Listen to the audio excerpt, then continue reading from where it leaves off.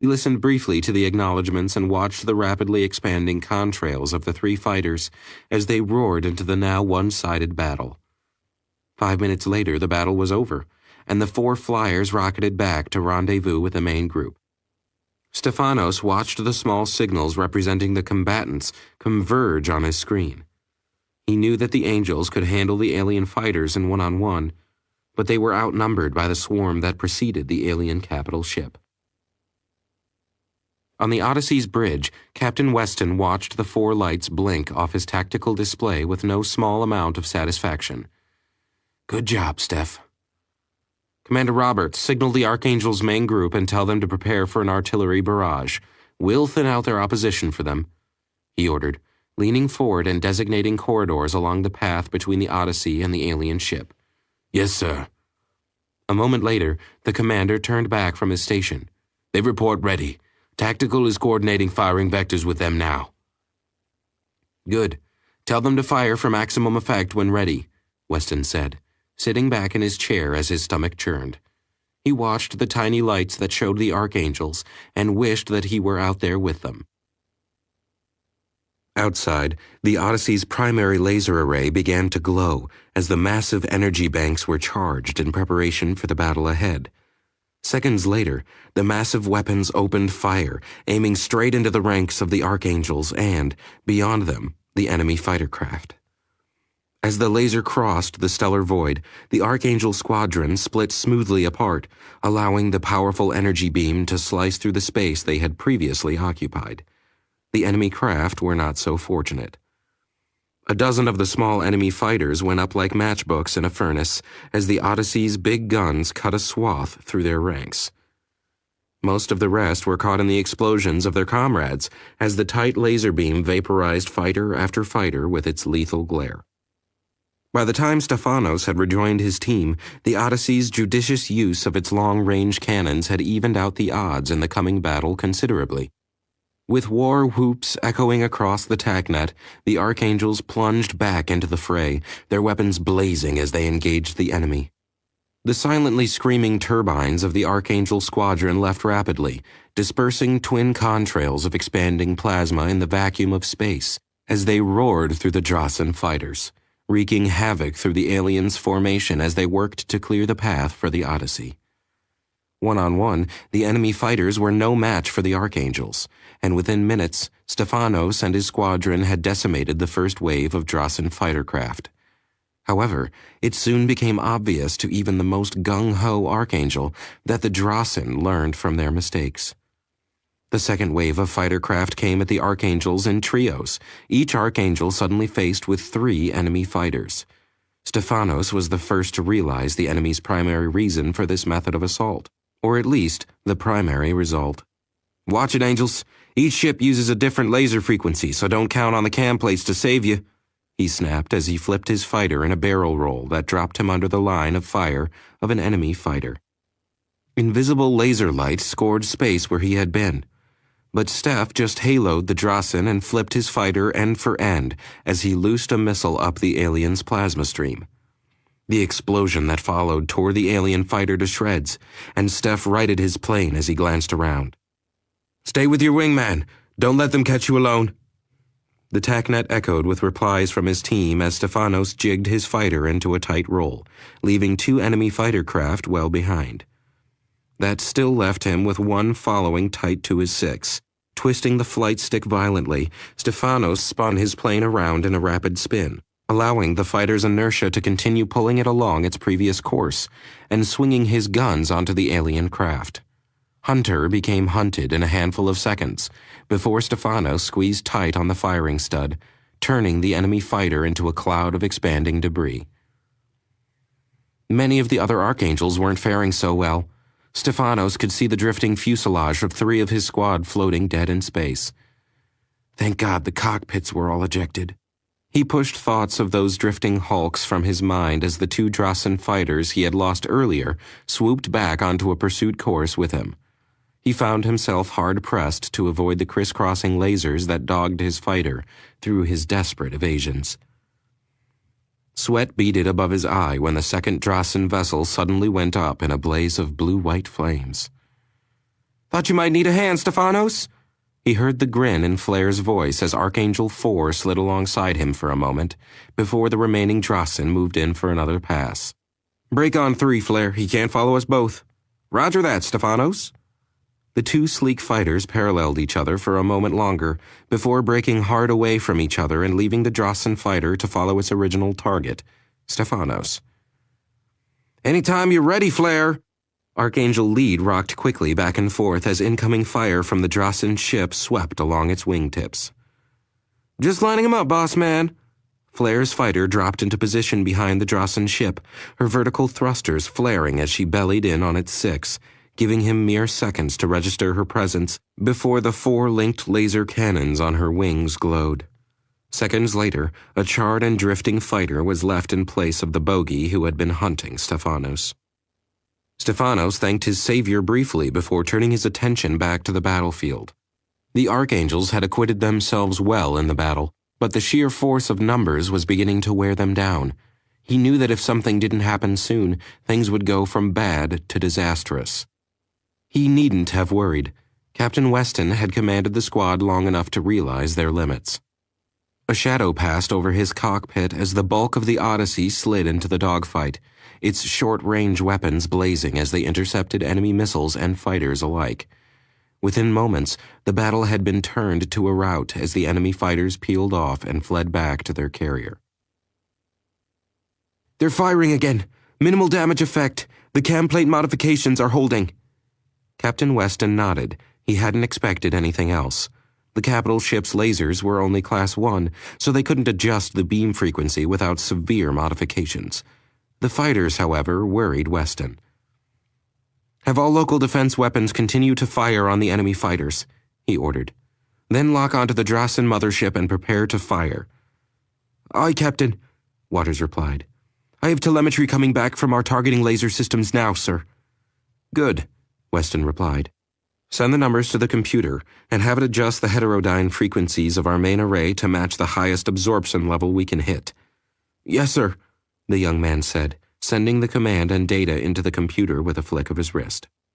It only took the computer moments to analyze the return bounce off the laser they had painted on the enemy ship, carefully filing away various snippets of information about its molecular structure, heat expenditure, and perhaps, most importantly, frequency absorption rates. The computer took that information, sent it to the main laser array, and adjusted the frequencies of the primary heterodyne coils to produce what should be an energy beam that would induce massive critical failure in the chosen target. However, in that short time, something outside had changed. Captain, we're reading... Waters began to speak, jolting in his seat as his displays went haywire for a second, then totally dead. Weston tried to say something, but his breath caught in his throat as he clutched at his chest in shock. A sweeping wave of dizziness dropped him to one knee. Around him, the same thing was happening to the others on the bridge, and through the ship, the scene was the same. In the space of seconds, the NACS Odyssey was drifting, unguided in space, her crew dropping to the deck plates like proverbial flies. Jesus H. Christ, Steph, what the hell is that? Brute asked in shock as the Archangels broke wide, circling back around. The battle with the fighters was all but won when the enemy cruiser entered into the picture. The enemy ship had closed with the Odyssey while the Archangels had turned and burned with their alien counterparts and, using that damned stealth signature of theirs, had managed to get closer than anyone in the flight group had realized. As the Archangels swept back around, they could see a spectacular sight. Something straight out of a sci-fi film.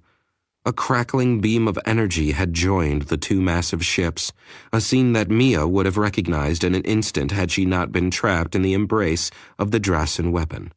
The same weapon had turned the tide of battle against her comrades during their first engagement with the Drossen, and now it wreaked its havoc on the Odyssey.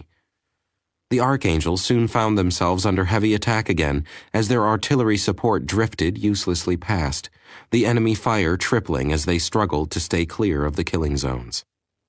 Commander Stefanos didn't see any other options, so he immediately kicked the fighter he had strapped to his back up a few more notches. Archangels, form up on me. Around him, the rest of the flight team responded in kind, forming up smoothly behind him as they swept out and around, skirting the edge of the enemy range just before turning back into the fires. Stefanos' voice rang out over the TACnet. Teams 2, 3, and 4, cover us from the fighters. Team 1, you're with me. Time for a strafing run on the big boy. Acknowledgements echoed across the net as the squad broke up into teams and whirled in at the enemy fighters, weapons blazing. Stefanos' team broke through the enemy formation and centered on the source of the energy beam that was assaulting the Odyssey. Team 1, fire at will.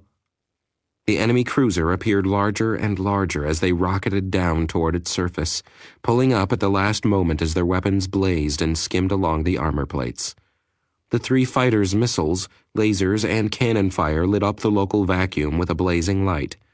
They ripped along the surface of the enemy ship, skimming the mottled black and violet hull. Semi-spherical explosions erupted in the wake of the 4 archangels, shuddering through the big Drossen ship with destructive energy. No good, it's too big. We'll have to try hitting it en masse. Stefanos yelled over the warning alarms that jangled in his cockpit. The archangels who had been covering Team 1 broke from the dogfight and accelerated suicidally fast toward the enemy capital ship. They knew that there was no point in holding back now. Lose this fight and there was no going home.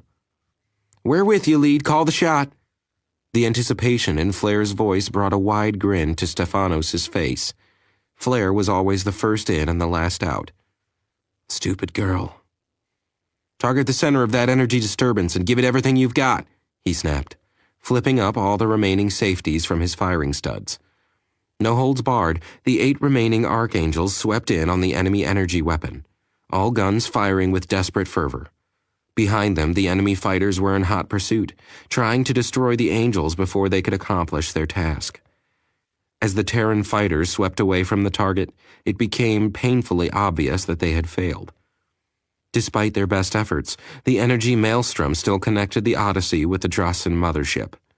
The silence on the TACnet was broken a moment later. Cover me, boss man, I have an idea. Stefano snapped his head around in time to see Flair's fighter peel off from the rest, plunging back through the enemy fighters and toward the Drossen vessel. Flair, what are you doing?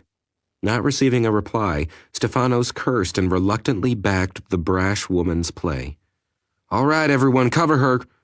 The remaining archangels fell into a loose formation and plowed after the errant flyer, letting loose with their few remaining missiles to clear the small fighters from her path. The lone fighter was well ahead of them by the time Stefanos realized her intentions, and if it had been anyone else, he would have ordered him or her back again. He knew that any such order would go unheeded by the hot-headed young woman. So, gritting his teeth at the sudden feeling of impotence, he watched his fellow angel accelerate into the jaws of the lion and wished her luck as he followed his own instructions and started haloing enemy fighters and opening up with everything his fighter had. The rogue fighter broke through the enemy's defenses, its cam plates shimmering with iridescent ripples as the onboard computer tried valiantly to reflect the incoming fire. Stefanos didn't know what was keeping the armor active. He'd have expected it to be long overwhelmed by this point, but Flair seemed to have a higher power flying on her wing. Fighting the damaged thrusters on her plane, Flair kept the reeling aircraft on a direct course for the alien weapon emitter that was holding the Odyssey in its clutching grasp. Samantha Marie Clark, callsign Flair, second-generation Archangel, and General Payne in her superior's posterior, overrode the safety systems and threw full power to the CM field, even as she slammed her throttle full up. The fighter accelerated from just under 0.1 c relative velocity to almost 0.85 c in about a second and a half. Flair died before the first quarter-second passed, even the CM field unable to keep her from being crushed by the sudden acceleration. But her fighter continued on, slamming into the enemy's capital vessel at relativistic speed. The explosion that followed tore through the enemy ship, ripping its weapons mount from the hull in a single instant and terminating the attack on the Odyssey. Chapter 13. Groans echoed across the bridge of the Odyssey and across the entire ship as the crew began to struggle up from their fallen positions and retook their stations. Put the alien vessel on screen. Weston was having trouble swallowing. His mouth felt like it had been packed with cotton. "Aye, sir." Weston heard the dry rasp from Lieutenant Daniels and assumed that his symptoms were far from unique. The screen flickered and showed the alien ship, a tall plume of flame marking a gaping wound in the ship's hull. "Sir, we have a signal coming in from the Archangels." "Tell them to hold on that for a moment and clear away from the alien ship. Target that ship with all weapons, fire at will." The barrage of cover fire the Archangels had provided for flare had deteriorated into a vengeful blaze that swept alien fighter craft from existence. A blaze that Stefanos found himself angrily reluctant to end, but, as ordered, he signaled the others. "All Archangels, break off. Full burn. We have to get clear so the Odyssey can use the pulse torpedoes." Stefanos was angry, but he was still a military man, and the best path to victory was following orders, not exacting revenge. And the Archangels, in turn, were all soldiers. They broke off. Not happily nor enthusiastically, but they broke off. As the Archangels swept past the Drasen vessel, putting the enemy between them and the Odyssey, the guns of the Earth vessel opened up. Blindingly fast bursts of pure white light marked the passage of the Odyssey's pulse torpedoes, almost impossible to follow with the human eye. Yet, even before those lethal pulses left their firing tubes, white-hot holes were already appearing in the alien hull as invisible radiation from the Odyssey's primary laser array poured a hellish heat into the Drasen vessel. Mia stared in shock at the screen as the Drasen ship was dismantled in a matter of seconds, its hull reduced to a handful of fused slices of unrecognizable material. The remaining fighters were mopped up by a combination of the Archangel's precision maneuvers and the judicious application of the Odyssey's pinpoint defense systems. In one furious moment, the Odyssey had managed what her own people had failed to do in hours of battle. Ethan Mia Shans of the Colonial Navy felt a numb shock spread through her as she looked to the screens and slumped into her seat. And then it was over. Captain Weston thumbed a command when it became obvious that the battle had ended. "Shuttles 3 and 4 prep for SAR and salvage operations. Shuttle 1 will prep for planetary SAR." Weston turned to look at his first officer. "Mr. Roberts, have Major Brinks prepare the planetary expedition. Inform him that I want him to take a full Special Forces contingent and whatever else he thinks he might need." Commander Roberts snapped to attention. "Yes, sir." On his way out, he noticed Mia. "Sir, permission to bring our guest along. She could be helpful if they find any survivors." Weston looked at Mia, judging the look on her face and the tense nod she sent in his direction. "Granted. Be careful." "Yes, sir." Roberts motioned Mia off the bridge. "This way, miss." "Commander?" Weston said. "Yes, sir." "Have 2 carnivore drones included in the shuttle payload," Weston ordered. Roberts nodded. "Aye, sir." Weston turned back to the staff. "Someone dig out those sensor records and get the labs to figure out what the hell we just got hit with." Roberts followed Mia off the bridge and led her down the corridors to the lift, calling for the flight deck once they were standing in the small pod. Tapping his induction mic, Roberts gave orders as the lift sped to its destination. "Major Brinks, gather your men and report to the flight deck for an SAR mission, standard equipment plus full environmental gear. Tell Lieutenant Savoy that his team has been activated and have them report to you."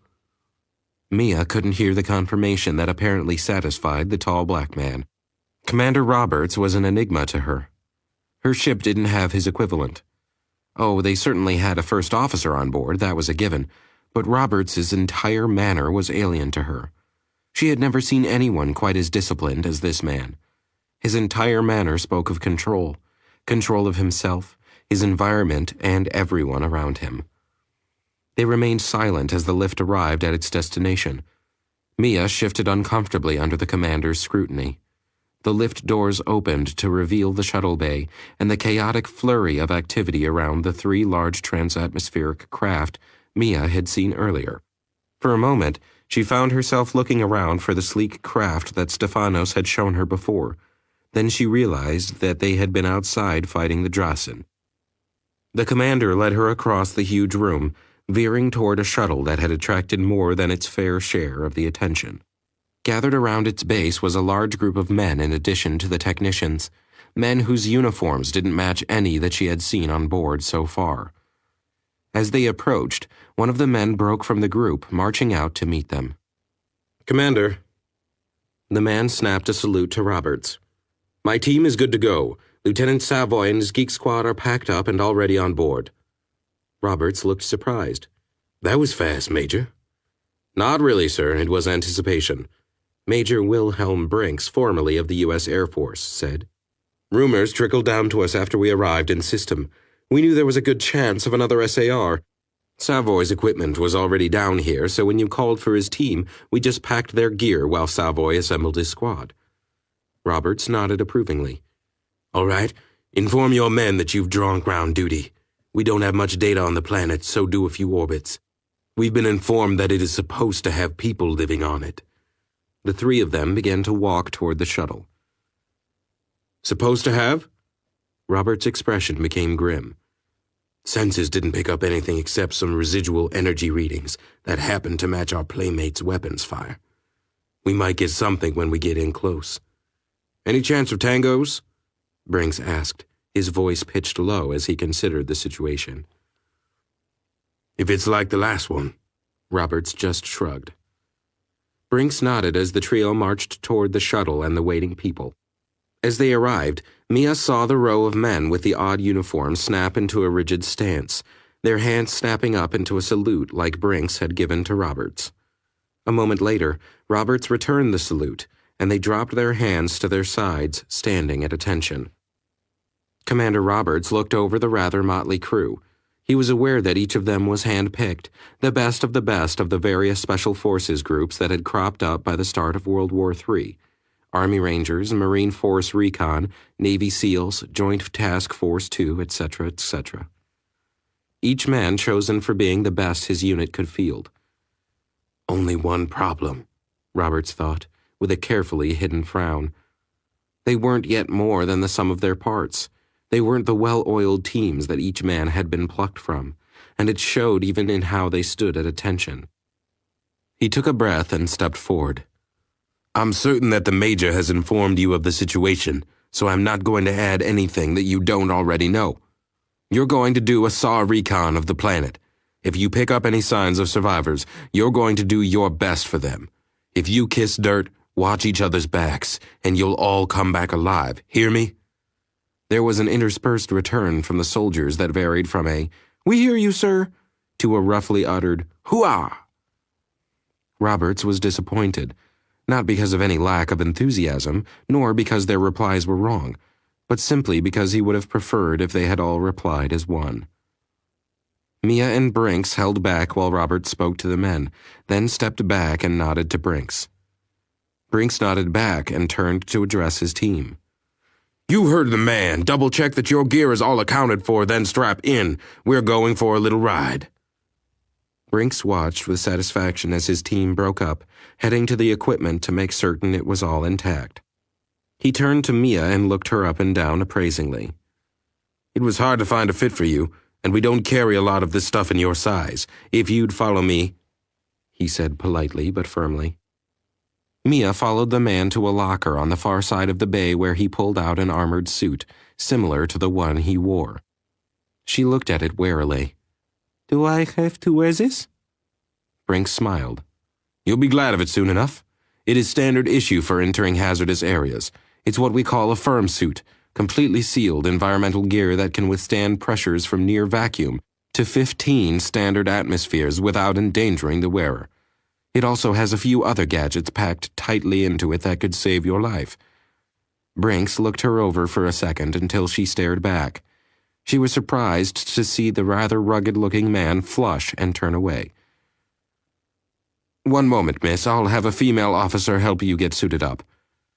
Mia watched in confusion as the colonel cleared the locker room and stepped out. She looked down at the armor in hand, puzzling over the hard material. Unless she was missing her guess, it was made of some sort of ceramic material, though she couldn't be certain. "Ma'am?" Mia looked up and saw a female dressed in the same hard armor looking at her from the door. Yes? I'm here to help you suit up. Oh, Mia nodded. All right. The woman looked at her and she looked back.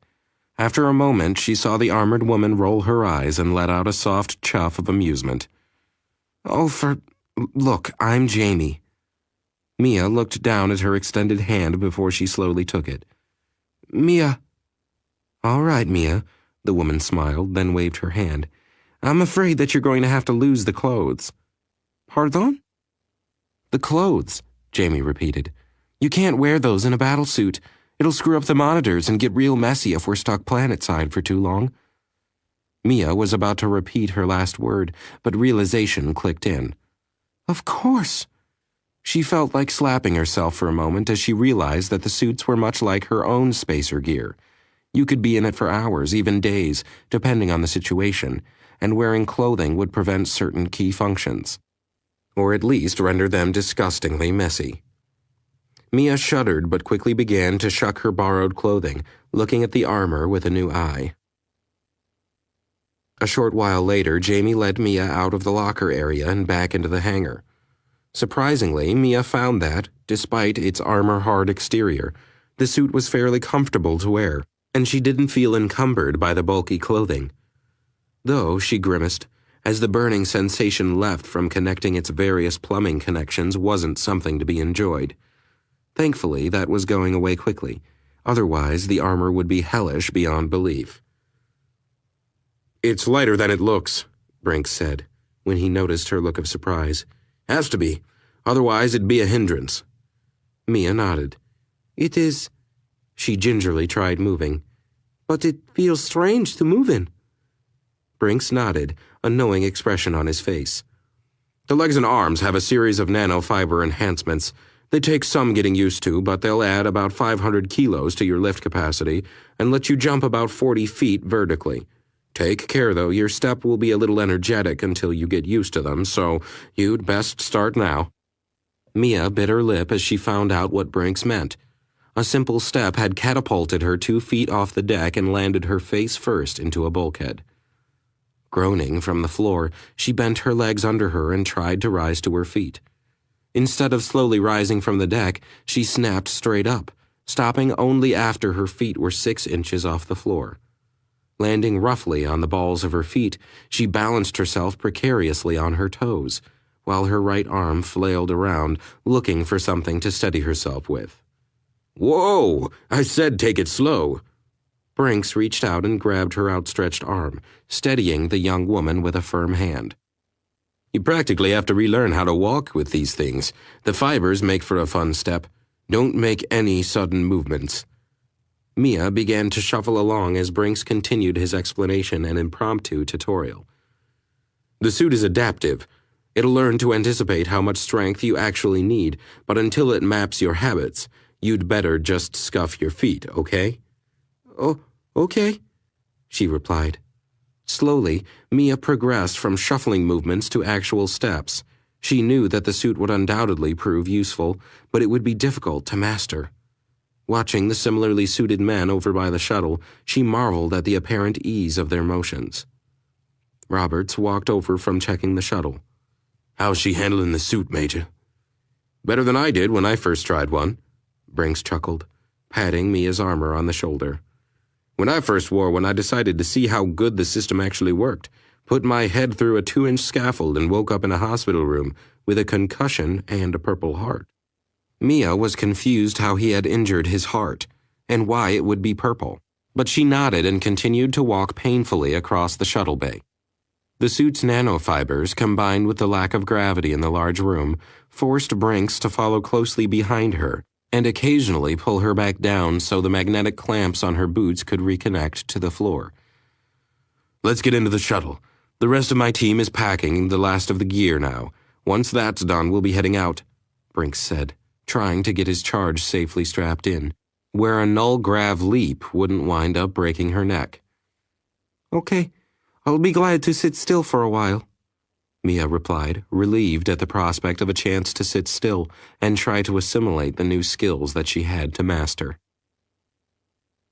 Strapped into a tight-fitting bolster seat, Mia looked around the shuttle at the other occupants. She studied the men as they strapped themselves down into their own bolsters, cinching the 4-inch-wide straps so tightly that they couldn't move in any direction. Their uniforms, she noted, varied slightly from the one that Brinks had given her.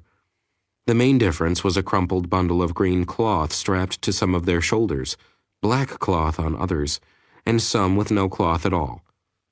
Mia couldn't fathom what purpose the bundles might serve and was baffled why some of them didn't have any cloth at all, to say nothing of the color differences.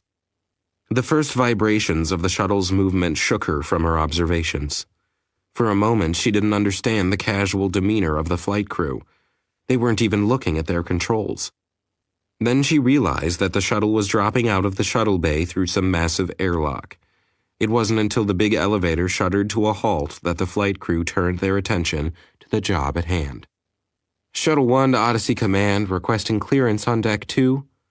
The pilot, Mia assumed, said as she flipped a bank of switches over and illuminated the projected HUD display. The woman sitting behind the shuttle's controls seemed a consummate professional, reading off the pre-flight checklists and requesting clearance for departure with efficient, clipped tones. "Confirmed, Shuttle 1, you are cleared for departure on Deck 2. Good hunting, Samuels." The anonymous voice from the control was the signal the crew was waiting for, and a moment later the shuttle thundered off the deck, slamming Mia sideways into her bolster seat. Seconds later, the nimble little craft roared free of the confines of the Odyssey flight deck and into space. "Odyssey Command, this is Shuttle 1 en route to the 4th planet," Jennifer Samuels said with an easy drawl as she adjusted the course and trimmed down the thruster control. The shuttle banked and shifted its course toward the planet, its 4 powerful engines blazing brightly as the little ship accelerated. Behind them, 2 more shuttles blasted clear of the Odyssey's flight deck, banking in the opposite direction toward the drifting debris that had once been a Drasen capital ship, and the flashing beacons of the fallen archangels. The 4th planet came rapidly into view, forcing the shuttle to decelerate and alter its course to orbit the barren world.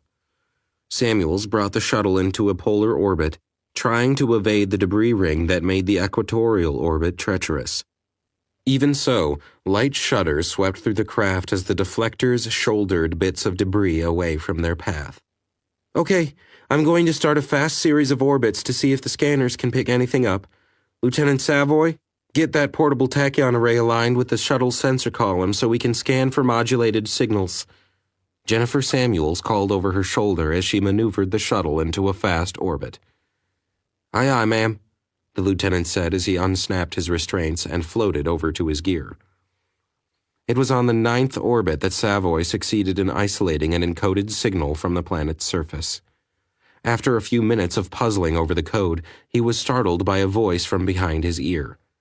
It was the first and only signal they'd received that looked like life, with the exception of a few of the insect-like things that seemed preoccupied with whatever it was that they did on a conquered planet.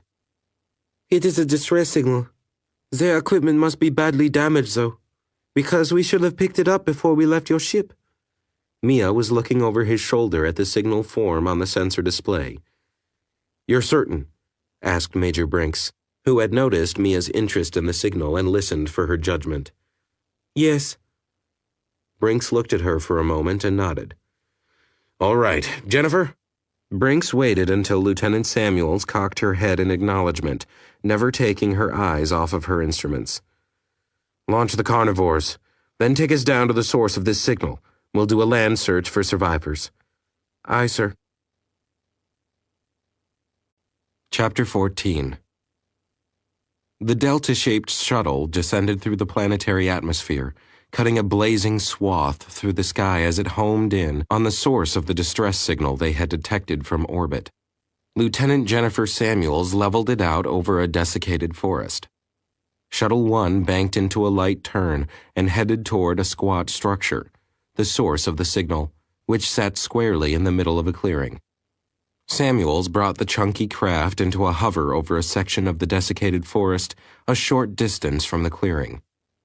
"Major, we're going to need a landing area cut out, or else this is going to be a mighty short rescue." "Master Sergeant," Brinks said. "Sir," one of the smallest men on the shuttle snapped, half rising from his seat as his restraints popped free. "Deploy 4 men with cutters. Have them clear a space 100 meters in diameter for Shuttle 1. Brinks told him as he slid behind a console and accessed the Carnivore information stream.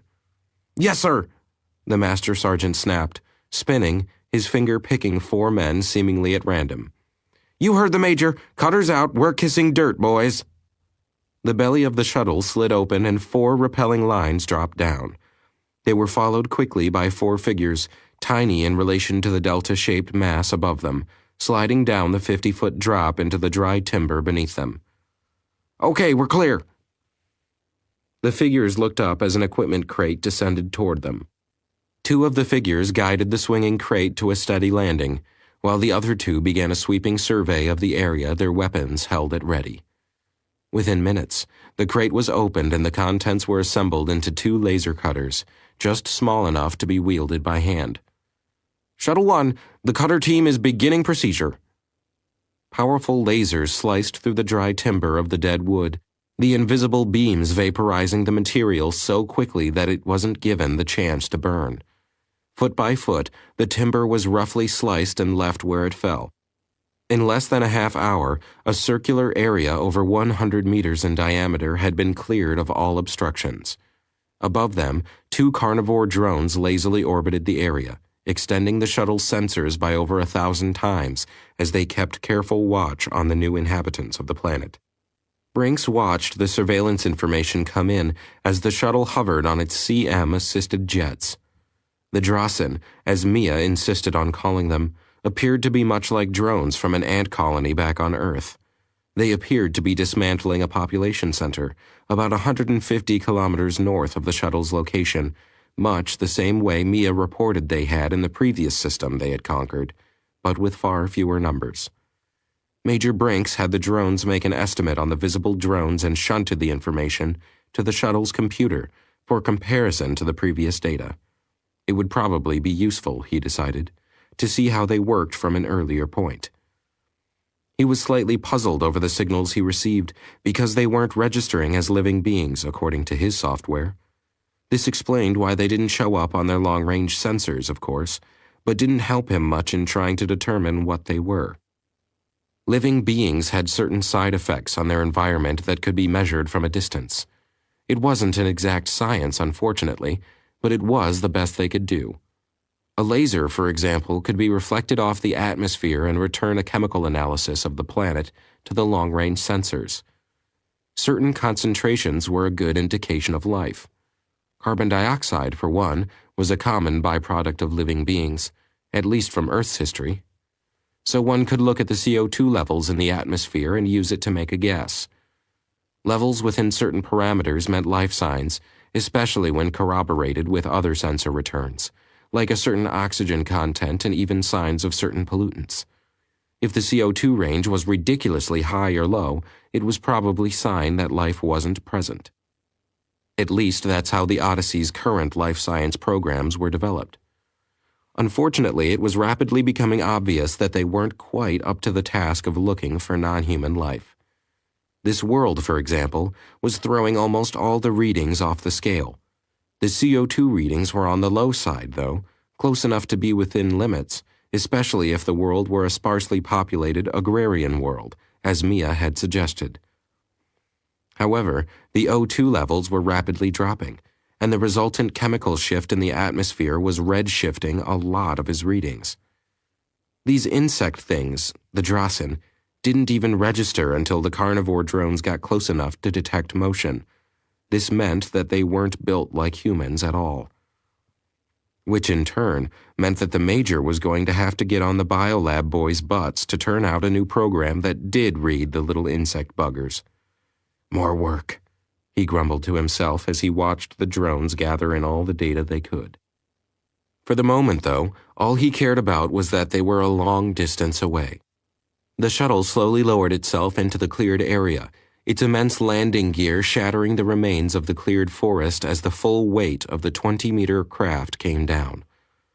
As the heavy craft settled on its gear, a long gangplank lowered, allowing the soldiers inside to rapidly step down and assemble at the base of the shuttle.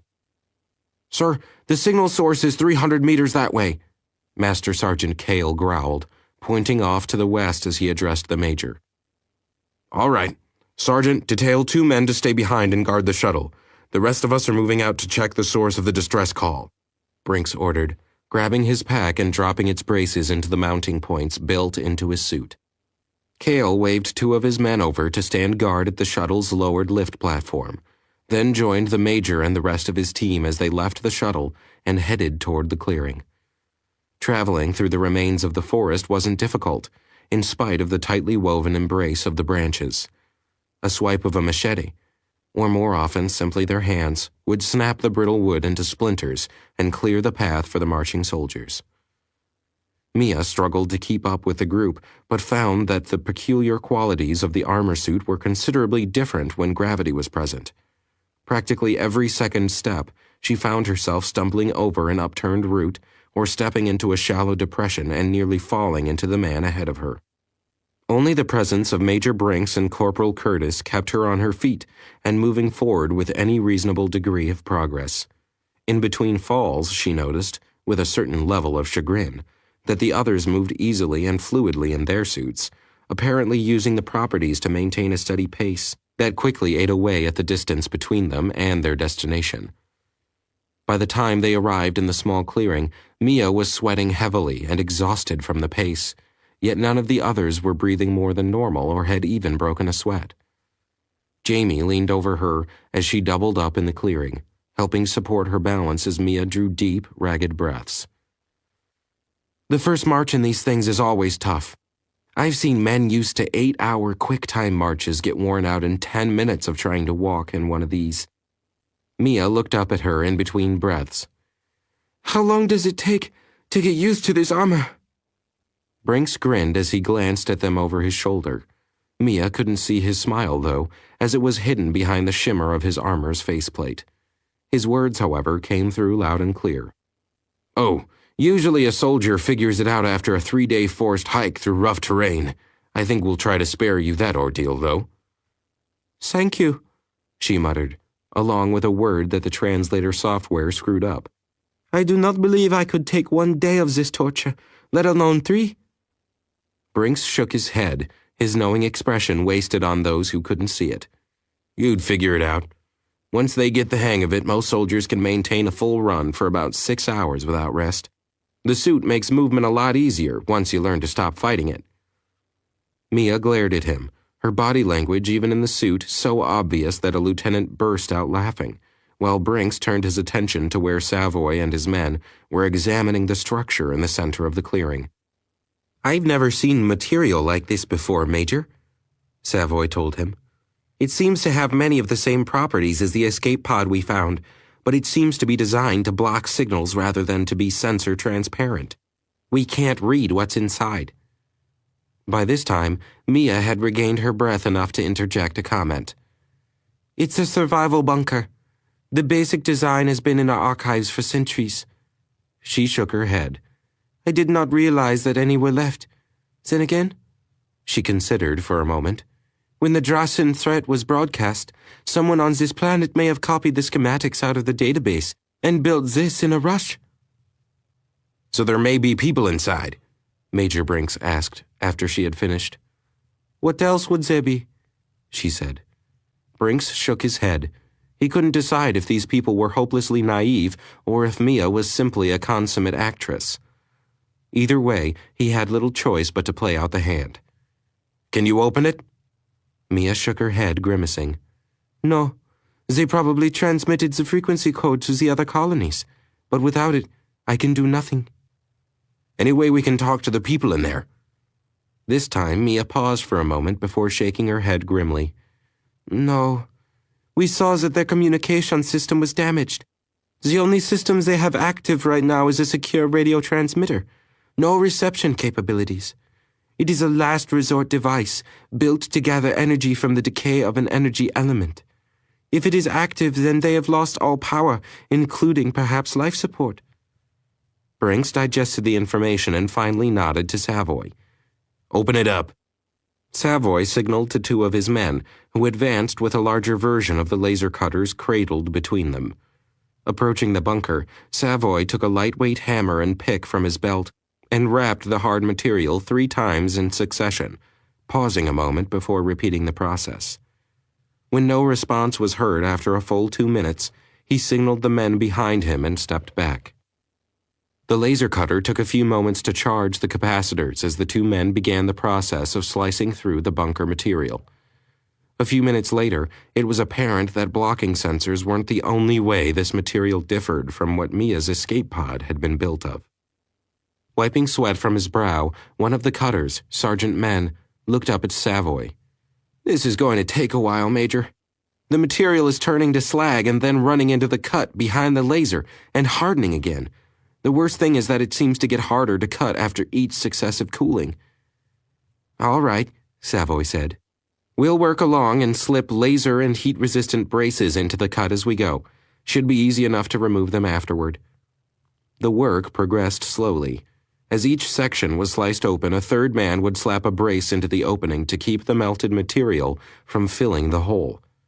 Savoy's team traded off on jobs as they cut their way through the bunker, evening out the harsh work among the group.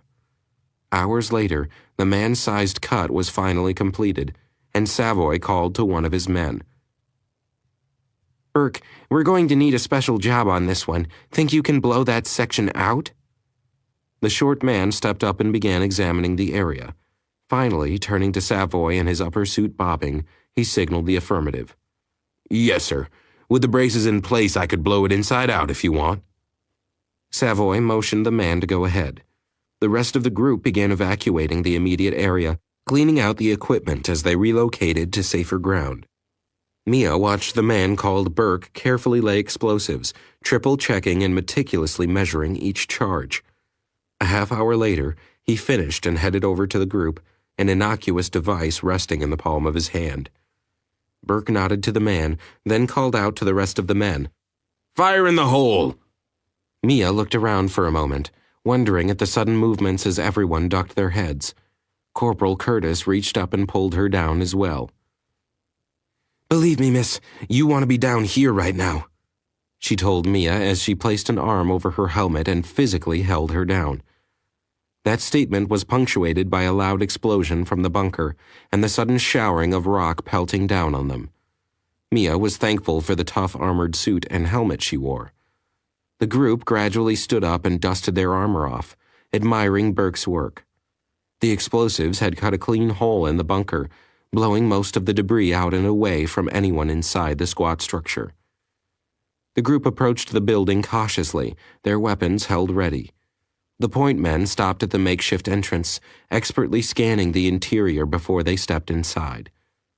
Once inside, they found themselves in an empty room that took up the entire interior of the bunker. Brinks looked around at the unimpressive room before turning to where Mia had just joined the group. "Well, where are they?"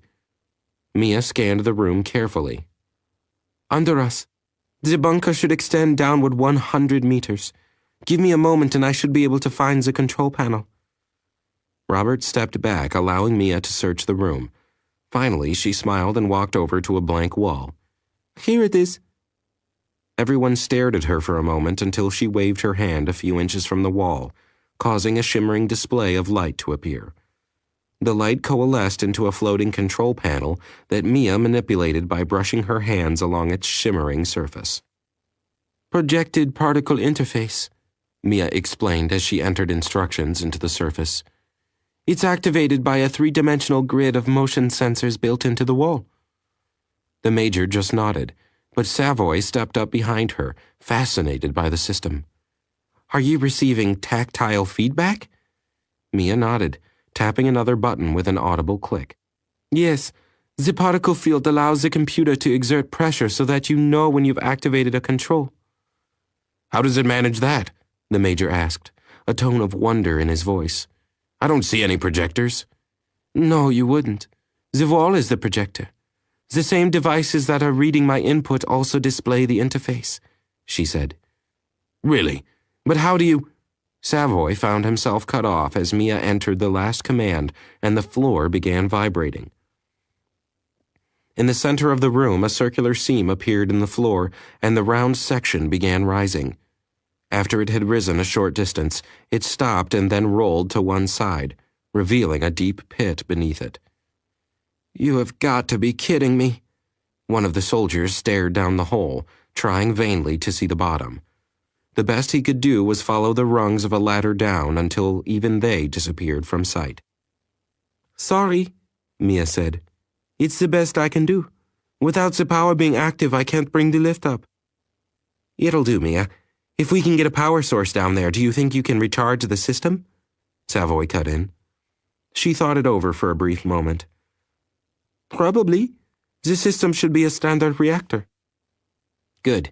We'll have to lug the power packs down there, so let's get started," Savoy decided, eyeing the pit in front of him.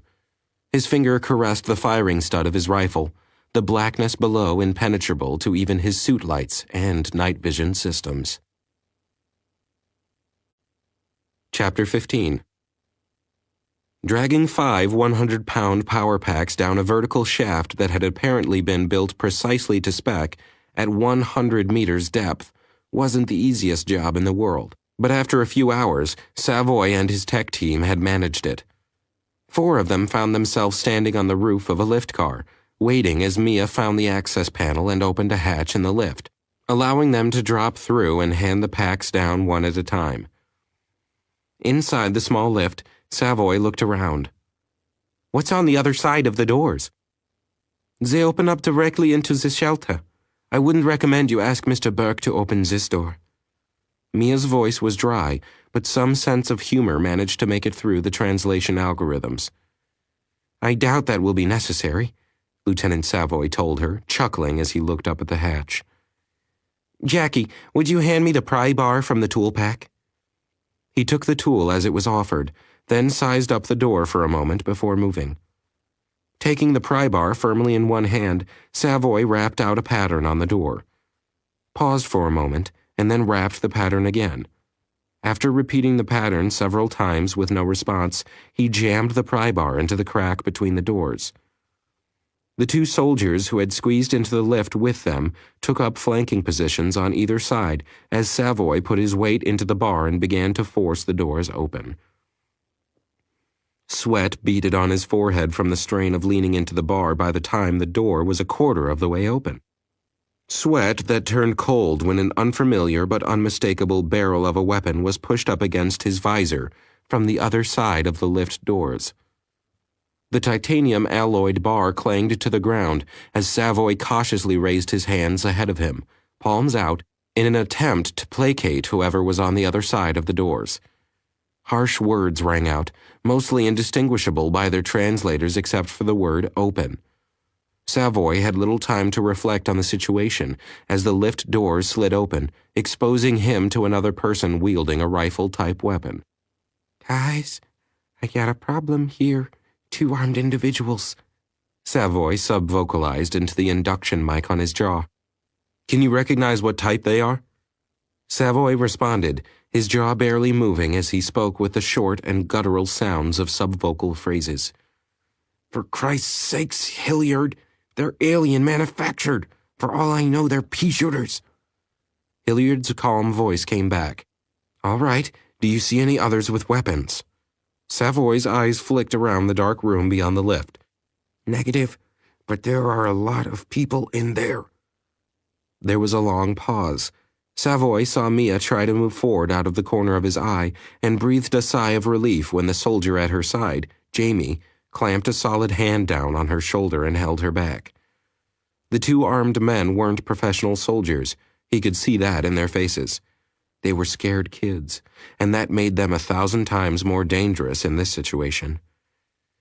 "All right, Savoy, we'll use maneuver Trojan 12. Jenkins, Mallard, don't shoot unless you have to. Move to disarm rather than incapacitate." Hilliard decided on the spot, shuffling around as he and the others slipped into place. The acknowledgments echoed through the radio links. Savoy tensed up as he prepared to play his part in the maneuver. Hi?" Savoy winced at how foolish that sounded, but forged ahead. "We come in peace." A single glance at the look on the faces of the 2 men facing him was enough to tell him that the translator had failed. Savoy was debating whether to risk asking Mia to translate when the choice was taken from him. One of the gunmen uttered something unintelligible and roughly grabbed his arm and pulled him out of the lift, forcing him to the floor. As soon as he was on the ground, Savoy put up a token resistance, drawing the attention of both gunmen as they roughly forced him down, their weight pinning him hard. Then, seconds after the initial struggle, the weight abruptly vanished. Mia watched as the two men manhandled Savoy to the ground, stunned by the sudden violence from a people she had thought she knew. A blur of motion made her blink as her attention was captured by the two soldiers, Jenkins and Mallard, as they leapt into the fray. Jenkins launched into the top gunman and carried them both over a dozen meters into the shelter. Mallard limited her leap to a shallow arc that caught the second gunman low and tumbled them both to the ground, just beyond where Savoy had landed. Just as she was about to rush into the room herself, Mia was roughly shoved aside as Hilliard dropped into the lift, allowing the fall's kinetic energy to be absorbed into the suit.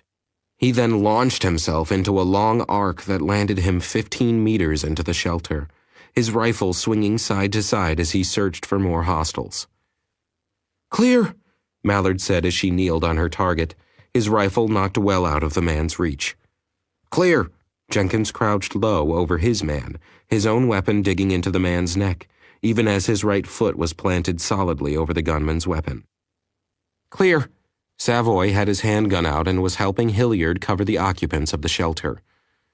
Major Brinks's voice came over the radio, surprising Mia for a moment. "Confirmed. Mia, you're clear to enter." Mia stepped into the room, looking nervously around. Gathering her nerve, she stepped more firmly into the shelter, looking around for someone who might be in charge. Everywhere she looked, she was met by fear as the people cowered away from her, leaving her confused by the reaction. Suddenly, she remembered how alien her armor actually looked. "Oh, Mr. Savoy? How do I remove this helmet?"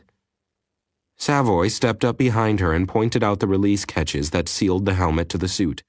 Twin hisses echoed through the room as the suit pressure was balanced, and Mia tugged the helmet off. She looked around at the people, who were all watching her now, and held up her hands in a comforting manner. "We are friends. I'm from Ranquil. We just arrived in system a few hours ago." One of the huddled survivors stepped forward cautiously, her face a mask that hid all but a small portion of her emotions.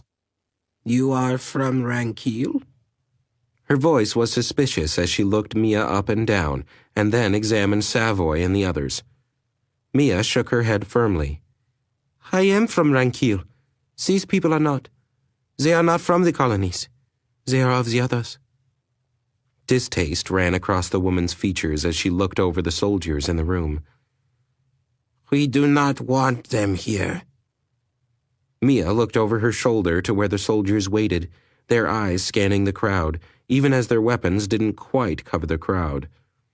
She thought about her own reactions to her rescuers. "You may not want them, but you do need them. They rescued me when my ship was destroyed by the Drasen. Now they come to rescue you as well." A shiver of fear passed through the huddled mass of people at the mention of the word Drasen. Their spokesperson paused for a moment before speaking again. "So the rumors were true. Few believed them to be when we heard of the first Drasen attacks. It was a struggle to get permission to begin construction of this shelter. How many survived the attack?" Mia swallowed before answering. "You are the only survivors that we found.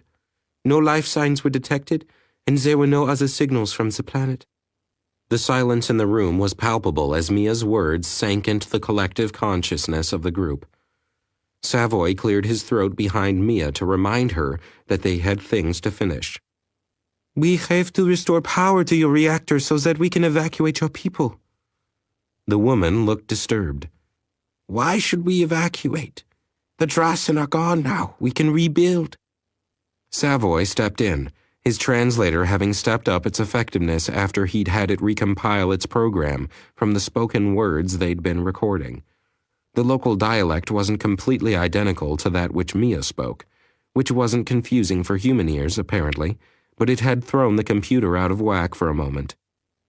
Even as he started to speak, he was already starting to work out new algorithms in his mind to enhance the translation. The system simply wasn't designed to handle minor changes in pronunciation on the fly like this. Still, he'd have to worry about it later. For now, he and his team had more pressing concerns. "I'm afraid that's not true, ma'am," he told the woman, who appeared to be the leader of the ragged band. "They're still out there. We have to get you and your people out before any of those drones find their way here." Savoy had expected more shock, but only an air of resignation followed his statement. The crowd deflated a little, as if he'd taken away some fancy they had embraced, but the reality hadn't been so far from their minds after all. The leader nodded after a moment, then sort of half bowed to him and nodded. "Very well. The reactor is this way." The woman gestured to the far wall and a small door. "Thank you, ma'am," said Savoy. "Mallard, Jenkins, let those two up and help me lug those power packs over there. We should be able to jumpstart the system if what Mia said about the reactors is right." "I will have our engineer explain any systems necessary to you." The woman was now exerting a command influence, confirming Savoy's belief that she was of some importance to these people. "Thank you, ma'am," he responded, keeping his tone respectful as he nodded his head to her. The three soldiers each hefted a power pack, shouldering them and walking toward the door at the far end. The local engineer stepped up to the fourth pack, gesturing helpfully as he kneeled down to carry it. "No, wait!" Hilliard strode toward the man as he tried to heft the power pack. Consternation turned to a pained look as the man strained his muscles in a vain attempt to move the heavy pack. Hilliard laid a hand on the man's shoulder and shook his head with a slight smile. "Here, I'll carry it." Hilliard kneeled down and grasped the pack's handles, hefting it with ease and flipping it casually over his shoulder. "It's the suits, sir. They have a series of strength enhancers. Lead the way and I'll bring up the rear." The man nodded as emotions wafted across his face, ranging from an unbelieving stare to a fascinated gaze. Finally, the man turned and led Hilliard to the door, taking long looks over his shoulder at Hilliard and the pack he carried with such ease. The woman turned to Mia when Hilliard was out of earshot. "Can they be trusted? The others are oath breakers, you know that?" Mia took a deep breath before she continued. "I don't know, but we have little choice, I'm afraid. And the oath breaking was a long time ago." "Oath breakers are oath breakers." "Perhaps. But as I said, they rescued me, and now they are saving you and your people." "That should earn them at least the benefit of the doubt from us." Mia's face was earnest. The older woman sighed after a moment, relenting. "Perhaps you are right." She paused for a moment. "What is your name?" "I am, or rather was, Titular Saraf. Now I suppose it's just plain Saraf." Mia looked around her. "Not to these people. You are still the titular of this system to them. I am Ethan Milachance of the Ranquil Merchant Fleet. I was on an interception mission when the task force I was assigned to was destroyed by a Drasen battle fleet." "The Drasen are that powerful?" Mia nodded grimly. "They are more powerful than that, I fear. They annihilated our force with ease. Our vessels had no chance against them." "Then we are lost. They will overrun our defenses finally. Over 8 millennia of peace, and we end like this." Saraf looked resigned. Mia shook her head violently, refusing to accept that death was inevitable. "It is not over yet. The Five have several fleets of next-generation starships nearing completion. They should put us at nearly an equal footing with what I have seen of the Drasen fleet. The era of peace has come to an end, but not our civilization." "What of your friends? I wasn't aware that any of the others had achieved dimensional travel." Saraf nodded to the soldiers. "They haven't. Their technology is a puzzle to me. In many ways, their equipment is vastly inferior to ours. They have no knowledge of field manipulation or dimensional access. Their computers are almost laughably slow, and their medical technology is archaic." Mia stopped for a moment, her voice drifting away as she thought about the wonders she had seen. "Yet, they translated our language in less than a day. They have software that is superior to any I have seen, and have the capability to jump between the stars in an instant. Saraf looked toward the door that hid Savoy and the others from her sight. Instantaneous star travel. Impressive, I admit. But I doubt if they will be of much help now that the Drasin have come. Mia laughed mirthlessly, her tone a bitter yet somehow satisfied sort of sound that Saraf didn't recognize. There was a Drasin vessel in your system when we arrived. A vessel of the same class that survived a full assault by 6 of our heaviest reconfigured combat vessels. Their one vessel, smaller than one of our trade ships, destroyed it in less than 10 minutes of actual fighting. From a military standpoint, I don't think that the colonies have seen this much combat power in one place in the last 12,000 years. They are soldiers, then? Saraf's voice was flat. They are. At least many of them are. In many ways, much of their ship seems dedicated to exploration and science, yet they do seem to believe in being capable of their own defense, Mia replied with an odd smile.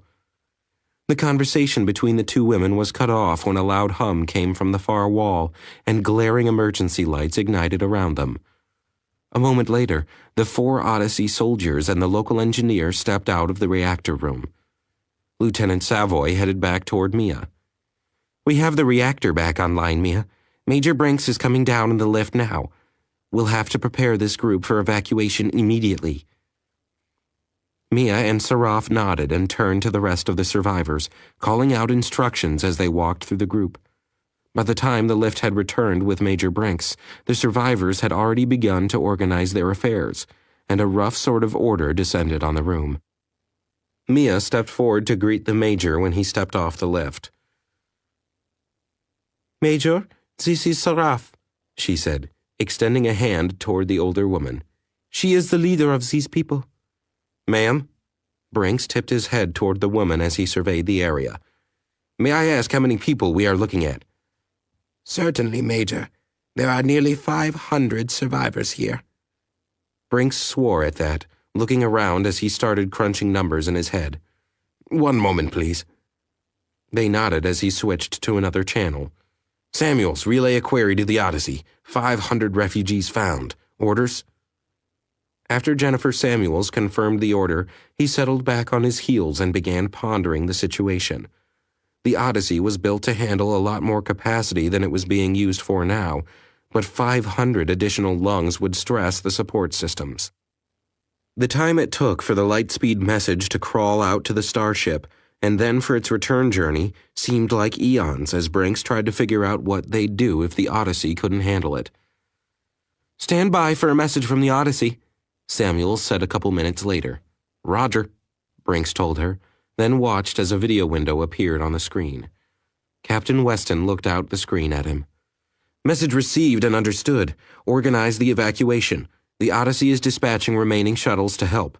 Godspeed, Major." Brinks wanted to wipe the beating sweat from his forehead, but couldn't because of the helmet, so he turned to the two women and ignored the infernal itching. "We'll begin evacuating as soon as possible. The Odyssey is standing by to treat any injuries and to provide succor. It'll be cramped, though." "They will endure," Mia said firmly, receiving affirmation from Saraf. "We will, Major," Saraf said, for the first time nodding with genuine gratitude. "And on behalf of my people, I thank you for your aid." "Not a problem, ma'am. Believe it or not, most of my people signed up in the hopes of assisting in a situation like this. We have a clearing cut about 50 meters from the bunker topside. We'll need to get everybody out there in groups of 50 to 70 people at a time." "I understand, Major. I will inform my people. Please inform us when it is time for the first group." Saraf turned to leave, but was interrupted by Brinks. "The first group can leave immediately, ma'am. Shuttle 1 is prepared to transport survivors as soon as the first group is loaded." "Very well, Major. I will inform my people immediately." Chapter 16.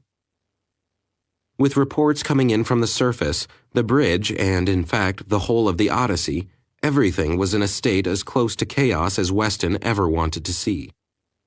Men and women moved from station to station, some just crunching numbers on whether the Odyssey could handle all the people being brought up, others trying to find the gear required to make it happen. Captain Weston, sir? Weston turned away from the view screen for a moment and made eye contact with the young ensign. Yes?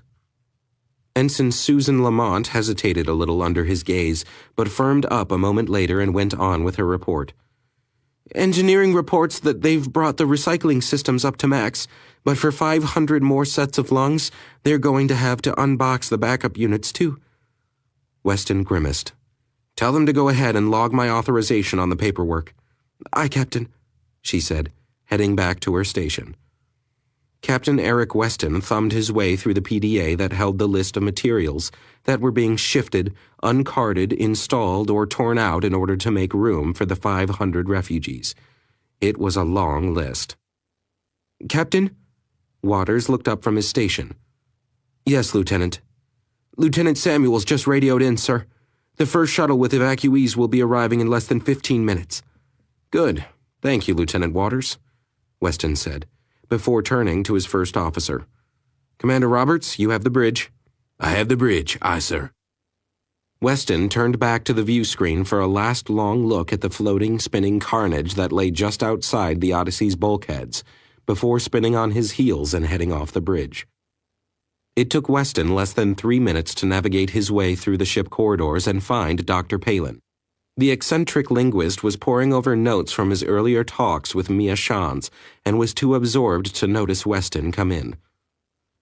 Palin looked up, finally recognizing the presence of the captain.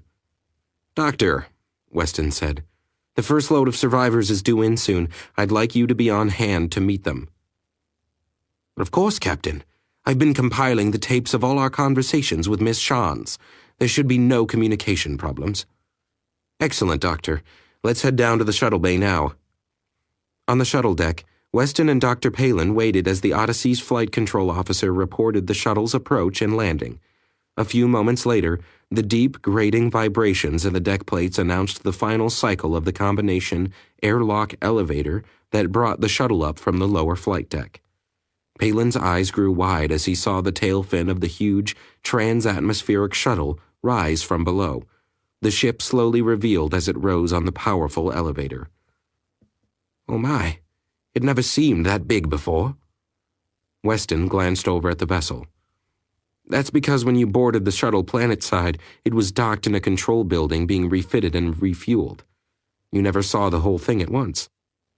Palin watched in fascination as a yellow behemoth trundled over to the shuttle, backing slowly into place until the nose of the ship had been secured to a stout pin in the machine's back. The yellow loader stomped off, dragging the shuttle along with it toward the docking pylons. Palin stared at the approaching duo in consternation, finally turning to Weston, a question forming on his lips. Weston cut him off before he could start. "Nullgrav." "Huh?" Palin was more confused now than before. "We use the walking loader because this deck is 0G. A wheeled vehicle couldn't get any traction, and cats require too much maintenance. The feet on the walker are magnetic, the same as the boots you're wearing," Weston explained. "The loader holds the shuttle down, as well as moves it around until it's locked into place." "Oh," Palin said, blinking as he processed information that he'd not really considered before. "You wouldn't want to see what kind of damage a shuttle could cause if it started floating around down here," Weston added. Palin just paled at the thought. It wasn't quite as bad as the captain let the linguist think, of course. The shuttle had its own magnetic locks that could hold it quite firmly in place in an emergency, but the threat was credible. All fighters, shuttles, and in fact all equipment had to be locked down solidly before the ship could engage in sharp maneuvers. Only the CM fields made the Nullgrav flight deck a reasonable design feature, at least as it currently stood on the Odyssey. The loader had finally done its job, locking the shuttle into the docking pylon next to where the captain and Dr. Palin were waiting. 4 huge servo-powered arms whined into position, locking the shuttle down. The shuttle's loading ramp lowered and 2 of the Special Forces teams stepped down. 50 survivors aboard, sir. The colonel and the rest of the team are organizing the others into groups of 75 for transport," This group needs immediate medical care." Weston nodded, returning the soldier's salute before waving the EMED teams in from where they were waiting. "Good work, men. Report to the infirmary after decontam, then hit the showers. You're relieved until your CO is back aboard." "Sir." Both soldiers snapped quick salutes and double-timed off the ramp and out of the shuttle bay. Weston stepped to one side as people were carted off the shuttle, the EMED teams rushing them through decontamination and sending them to the med lab. As the last of the EMED units left the shuttle, a lone woman walked down. There were no obvious injuries, but none of them looked healthy either. Stress or environmental issues had weakened them, from what he could see. Some were clutching children as they were guided along, others carrying what little belongings they'd managed to save. He'd seen scenes like this before, but they always caused his guts to roil up and a sense of helplessness to ball up deep inside. "How many others died down there? Only one shelter survived." Weston grimaced. Actually, there was every likelihood of others, but without beacons to guide them, there wasn't a damned thing he or anyone could do. Lieutenant Samuel stepped forward to introduce an older-looking woman with a severe expression. "Captain, this is Titular Saraf. She is the leader of these people." "Very good, Samuels. You better get the shuttle prepped for another run.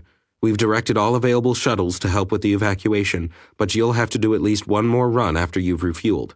"Aye, sir." As Lieutenant Samuels turned back to her cockpit, Weston extended a hand to the woman, anchoring her to the floor as she moved forward. "This way, ma'am. We'll catch a lift up to the habitat levels after decontamination." The woman blinked, then said something in return that came through as a garbled mess through his induction earpiece. Weston frowned, glancing over at Dr. Palin. "I don't know, Captain. One moment and I'll—" the suddenly nervous linguist muttered, tapping away on his PDA.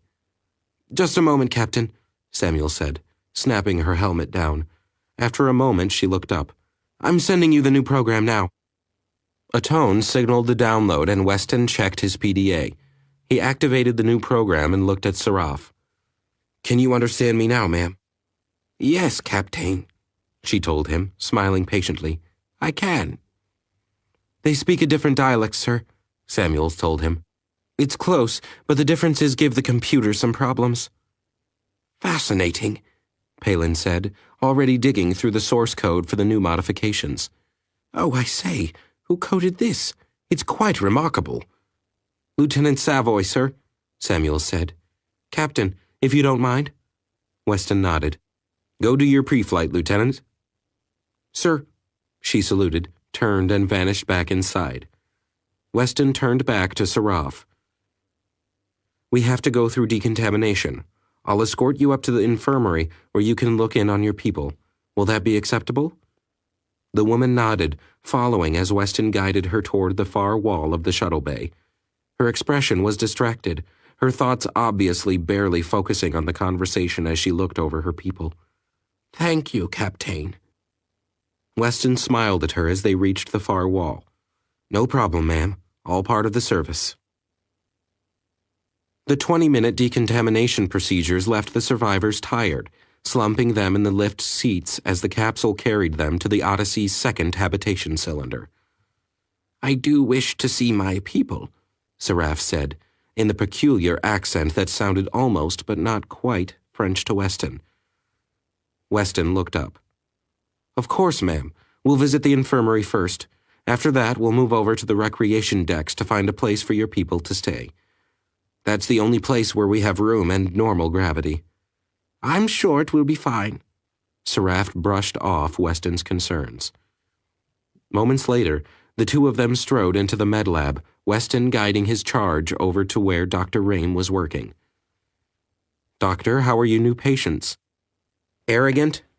Rame didn't look up from his terminal. "Doctor!" Weston snapped, catching the doctor up sharply. Glancing up, Rame took in the woman at Weston's side and the captain's dark glare, a deep red flush crossing his face. "Sorry, sir, ma'am," he said quickly, then nodded to them both. "They'll all live, mostly dehydration and nutritional deficiencies. A couple appear to be suffering from early stages of oxygen deprivation as well, but that is being remedied naturally." Saraf nodded, diplomatically ignoring the doctor's first comment. The youngest? Ah, yes, the infant. She's fine. In better shape than many of the older children and adults. With youth comes remarkable resilience. Raim beamed as he glanced over toward a makeshift incubator in the corner. Saraf didn't respond for a moment. Finally, she nodded, letting out a long and deep breath. Yes. May I see my people now? Certainly. This way, Dr. Raim said. We've had to improvise a lot of our facilities, I'm afraid. We simply weren't expecting 500 patients to drop in on us, so it's a lot more hectic in here than normal. Weston allowed himself to fall behind, watching Dr. Raim show Titchwalar Saraf through the infirmary. His eyes wandered around the room, moving from face to face as he tried to take in the scene. At his best guess, none of the patients were more than 20 years old, most considerably less, and at the far side of the area he noted the tiny baby in an enclosed environment with medical equipment closely monitoring the child's condition. Weston tapped the induction mic on his jaw to open a channel.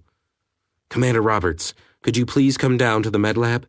I want to be on hand when Mia returns from the planet, and I need you to show Titchwalar Saraf around and arrange accommodations for our passengers. Yes, sir. Roberts' voice sounded in his ear. 10 minutes later, Weston was on his way down to the shuttle bay, checking the ETA on the next transport and the passenger list. The subsequent shuttle wasn't due for over an hour, leaving Weston with the time to do something he had felt the need to do for several days. He made his way over to the Archangel 1, his own fighter, and pulled open a maintenance flap so he could do the customary check.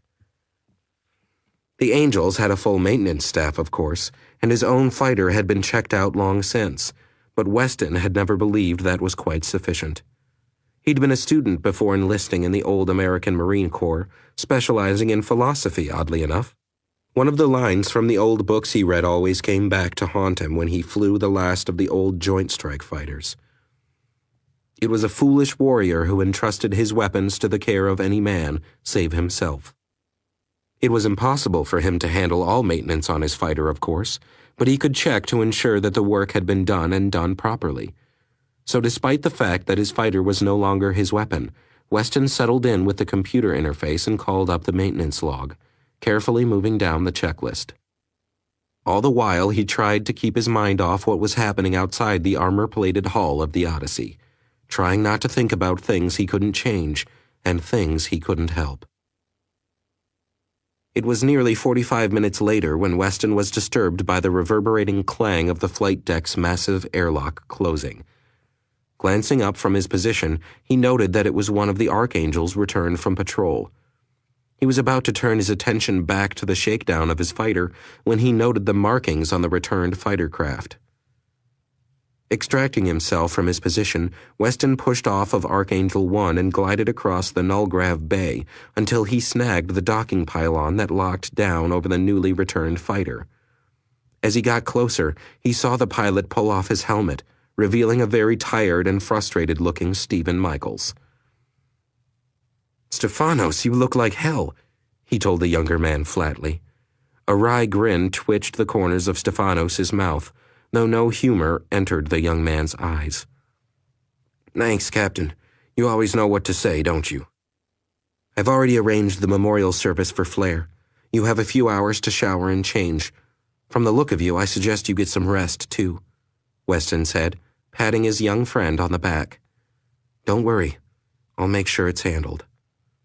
The loss of Flair weighed heavily on Stefanos, and he knew that Weston was right. He did look like hell, and he needed the time to prepare for the memorial service. "All right, Captain. I'll see you later." Weston watched as the young pilot dropped to the floor. His mag boots snapped down, and then he walked away. In Weston's experience, losing a pilot under your command was one of the most difficult things a wing leader could experience. The added feelings of responsibility tripled the crushing weight that fell on a man's shoulders when he witnessed the death of a friend and comrade. It was, unfortunately, not something that anyone else could really help with. Stefanos was on his own, for the moment at least. Until he burned the initial rage from his system, his young friend would listen to no one. Not even him. Shaking his head, Weston walked back to his fighter to continue his work. He wasn't interrupted again until the airlock cycled the next shuttlecraft through. At that point, he had completed his inspection of his fighter's systems. Hefting himself out of the cockpit and drifting to the floor of the shuttle bay, he watched as the shuttle was trundled into place by the lumbering loader. After the shuttle was locked into place, Weston walked over to the lowering ramp to greet the occupants as they disembarked. Savoy and his tech team were the first ones off. "Captain?" Savoy and his men saluted. "At ease. How many on this trip?" 70, sir.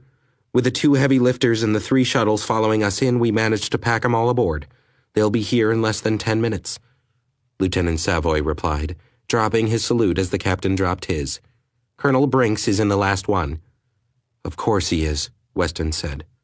"I've read his reports, and I believe that Dr. Palin was quite impressed with your alterations to his translation algorithms."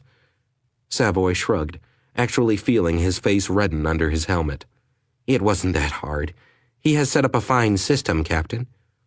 "Very well," Weston nodded. "As you were." Weston stood his ground as the men saluted again and moved off. He watched and greeted the survivors who stumbled off the shuttle.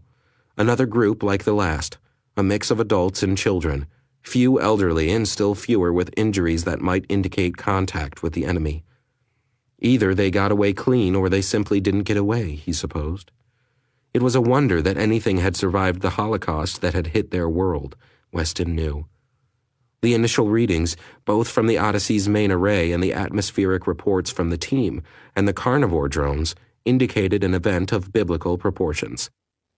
He didn't know how those monstrosities had managed the damage they had inflicted, but it was obscene. Genocide on a scale that Weston could never imagine, even in his worst nightmares. The captain had to shake himself free of the sinking sensation that followed those thoughts, forcing himself to continue greeting the survivors as they descended. When they had all been guided off, Weston turned back to his fighter. He looked at the sleek craft and wondered if there was anything else he could do while he waited. Since early on in his career, he had learned to understand the systems he entrusted his life to, often working on his fighter when he felt the need to relax. "Captain?" Weston turned to see Commander Roberts standing a short distance away. "Commander, have you gotten everybody settled?" "Yes, sir. I've assigned Lieutenant McCready to act as liaison officer." Good. Do you have the latest ETA on the last shuttles?" Weston asked. "They're already here, sir. Just clearing the quarantine fields, I should expect." Weston smiled. "Good. Have the helm take us one more orbital pass of this system.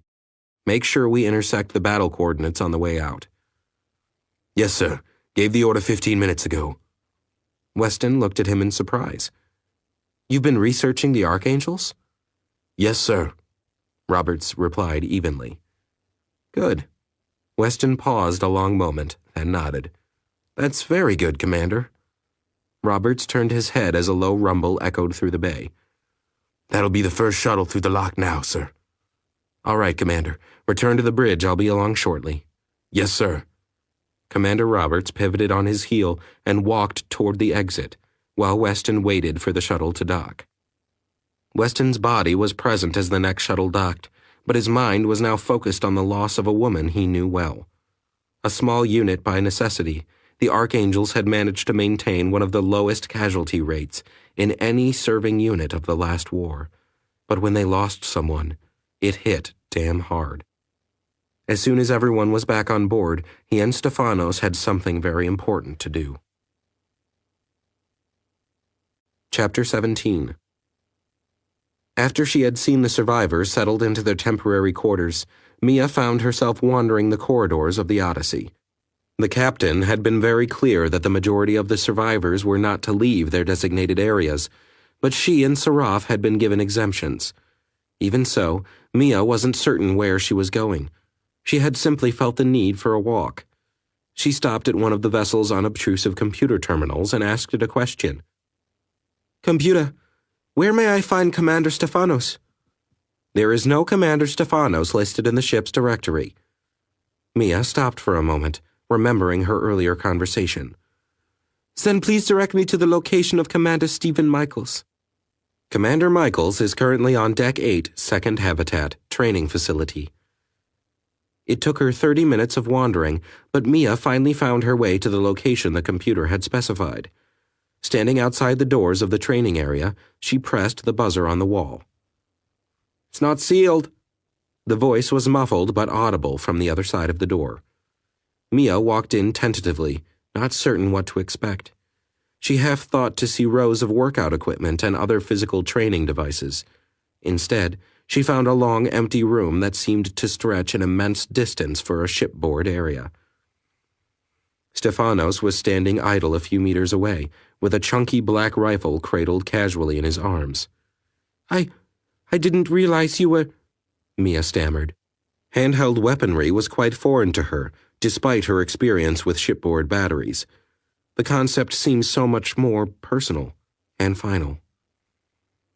"No worries, just working off some steam." Stefanos looked relaxed, a sheen of sweat on his brow, but the smile she had become accustomed to was no longer present. "With a weapon?" Mia shivered. She saw a slight expression cross his face. Annoyance, perhaps, but maybe not. "For some people, shooting is the ultimate form of therapy.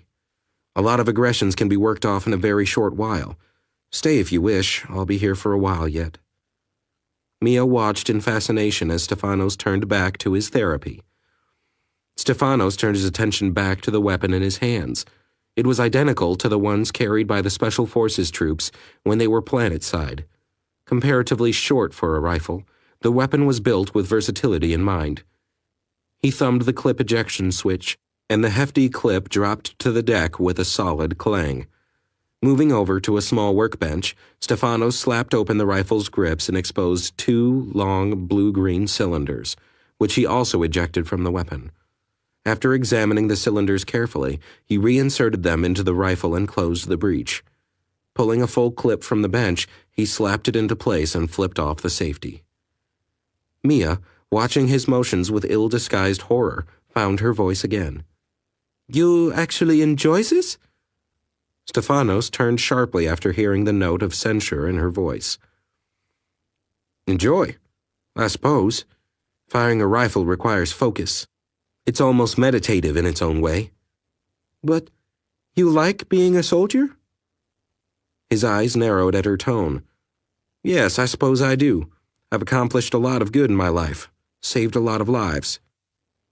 Mia digested this for a moment before trying another tack. "I suppose you see yourself as a warrior for peace, then?" Stefanos felt his face harden. As many times as he had heard that fallacy, he could never understand the people who uttered it.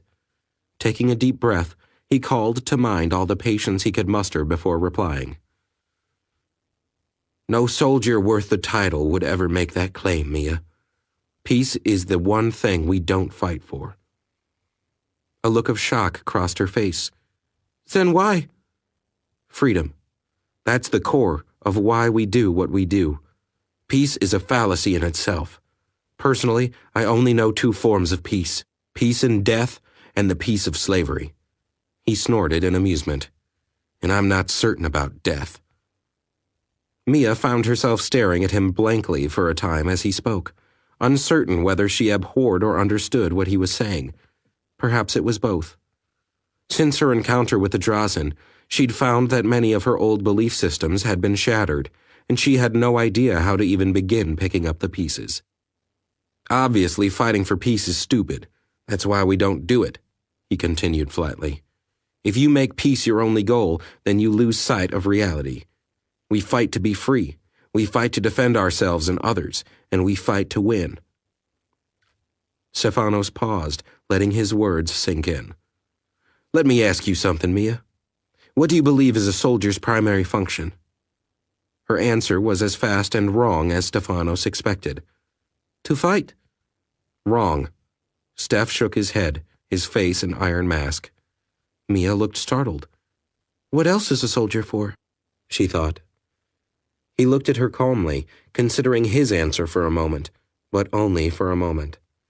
It was something he had often thought about himself, wondering if killing was what he existed to do, or if there was something more. He had decided that it was something more. Those who flung this accusation at him were people who had never worn a uniform, never made the commitment that Steph had. A soldier's first duty, his reason for being, is not to fight. Fighting is the final recourse for any civilized people. His duty is not even to preserve the peace. That is a police officer's job.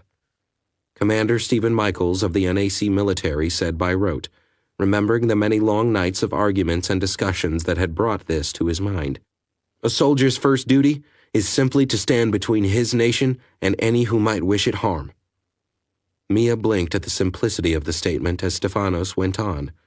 To stand there, with crossed arms, and say to the universe, "You are not getting past me," Stefanos said. He stopped for another brief moment before continuing in a subdued manner. The fighting happens when the universe decides to test his resolve. A soldier doesn't seek conflict, Mia, even if he often seems to find it. Stefanos couldn't tell if she had listened to him, or even heard him, but it didn't matter much anyway. It was a lesson she and her people would have to learn, one way or another. After a moment's consideration, he made a decision. Here, don't knock something that you don't understand. With that, he turned his attention back to the rifle and the range, this time taking care to include Mia in the exercise by describing as best he could what was happening and why. He half turned back to her, extending a hand that she took after a moment's hesitation. He drew her closer, holding out the rifle as he explained its workings. This is an MX-112 infantry support rifle. It has been standard issue for the NAC military and most of our allies for the past 8 years. This one's an MK-A7 model, so it's been refitted a few times since the original weapon was put into service, Stefanos said as he thumbed a control on a spindly pedestal. The computer's voice startled Mia as the lights dimmed and something glowed at the far end of the room. Active program will begin in 30 seconds. Stefanos pulled the rifle up to his shoulder and gazed down the long length of the room, looking for a target. This one has been configured to fire virtual ammo, to give a realistic training experience without blowing holes through the hull. It's what we call a hybrid model, designed to maximize both old and new technology into a single... The weapon roared, causing Mia to jump and swing her head away from Stefanos. For a moment, she saw nothing, and then an armored form materialized and swung a similar weapon in Stefanos' direction. Seamless! The gun barked a second time, the armored form vanishing into the ether from whence it came. Design! This time, 2 soldiers appeared, their weapons already pointed at Stefanos. Mia heard a motion and watched Stefanos move, ducking under the enemy's fire and returning fire in kind, the black rifle stuttering out a loud, steady beat as shots left it with a flash of blue-white light. In short order, the 2 soldiers had vanished and Stefanos straightened from his crouched position. Pause. Simulation paused. The computer's drone was punctuated by the lights returning to their former level. It uses a hybrid chemical electromagnetic propellant system. The result is a peculiar mix of technologies. Stefanos turned to Mia, offering the weapon to her. Taking it gingerly, Mia almost dropped it as Stefanos let its entire weight fall into her hands. It's heavy. Yeah, the mags are a partially reconstructed uranium alloy, non-radioactive but still quite solid. It's built that way to isolate the power cells in each clip from the chemical propellants in the shells. Stefanos reached over Mia's hand and hit the ejection button, dropping the heavy clip into his other hand. Here, see? The clip is separated into 2 compartments. The first one holds the physical shells and propellant, while this smaller section contains a power cell and enough hydrocarbons to power the electromagnetic accelerators for 80 shots. Since a clip only holds 60, it gives the soldier a nice margin of error in the field. Stefanos grinned. And, off the record, it also gives us another source for energy if our equipment runs dry. And I've heard more than a few stories about guys using them as field-expedient demolition packs. Mia tentatively twisted the stocky weapon around, examining it from different angles. It is uncomfortable to hold. Our lasers are much smaller, easier to manipulate. And they have other uses than slaughter, Mia thought to herself as she hefted the weapon. Stefanos shrugged. Takes a bit of getting used to, that's all. It's very well balanced and exceptionally accurate. It feels a bit big because it's designed to be used by soldiers in light power armor. Mia nodded as Stefano showed her the workings of the rifle, but her attention waned rapidly as she glanced at his face. The man's normally jovial visage was hard, chiseled, and very stern in spite of his lilting tone. Without forethought, Mia reached up a hand, almost touching his face, before Stefano's turned away. In the last glimpse she had of him, before his face moved away, Mia saw a sheen across his eyes. Steph? Mia was confused for a moment. She was at a loss to understand the emotions she saw flit across his face. She took a halting step forward, her hand reaching for his shoulder. He was looking away, and as she touched him, Stephen flinched. He finally turned back, his hand coming up to signal her to give him space for a moment. Steph took a breath before finally speaking. I'm all right. Stefano stepped away from her, up to the control pedestal where he thumbed the simulator off. Turning, he hurried past the confused Mia and left the room, slapping the rifle into a cradle set in the wall as he went past. Mia stared after him. Confusion and hurt swept across her face until she followed in the pilot's footsteps and left the target range. Captain Weston was standing at his desk, the chair pulled well out of the way and the entire top showing a holographic depiction of thousands and thousands of stars. He'd been staring at those stars for so long now he imagined he could see them without the holograph. Weston had never had any particular interest in either astronomy or space, and here he was now, bound to study both like a drowning man seeking air. He was still poring over the images when his door chimed. "Come in," he said, loud enough for the computer to hear and key the door sequence. Footsteps approached and stopped on the other side of the desk, so Weston looked up and nodded when he saw whom it was. "At ease, Commander." Commander Roberts settled back and eyed the holographic starscape with mild interest for a moment before speaking. "Sir, have you considered our next transition coordinates?" Weston's lips twisted, but he'd been expecting that question. "May I presume that you have a suggestion, Commander?" "I don't see how it's a choice, sir," Roberts said frankly. "Things have gone far enough. Captain, it's time to go home." Weston sighed, then stepped back and waved a hand at the holograph. "Do you recognize this, Commander?" "Sir?" Roberts looked confused for a moment. Then he shrugged. "It's a star map, I presume?" "Yes, but more specifically it's a section of the galactic arm that Earth lies in," Weston told him, reaching into the holograph and triggering a preset program. "Right here."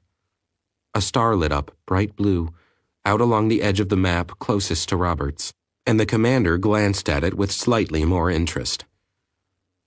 "The attacks we've encountered occurred here, here, and here," Weston said, gesturing as the program lit up 3 more stars in fiery red. One of them, Roberts noted, was quite close to the blue point. "That's where we found Mia," Weston told him. 45 light-years from the Sol system. This one is 58 light-years from home. Roberts nodded as Weston pointed out the second light. "This one," Weston nodded to the third, "is where we are now, Port Foy. Almost 90 light-years and the latest attack of which we're aware. Tell me, Commander, do you see what I see?" Commander Roberts frowned, suddenly looking closer at the 4 stars that were highlighted. Finally, he shook his head and looked back up at the captain. "Sir?" "Do you remember the brief that I had filed concerning Mia's story?" Weston asked. "Of course." "The Drasen haven't been seen for thousands of years, according to her. That implies a lot of space for a spacefaring civilization to move around in, so tell me, Commander." Weston lit up a swath of light across the galaxy of stars with a gesture. "Why is the front in their war on this side of Mia's people?" Commander Roberts blinked and actually paled as he registered what the captain was saying. The attacks had moved inward from Earth's direction, moving more or less away from Earth and into the area of space controlled by the colonials. Roberts let out a long breath. "So either they're conducting a massive pre-planned attack from all sides, or..." or their homeworld lies somewhere much closer to Earth than I'd like. Weston finished for him. Sir, this is all the more reason to return home, Roberts stated. We have to warn the Admiralty and get production started on more ships. Weston shook his head. I don't think so, Commander. Not quite yet. Sir. Roberts looked quite grim. If I may ask. You may. In fact, I'd be disappointed if you didn't, Weston said, his tone light. Then, pardon my language, but why the hell not? Because it would be pointless, Commander, Weston told him. Either we would arrive far, far too late, because Earth simply does not have the resources to defend itself now or at any point in the near future, or there is simply no rush. Roberts stared at him for a moment, not quite believing what he'd heard. Have you had a chance to look at the power estimates we registered from the alien ship, Commander? Weston asked. Not yet, sir. I was busy. Weston nodded. I know. I'm not implying anything, Commander, just wondering if you'd had time. You should look at them. They're revelatory. Sir? The first beam the ship fired, Weston paused until he saw Roberts nod, exceeded the entire output of our reactor by over 3 times. What? Roberts had known that it was powerful, but not by that much. Sir, that's insane. You're talking about more power than our entire fleet is capable of putting out, and damned few of them are equipped with our armor, Weston said. And besides that, if Mia was telling us the truth, and I have no reason to doubt her, then the Drasen have committed at least 20 identical ships to this war. Roberts took a breath, nodding. He wasn't questioning the story of Miss Shans either. Too much of it had been proven true now. So, assuming a worst-case scenario, how many of those do you think we could intercept if they attacked Earth? Roberts took a deep breath, thinking hard. Finally, he sighed and looked up. If we abandon demos and the outlying bases, no more than 2 on our own. Assuming that they were intent on getting to the planet, the fleet might be able to take another 2, maybe 3. Weston nodded. I guess slightly more, but I assumed that we could get the block to point their guns somewhere other than at our heads. Roberts winced. He'd forgotten to calculate for the block's fleet, meager though it was. Even so, he decided, it wouldn't make much of a difference. Block ships didn't have the reactive armor and would go up like matchbooks under laser fire that powerful. Still, he nodded, accepting the captain's correction. No, Commander, I think I may just have to plot another course, Weston said after a moment, then checked the time and corrected himself. After we complete one last duty in this system. Come along, Commander, and I'll explain my intentions along the way. Mia was wandering through Habitat 2, head down, deep in thought, when she ran into a solid form and was sent sprawling to the floor. Oh, dear me, I'm sorry. The man she had run into looked up and his eyes widened in surprise. Miss Shans, are you all right? Mia's second glance identified him as Dr. Palin. Yes, Doctor, I'm fine. I apologize, I was not looking where I was going. Not to worry, my dear. At the word dear, Palin's face turned red. I mean, Miss Shans, I'm quite all right. Palin paused for a moment, then looked at her curiously. What has you roaming the halls in such a distracted manner? I just had the most disturbing conversation with Commander Michaels. He was showing me something, and then he was very distracted and distant. I am afraid I don't understand, Mia told him, uncertain whether she had done something wrong. Palin looked solemn. You don't know? I thought you were on the bridge during the battle. I was. Mia became more confused. Palin looked almost embarrassed. Commander Michaels lost one of his team. She flew her fighter into the enemy ship to save the Odyssey. A look of shocked understanding crossed her face. Mia suddenly realized she should be feeling the same as Stefanos, or worse. After all, hadn't she just lost her ship, a fleet, and 2 colonies? For a long moment she just stood there, wondering why she felt nothing. Why hadn't she felt anything in the entire time since she had been rescued? How can that be? I've lost hundreds of thousands of my people, dozens of friends, my shipmates, my captain, yet I feel nothing. And this man, this self-proclaimed warrior, is so devastated by the loss of one comrade that he is forced to hide his tears? Mia's silence stretched. What does this say about him? And perhaps more importantly, what does this say about me? Palin cleared his throat, uncertain of how to react to the sudden silence. There is a memorial about to start for the lost pilot on the observation deck, if you would like to attend, that is. Mia looked around as if expecting the answer to her unasked question to appear on the deck plates. Finally, she looked at Dr. Palin. Yes, I believe I would like to attend, if it would not be an intrusion. No, I shouldn't think so. Here, I'll escort you up. Mia followed Dr. Palin through the halls of the Odyssey, finally reaching the central lift. When they stepped out of the lift onto the observation deck, they saw people congregating silently around a long casket-shaped object. All eyes faced the center of the room. Captain Weston and Commander Stefanos were standing stiffly, with their backs to the open vista of space that lay beyond the observation deck's huge windows. As Mia moved closer to the group, she could hear Weston's softly spoken words describing the battle that had transpired earlier and the debt everyone on board owed the fallen pilot. Lieutenant Samantha Flair Clark gave her life in the defense of her comrades and, in doing so, saved her ship, her wingmates, and the remaining civilian population of this system. No greater gift can be offered, no greater honor achieved. While we commend her body to the stars, we keep her memory alive, in our hearts and in our minds. Weston stopped, silence reigning in the room for a long moment before Stefanos stepped forward, his stance at attention. Beacon away! A low shudder passed through the deck plates as a small beacon launched from the forward hull of the Odyssey. It arced away from the ship, circling the debris field that had formed in the wake of the battle.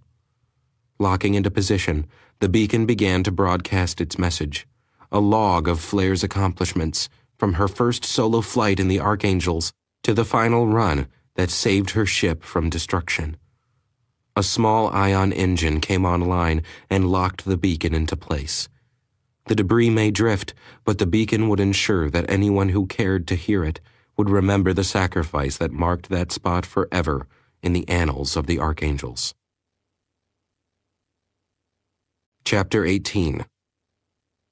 There was an aura of palpable frustration between the people in the captain's office. "We cannot tell you that, Captain," Seraph said firmly, shaking her head. "I am sorry, but it is not done." "Titular," Weston paused, wrapping his tongue around the unfamiliar word. "I don't believe that you understand the situation I'm in at the moment." "No, Captain. I most certainly do not, nor must I," the woman said with a wave of her hand. "We cannot give you the coordinates to one of our central worlds. It is not possible." Weston nodded. "Very well. Then I have no choice but to set a course for home. I'll make certain that your people are well received and will try to arrange some kind of return to your worlds. But it will most likely be some time." "What?" Both she and Mia paled. "I simply can't justify spending any more time out here," Weston said, clasping his hands in front of him as he settled onto his desk. "Not with the situation escalating like this. We lost a pilot today and several multi-million-dollar fighters. More than that, we discovered alien life that tried to kill us." He shook his head. "No, I'm afraid that I can't risk this ship or the people and information it carries without something to leverage against the risk." "What leverage?" Mia asked softly. "What is it you hope to accomplish?" Weston shifted his attention to her. "One of your central worlds, as you say, will have the authority to send a diplomat back with us. Someone who our government can talk with. Someone who can perhaps make deals." "Deals?" Mia blinked. "He means negotiating for our technology," Seraph muttered. Weston shrugged. "There is that. There is also the possibility of you receiving some of our technology. There is mutual defense. though, to be honest, I wouldn't expect that for a while. Why not? Saraf asked, with a wry twist to her mouth and tone. Because our military power at this time isn't prepared to project past our solar system, Weston answered her, despite Robert stiffening behind him. The point is, the only way we can remain out here any longer is to bring back someone who can speak with authority, and that means going to the source.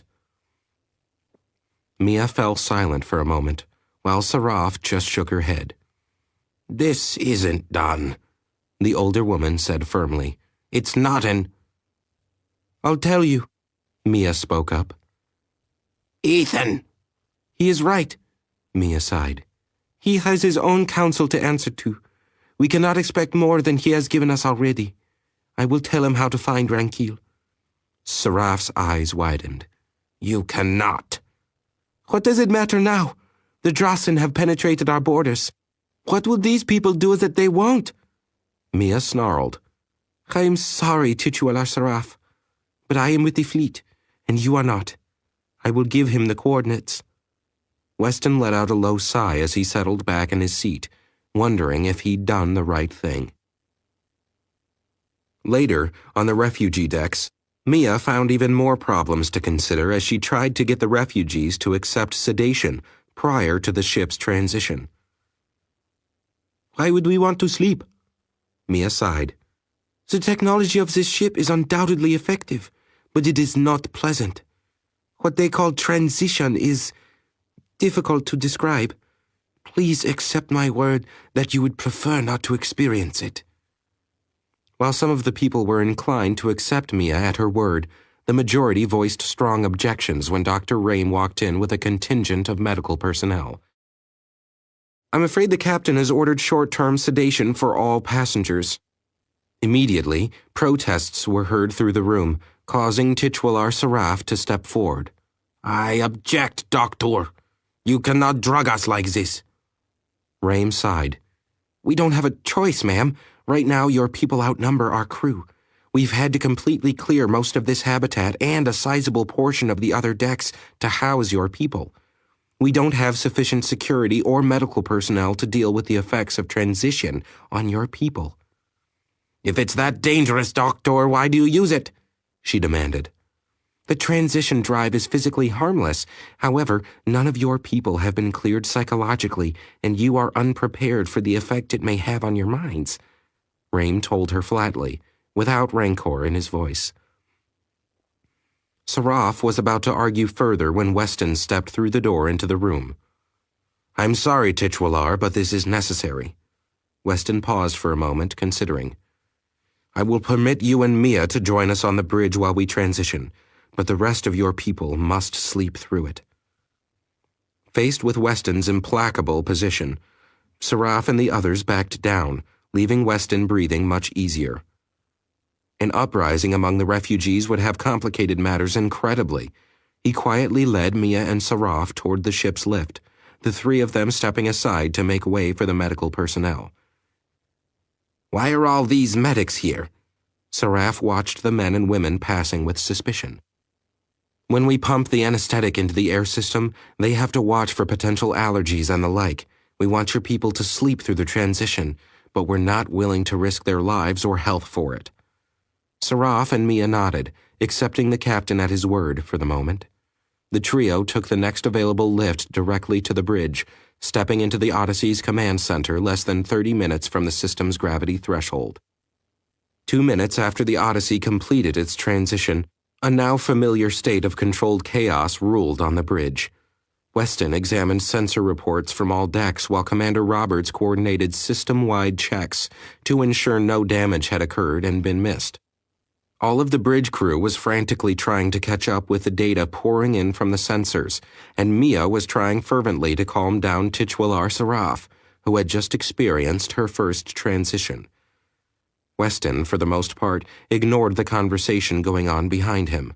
The words were flying back and forth a bit too fast for the translators to adequately keep up with the conversation.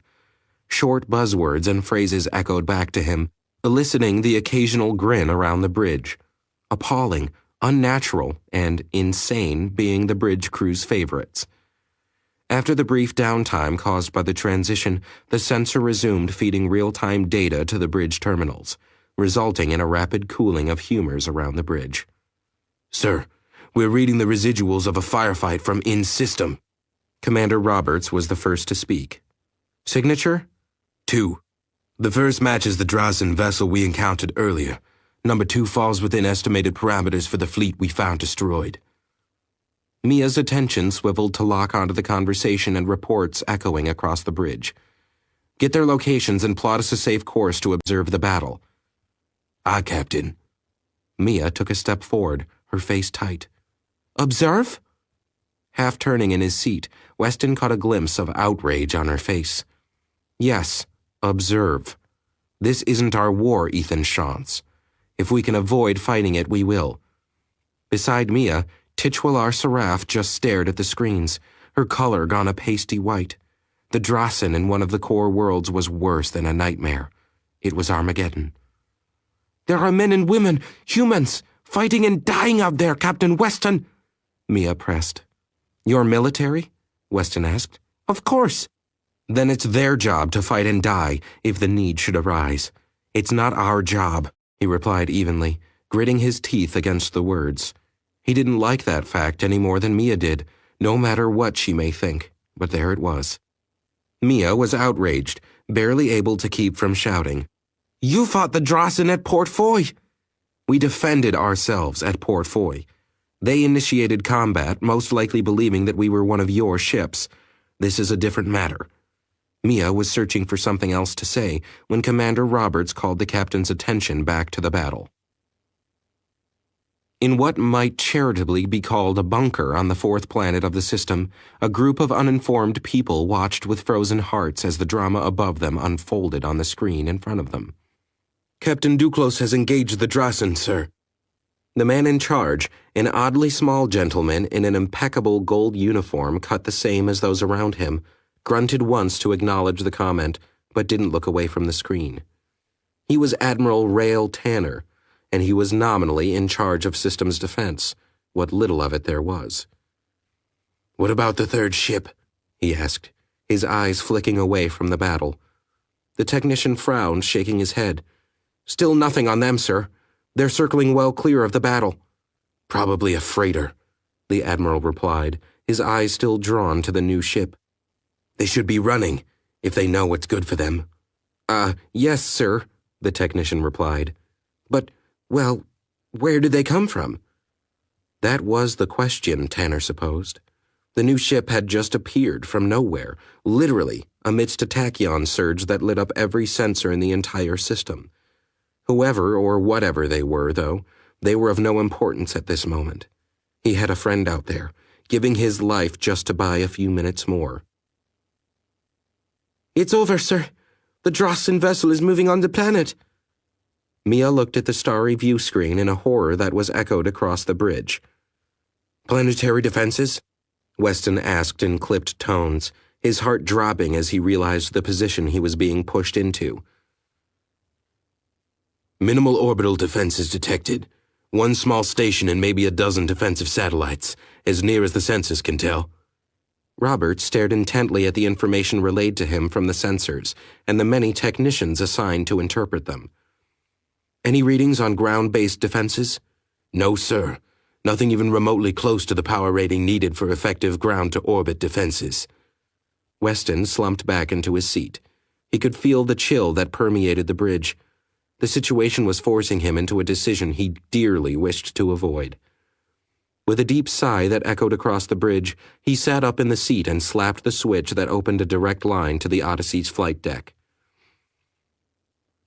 All Archangels scramble. All pilots to their planes. All deck personnel to their stations. This is not a drill. I say again, this is not a drill. Search and rescue crews stand by for immediate deployment. The captain's voice echoed through the ship, snapping everyone into action. Mia turned from the screen, looking at the captain in confusion. But I thought... We won't sit back and let them kill all life in an entire world, Weston said. No matter the circumstance, no one has that right. I would interfere no matter who was on that planet, and no matter who was in that ship. Weston turned back to the matter at hand. Helm, plot and intercept course, all available thrust. Lieutenant Daniels bent to his task, the chill that permeated the bridge lifting as the Odyssey shifted to battle stations. Aye, sir. Plotted and engaged, sir. Good. Bring all weapons online and increase power to forward sensing systems. I want to know the instant they notice us. The Odyssey arced a long parabola, turning sunward to intercept the looming figure that was entering the planet's orbit. The Odyssey's engines fired to life as the ship accelerated deeper into the system's gravity well. The giant ship was 4 minutes out from its target when it became apparent that they had been spotted. "Sir, the unidentified ship!" The technician's horrified voice snapped Tanner around. He turned to the screen again, having looked away after their last defending ship had died, and his eyes widened. What in the oath do they think they're doing? The ship had arced in from its nice safe course and was now closing on an intercept course with the Drasen cruiser. Whoever they are no transport, Tanner thought, with a mixture of disbelief and shock. No transport captain in the colonies would be this stupid, and the merchant fleet habitually screened their people for insanity. The admiral growled to himself as he turned to his people.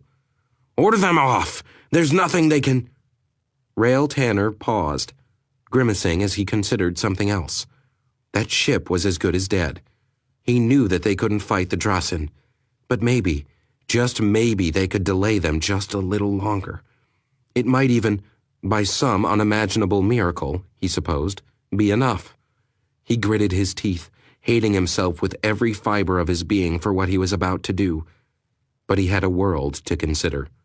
"Cancel that," he said as the technician started to access the comm channels. "Sir?" "You heard me." "But sir, they'll be—" An icy pit lodged in his stomach, but the small man just nodded. "I'm aware of that." There was a long silence. "Yes, sir." "Sir, enemy vessel turning to port. They're adjusting course to intercept us." "Stand down from passive sensors," Weston said. "Get an active lock on the enemy ship." "Active lock, aye, sir." There was a brief pause as the ship's tachyon-based sensors locked on to the Drasen ship's position. "Captain, they've launched fighters." Weston thumbed the intercom switch again, his voice booming over the rumble of activity on the Odyssey's flight deck. "The enemy has launched fighter craft. All fighters prepare to launch." "Passive sensors are reading an outgoing transmission from the Drasen ship's radio frequency." Roberts looked up from the tactical display he was monitoring. A sharp look of concern crossed his features. "Captain, they've received a response." Weston sprang alert, his eyes gleaming with a mixture of fear and a sudden adrenaline. If they had picked up a radio transmission this soon and replied to it. "Step up the scanning. I want to know who answered them." A long, tense moment passed before the answer was found. "Got them. Captain, 2 more enemy ships and full fighter complements closing. One was hiding behind the gas giant's second moon. The other is moving in from 2.03 AU away. Estimated time to intercept? At present speeds, the first bandit group will intercept us in 8 minutes. 2.5 minutes later, Group 2 will join in the fray, and 10 minutes after that, we'll have to deal with Group 3. Roberts presented in a matter-of-fact tone that belied the grim look on his face. Weston's face twisted as he considered his options. In a one-on-one confrontation, he could afford to wait and let the enemy make the first move. It was foolish, but it allowed him and his people to do as they had to without worrying about whether or not it could have been avoided. For a long time, it had been a proud tradition of Weston and the Archangels that they had never started a fight. But once started, they always finished it. Apparently, however, he wasn't going to have that luxury this time. A 3-on-1 battle against relatively unknown enemies was already too foolish a situation for him to compound with an equally foolish act of chivalry. "All right, let's make this spectacular. Lock the forward pulse torpedo launchers onto the lead ship, fire a full barrage, then let the Archangels out of the pen." "Aye, sir." The response came back instantly, and everyone bent to their tasks. It took only moments to make the calculations. "Target lock, Captain." Fire. "By the oath!"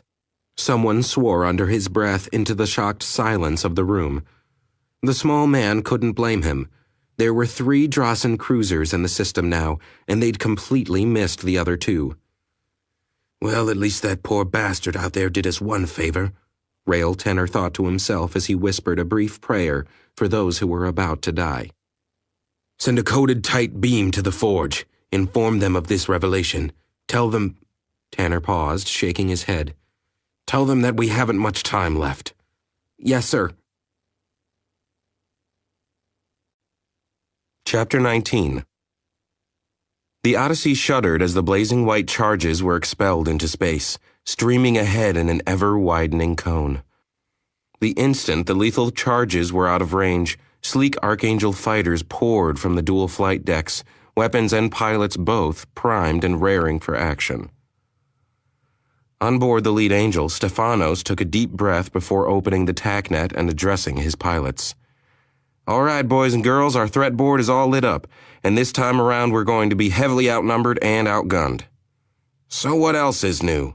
Paladin's wry grin carried well over the radio frequency, eliciting a laugh from those of the squad who remembered skirmishing with the block's Air Force in days past. The Archangels had never relied on numbers to win a fight. They spread themselves out, keeping pace with the Odyssey and providing a flying wedge between their mothership and the enemy. The small sensor screens in front of each pilot echoed the current displays on the Odyssey's bridge, a countdown to the impact of the pulse torpedo barrage. The TACnet was silent as they watched the diverging path of the torpedoes. The silent displays showed the paths of the torpedoes widen farther as they approached their targets, the similar charges inherent in the weapons repelling them away from each other lazily until the enemy vessels entered into their sphere of influence.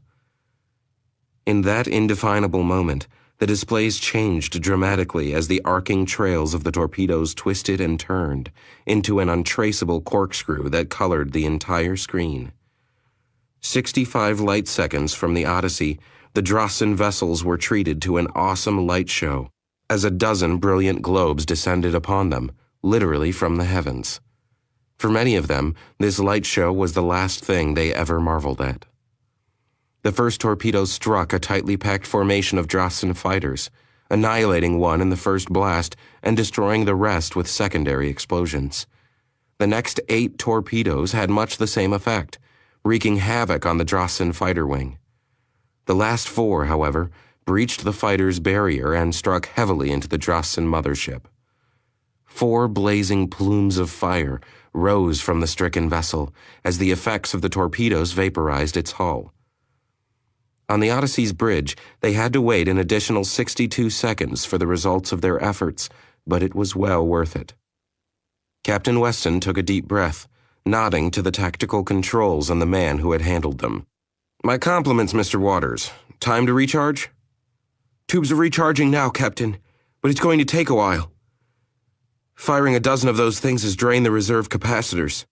We'll need to recharge them from the reactor, and it will take hours at our current power demands. Weston nodded slightly and turned to Roberts for a report. Damage? The first enemy ship is turning from its intercept course. They're limping off. Even through his rigid demeanor, Weston could hear the satisfaction in Roberts' voice. Weston wasn't quite so satisfied, though. 4 direct hits from pulse torpedoes shouldn't have left much alive to limp off. Tough bastards, Weston thought, but didn't let it color his voice as he addressed the commander. Let them go. Continue tracking the other 2. Aye, sir. The Odyssey, with its flying wing of escorts, continued to roar toward the next intercept point.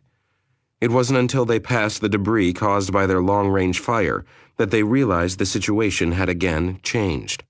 The farthest Drossen vessel had turned back to the planet, the energy from its charging weapons lighting up their sensors like a beacon in the black.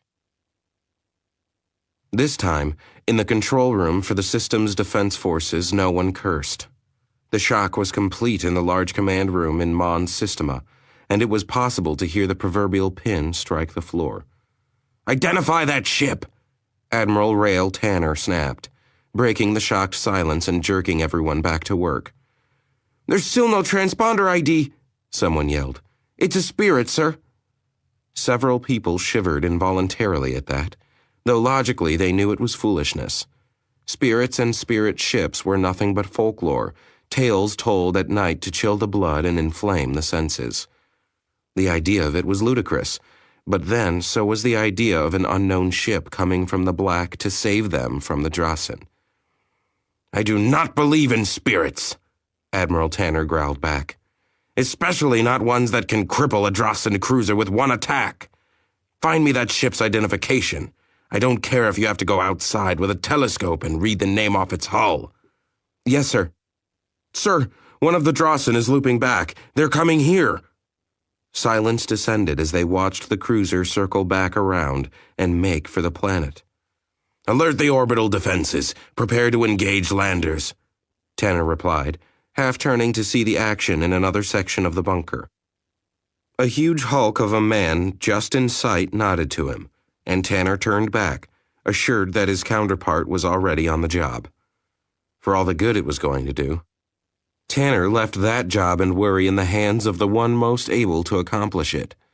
He turned his focus back to the mystery ship that had managed to cripple one of the invincible Drasen cruisers. "Who are you?" he asked as he glared at the purple dot on his threat board. Weston watched the tactical display, the cool blue and red dots dancing across the screen like the display of some warped video game. It would be more than an hour before the capacitors for the torpedo tubes could be recharged, and the laser array was nearly worthless at this range. Weston found himself debating two bad options, looking for the lesser evil. Intercepting the closer enemy vessel would be the safest route for the Odyssey. With the support of the Archangels and the formidable close-range firepower of the Odyssey, the single enemy vessel could be dispatched relatively quickly. However, the second enemy vessel would have 30, perhaps 40 minutes or longer in orbit of the planet, an eternity to those on the surface. Even so, Weston hesitated to attempt an intercept of the second ship. Moving thus would place the Odyssey in the crossfire of both enemy vessels. With seconds ticking down to conflict with the nearer enemy vessel, Weston reached a hard decision. "Helm, replot our course. Put the Odyssey between the second vessel and the planet. All available thrust." As the ship began to rumble off its flight path into a tighter trajectory, Weston linked into the Archangel's TACnet. "Stefanos, I'm ordering the Odyssey to intercept the second ship. We have to cut them off before they can begin planetary bombardment. We're going to need you and the Archangels to stay on course to harass and delay the first ship so we can get into planetary defense position." Stefanos replied with a simple acknowledgement, belying the concern he felt. Their earlier encounter with the enemy had nearly turned disastrous and had only been successful after the combined strengths of both the Odyssey and the Archangel fleet were pitted against their adversary. In spite of this, he knew that Weston could no more allow the bombardment of a helpless planet than he could have allowed a civilian town to be bombed back during the war. "All right, Angels, form up and kick in the burners. Time for a little hit and run." Snorts and chuckles echoed over the TACnet as the Angels checked in and joined up with Stefanos on an intercept course with their target's fighter wing. "Just like the old days, Steph," Racer said with a grin. Stefanos groaned. "Don't remind me, Racer. The Yangtana wasn't exactly a bright point in my career, and this monster packs a slightly bigger wallop." Snorts, catcalls, and cries of "not likely" echoed through the net as Stefanos thought back to the last time they tried this maneuver. The Yangtana was the Eastern Bloc's penultimate warship, a combat carrier capable of laying waste to a 1,000-square-kilometer area from up to 5,000 kilometers away. The Archangels had volunteered to prevent the Yangtana from reaching its launch zone, a point over 1,000 kilometers off the west coast of California, from which it would launch a crippling attack on the New York and Delaware regions of the North American Confederacy. The Angels had lived in their planes literally for 3.5 weeks, all the while running harassing attacks on the Yangtana and its fighter cohort. The Yangtana was the prototype for its class, the latest in a long line of ships deemed unsinkable. Surprisingly enough, Stefanos mused, in the Yangtana's case, that turned out to be a truth. 120 kilometers from the launch point, the Archangels had reformed for one last attack, their numbers having been depleted by over 60% during the last 3 weeks. The massive Chinese warship had taken everything they could throw at her, and a good deal more from the surface ships that had joined the attack.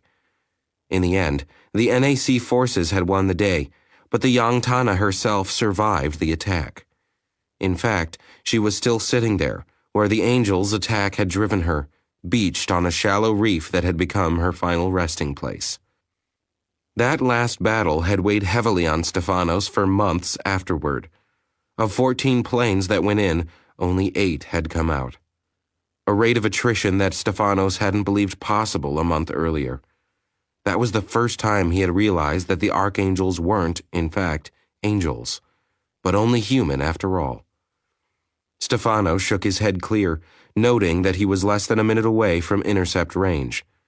And this monster does indeed pack a more lethal punch than even the Yangtana's big gun batteries. Not to mention that this bugger isn't limited to one plane of motion. The tight formation of fighters blazed in on their alien counterparts, taking continuous fire from the moment they entered within range. Every cockpit filled with warning alarms as the onboard computer struggled to adapt the cam plates to deflect the incoming laser fire. From the outside, the sleek fighters shimmered with iridescent colors as the modifications occasionally altered the visible color of the fighter's armor. The Archangels ignored their alien counterparts, trusting their over-beleaguered combat computers to defend them from the other fighters' laser fire. Stefanos and his team instead focused their weapons on the Drasen carrier ship, directing Havoc missiles, 80mm cannon rounds, and 30-gigawatt laser fire at the big ship as they skirted along the very edge of their firing range. Due to the speed they were traveling and the shallow angle of their attack, Stefanos and his team had only engaged the enemy carrier for a few seconds before they were peeling off from the battle group and soaring back into open space. Great fun! Yeah, quiet down, Racer. All right, peel back and initiate Assault Plan 12. Racer, you and Reaper start waxing those fighters as we slip past. If they get smart, they'll start nailing us with coordinated strikes. And you know what happens then. Stefanos' warning was unnecessary, since every pilot in the Angels knew the limits of their fighters' laser dispersion technology. Coordinated bursts from multiple frequency lasers would overload the system and crash the onboard software that handled the cam plate reflection modifications. The resulting 20-second reboot time often translated into eternity. Literally. The fighters wheeled back into line with the Drasen ship, Angels 5 and 8 flanking their brethren as their computers focused on the approaching line of enemy fighter craft. They watched the line of enemy fighters form up into a wall of defense between them and the enemy capital ship. Looks like we have to handle the fighters first, Angels. The Archangel group acknowledged Stefanos' message, understanding it to be an order as much as a comment. The fighters split up into a group of 2 fighter teams and increased speed toward the waiting line of fire. In the Mon Systema command center, the huge threat board lit up from one side to the other. Furious battles raged all through their system now, it seemed, and the key players were still closing in on the planet. The Drasen had the lead, but the unknown ship was closing fast on a course that would swing it around the planet and bring it in between the Drasen cruiser and its objective. The computers were unable to predict exactly who would win the race. All they could say at this point was that it was going to be close. Too close. The Odyssey accelerated into the orbital plane of the nearby planet, hooking her powerful gravity field and swooping around just as the Drasen ship reached orbit, immediately aligning to bring its forward guns to bear on the target. It became obvious to everyone on the bridge of the Terran ship that the enemy cruiser had taken early notice of their intentions. "Sensors to full sweep," Weston ordered as the Drasen vessel slowly brought its own forward weapons to bear on the Terran vessel. "Aye, sir." The Odyssey's formidable forward sensor array went active, painting the Drasen ship with an inescapable web of electronic and tachyonic signals. The Drasen ship accelerated, vectoring to intercept the Odyssey's position as it did. "Ping them," Weston said, his voice cold. The Odyssey released a single focused burst of tachyons and captured the reflected signals the barest slice of an instant later, locking the Drasen's course changes into the targeting computer. "They're closing, Captain," Roberts reported from examining the combat display. "No signs of a weapons lock or firing as of yet." They want to play a game of chicken, Weston thought. Report on the second ship and the status of the Archangel group. Roberts looked down, flicking the display aside for a second. "The Drasen ship is moving to bypass the Archangels while its fighter support keeps the squadron busy, Captain. They'll be here shortly if they aren't stopped. Keep tabs on him." Aye, Captain. "Yang Boy is making a break for it, Steph," Paladin called out over the TACnet. Stefanos looked up from his HUD for a second, glancing over his shoulder through the canopy of his fighter to where a huge alien capital ship was pulling away. Stefanos cursed. "All right, wings 5 through 8 break off and start harassing maneuvers. 1 through 4 provide cover." The squad split apart, the first team targeting the fighters as they swung in on another pass. The second team accelerated out of the dogfight and vectored toward the enemy capital ship. Stefanos haloed another fighter in his HUD and loosed a Havoc missile, forgetting the target as soon as he did. That fighter was dead the second the missile dropped from its pylon, and Stefanos had more things to worry about than some soon-to-be flotsam.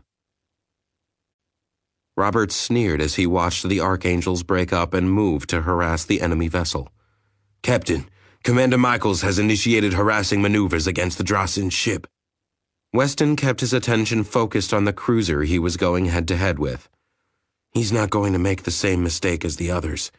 He's going to keep this up close and personal where we can't duck his shots and adapt to his laser frequency." Weston could respect an opponent that was able to adapt as quickly as this, which wasn't, of course, the same as liking said enemy. "Lock the forward laser array and fire a medium beam," he said. Like any warrior, Weston liked the easy targets. The ones he could respect he'd rather have on his side than against him. Admiral Tanner watched the board, wondering at the miracle that was being given to him. The back and forth of weapons signatures echoed on the threat board, and the occupants of the room watched in rapt attention as the computer displayed the exchange of fire in clean, sanitized graphics for their consumption. He and his people had been prepared to die for a few minutes' delay, but this unidentified ship was buying them more time than they'd dared dream of. Now, if only it would be enough. Waters spun around. "Captain Weston, the ship just launched fighters in what looks like a planetary assault squadron." Weston focused on the descending ships, calling up the minimal profiles the Odyssey's active sensors had managed to gather before they hit the atmosphere. "Project their landing point, Commander." "Aye, sir." Roberts called up a vector projection and had the computer estimate probable landing sites. "Captain, looks like a major settlement on a continent in the northern hemisphere." Mia stepped forward and looked at the data over Roberts' shoulder. She gasped slightly as she recognized the city on the data display. "That is mon systema. It's the government capital of the system." Weston nodded, accepting that information quietly. "Roberts, go down to the shuttle bay and have Savoy prepare his men for some ground pounding." "Aye, Captain." Roberts' face looked troubled, but he got up to leave the bridge, tapping the induction set on his jaw as he did. "And Roberts?" Weston said. "Yes, sir." The commander paused, glancing back. "Once they're away, take command of the auxiliary bridge. I'll have a command crew waiting for you."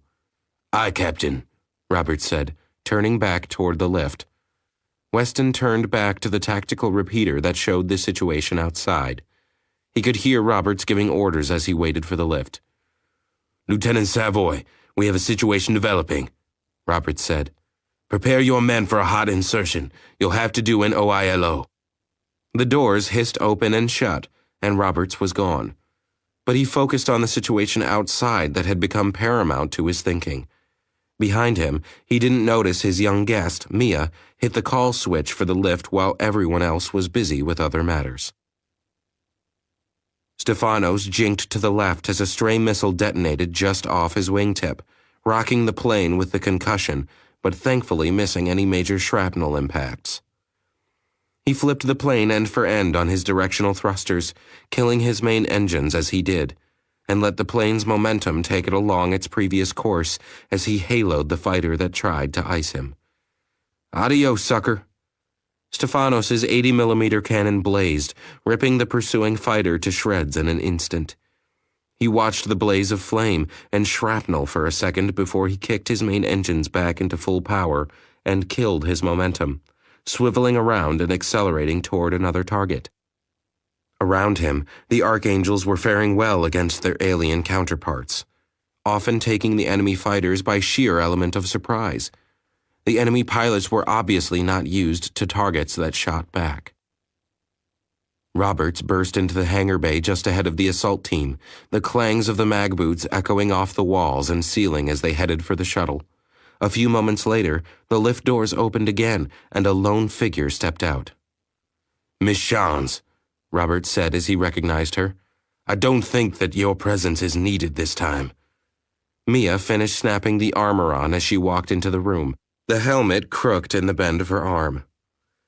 "I think that you will need someone on the surface who knows the people, Commander. And I do not think that anyone else on board fits that description and knows how to operate your firm suits."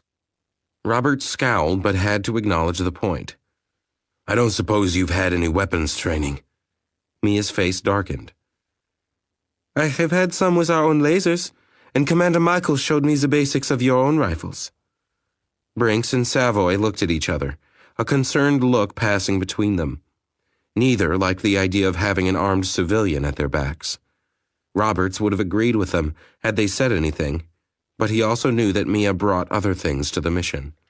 He looked at her and spoke again. "And you're probably not OILO qualified either." Mia raised her eyebrows. "OILO?" "The shuttle is launched, Captain." Weston nodded, otherwise ignoring the update, and snapped another order. "Direct a new barrage at the enemy capital ship. Bracket it while the shuttle makes its approach." "Aye, sir." The weaponry officer tapped the commands into the keypad, and the low whine of charging capacitors was heard as the laser array charged for the next volley. A moment later, the laser array flared briefly with the incidental illumination of its pulsed energy release, just as the Odyssey engaged the enemy ship and its fighter complement with its smaller cannons, rockets, and laser systems. The Drossen vessel rocked under the multiple impacts, saving itself from serious damage by reversing engines and slipping back past the dispersion range of the Odyssey's weapons. As it did so, Lieutenant Samuel slipped her shuttle through the opening the Odyssey had prepared for her and rocketed for the planet ahead. "The shuttle is broken through, Captain." Weston nodded. "ETA to pulse torpedo recharge?" 38 minutes, sir." Weston growled low in his throat, causing several bridge officers to pale and studiously examine their stations. "Christ, Samuels!"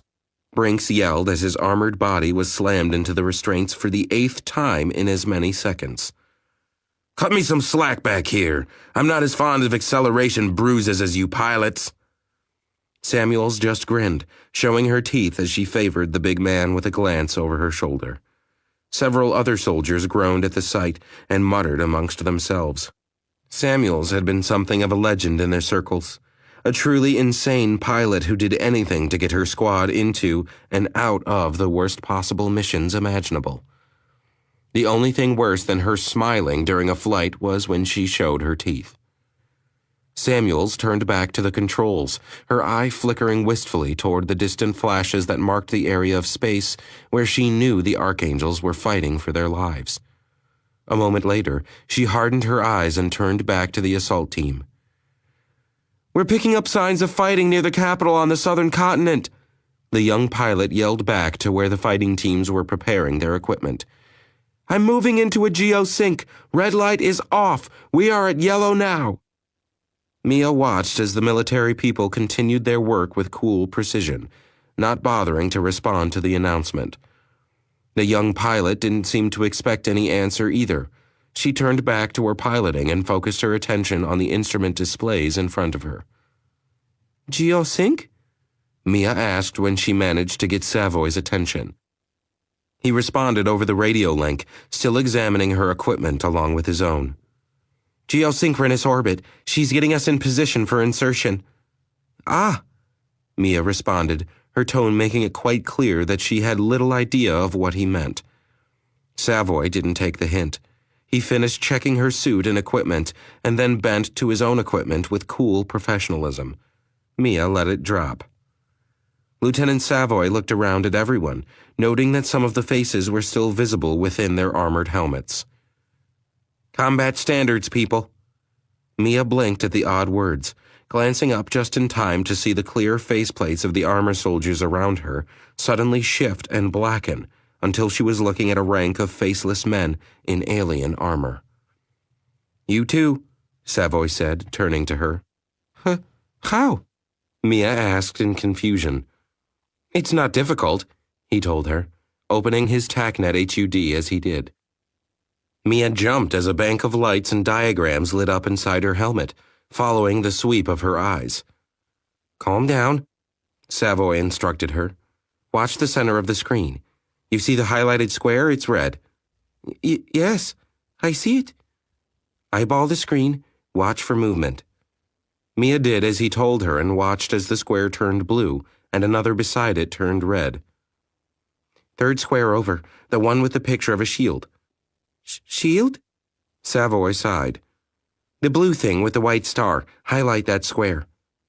Oh, okay, she said when she had done it. Say activate. Mia spoke hesitantly. Activate. To her, nothing seemed to change, except that the pictures grew smaller and lined the bottom of her screen. Similar to, though less sophisticated and versatile than, the camplate armor technology that protected the Odyssey and the Archangels, the personal armor used faceplates designed from a hardened transparent aluminum, originally created for the windscreens of military Hummer assault vehicles. Since then, the material had been improved several times with nanoscopic level upgrades, allowing it to change its molecular structure between a default clear mode and a laser-resistant opaque mode that required a constant power feed to maintain. The power trickle was minute, but its requirement kept soldiers from being totally blinded on the field if, for one reason or another, they found themselves without power. Green in 60, the pilot announced. Lockdown in 5. We've got enemy fighters inbound. Prepare for combat maneuvering. 5 seconds later, the hatch between the command deck and the troop section slid shut, sealing tightly. Mia jumped at the loud metallic clang that echoed even through her suit. Around her, the troops snapped to their feet, or as close to it as they could manage in 0G. Snap in, boyos, Savoy yelled over the common TAC frequency. I'm blowing the hatch. A soldier beside her grabbed a safety line from her belt and clipped her onto an overhead railing before doing the same to himself. Hold on, he said, not unkindly. Mia nodded inside her suit, not realizing that even if the soldier had stopped to wait for confirmation, he wouldn't have been able to see her movement inside her helmet. She wrapped her hands tightly around a rail that ran along the wall. Now what? She wondered to herself as Savoy tapped a code into a panel. Suddenly, the hatch blew, exposing the interior of the shuttle to the hard vacuum of space. Mia felt the tug of the explosive decompression, trying to pull her armored form into the depths of space. She tightened her grip even more. Are you people mad? She demanded, in shock. A group of chuckles floated back across the TAC channels. Mad? Nah, just crazy. We're worse, lady. We're Spec Ops. You know, I've been wondering the same thing ever since I signed up. Pretty smart chick to get us pegged so quick. All right, cut that out, Savoy ordered tersely. Playtime is now over. Savoy looped himself back toward where Mia was holding onto the wall, as if her life depended on it. You can relax now. Decompression is over and your suit's integrity is rated to several hours in hard vacuum. Mia glared at him from behind her mirrored visor, not realizing that he couldn't see it. Savoy chuckled, however. He had years of reading emotions through the way a soldier held herself in her suit. If you're pissed now, you're going to be ready to kill me when I tell you what comes next. Stefanos wheeled his fighter around in a 180-degree spin without killing his forward momentum, loosed a missile and 2 bursts from his cannon, and spun back. Behind him, the pursuing Drasen fighter stumbled directly into the Hellstorm barrage 33 seconds later, erupting into a ball of flame and expanding debris. Yeehaw! Brute yelled over the TACnet. Lovely shooting, boss man. Stefanos suppressed a smile, instead snapping an order into his mic. Cut the chit-chat, Brute, and watch your 6. Brute laughed over the net as he flipped his fighter in a graceful pirouette, his cannon blazing as he did. No problemo, boss man. These jokers react like computer drones. Stefanos had to admit that Brute had a point. The enemy fighters flew well, but predictably. We do this and they do that. They were either relying heavily on computer interfaces or discipline was extremely rigid among the enemy flyers. Either way, the Archangels had marked advantage over their flying foes in this fight. He set his features as he considered it. All right, Angels, here's what we're going to do. Chapter 20. No! Mia declared firmly. I will not! Major Brinks exchanged a snide look with Lieutenant Savoy. You're the one who wanted to come along planetside. This is the only way that's going to happen. This is insane! She tried reasoning with him, or so it seemed to her mind. Objectively, she sounded very much like she was panicking, but Savoy was polite enough not to say so. Savoy shrugged. Welcome to the military.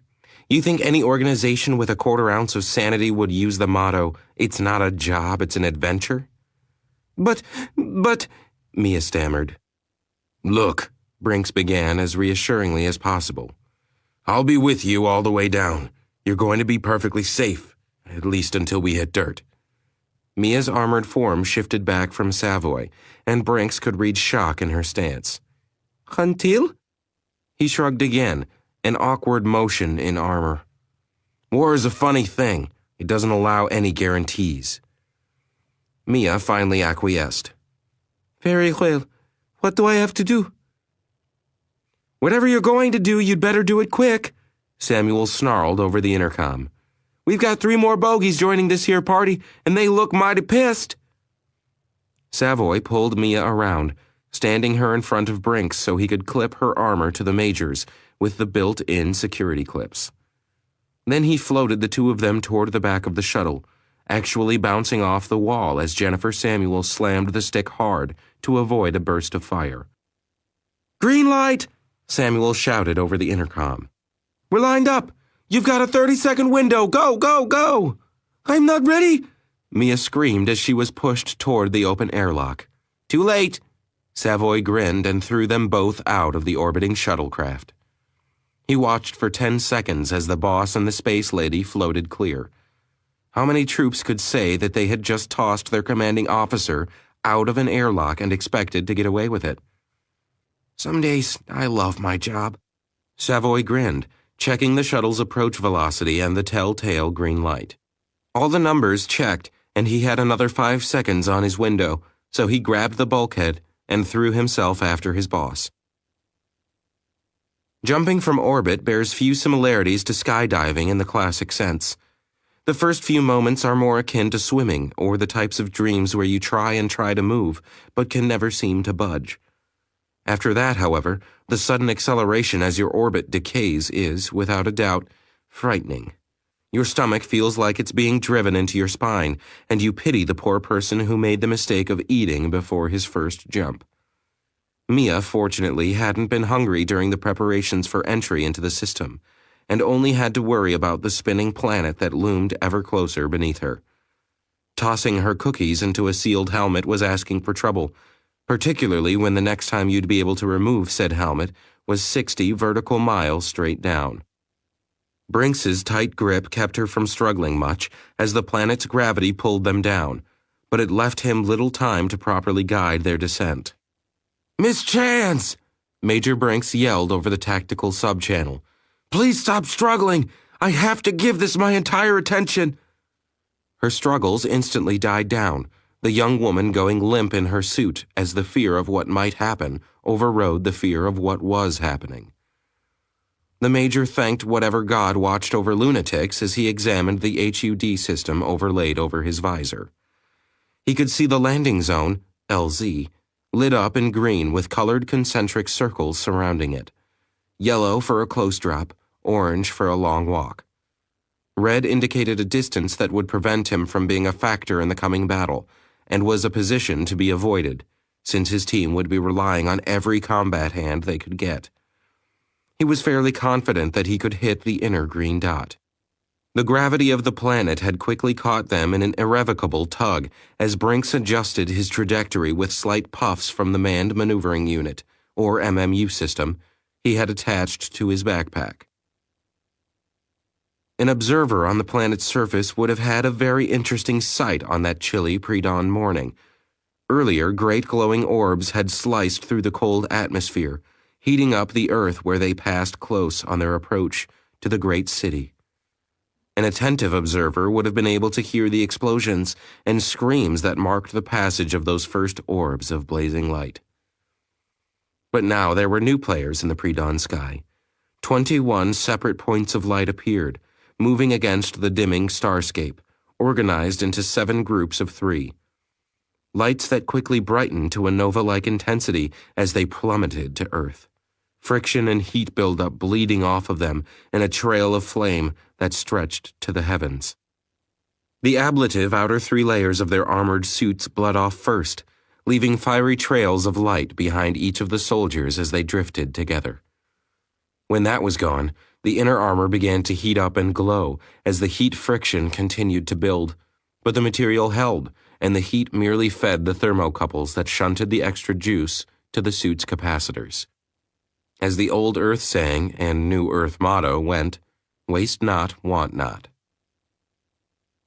In the Mons Systema Command and Control Center, the local activity had jumped up 100-fold as men and women rushed around, tracking the incoming objects and trying to rally support to their landing zones. There's a Drossen lander coming in over the city center. Satellite defense is ineffective. Admiral, the unidentified ship has launched a shuttle. Tanner spun in his chair, glaring at the last speaker. Where? Entering polar orbit now, sir, the bewildered tech said, looking up. 4 of the landers have been destroyed, along with their fighter complements. Congratulate the gunners. It wasn't us, the tech said, shaking his head.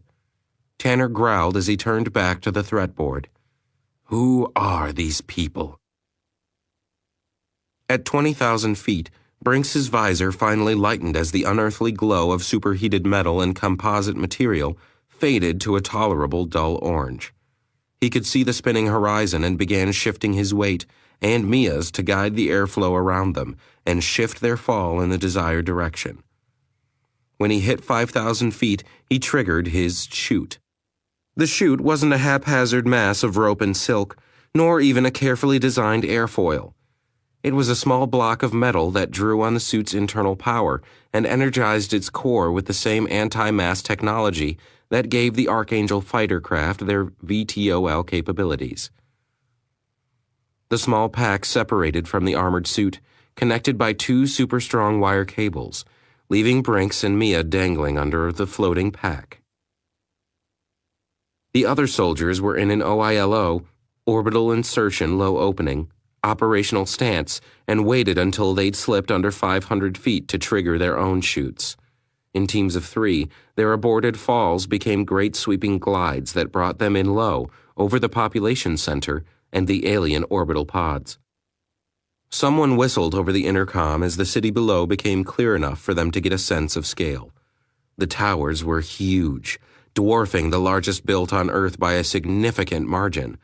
But it was the 3 pyramids around which the city was built that really shook them up. Each was the size of a small city on its own, straddling a series of bays and rivers that intertwined the skyscrapers. As they swept in, the computers in their suits kept updating the size estimates, finally settling on numbers that put the pyramids alone over 3 kilometers across at the base, with potentially millions of people living within. Amazing as it was, however, the Major knew that none of them had time to be gawkers. Teams, this is 1. Call by the numbers. Brinks ordered as he observed from his altitude. 1, 2, no contact. 1, 3, no contact. 1, 4, have a visual. Sector G10, firefight in a populated area. Civilians, hostiles. No local soldiers yet. Look like a couple cops, though. 4, 1. Brinks interrupted the soldiers. Cops? Affirm. 2 uniforms, cops or local militia. Resistance ineffective. 4, 1. Render assistance. 3, provide backup for 4. Affirm. Affirm. 5 through 7, continue reporting. 1, 5, minor contact. Looks like a pod had a rough landing. No motion. 1, 6, no contact. 1, 7, contact. Major battle at I-9 and J1. Require assistance. Teams 2 and 6, render assistance to 7. 5, approach with caution. Remain in contact. An echoing of affirm came back over the net as the soldiers moved to their tasks. Stefanos cursed into his mouthpiece as he jinked his fighter hard about, barely avoiding some type of compressed energy burst fired from the Drossen fighter dogging him. This bastard is better than the rest. Brute, give me a hand over here. Brute's voice came back over the TACnet almost instantly. Rightio, boss man. Inbound on your 9 high. Stefanos looked sharply to his left and spotted the twin burn of Brute's fighter as it angled around toward him. Roger, Brute. Rope-a-dope? You got it, boss man. Brute's voice came back. As the Drossen moved in for another burst at Stefanos, Brute blasted in from above with his guns blazing. The Drossen was fast and skipped to the left to avoid the shells. While his attention was diverted by Brute's attack, Stefanos flipped his plane around, killed his momentum with a long burn, and rocketed down the enemy fighter's throat. The Drossen was taken by surprise, angled his own thrust, and skipped just above the barrage of rounds that Stefanos sent his way. A second later, he was rocketing off at an angle from the fight and circling for another move. Damn! Stefanos cursed. Is it just me or does anyone else notice something different about that bastard?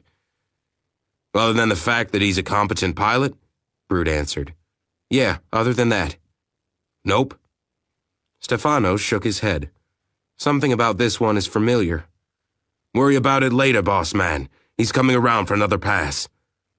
Stefanos checked, and sure enough, the fighter was coming in for another try. Peel out, Brute. I'm gonna bird dog him. Got it. As Brute's fighter peeled out of the area on full burn, Stefanos checked his displays and found what he was looking for. The Drossen was coming in tight on his 6 as he let out the throttle and showed the enemy a taste of what an Archangel was really capable of. Surrounded by towering buildings on all sides, Constable Tsari Reme depleted her small laser's charge into the thing that had just finished murdering no less than 3 of the people in her community. It wasn't a big community, actually, just a close-knit subsection of the capital. She had grown up here. Constable Tsari knew everyone here by their first names, and they all knew her. As the laser whined dry, she tried to swallow, but her mouth was too dry. Her throat worked continuously, without any real function, as the thing turned its gaze on her. Some movement to the creature's rear shook her attention, and her heart dropped. Oh, God, she thought in shock. There are more of them. 5 more of them, to be precise. And they all turned on Tsari and her junior partner, a young man named Nathan. Do you have a charge? She yelled. He shook his head wordlessly, his worthless laser held limply in his hand. She growled, though not really at him. It wasn't his fault. The local constabulary wasn't supposed to be faced with this sort of thing. Hell, most of the time they gave directions to lost people from Central Systema, and the rest was spent on domestic calls. A ship crashing into their little community and disgorging 6 lumbering beasts with a taste for carnage wasn't in the handbook. The things were huge, almost 4 times her height at the shoulders, and they moved with a purpose. Their purpose was destruction, and they were good at it. Tsari winced as another storefront was trashed by a casual backhanded swing from an armored fist. She wasn't sure what to do. But, by the Maker, this is my community and I'm going to do something. Nathan stared goggle-eyed as his normally sane and well-adjusted superior strode out into the middle of the street and pointed her empty weapon at the creatures. "I don't know who you are or what you are, but I want you out of my neighborhood." Corporal Sam Deacon shook his head as the computer relayed the translation to his ear.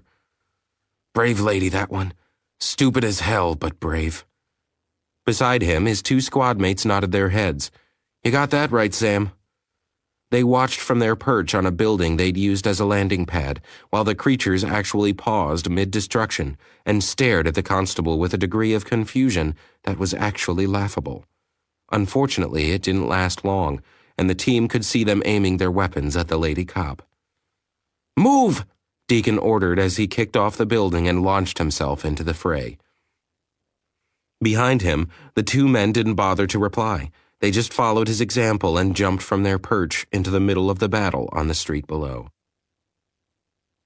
Sari entertained a brief fantasy that they were actually listening when the things looked at her, then each other. When they lifted their weapons toward her, she tried in vain to swallow and consigned her soul to the afterlife. She certainly didn't expect what happened next. A sudden impact, a few feet to her left, jerked her attention to the side, just in time to see a blur of motion rebound off the ground and fly into her. She cried out in shock and heard the aliens' weapons open fire at the same moment, charring the place she had been standing to a cinder. She hit the ground with a heavy weight pressing down on her. "Stay here, lady," the weight ordered as it got off her, slinging an odd-looking rifle from its shoulder and aiming it back down the street. "Who are you?" she asked. "Military. They must have arrived, finally." "No time." He triggered his weapon, causing her to flinch back in horror as it let out a whining roar and a flash of firelight. What kind of weapon is that? She couldn't place it. Certainly it wasn't on the police standard issue books, or even any of the military books that she knew of. Sari shook her head and tried to make sense of the strange figure in armor that was kneeling over her and firing an imposing weapon back at the things that had trashed her community. That last thought was enough for her. If this guy was shooting at those things, he was a friend. "Hey, you got a charge pack for a Melosan laser?" She saw the figure twist to look at her and swore it looked somehow confused. "Sorry, lady, got nothing like that." She let out a curse under her breath, an atrocious habit, but one she'd picked up a long time ago and had never been able to break. To her surprise, the armor turned around to look at her again, and when it spoke, the voice was laughing. "Here." It handed her a small hand weapon that was over 4 times the weight of her laser. "There's no safety. Point and pull the small lever." Deacon grinned under his helmet. He'd been hanging around these people for days on the Odyssey, and they never cursed. It irritated him to no end how reasonable they always seemed to be. Nobody was that calm. Nobody. So when the translator actually whispered a few choice invectives in his ear, he did something that he never thought he'd do. He handed her his sidearm. Then he returned his full focus to the creatures. The Drossen ship had landed in what looked to be a peaceful suburb. They were ugly, that much was certain. Their armored forms were covered in something slick and slimy that gave the gigantic things a decidedly sinister air.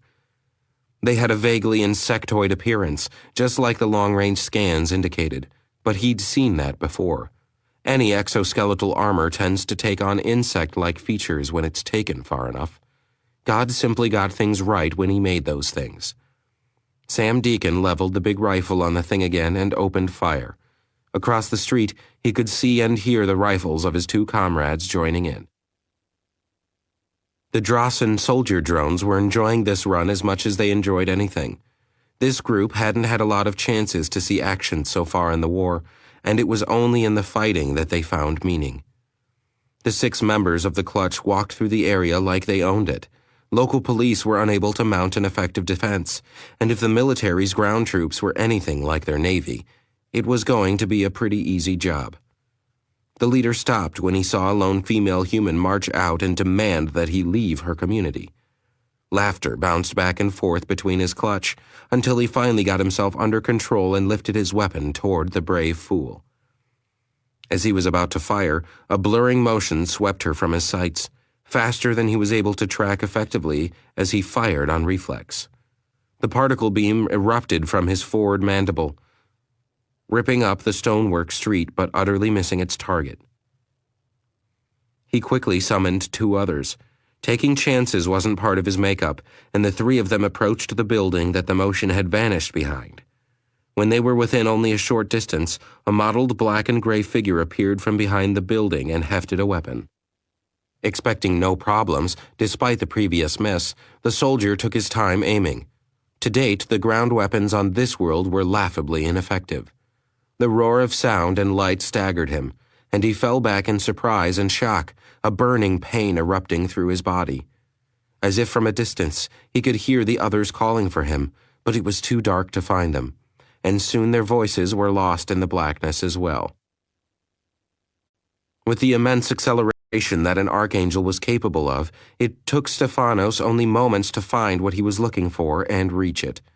He was mildly surprised when he realized that the Drossen was still on his tail, but berated himself for assuming that he'd lose them that easily.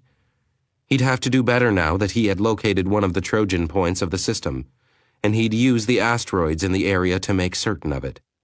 It was difficult to remember that the technological edge he was used to having in previous conflict wasn't certain out there.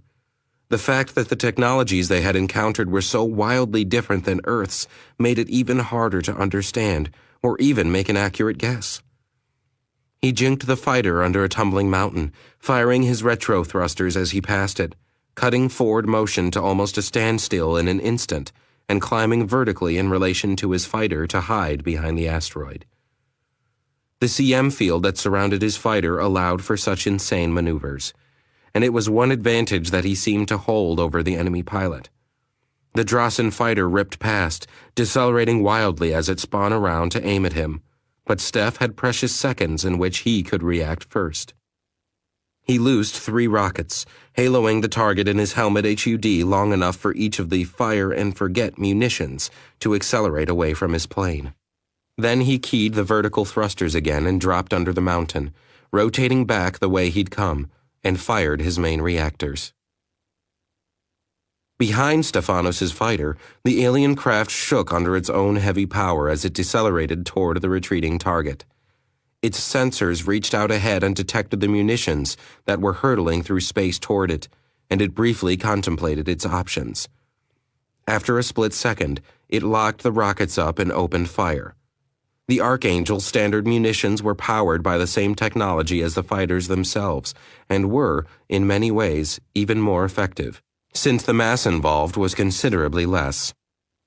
As the rocket left the CM field that surrounded the fighter, it lurched into what could be described as real space, its acceleration limited enormously by the laws of physics as they applied to normal dimensional space. It took only tenths of a second for the rocket's own CM fields to power up, reducing the appreciable mass of the munitions to a number that infinitely approached 0. When that happened, it accelerated on its predetermined course like a laser beam. In those tenths of a second, however, the alien fighter had already fired its lasers and destroyed the 3 weapons, leaving nothing but a cone of rapidly dispersing fragments in their place. "Damn!" Stefanos swore as his munitions blinked off the HUD, well short of their target. "This guy's no joke."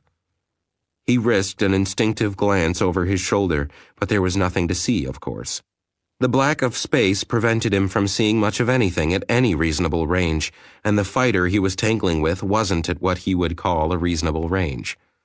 Turning his focus back to the HUD, Steph checked the range and noted that the Drossen was once more closing the gap and coming up on his 6, hard. Steph snarled, hitting his retro rockets and flipping the Archangel end for end. 2 missiles left, he thought, checking the munitions stores from the corner of his eye as he armed the remaining Havoc missiles and haloed the incoming fighter. Whatever else this guy was, Stefanos had to grant him a certain grudging respect. The enemy flyer was a real pilot, unlike most of the drones they were dealing with. Stefanos blinked, a thought coming up to him from the past. It clicked in, and the light came on. "Drones," he said suddenly into an open comm channel. "Pardon me, boss?" Racer asked a moment later as the time lag kicked in. They're drones. Just freaking drones, he snapped. There's only one real pilot out here. He's directing the rest. Another pause as the time lag filtered through.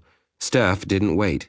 He armed his seeker countermeasures as the countdown clock ticked down on his meeting with the only Drossen flyer he'd yet seen that was worth his time as a pilot.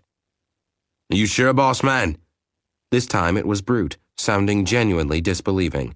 Steph didn't blame him. No one used drones for combat duty. It was stupid, it was wasteful, and it gave the enemy a decided advantage. The U.S. Air Force, back when it still existed as a discrete military organization, had a plan once upon a time. They used some old airframes from the venerable F-16 platform, rebuilt them with the latest in technology, gave them combat programs, and placed a wing of them under the command of a single pilot. The result was a clusterfuck of near-epic proportions. While marginally successful in simulations, the real-world effect of the birds was decidedly poor.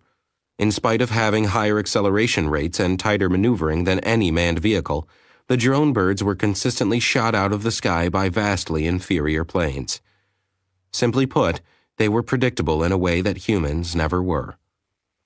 Just like the fighters Stefanos was looking at now, all except one of them, that is. Yeah, Steph said dryly as he keyed up all his countermeasures and programmed a macro with a few flicks of his eyelids and motions of his fingers. I'm sure. Angel lead, he almost whispered as the Drossen fighter closed to within extreme targeting range. Fox 2. Stefanos' fingers snapped the firing stud shut, and the recessed missile rack dropped its final 2 birds from the limited space within the Archangel fighter, and his last 2 Havoc missiles screamed silently away.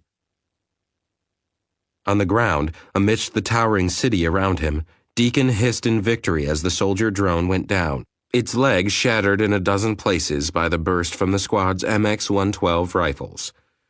They didn't pause to evaluate it. Corporal Deacon merely took a step forward and put another burst into the drone's center mass, while the other 2 fired as they moved, targeting the other enemy units.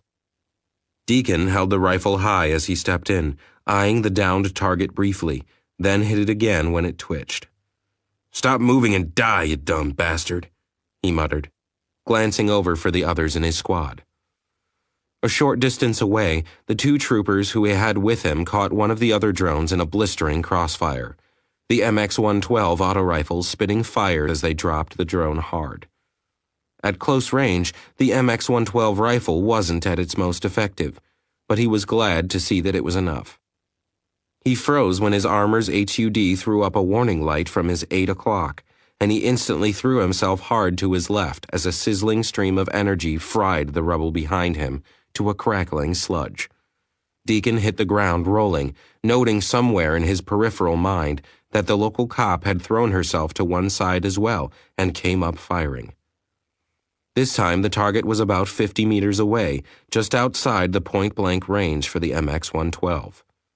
The magnetic accelerator spit out the first of a 10-round burst, its muzzle velocity over 3,000 meters per second. The round cracked the sound barrier instantly, punctuating the whine of the rifle with a snap of a sonic boom, and crossed the 50-meter gap on momentum alone. Then, just before slamming into its target, the round ignited a second-stage booster and began to accelerate again. The overall effect at 50 meters wasn't much more effective than a ballistic round, but the ignited mini-rocket slammed into the drone with enough force to shatter its armor and penetrate through to its interior before the onboard explosives detonated. The remaining 10 rounds struck less than a second later. As the drone dropped, a hissing and smoking fluid pouring out of its cracked shell, Deacon straightened up, slowly turning with his rifle ready as he surveyed the immediate area. Area clear. We lost track of the groups when they slipped into the city proper, sir. In the darkened room of the command center, Admiral Tanner turned on his heel, his eyes glancing up to the threat board as he addressed the technician. Trajectories? Analyzed. The technician handed him a crystal data plaque. The Admiral glowered down at the information, noting that the landing locations for the Drossen matched up with the projected approach of the group that had fallen from the unidentified ship's shuttle. Fine. Get me an observer on the ground in each of the reported hotspots, Tanner growled, slapping the plaque back into the tech's chest. I want a pair of eyes on the enemy and 5 pairs on the objects that dropped from the unidentified shuttle. Yes, sir. Teams 2, 6, and 7 stood perched on the top of one of the scrapers of the immense population center and looked down at the scene below them. It was awesome, in a bizarre sort of way. The Drossen drones had landed on the rooftops and found that they had more than enough space to set up operations where they were. This made sense, given that each rooftop was larger than a football field. So they'd actually appropriated 3 of the huge sprawling buildings, and much to the annoyance or downright fear of the local military, they'd apparently decided to get ready and work their way down through the buildings. The resulting firefight sprawled across the 3 buildings and through the intervening spaces, while what the Terran teams took to be military vehicles engaged the drones as they hopped from place to place with apparent impunity. The flashes of laser light and the odd sizzling sound of the invaders' energy weapons were easily seen and heard by the 9 members of the NACS Odyssey Special Operations teams. Lieutenant Sean Beaumont looked down at the scene from where he was kneeling by the edge of the rooftop. The combined computer network had tallied all the tangos, and the numbers weren't looking good. I read at least 50 of them, Corporal Givens said from behind him. Sean didn't bother to remind the corporal that they had a shared data network, and whatever the corporal saw was what they all saw. It wouldn't change the numbers, nor would it make the defenders' actions any more effective. Whatever the drones were packing in the way of armor, it was clearly effective against laser weapons. Sean looked away from the battle zone, looking around the garden of skyscrapers. Finally, he tagged 3 buildings with his HUD, knowing that the tags would be transferred to the others. Rogers, you and Givens take the building to our right. Establish a presence and prepare to snipe at the enemy. Adams, Benoit the middle. Jenkins, Carter, take the left, Beaumont said. Sams and Curtis, you're with me. A quick chorus of acknowledgement was heard, and Sean nodded once. Move out. The 6 men he'd assigned to sniper duty nodded once, then turned and took a running leap from the building, their assisted muscles driving them straight up over 40 meters and out into the dizzying heights with deceptive ease. Gunnery Sergeant Rogers and Corporal Givens landed easily on their assigned rooftop, legs flexing as the nanofibers in their armor absorbed the impact of the 300-meter pack-assisted jump, and hastily got to work. Rogers was a Marine Force recon sniper specialist from way back and had been a career soldier all his adult life. He dropped to one knee as Givens lay out prone near the edge of the roof. His rifle was the long variant of the MX-112, given to all the branches of the NAC military and its allies, and he'd spent many long hours learning every nuance of his particular rifle. He casually flipped down the bipod and then flipped up the 2 reticule lenses of the rifle's integrated long-range sight.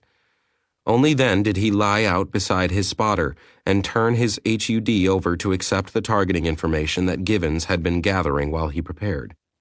What have we got? 3 tangos pinning down survivors from a crash. Looks like some military, but they aren't doing all that well against the tangos, Sarge, Givens said, lighting up the HUD icons. Rogers grunted, noting the display and checking the scene. Looks like they got 1, he said, noting a downed tango. Sure did, Sarge, but I think they hit it when they crashed the whatever the hell that thing is, Givens replied. Probably, Rogers grunted, lining up his first target. The tango he'd chosen was making a real ass of itself, chewing through the cover that the survivors had fled to. In short order, it would probably open up the path. Then those people would die. Maybe in your next life, asshole, Rogers thought to himself as the reticule in his sights flashed red and he squeezed the trigger with the same cool, calm deliberation as he used on the range. The long rifle bucked once against his shoulder, and it spat its heavy round out with the combined whine of its electronics and crack of the sonic boom. The round left the barrel at 3,000 meters per second, tearing through the atmosphere like the proverbial bat out of hell.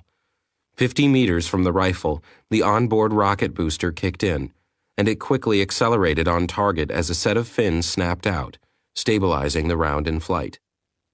It roared into the Drasen drone at over 20,000 meters per second and still accelerating, the kinetic impact holing the hard shell of the drone just before its payload went off. The Drasen stopped mid-motion, staggered to one side, and collapsed. But by then, Rogers had already picked his next target and fired. Sean Bermont glanced back at the two soldiers he'd selected for his team.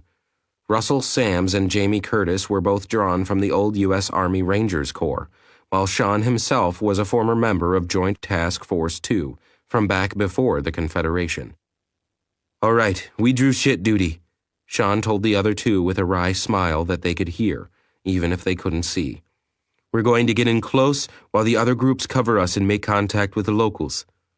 "What for?" Jamie asked, sounding disgusted. "It doesn't look like they're doing much good for themselves." "That's what for," Sean snapped. "We're going to pull them out if we have to.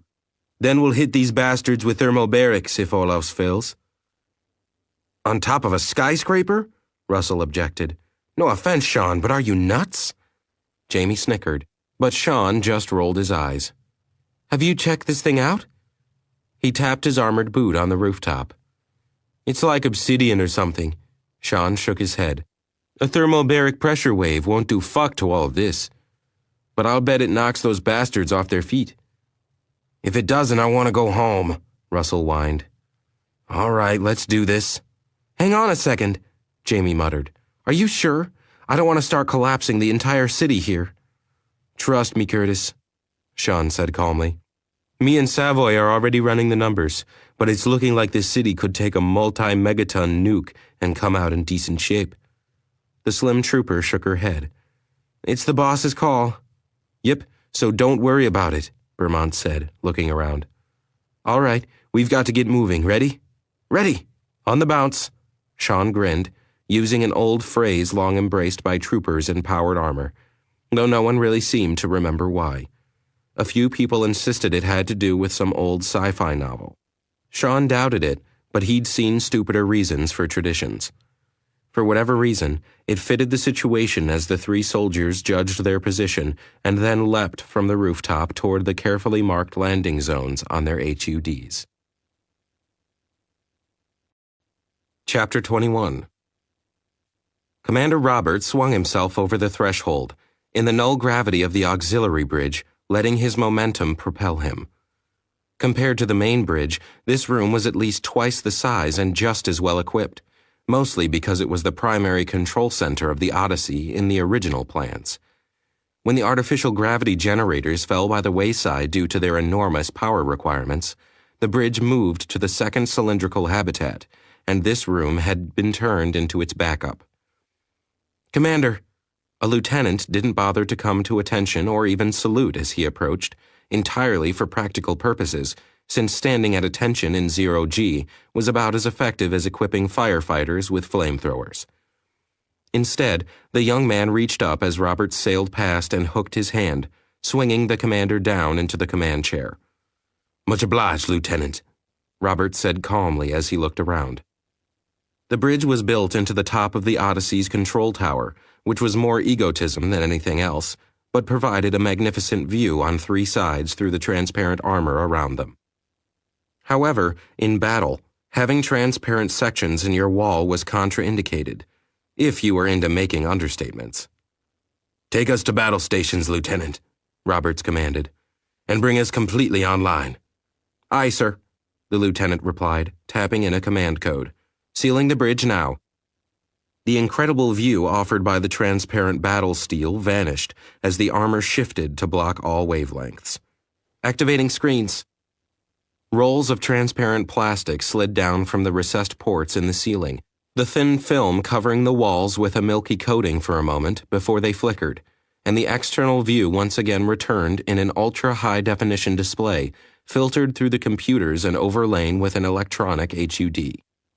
Roberts finished clipping in his restraints just as the ship rumbled, the screens lighting up with the red-on-red of a direct fire warning. "Status!" The main bridge of the Odyssey shuddered and rolled as the crew gripped tightly to their seats and consoles. "Damage reports coming in!" Ensign Lamont yelled over the screeching of tearing metal that could be heard right through to their teeth. Weston grabbed for the console and slid it over as he punched up the damage control code, bringing the reports up on his own screens. Not good. We're venting atmosphere from the forward weapons stations. He ground his teeth. Get damage control crews down there. Aye, Captain, Lamont said, her hands already keying into the emergency channel as she spoke quickly and calmly over the emergency frequencies. Incoming, Waters yelled. Take us up, all power to vertical thrusters, Weston ordered, leaning forward in the command chair. Pitch us forward.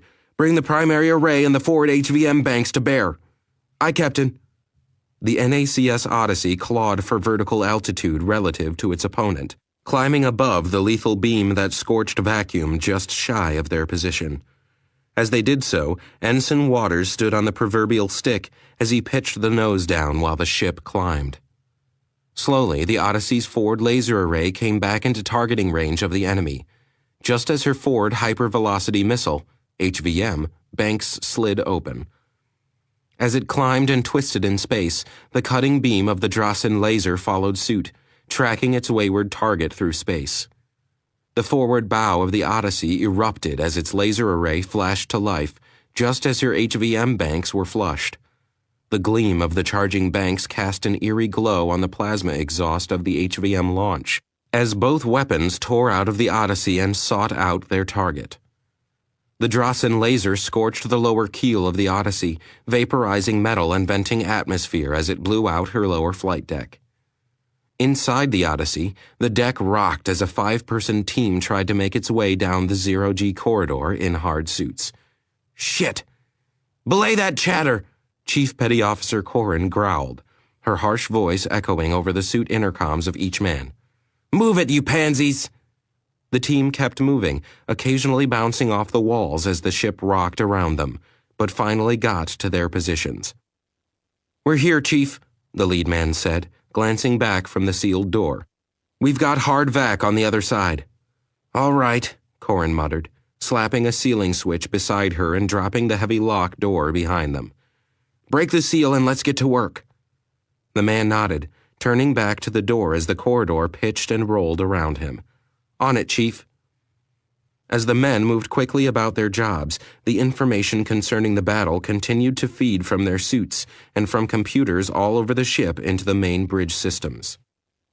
Once there, the entire networked computing grid of the NACS Odyssey was sliced into bite-sized pieces, prioritized according to importance through a specialized computer algorithm, and then fed straight to the screens of Ensign Susan Lamont. We're bleeding air from the flight deck, Lamont snapped over her shoulder, her fingers already cutting off the deck from the rest of the ship as she called up a list of the personnel still on the lower decks. Send rescue teams, Weston barked. Daniels, did we hit anything? The Drossen cruiser pitched upward as it tracked its quarry, trying to keep a solid beam on the human ship as the vessel performed the most unexpected actions. As it reconnected the beam to its target, the controller had a moment of satisfaction before warning alarms went off through all its systems. That moment was its last. Hypervelocity missiles could accelerate to nearly 0.8 C in the few seconds they took to cross their normal effective range. The ones that launched from the Odyssey were targeted at an enemy ship within half that radius. Even so, they managed to accelerate to 0.63 C before impacting on the Drossen cruiser, delivering their kinetic payload on target less than 4 seconds after they had launched. By that time, the ship was already bubbling under the hellish heat of the Odyssey's primary laser array. We got him, Daniels yelled, throwing his arms up as the cruiser vanished from his screens. The bridge erupted into cheers, but Captain Weston didn't join in. Lamont, damage control?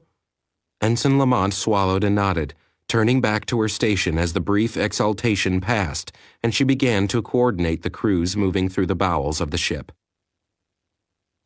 They did it, Admiral. Admiral Tanner nodded dumbly as the central computer painted the death of the Drossen cruiser on the threat board in brilliant detail. Whomever that ship belonged to, it was a formidable force in and of itself.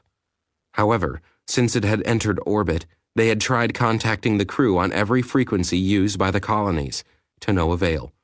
It either wasn't answering or it didn't hear them. In either case, it wasn't exactly comforting. Tanner had no quarrel with the captain of the vessel. Certainly, he had nothing but respect for the man's abilities, as well as those of the people under his command. However, neither did he have any liking for an unidentified ship holding high orbit over his world, especially not one that was capable of defeating a Drossen cruiser in a close-range exchange. Unfortunately, he found himself in a situation where he had little control and less choice over such things, for the moment. Tanner looked at the threat board for a moment and ducked his head to look at a different display. Soon. Very soon. A body floated past the crewman as he pulled open the hatch to the forward laser control room, limbs floating freely as the iced eyes stared sightlessly. "Oh, fuck!" The crewman fell back, gagging in his helmet as he tried to keep from vomiting, more from the shock than anything else. This time, Chief Petty Officer Corrin didn't say anything to reprimand him. She just moved forward and dragged the body out of the way. "This is why pressure suits are required during alerts," she growled over the TACnet, turning the body over and shoving it unceremoniously into another room. "And they don't do you any fucking good if you don't seal the helmet. Now find that fucking breach." The men nodded, swimming forward, eyeing the debris path. Anything that hadn't been locked down had been torn up by the decompression, throwing papers and smaller items through the rushing air and right to the source of the breach. Of course, as it turned out, it wouldn't have been all that hard to find anyway. Crewman Jassink slid over to the 4-foot hole burned through the hull, passing his safety line back to his closest companion, then slid out into the black. He looked up along the front of the heavily armored bow of the Odyssey, then twisted and looked back down. "Well, Chief?" His voice came dryly back over the intercom. "I don't think that we're going to be able to slap a quick patch on this and call it a day." Corrin snorted and waved to the other two. "Bring up the torch and start patching that up temporarily. I'll tell DC the bad news." The Havoc missiles had just dropped from the internal pylons when Stefanos launched every countermeasure in his fighter's stock. Flares, dazzlers, EM screamers, and old-fashioned chaff erupted out from the fighter as the two missiles were briefly vulnerable to interception. This confused the Drossen sensors for a split second as the Havoc CM fields firmed up and their rocket motors kicked into full burn. Both missiles slammed into the fighter 2.5 seconds later, hitting like the hammer of God. As the fighter vanished in a cloud of expanding debris, Stefanos pivoted his fighter in place and slammed the throttle forward as he sought out the next furball. He was halfway there when his theory was proven beyond the shadow of a doubt. Two previously competent, though predictable pilots slammed into each other in the middle of a tight maneuver, their communication obviously cut by the loss of the flight leader. In a few moments, the remaining fighters were mopped up by the superior flying of the Archangels. "Good call, boss man," Brute called over the TACnet as Stefanos slid into position between him and Racer. "Thanks, Brute," Steph said, checking his HUD. "Where's the big boy?" Across the few meters that separated them, Stefanos could see Brute nod his head in the distance. "Look like he wants to play with the cap, boss man." "Damn it," Steph snarled. "Roll call." "Archangel Squadron reports that the enemy cruiser has slipped past them, Captain," Waters said grimly. "Commander Michaels intends to intercept." "Belay that," Weston told him, looking at the course projections. "Tell him to take a least time return course. The Archangels can get here an hour ahead of them. We'll meet him together." "Aye, sir," Waters replied, keying into the channel. "Sir?" Lamont turned. "We don't have the lower flight deck at the moment, sir. Rescue crews are still pulling survivors out of there, and there's an 18-meter slash right up the trap." Weston grimaced. "The upper deck?" "Clear, sir, but it's meant for the SAR shuttles and—" "I know what it's meant for, Ensign," he barked, turning back to Waters. "Tell the Angels that they'll have to come in softly. We don't have any traps for them." "Aye, Captain." "And tell Samuels to get her ass out there to pick up any survivors of the engagement," he said, pulling his console close again as he started tallying up what they'd lost against what the last ship in the system still had. Aye, Captain. Major Brinks and Ethan Shans touched down on the roof of the tallest skyscraper the Major could find, and he immediately cut the lines and let his chute float up and away on its own. His HUD and suit computer collated the feeds from all the free chutes, using them much like the carnivore drones to provide real-time intel from the local hotspots. Unlike the carnivore drones, though, the chutes were neither particularly stealthy, nor were they nearly as good at gathering the intel as the drones. But they were what he had, and he had a lot of them. If you can get a hold of anyone in charge, Brinks told Mia as he crouched by the lip of the roof and looked down over the battle scene about a kilometer away. Do it now. With that, he turned his focus on the fight below. Lieutenant Sean Beaumont and his team landed, on the bounce, right in the middle of a firefight between 3 humans and 1 of the drones. The drone twitched in their direction, causing the 3 to scatter as its weapon drew a line of fire in the obsidian roof of the building, their own guns firing in return. Beaumont rolled under the cover that the locals were using and glanced in their direction as they stared back. For a people under attack, they weren't exactly as jumpy as he'd have expected. Though, frankly, they reminded him more of civilians than the military that he'd assumed they were from their weapons and uniforms. Stay down, he ordered them, hoping that the translator wouldn't give him any problems. Then he popped up with the MX-112 leveled at the drone. The Drossen drone was firing at Curtis as the former ranger dove across the roof, the beam scorching her side. She fell and rolled to a stop some distance away as Russell and Beaumont both opened fire. They moved forward, weapons blazing as they did, and walked the fire right into the single drone in their sights with short bursts that ripped its carapace apart. As it tumbled, Beaumont waved Russell to Curtis's side, then turned back to the locals. Corporal Sams, formerly of the U.S. Army Rangers, crossed the distance between himself and his wounded teammate in a fraction of a second, sliding along the smoothly fused surface of the rooftop as he dropped to his knees beside the tough lady who had taken enemy fire. Jamie, he muttered. Come on, girl, you okay? When there wasn't a response, he flicked his HUD over to the tactical menu and then called up her medical stats.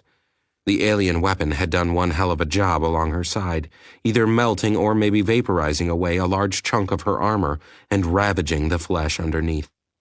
Russell had to rely on what her armor sensors were telling him, though, because the military armor had automatically sprayed hardening foam over the breach to plug the gap and apply a coagulant to the wound. Her heart was still beating, which was a relief, but she wasn't responding. Got a problem, LT, he muttered as he linked into her suit pharmacy. Curtis is out like a light. Heartbeat is strong. You want me to wake her? Lieutenant Beaumont frowned, glancing over his shoulder for a brief moment. Negative. Leave her as is for now. Recon and secure the area. I want to talk to the locals first. Then we'll see what to do about Jamie. Whatever you say, LT. Russell nodded, rising to his feet, more than a little relieved. Her injury wasn't going to be pleasant, and waking her from it was going to hurt the tough lady. A lot. The suit wouldn't dispense painkillers or tranquilizers without either her or a corpsman's authorization either, so she was going to be in a lot of pain until she woke up enough to order a couple aspirin. He hefted his rifle and glanced around, deciding on a rectangular block that looked like it was probably an access door to the skyscraper.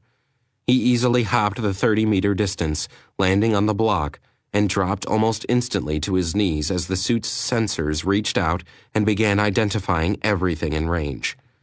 Behind him, Beaumont had turned back to the trio of local soldiers who had been pinned down by the drone. You guys understand me? He asked, eyeing them carefully. They should, from what he'd been told. The commander had told them all in the pre-mission brief that this was the Space Lady's homeworld, and her dialect should be the best handled of the translation programs they had so far, though his suit memory also held an extensive library from the refugees as well. One of the locals, a woman with a statuesque build and very hard eyes, nodded, her weapon not quite aimed in his direction.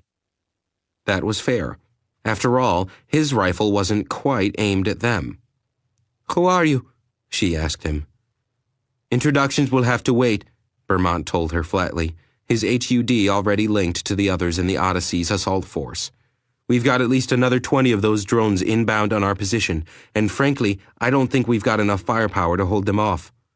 She and her 2 male companions looked around in nervous fear, but Vermont just shrugged and held up a hand. They're not here yet, he told her, knowing that the drones were currently distracted by sniper fire from all sides. With luck, they might have time to check out the corpse of the one that he and Russell had taken down. What I need you to do is pack up your shit, gear.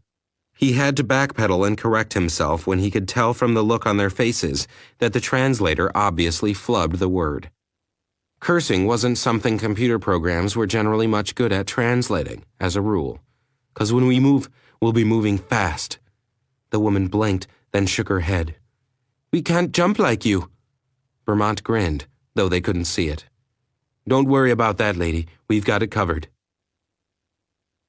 Mia Shans tore open the roof access panel by accident, completely misjudging the strength granted her by the armor, and tossed the panel away while blushing under her mirrored visor. She shook it off while moving down into the building. The suit she wore was well equipped for communications, but had nothing in its vast repertoire of comm channels, transceivers, amplifiers, and beam comms that would be picked up by the local defense forces.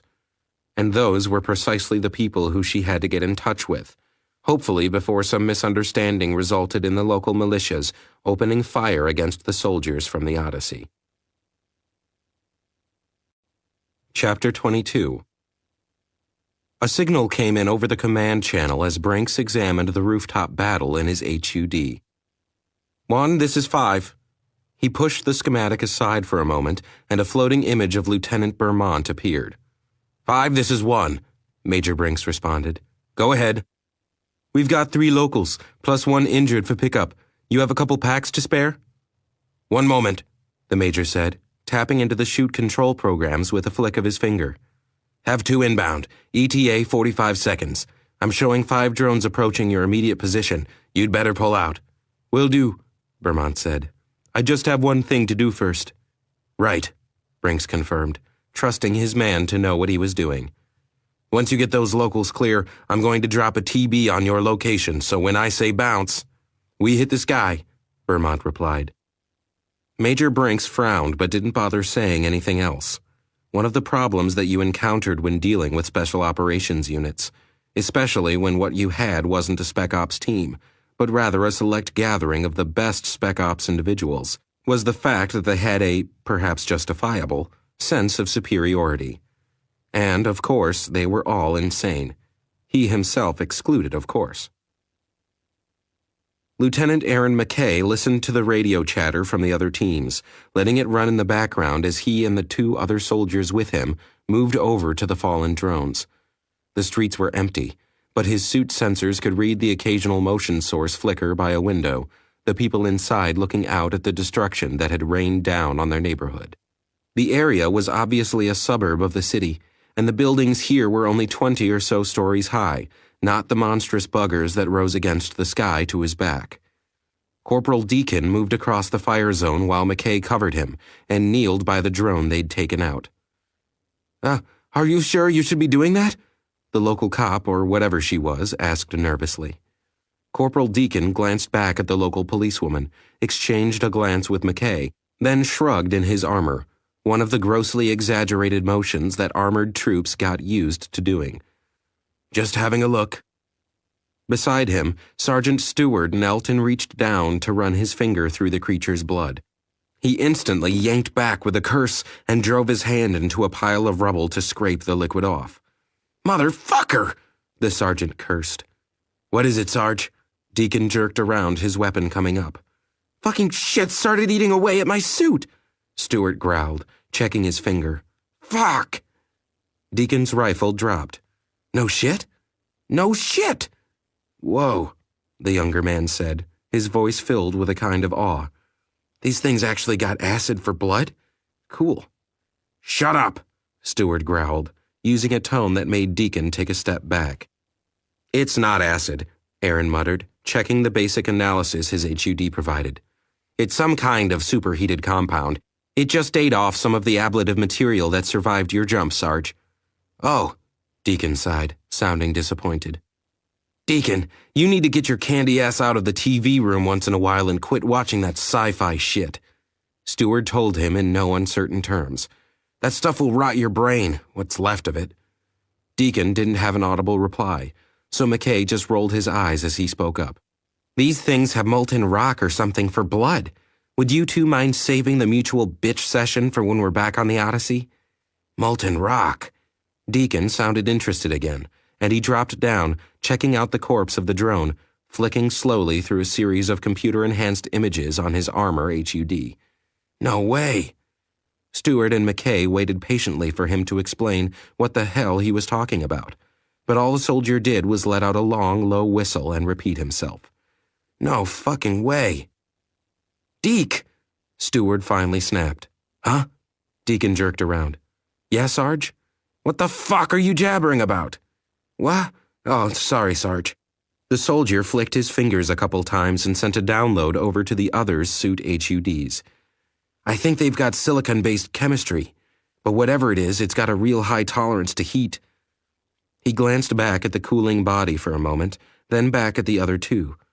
Nasty little things for sure, but it might be good news for us. How? Stewart asked in a clipped tone. Well, that thing there, he gestured to the dead drone, has a current body temp that's over 180. I'm guessing that the living ones are hotter. So we can use the IR sensors in our suits to spot them easier, all right? Stewart nodded. All right, now that is what I like to hear, kid. More than that, McKay added, thinking furiously. Our bullets can track heat. If these things are that much hotter than humans, we can activate the thermal guidance chips without worrying about hitting locals. Bingo, LT. Deacon grinned under his darkened face shield. Standing on overwatch atop one of the tallest buildings, Brinks acknowledged the communication he'd just received. I hear you, Major Brinks said as he mulled over the information. Hold back on the IR until I get back to you. Confirmed, McKay replied. Brinks frowned as he pondered the thought while quickly browsing the suit network, until he found the person he was looking for. Lieutenant. Sir? Savoy's response was instantaneous, the whining crack of gunfire in the background. Got a problem for you. That's what we tech geeks like to hear, Major. Savoy smirked. What's up? These things are running a body temp over 180, Brinks started to explain. The thought that Corporal Deacon had was, crank up the sensitivity in the rifles, Savoy interrupted, grimacing. Shit. What? Nothing, sir. Savoy shook his head, jostling the image. I just should have thought of it first. Give me 2 minutes. Brinks signed off, leaving Savoy on the other side to mutter a mild curse for having missed something so obvious. He frowned, locating the team with the closest Drassen drones. Vermont, I need you to do something for me before you move out, he said a moment later. Sean Vermont paused in his handling of the chute, cocking his head as Savoy told him what he needed. Got you, Sav, he said after a moment, then switched his tactical frequency to the squad level. Russell, we need an IR scan of one of those things while they're still kicking.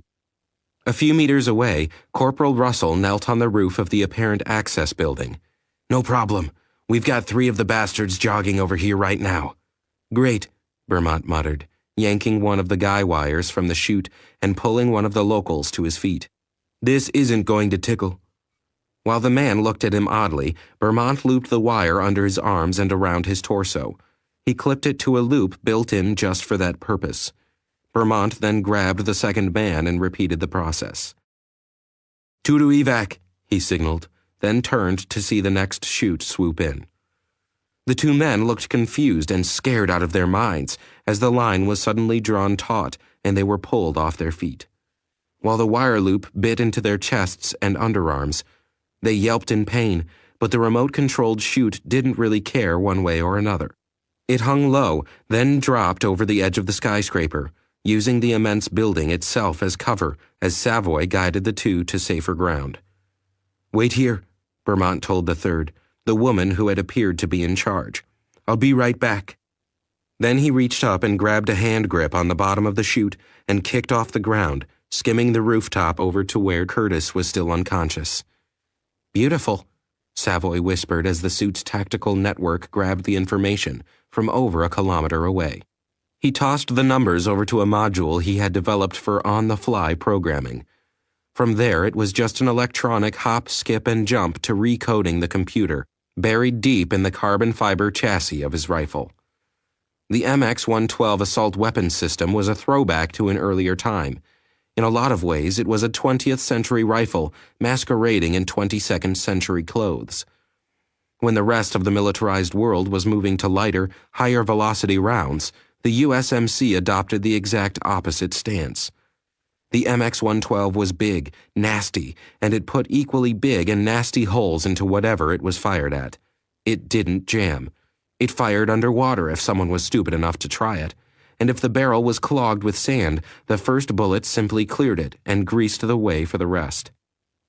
Put simply, the Marines of the day were in love, from grunts to officers and beyond. Despite this, however, the design mostly languished in obscurity until the outbreak of the war, since SWAT and anti-terrorist units had no use for a weapon that was going to perforate the target and then go on to do the same to any 5 others hiding behind it. When the Chinese attacked Japan at the start of the Bloc War, however, the Bloc soldiers were understandably perturbed to find that their opponents on the beaches carried rifles that were able to perforate light to medium armored vehicles and still retain enough energy to kill the soldiers inside. The fires of the war burned away a lot of lesser weapons, but the MX-112 emerged with a legendary reputation. A legend that had continued to grow over the decades as the rifle underwent revisions and evolutionary changes, until the latest product found its way into the hands of one Lieutenant Savoy, NACS Odyssey, on an alien world over 100 light-years from where the rifle was born. Savoy flipped open a programming window in his HUD, keeping one eye on his threat indicator while calling up the onboard computer built into the rifle. The electronics were entirely optional on the weapon, but when they were in use, they offered several degrees of sophistication over any mere conventional weapon. One of those degrees was what concerned Savoy at this moment in time. He tapped into the software that controlled the rudimentary seeker systems on the heavy-caliber bullets, and tapped a single digit into them. In about 33 seconds of programming, most of that time used just to find the appropriate line of code in the first place, he had altered the thermosensor sensitivity from 96 degrees Celsius to a toasty 196 degrees. Then he smiled and squirted the program change to every man in his unit. Savoy to all teams, apply incoming program change and switch weapons to thermal guidance. Mia Shans, Ethan of the Colonial Fleet, found she was forced to pry open the lift doors within the immense construction's transport tubes.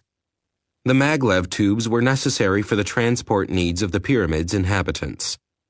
Mia knew from personal experience that a great many people within the immense habitats never left them and never wanted to. Each one was a city in its own right, and they were merely grouped this close together because of convenience. She made her way through the tube, still moving a little awkwardly in the armor, looking out for a debarkation point. She knew that, at this level in the pyramid, the local population would be sparse in spite of the marginally less room available at the apex of the huge tubular design.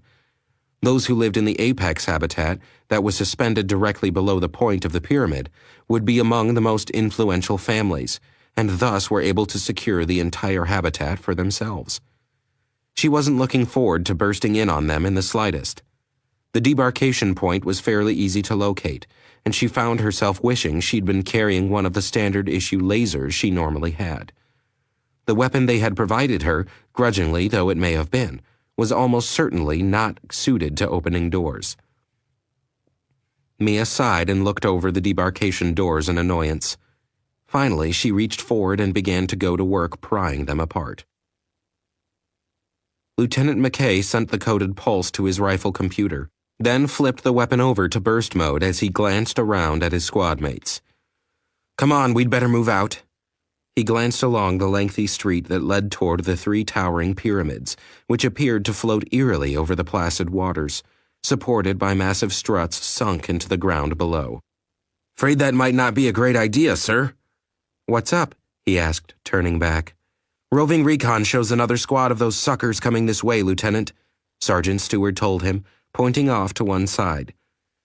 Not sure what the hell is going on with them, but the chutes are having trouble locking them down. Hey, no sweat. Deacon grinned under his helmet. We took those bozos easy. We've got the guns and we've got the mobility. A screeching, hissing sound jerked all their heads straight up, just in time to see 3 of the Drossen drones clear one of the smaller buildings with a bound and come crashing down to street level. You were saying, Corporal? Sergeant Stewart growled as the 3 of them scattered, grabbing the local cop as they ran just ahead of the sizzling blast from the enemy weapons. Sorry about this, Jamie, Vermont muttered as he hooked the wounded soldier's arm and unceremoniously flipped her over. Normally, he'd be worried about aggravating her injuries, but in this case, 2 things kept that from being a primary concern.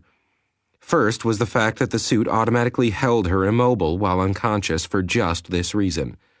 Second was the fact that he could hear the rapid crack of the scramjet rounds fired from Russell's MX-112 as they went supersonic, which meant that they were about to have company.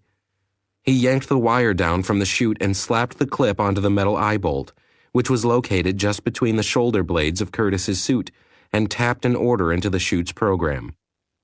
The CM-powered device lifted off the building, drawing him and Curtis up with it, then smoothly glided back to where the sole remaining local militia woman was still taking cover. All righty, Vermont said to her. It's your turn now. Who are you people? She finally ventured, surprising Vermont. We're here to help, he told her. Now come on, arms up. She obeyed, her right fist still locked tightly around the handle of her weapon. Vermont clipped the line, then paused and glanced at the rifle-style weapon. Hey, what does that thing fire? What? He tapped the weapon. This, what does it shoot? She looked at it and shrugged. It is a laser. Laser, huh? He plucked it out of her hand despite her attempt to hang on to it. Hey!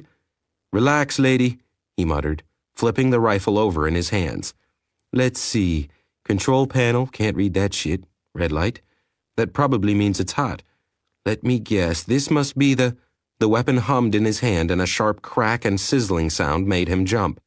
He dropped the weapon in surprise while looking over at the section of wall he'd just melted down. Whoa! Holy shit! He whispered. That's impressive. People screamed as Mia stepped through the mangled doors she'd bent and ripped open like paper. She really couldn't blame them. She knew firsthand how frightening it was to see a faceless figure, especially one that had just mangled a pair of security doors with its bare hands. Not that the doors were all that strong, she had to admit. Strong enough for civilian use, but certainly not constructed out of anything that resembled actual armor. And since they were inside, they weren't designed to withstand the elements either. Just ordinary average people who weren't using strength-augmenting alien armor. Ironically, they'd probably have been less afraid if she'd used a laser to cut her way in. Mia Shans took a moment to examine the area and noted that there were several people with palm lasers pointing shakily at her. She slowly held up her hands and made it a point to not make any sudden moves. I am Ethan Shans, she told them. Colonial Navy. The palm laser stayed pointed at her, but the shaking subsided a little, so she breathed easier. Palm lasers were intended more for survival than anything else. They started fires, heated rocks, cut things, those sorts of utilities. However, they were powerful enough to injure a person, even fatally in extreme cases, and she had no desire to put the alien armor to a serious test. There was, of course, absolutely no reason for any of these people to actually own them, but Mia found that people in the cities tended to do strange things for no apparent reason. She doubted any of them had ever actually used the small devices. However, it didn't stop them from acquiring them. She wouldn't mind, really, if they would acquire a training course at the same time. Unfortunately, most people who wished to own such things really had no idea what they would do with them, should they actually acquire them. The people calmed a bit more, and Mia reached back and pulled the tabs that broke her suit's seal. She pulled the faceless helmet off and looked around. I require a communications terminal. They stared at her for a long moment before one of them finally stepped forward. My rooms are through here. Mia nodded, not realizing that her minute gesture was lost in the suit, and walked in the direction he was pointing. She had to duck a little to get through the door, but still managed to scrape the top of the helmet along the frame. The armor only gave her a small increase over her normal height, but it felt like she was towering over everything she encountered. The terminal was in a table in the center of the room, and she winced at the thud her hand made when she reached out to turn the system on. Sorry, she told the man who had followed her into his rooms, trying to ignore the rather large crack that had appeared in the terminal. Luckily, it didn't seem to affect operation, so she keyed her code into the military channels with extremely delicate precision, and soon found herself face to helm with a rather shocked-looking secretary. This is Ethan Mia Shans, Colonial Navy. Identification code Senthe Aros Bonis Kirov Bonis Senthe. She rattled off calmly. I need to speak with the commander in charge of systems defense as soon as possible. I have information concerning the unidentified ship in orbit and the soldiers on the ground. Fleet Admiral Tanner was still trying to scrounge up any available assets to step between the sole remaining Drossen cruiser and, if necessary, the alien ship that had taken to hunting the Drossen, for no discernible reasons. He'd left the command of the ground units in the hands of Commandant Nero Jahan, his alternate in the Colonial Army, but judging from the constant flow of contraband language flowing from the adjacent communications pit, Commandant Jahan wasn't having much more luck than he was. Tanner sighed, taking care to do so quietly, wiped his brow as he crossed the short distance to his pier, and laid a hand on the roughly built man's shoulder. Jahan was from one of the outer colonies, one that had so far only been populated for a few centuries, and had grown up in real wilderness, not in the carefully monitored and tamed preserves that still existed here on Ranquil. That was undoubtedly one of the reasons the man had chosen a military career in the first place, and certainly led him to his vocation in the ground forces. It also made him a little rougher than most people from the 5 colonies were willing to tolerate. "Calmly, Nero," Tanner said as the mountain of a man half-jumped and spun on him. Tanner stood a full head and a half shorter than his army counterpart, but he didn't flinch as the big man turned, and it was the bigger man who backed down first. "Apologies, Rael," Nero Jahan mumbled, shaking his head. "No need," Tanner assured him. "However, do check your language. It makes my naval personnel nervous." The ogre of a man smiled ruefully, rubbing the back of his head in slight chagrin. The ultra-civilized culture that his diminutive friend came from was hard for him to work his way around easily, as he'd grown up in a community of less than 1 million people that had been spread over several hundred square kilometers of rugged forest and brushland. Here on Ranquil, with over 5 billion people living within only a few square kilometers, he had found that there were few people, indeed, who wanted to be around him. Rael Tanner had been one of those few. "Apologies again," he said, glancing back over his shoulder. "How's it going?" Tanner asked, nodding in the direction of Jahan's staff. Jahan grunted, a sound that communicated more annoyance and disgust than all the illegal curses Tanner had ever heard. "I've lost 3 brigades so far. Enemy losses are negligible." Tanner frowned. It didn't make sense, damn it. The weapons they carried, the shipboard tools of destruction, were more powerful than some suns. One laser rifle could render a small mountain to molten slag in short order, its beam able to radiate focused energy that was on par with the surface of a small star. The shipboard weapons were even more powerful. The Drossen shouldn't be able to stand up to that. No one should be. "Have your people seen any of the objects that fell from that alien shuttle?" Tanner asked. "Soldiers, not objects," Jahan corrected. Tanner hadn't heard that. He looked up sharply. "Oh?" "Heavy armor, loud weapons," Jahan told him in that clipped way of his. "Their weapons killed Drossen." Tanner blinked. Well, at least something was killing Drossen. All he had to do was figure out who, what, and of course why. Then maybe he might be able to save his world. Tanner was about to reply when one of his aides came running up. "Admiral, sir, we have a call for you." "I don't have time for—" Tanner started to say. It's from Ethan Shans, assigned to the Karlash. Tanner froze. He turned slowly, his eyes falling on the flushed aide. That is not possible. Her identification has been verified, sir. Show me. The aide nodded, passing him a remote terminal. Tanner flipped it over, looking at the picture on it.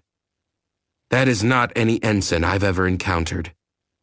His dry tone caused the aide to flush. She claims to be wearing body armor, Admiral. Armor? May I see? Jehan asked. Tanner handed him the terminal without question.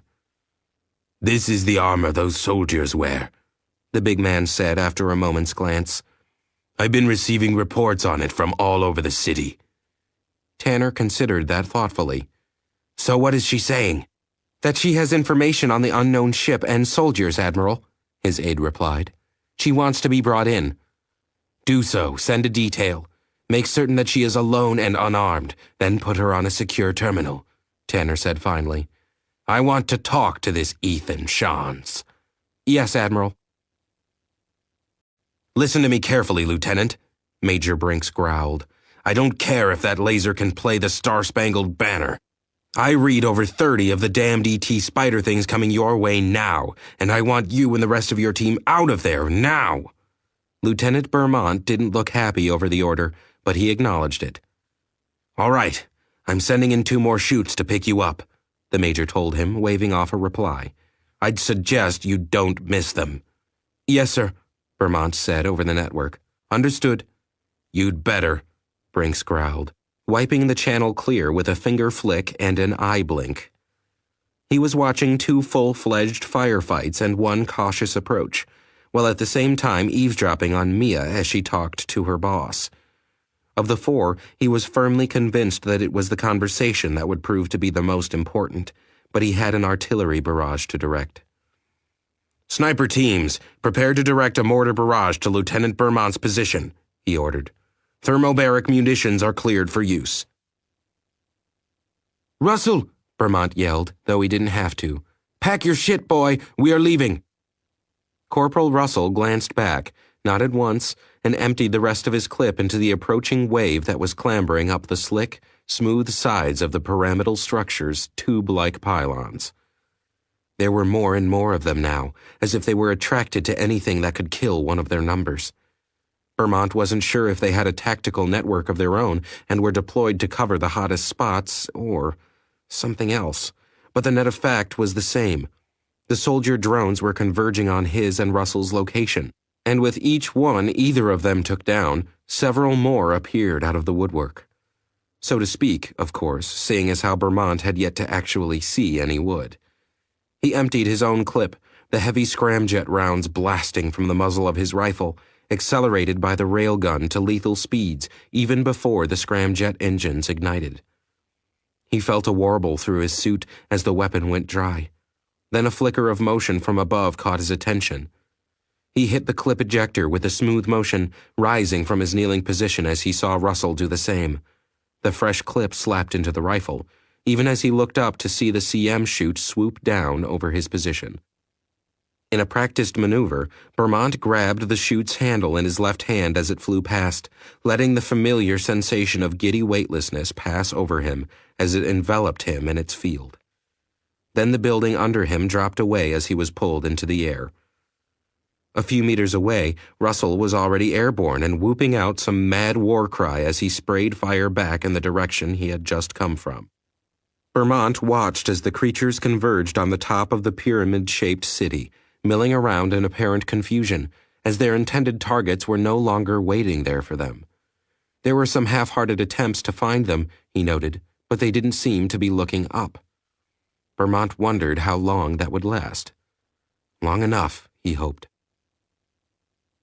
Mortar unit, hold fire, Major Brinks ordered, watching the scene on the top of the immense pyramid over a kilometer away.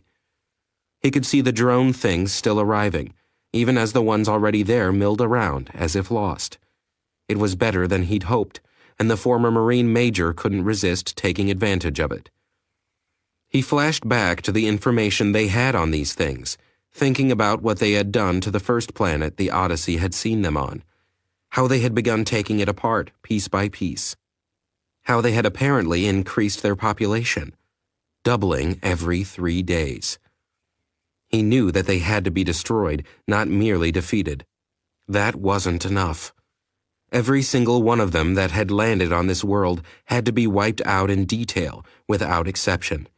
He didn't know how they bred, and thus couldn't take a chance that one of them might, just might, be able to replenish their numbers in only a few weeks.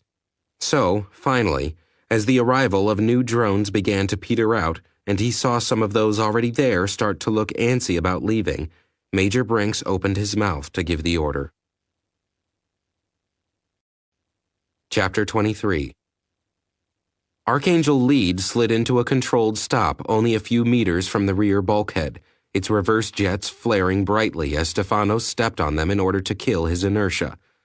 Without the dedicated fighter traps used on the lower deck, landing the Archangels on the Odyssey required a great deal more skill than normal. Even so, he stopped with a comfortable, though narrow, window, and leaned his helmeted head back against the seat as one of the trundling loaders made its way out to him. The entire flight operations staff was scuttling over the deck in their hard suits, working feverishly through the vacuum of the flight deck, and he could see that the large equipment elevators were moving non-stop as they transported men and equipment to the lower deck. The fighter rocked, drawing Steph's attention as the loader backed into the blunt nose of his fighter and locked into place. Then, with the steady gait of the indefatigable machine, the fighter and its pilot were turned around and guided straight to one of the immense airlocks that transported shuttles to the repair bays above them. He had to wait for 3 other Archangels to make the run and watched as they were moved into place beside him. He was itching to be out of his cockpit now that he was back aboard the Odyssey, but forced himself to wait until the 4 fighters were in place and the airlock lift rumbled steadily upward. From that point, it was only minutes to when his fighter was locked down. His cockpit pressure equalized, and Stefanos popped the seal. He crawled out of the tightly fitted bolster seat and accepted a hand from one of the flight crew as they, in turn, crawled all over his plane with their tools and scanners. "How'd you do, sir?" one of them asked as Steph's feet clanged to the bare deck, boots locking him in place. "Chalk 5 more up, Ben," he said, half smiling at the man. "Yes, sir," the tech saluted him. Stefanos moved to the closest call terminal and keyed in a request to speak to the captain. Weston must have been waiting for the call, because in a few seconds he was looking back through the terminal screen. "Good to have you back, Steph." "Good to be aboard, Captain," Stefanos said tiredly. "How long have we got?" "That's the good news," Weston told him. "The mothership you took on has apparently decided that it doesn't want to tangle with the 2 of us just now. It's adjusted its orbit to scale outside ours, about 2.3 AU out. It's not going away, but it's not coming any closer." Steph let out a long sigh. "Thank God, sir. My team needs as much time as we can get." "See to them, and get some rest. We'll call you if we need you." "Aye, Captain." The pilot saluted, albeit somewhat sloppily, and smiled wearily as the picture flickered out. Stefanos half turned, noting the 3 other pilots standing some distance behind him. "Grab a shower and hug your bunks," he ordered them. "We're standing down for now." They didn't cheer or even comment much, which was a testament to how tired they were now that the fight-or-flight adrenaline surge had started to leave them. Instead, the 3 pilots just trudged toward the lifts, and Stefanos turned back to the airlock as it started to rumble back down to the flight deck. Weston stood up, releasing the restraints that kept him secured to the command chair in case of extreme maneuvers or combat damage, and walked over to where Ensign Susan Lamont was talking steadily over her damage control channels. "How bad is it, Susan?" he asked, leaning over her shoulder and resting a hand on the console. "Could be worse, sir," she said, tapping in a command. "CPO Corin's got the patch underway in the forward weapons control rooms. Should be another hour or so, and we'll be ready to repressurize them." "Armor?" 4 more hours, sir," Lamont replied, glancing up. "We have a crew outside putting the slab into place, but we'll have to recall them if that ship heads back in." Weston nodded soberly. They certainly couldn't leave men out in the black. If it came down to combat maneuvers, it would be nothing short of a death sentence. The flight deck? That's a bit trickier, Lamont told him, calling up a schematic. The picture on the screen showed an immense gash right up the center of the lower flight deck. The edges were melted down from the extreme heat they'd experienced, and the beam width was over 4 meters wide at its worst. We didn't lose much there since the deck is almost never under pressure anyway, Lamont said calmly. But the enemy beam sliced through the CM circuits that made up the fighter traps. They've got to be rewired before we repair the deck damage. It's going to be at least 20 hours, sir. Fine. Good work, Susan. Thank you, sir, she said, back straightening. Weston moved across the bridge to the tactical console. Waters. Sir, the kid said, looking up. How did they get through our armor? Waters shook his head. I'm afraid they just overpowered it, sir. No tricks, nothing fancy. They just burned right through it. Weston winced. That was bad. The cam plate modifications were capable of reflecting away over 98% of the beam energy of any Class 1 laser. That meant that the beam power they were facing was such that less than 2% was enough to kill them. Weston didn't want to think of what would happen if they had to face more than one enemy vessel at once, or if one enemy got a lucky shot through one of the multitude of chinks in their armor where the cam plates didn't cover. All right, was all he said out loud, though. Analyze everything we've got on these things, and make sure that our labs are doing the same. And Waters? Yes, sir? Tell the eggheads that they're on a deadline here, Weston said. I don't want answers 2 years from now. I want them now. Aye, aye, Captain. Fire Plan Romeo, mark, Brinks said as he watched the overview of the fight through his suit's HUD. Romeo confirmed. The signal came back an instant later. Engage, Brinks responded, his eyes watching the crowd of drones that had gathered at the top of the tubular pyramid that Vermont and his team had just pulled out of. Engaging, the calm answer came back. From his position, it was anticlimactic, at least at first. The single word was spoken in confirmation, and a series of lights lit up as the sniper teams opened fire according to the Plan Romeo schedule. Their computer network controlled the exact timing, of course, and the fighting was far enough away that the launches were less than nothing to Brinks, even with suit enhancement, had he been inclined to watch for them. He hadn't been. Brinks watched the target zone instead, knowing that when the thermobaric rounds detonated, it would be climactic enough. Thermobaric weapons, sometimes also known as fuel-air explosives, were a known quantity in military technology for a long time before they entered into truly widespread service in the early 21st century, moving from weapons that had to be deployed by large aircraft to 40mm grenade versions placed solidly in the hands of individual soldiers. 5 separate shells were fired at Brinks' command. Fins and computer controls guided the little kamikazes along a carefully selected course. As they topped their arc and started to fall toward the Drasen drones, the shells spread out in a geometric pentagon that kept the enemy mass at its center. When they reached within 40 meters of the targets, the first stage explosion detonated. The shells ruptured, blowing out their payloads with a sudden massive force and sprayed aerosol chemicals over the entire region. As the area became laden with the harsh poisonous chemicals, the second stage ignition detonated. The resulting rumble was like a clap of thunder directly overhead and shook the air for over a kilometer. A firestorm raced through the air, jumping from molecule to molecule of the harsh chemicals, erupting in an orgy of destructive power that forced the air aside with effects best compared to a nuclear weapon. The overpressure wave erupted on all sides, casting out farther and farther as the chemicals ignited until it met the Drasen, and, by extension, the overpressure waves erupting from each of the other shells.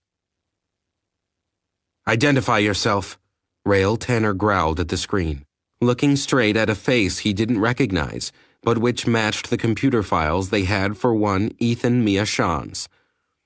The figure, clad in alien body armor, stiffened and saluted. Ethan Mia Shans, Admiral. Ethan Shans died when the Karlash went down with all hands, Tanner told her coldly. I lost a good friend on that ship, and I'm not inclined to be flippant about his fate. The woman looking at him paled, her eyes widening and her jaw locked momentarily. After a second, she got herself back under control. Admiral, I survived the loss of the Karlash and was rescued by the starship Odyssey. The ship in orbit? Tanner asked, not willing to give up the chance to identify the ship in question. Yes, Admiral, the supposed Ethan Shans replied. Why don't you tell me who they are? Tanner said coldly, assuming that you are who you claim to be. They are... Mia's face twisted. I believe them to be of the others, Admiral. Tanner heard a hissed intake of air, but ignored it. Ethan, I don't believe in myths. Mia looked shocked but didn't cross him on the statement. Tanner ignored her look. So what I'll presume you mean is that although they are not a colonial vessel, however, they are human. That's correct, Admiral. What frequencies do they use? Tanner asked. I wish to speak with their captain. They communicate on radio frequency, sir. Tanner grimaced. Radio. That was irritating. He wasn't even sure that they had anything that would transmit on so low a band. He glanced over his shoulder. Find me a way to talk to these people. What? But we... The technician paled suddenly under a withering look. Yes, Admiral. Tanner turned back to Mia. What else? Admiral, they have soldiers on the ground here and... Yes, I'm aware of that, Rael told her. They are engaging the Drasen at several key points and have been... A sudden explosion of curses erupting from the Army control pit startled him, and Tanner looked over. What the hell is going on over there? His naval ratings looked at him in shock, but he ignored them. Admiral, one of the Army ratings came running over. There has been an explosion over the third habitat. Damage? Minimal, sir, if any, the rating replied. But it was unexpected and very, very large, sir. Rael glanced back at Mia. Your friends? I don't know, sir, she replied, hefting something. 1 moment, I'll check. The overlapping compression waves ripped through the Drasen drones like 5 separate hurricanes of power, all tearing and rending in different directions. One drone would be lifted into the air by the front of one wave and then slammed into a dozen other drones, and torn in another direction completely as it intersected the front of a second overpressure wave. From the outside, the scene was hellish, the sort of thing one might expect from an action movie, flames and smoke obscuring the deadly consequences of the eruption of power. Several of the drones were thrown clear off the peak of the pyramid, flying out into the air hundreds of feet above the ground until gravity took over and guided them down to what Brinks hoped would be extremely rough landings. Just in case, he tagged each of them in turn and sent orders to his outlying units to check on them as soon as possible. More often, it was parts of the Drasen that flew out of the miniature Holocaust, legs here, bodies there, and so forth. Brinks had those tagged as well, but on a lower priority. The rumbling sound died out slowly, the crackling thunder softening as he looked over the scene at maximum magnification. We counted 38 drones there, sir. Nero nodded, looking at the information. Whatever those other soldiers had done, it had ripped through the Drasen group like nothing he'd ever seen. Fiery explosions were actually rare in combat. They normally were rather subdued events with a lot of noise, assuming you weren't in space, but very little else other than smoke or shrapnel. This, though, was something else. The computers had registered at least 12 confirmed kills in that instant conflagration, and the tally was going up as the smoke cleared. Across in the other control pit, Rael Tanner looked at the faceless visage that had been Mia Shan's and waited for information that only she could provide him. After a long moment, the face nodded and the armored hands came up and pulled the helmet off again. Mia Shan's looked a little pale, which Tanner could understand well enough, but in control as she spoke. It was them, Admiral. They managed to group many of the Drasen together in one place. Major Brinks assures me that they analyzed the building structure for any danger before he ordered the attack. Tanner forced himself to nod as if it made much sense to him. Ethan, what are their intentions? Sir? Why are they helping us? Mia looked confused for a moment. He thought he saw her shrug, but it was hard to tell through the armor she wore. I don't know for certain, Admiral. All I know is that the captain told me that he couldn't, stand by and watch an entire planet die. He saw what happened at Port Foy, sir, and at Dworkin. Tanner winced. Port Foy as well? He asked painfully. Yes, sir, Mia said. The Odyssey rescued 500 survivors, but that was all. 500. Tanner closed his eyes, whispering a few words for the loss of 50 million people. He shook his head. Ethan, I think you should come to the command center. We need to communicate with these people, and for the moment, you are our only method. Of course, sir. Mia bowed her head. I will arrive as soon as possible. Good, he told her. I will await you. Vermont hit the rooftop running, letting the chute soar up and away from him as he skidded to a crouch by the edge of the insanely tall skyscraper and looked over at the clearing smoke that obscured the place he had just left. He whistled, the sound audible only to him, as his HUD enhanced and magnified the scene of destruction for him. God damn, he muttered, switching to a thermal overlay. For a moment his HUD just went white as the temperature overloaded its initial settings, but in a second the computer adapted and altered the sensitivity of the sensors until it could differentiate through the rapidly dispersing heat of the explosion. Oh shit, he breathed a few moments later. Oh shit! There were still moving heat sources in there. Major, he accessed the command channel. We've got a problem. Brinks cursed. How many? About 70% of them survived, sir. Jesus Christ, the major cursed. What the hell are these things? The words went out over the command channel and to all the members of the impromptu war council. Savoy answered. They're obviously adapted to a different environment than this, sir. I'm guessing that the TBs just didn't have enough heat to cook them, and the chemicals apparently aren't harmful to them either. But the concussion should have been enough to rip them apart anyway, Sergeant Rogers objected over the line. Nothing gets up after a blast like that.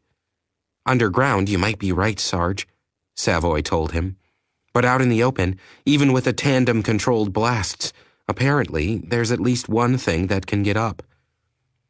I'm with Sav, Vermont said after a moment, frowning over the HUD. I saw what that laser rifle could do. If that can't cook these things, they're not going to be burned by a little explosion. We ripped a few of them up with a concussion, but the ones that survived weren't affected by the other components of the TB. Brinks growled. All right. We still have to clear them out. Suggestions?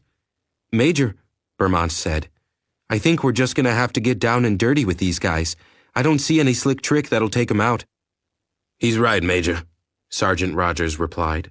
Brinks nodded slowly, almost unwillingly, and though he wasn't opposed to the idea, he'd rather not risk his men that much. All right, go to it. Yes, sir, the chorus came back. Report coming back from Major Brinks, sir, Waters said as Weston turned around. How are the teams doing? Not badly, sir, Waters frowned. Some injuries, only one that looks serious. The Major is requesting that we deploy carnivores so he can retask his chutes for squad deployment. Weston nodded. Do it.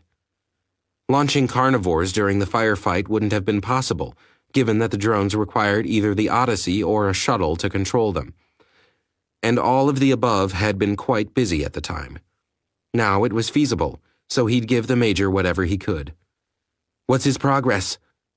Unknown at this time. Waters shook his head. They've eliminated some of the ground troops the enemy vessel launched, but they aren't certain of total numbers. Give him his drones, Mr. Waters, Weston said. Have Commander Roberts and the auxiliary bridge take up their controls for the moment. Yes, sir. After that, consider yourself relieved, Weston told him. Get yourself something to eat and a cup of coffee. Aye, aye, Captain. Weston turned away from the young man and looked back at the screens that depicted the outside orbit of the remaining Drossen ship as it circled far out beyond the planet's orbit, waiting. Waiting for what was the question. Chapter 24. The first of the 3 carnivore recon drones slid into position over the city, while Major Branks looked out over the incredibly complicated mesh of buildings and structures that made up the population center. Switching convoys to active thermal scanning. Commander Roberts' voice came crisply over the network. Drones 2 and 3 are descending to 200 meters. Drone 1 is being tasked at 18,000 meters. Please set waypoints for deployment, Major. Thank you, Commander, Brinks said, tagging several key points for close overflies. I'm dispatching troops to these points now. Confirmed. I'll have detailed recon data waiting for them, Roberts replied. Excellent, Brinks said, eyeing another section. I've also dispatched Savoy's team to investigate an apparent wreck. It looks dead, but I'd appreciate it if you could drop Drone 1 to a tactical altitude. Roger, Roberts replied. Primary carnivore descending to 18,000 meters. Could you relay a waypoint for this wreck? 1 second, Commander, Brinks said, tagging the location, then attaching all the information they had already gathered to the waypoint before shooting it up to the Odyssey. Done. Confirmed. Wait, 1. Brinks waited as patiently as he could, knowing that the computers and technicians on the Odyssey were already meshing the various scans from his chutes and suit sensors into one high-resolution scan. Confirmed. Drone 1 will remain at a maximum tactical altitude. Good luck, Major. Thanks, Commander, Brinks said. Man, this shit sucks, Corporal Deacon griped as he and the other 2 members of his squad ducked under a fallen wall, the huge slab of whatever it was still intact after having been blasted clear off the building. Sergeant Stewart made a face behind the anonymous plate of his armored helm, but didn't respond as he lay back against the solid material and slowly pushed his gun over the edge and twisted it around. Looks like 5 of them, he said after a moment, pulling his rifle back. Everyone have their weapons set to thermal guidance? Do I look like an officer? Deacon asked in amusement. No, and you never will, if I have anything to say about it. Lieutenant McKay replied in like manner. We're good to go, Sarge. Stewart nodded in the exaggerated motions necessary when wearing powered armor. All right, spread out a little, and remember, at this range we'll only have a 2, maybe 3 degree flight correction, so don't pretend you're in an action flick, all right, Deke? Corporal Deacon rolled his eyes, but only nodded tersely in response as the 3 of them spread out. Wait, what are you doing? Someone called. Deacon glanced back, looking at the local cop who'd been tagging along with them. Relax, stay low. Constable Sorry didn't have much to say in response to that, so she did as she was told, and hugged closely to the wreckage as the 3 soldiers spread out. There was no traditional 3 count. The 3 of them didn't need one in this case. Their linked systems shared a few million calculations, estimated the location of the enemy from indirect heat sources, and flashed a green light on their HUDs. Together they rose up, weapons leveling as they brought them snug to their shoulders and squeezed the triggers. The air was immediately filled with the whining of the capacitors discharging in rapid-fire sequence and the roar of their bullets going supersonic, letting 100 of the lethal little killers fill the air. The Drasen reacted almost as fast, 2 of them jumping for height, their tough outer carapaces somehow letting them dig their mandible-like claws into the obsidian-smooth material of the surrounding buildings as they moved to bring their weapons to bear. The other 3 spun around, weapon mandibles coming up, only to be chewed to shreds as the heavy rounds struck home. Each of the 3 caught the bullets originally intended for 5, as the guidance systems in each round redirected them away from the 2 escapees. Even as those 3 Drasen fell, the 2 that had escaped opened fire, and the sizzling beams slammed into the fallen wall, one of them tracking fast enough to catch Lieutenant McKay as he twisted aside. Flames and nauseous gases erupted from the armor as he fell, the material being vaporized by the extreme heat and force of the blast. As McKay hit the ground, Stewart and Deacon raised their rifles, threw themselves aside, rolled in the air, and fired.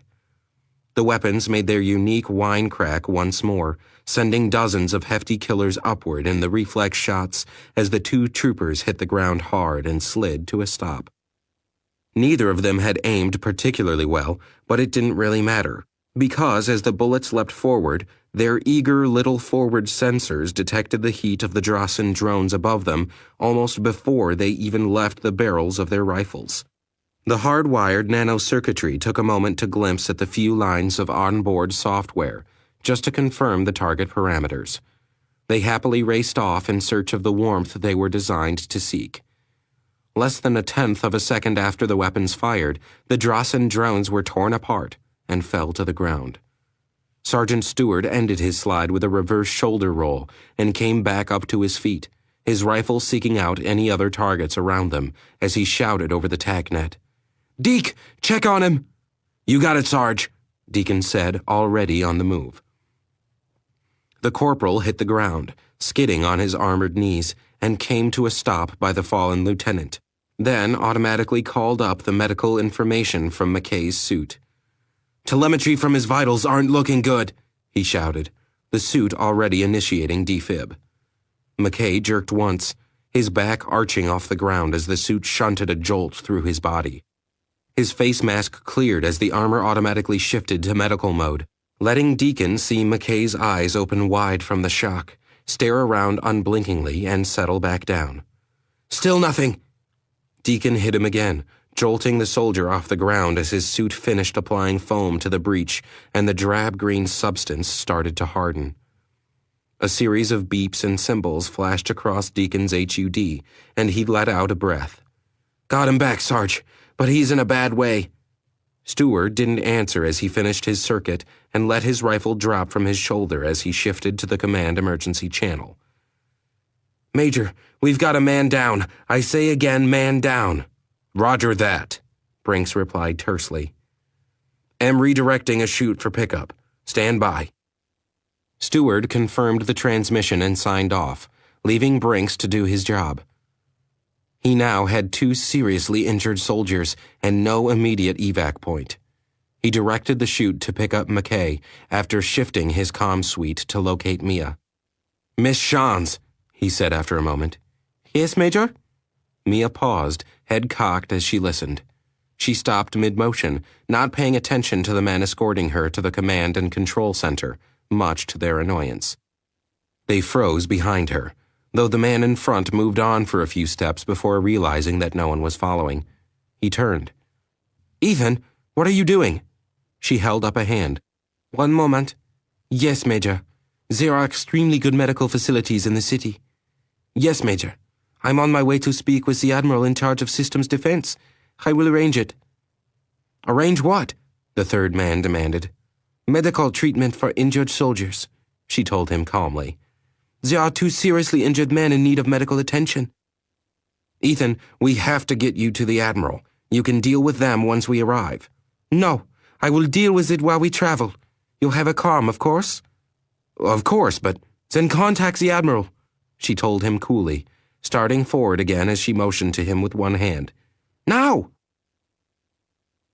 Across the city, far from the heavier built-up sections where the majority of the fighting was currently contained, Lieutenant Savoy and his geek squad were moving toward a badly chewed-up piece of machinery that looked more like a fallen rock than the remnants of a lander craft. "What kind of radiation are we getting off this, LT?" Burke asked, his weapon traversing the wreckage as they moved forward. "It's hot, but not smoking," Savoy responded, eyeing the levels carefully. They were peaking at lethal levels for unprotected humans, but nothing that would seriously endanger armored soldiers. The odd thing was where the spikes were in the EM field. Most of them were very low in the spectrum for radiation, rather than higher energy wavelengths. Another odd thing was the mist that had formed around the wreckage, making the entire approach feel like something out of an old horror flick. "Jesus," Men whispered, watching as the mist curled up around his legs, reaching higher as it poured out from the wreck. "Where the fuck is this coming from?" "Looks like water mist," Savoy replied. "Probably a coolant breach, or maybe their reactor is running hot. The heat might pull water vapor out of the atmosphere." "He's fucking spooky, boss," Burke said. "Yeah," Savoy whispered as he stepped up to the huge rend in the hull of the lander. "Tell me about it." No one had anything to say to that, so Savoy just swung his rifle around the corner of the rip, watching the results from the built-in camera that beamed back to his HUD as he swept the interior. "Looks clear," he said, pulling back. "Men, cover me." "You got it, boss." Savoy crouched down and jumped up in a calculated motion that brought him up to the lip of the tear, landing just inside.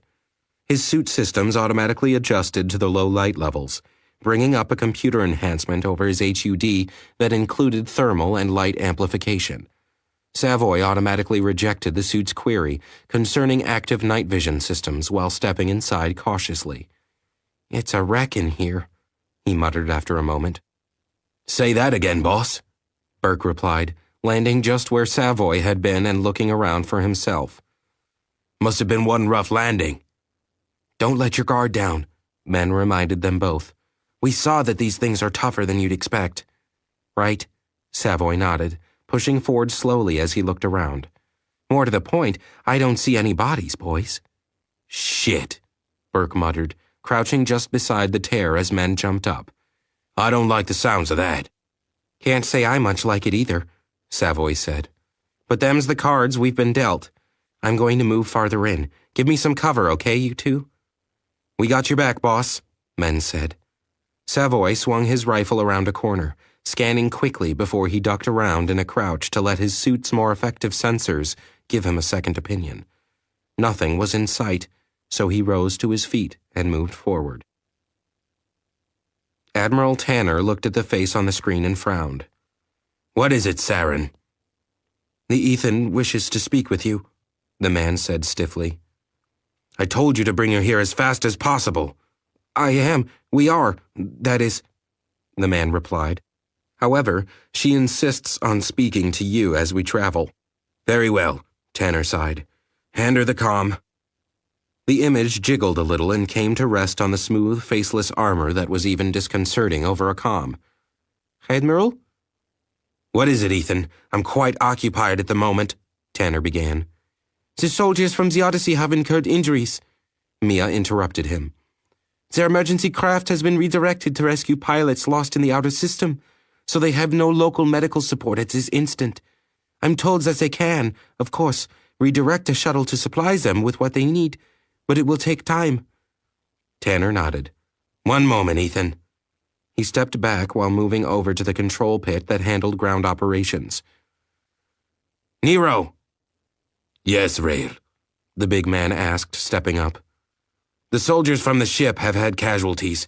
They would appreciate medical aid," Tanner told his counterpart. "Would security concerns permit redirecting them to one of your hospitals?" "Of course," Nero replied. "I'll provide you with a list immediately and—" "No need," Tanner said. "It's in Central. I'll inform Ethan Shans of the locations." "Please do not neglect to inform me of which ones they are directed to," Nero said. "I will ensure that they are received without undue trouble." Tanner nodded and headed back. "Roger that, Miss Shans. Can you locate these sites on an aerial map?" Brinks asked, looking at Mia's tense face over his HUD. I think so," she said hesitantly. "Can you show me this map?" "1 second." Brinks activated one of the command override circuits while snaking into her system, using the boot camp back door. He called up the carnivore data and fed it to her via the HUD. Mia watched, surprised at the image of the city floating in front of her, translucent but clear enough to see. Wherever she looked, a blue circle seemed to follow, and she quickly realized that it was somehow tracking her eyesight. "Here," she said, looking at one of the hospital sites. "This is one of the places." Brinks downloaded the information. "All right, thank you, Miss Shans. I'm redirecting our wounded there now." "It is nothing, Major," she told him. "It's the least we owe you." "Just get to your superiors, Miss Shans. We need to coordinate with your leadership if we want to finish this off," Brinks told her, shutting down the HUD back door and returning her to normal operations. Redirecting the wounded to the new site took only a couple commands. He summoned another chute for himself. There was no way he was going to entrust his people to a place he hadn't checked out first, if he had any choice in the matter. "This cannot be good," Lieutenant Savoy said after a long moment of silence while his team examined the interior of the wrecked pod. "What is it, boss?" Burke asked, coming up behind him and stumbling to a halt as he saw what Savoy was looking at. Oh, shit. Eloquent, Burke, worthy of the bards, Savoy said as he blew out a long breath, letting his armor's air conditioning catch the moist air and whisk it away from the faceplate HUD. What the hell are you two blathering about?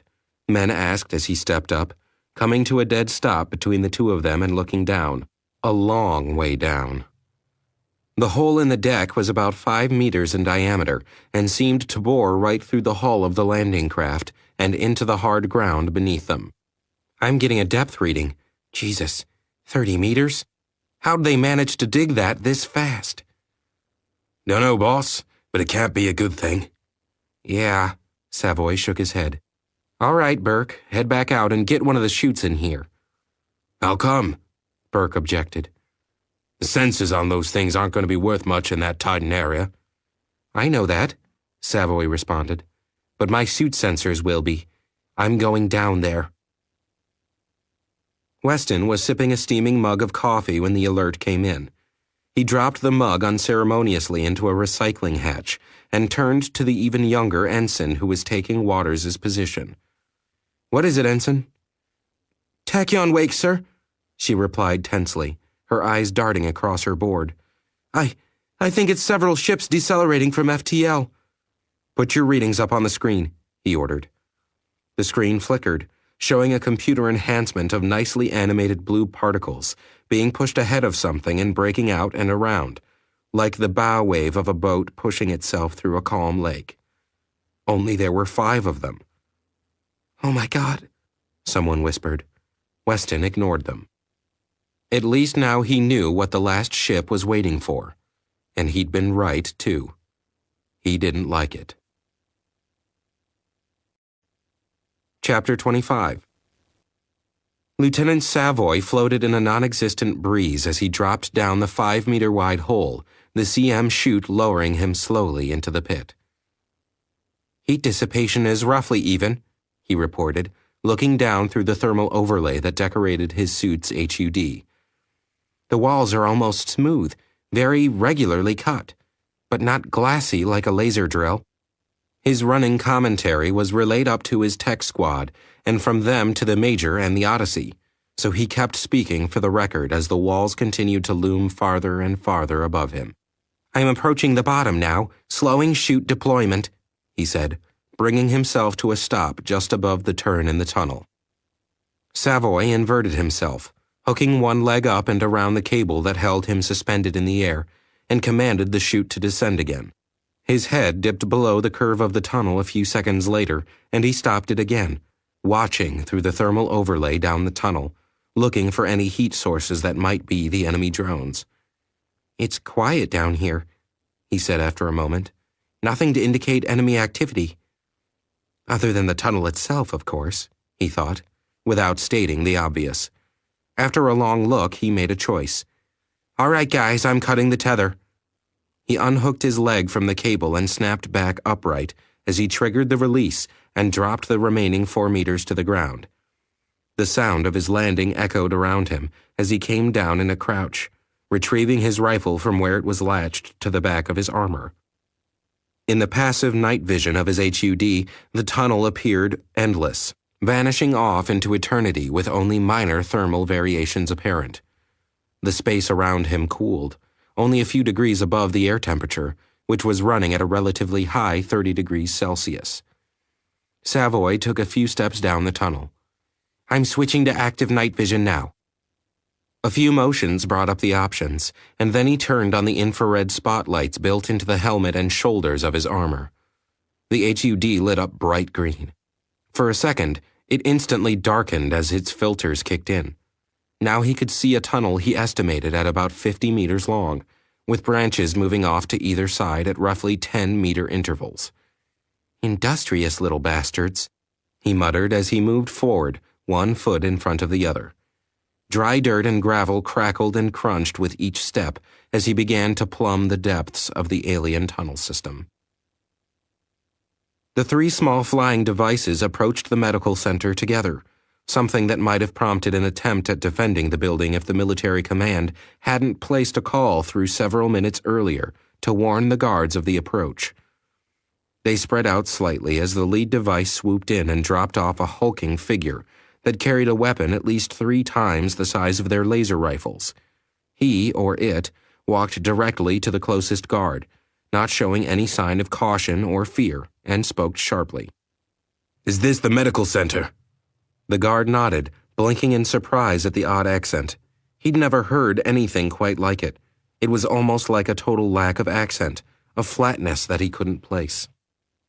"Good," the hulking figure said, not moving but somehow giving the impression that he was doing something. The other 2 devices approached, and the guards saw the limp figures dangling from them.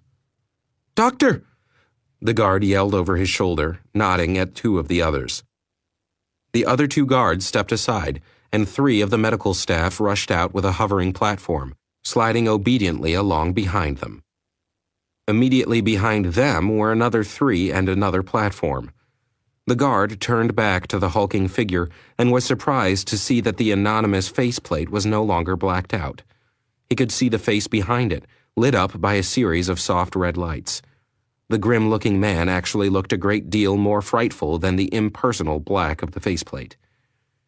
"Your people will need my help to open the armor," he said, walking toward the medical teams. The guard signaled to the others and rushed along behind the hulking figure as he reached the first medical team. They were puzzling over how to treat a man they couldn't seem to get onto their platform, let alone physically reach. The hulking figure just grabbed the limp figure, disconnecting the cable that supported him effortlessly, and slung him onto the platform. "The suit has a subsurface breach in case of medical emergencies," he told him in that curiously flat tone as he placed a finger alongside the prone man's helmet. They couldn't see it, but Major Brinks initiated a physical link to the suit so that he could access a command set that wasn't available over any wireless link, for obvious reasons. Once the link was established, he ordered the suit to breach. A hiss of escaping gas startled the team, causing many of them to jump back, and the suit split along the center of the chest, down along the abdomen. It then slid open on hitted pneumatics as Brinks popped the helmet seal and pried the clamshell armor from Lieutenant McKay's head.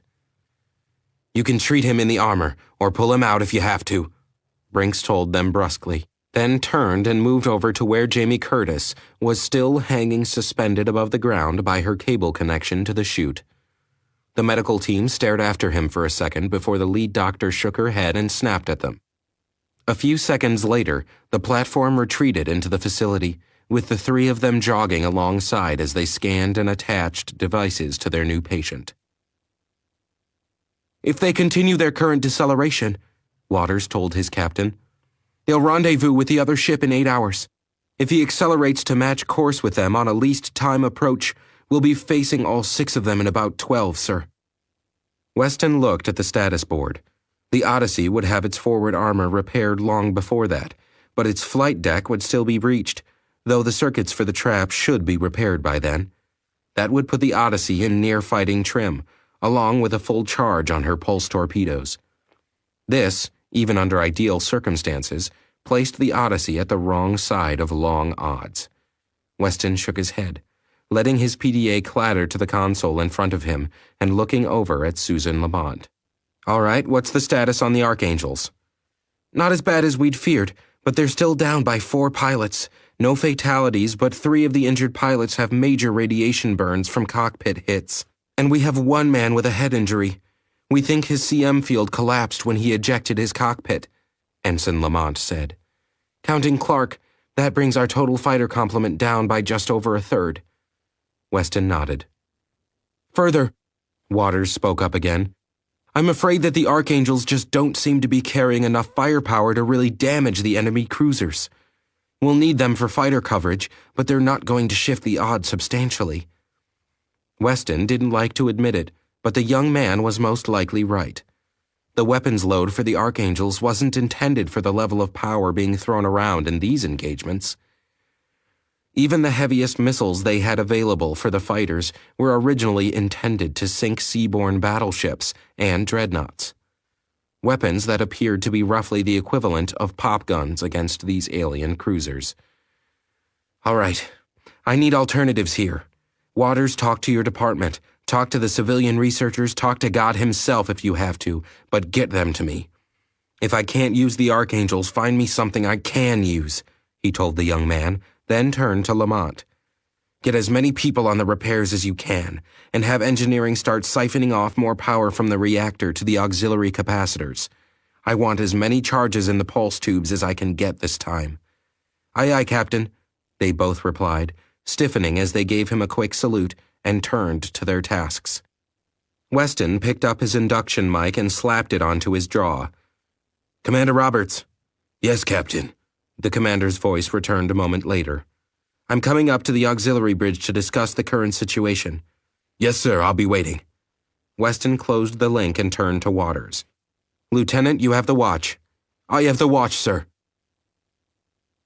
Vermont snarled under his armored helm, the vibrations of the whining, roaring weapon only reaching him in his imagination as he fired another burst into the scampering, skittering drones. They'd appeared from some crevice or another, like wraiths, firing a burst at his team, vanishing around a corner or into some hole they'd found. The soldiers had managed to avoid any serious injuries, though Vermont himself was sporting a burn on his thigh that was going to sting like a bitch once the local anesthetic started wearing off. It had been a glancing blow from the enemy's beam weapons, but it had been enough to cook his armor, and by extension his thigh, before he'd managed to roll free. Most of the others now sported similar wounds, or at least scarred patches on their armor to show how close they'd come to joining the club. But they were getting wise to the enemy's tactics now, and it was showing.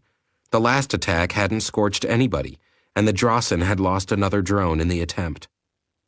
It was a pity, Vermont thought, that the thermal guidance on their bullets wasn't able to manage 90-degree turns.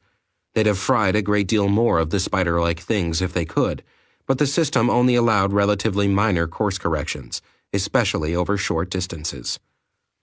The mission was turning into a grueling manhunt, or rather alien hunt, through the bewildering streets and alleys of the alien city, sometimes climbing up through immense arcing roads, and sometimes digging down into the depths of the city as they went practically underground in their pursuit.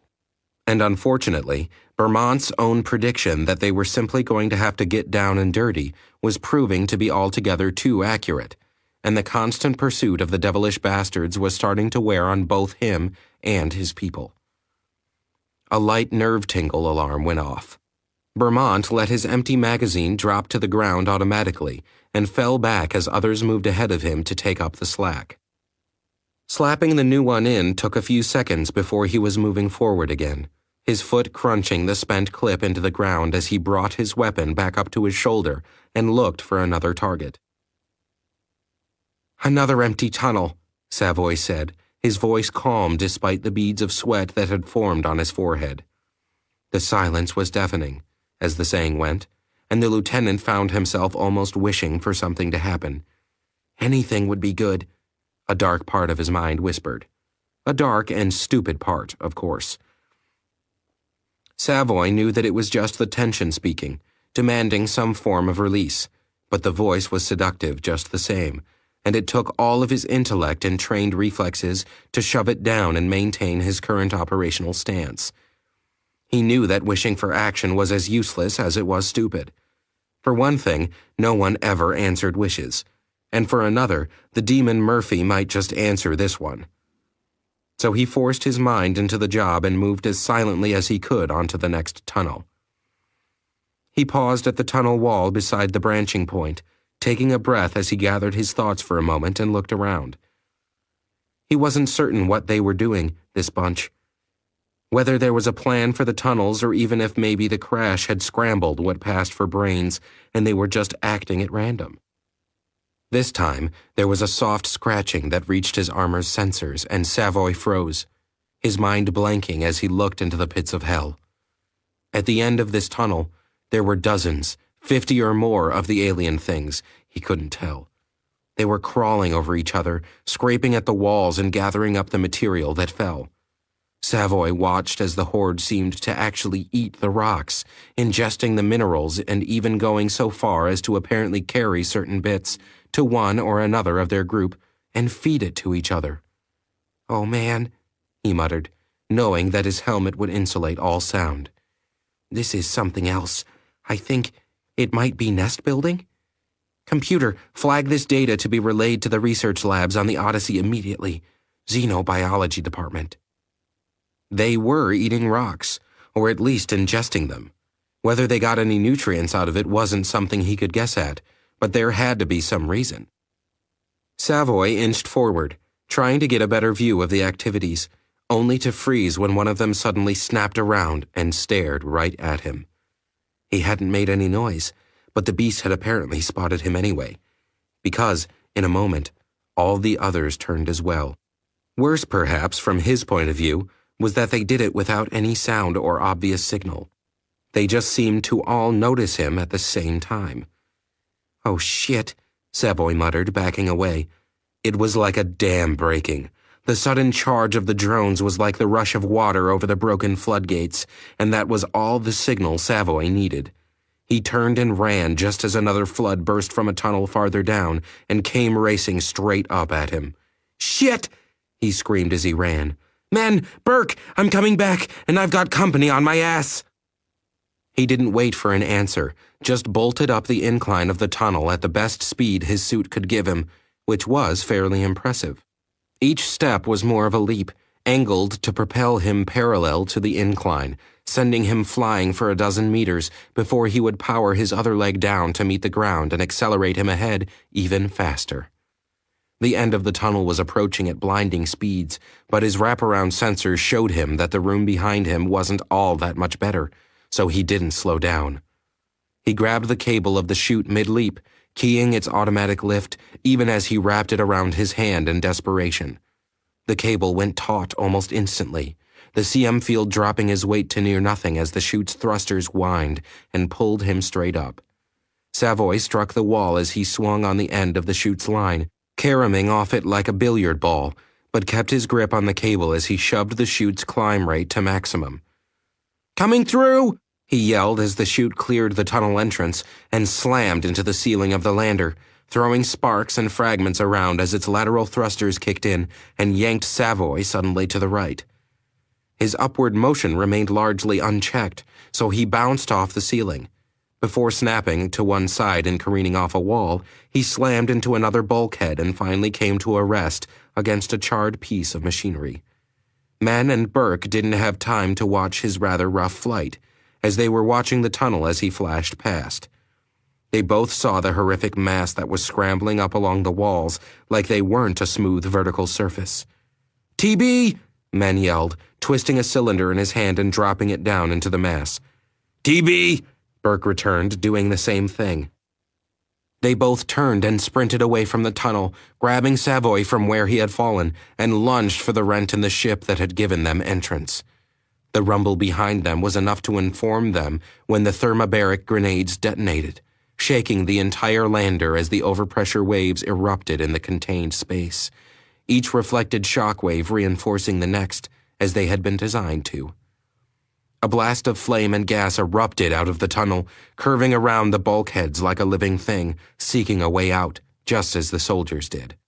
It caught up with them as they passed the tear in the hull, slapping them with over 10 pounds per square inch of pressure and tossing them from the lander like toys in a hurricane. "Savoy! Burke! Men!" Major Brinks growled, eyeing the scrambled signals that were once 3 of his best men. "Damn!" He was still standing outside the hospital facility, and his angry body language was apparent to the guards. It took the major a few moments to recognize how nervous they were getting and to move off. He didn't really care about their nerves, but he'd rather not test the discipline of troops he didn't know. "God damn it, Lieutenant Savoy, report!" he roared again, keying and rekeying the network reconnect command. Dust and debris rained down on them, covering the 3 soldiers in a fine coat of powder and several 100 pounds of what used to be an alien landing craft, as the rumbling thunder slowly died out. "Oh, fuck," Burke groaned, pushing himself up to his hands and knees, shunting a half-ton of debris off his back. You guys dead? Just wishing, Men replied as he shifted some more material, and they both pulled a chunk of something off Savoy. Hey, LT, you okay? Savoy didn't move, but his suit sent them a steady stream of medical data when they queried it that showed him to be alive. Come on, Sav. Burke hooked him under his arms and dragged him back. Snap out of it. We might have company any time now. Savoy groaned but moved his arm in a flapping motion that really didn't help much. Well, he's alive and probably awake, Men muttered. I'll contact the Major and get a pickup. Burke nodded, dragging Savoy along the ground as they both shot glances at the somewhat more dilapidated-looking landing craft. Oh, fuck, Men muttered. What's wrong? Our network link is scrambled, he told Burke. Long-range frequencies are junked. It'll settle down. Savoy groaned more than spoke. Burke looked down at him in surprise but chuckled. Welcome back, boss. Yeah, Savoy croaked, pulling himself free of Burke and climbing unsteadily to his feet. Reboot the comm suite, both of you. You got it, they told him, following his instructions. The software reboot took a few seconds. The network connection wizard activated and sent out a query signal. A few nanoseconds later, after 2 handshakes, 3 passwords, and a gigabit encryption code, the network connected again. Major, Savoy staggered in pain as he tried to walk. We've got trouble. Chapter 26. Tunnels? Commander Roberts demanded, fists tightening into a clench as he looked at the face on the large screen. To what end? According to Lieutenant Savoy, they seem to be eating the minerals in the ground, Commander, Major Brinks said, using it as resources for breeding or something similar. Roberts' eyes flickered around the room for an instant, taking in the reactions of the others sitting on the auxiliary bridge, strapped down against the zero-gravity environment. Their eyes widened. Some of them seemed to understand the implications more than others, paling at the thought. Roberts himself had enough of a base in concept technology to understand what was being implied, though he wasn't certain he was ready to believe that it could possibly exist in a naturally evolved species. Major, are you aware of what you're saying? He asked grimly. I'm afraid so, Commander, Brinks said. But it does make the pieces fit, Commander. If they're able to process minerals in order to fuel themselves, it explains their rate of reproduction. What evidence did the lieutenant give? His suit's computer counted no less than 200 of the drones in those tunnels, Brinks replied. Our worst-case estimate is that a lander can't hold more than 100, maybe 150. Unless they've got some other twist that they're working, I think his theory is sound. Damn. Roberts closed his eyes. Major, the situation up here is deteriorating quickly. In less than 12 hours, unless we withdraw, we'll be facing 6 of the enemy cruisers. If you're still on the ground then. He let the words draw out. Understood, Commander. Do we know what the captain intends to do? Not yet, Roberts replied. I'll be meeting with him shortly in order to confer. However, I doubt that we'll abandon the planet easily. All right, I have to get back to work, Commander. I'll contact you later with an updated sitrep. Very well, Major. Godspeed. The connection closed and Roberts forced his fists to relax. The situation was turning from bad to worse, and even at best, there was no way that they could take on 6 of those alien cruisers. The computer had run the scenarios, and even adjusting for the severe lack of imagination in any simulation, the best they could hope for would be to eliminate or disable 4 of the enemy ships. The damages they were likely to incur while dealing with those 4 would make the Odyssey a sitting duck for the remaining ships. Those were best-case scenarios as well, assuming that the enemy followed patterns of behavior consistent with their last engagement, and that the Odyssey made no mistakes and suffered no interference from Mr. Murphy. Roberts thought that they'd be lucky if they successfully took on 2 enemy cruisers at once. Forget the added disadvantage of the additional 4. 2 of the enemy ships attacking from a similar tangent would turn their armor advantage into a joke. The phase shift in the armor would work against one of the lasers, but the second would cut them up like a hot knife through butter. The problem was that he couldn't see any way out of the encounter. Certainly, they could turn tail and run, but the thought left a bitter taste in his mouth to even contemplate. Military units were only as good as their traditions, in Roberts' opinion. The NAC had a short history, but its military traditions went back hundreds of years just the same. To begin the NAC Interstellar Armed Forces with the act of abandoning a world to genocide would be setting a precedent of the worst kind. A tacit approval of the act in implication, even if not in fact. It would be a tradition not only of dishonor, but of perceived cowardice. The problem, however, wasn't in the dying. Commander Roberts was willing to die for his own people, or for the strangers, because that was what his duty demanded. However, his intellect would not permit his emotion to forget the fact that Earth knew nothing of their situation, and if they died out here on this day, Earth could well follow them into the abyss because they had failed to provide data vital to the survival of the human, the Terran species. In the middle of his contemplation, the door behind him whisked open and he saw the people around him stiffen. Robert shook his mind clear. "Captain." "Bring that carnivore down to 3,000 meters, Lieutenant Savoy ordered as he and his team stood observing the great wreck they had made of the already wrecked lander. They were standing about 100 meters from it now, watching the settling debris through their enhanced HUDs as they waited for the information from the carnivore's ground-penetrating radar to come back. The signal was fuzzy at first, the initial pass only returning a low-resolution scan, but their fears were confirmed as subsequent passes cleared up the signal. The tunnels showed up plainly, long lines extending dozens of meters down and out from the lander, with several branches that extended in all directions like the limbs of an inverted tree. Or perhaps like the roots of a virulent weed. Inside the tunnel spaces, some pictures showed places that were blocked in, while others would later show those spaces to be quite clear.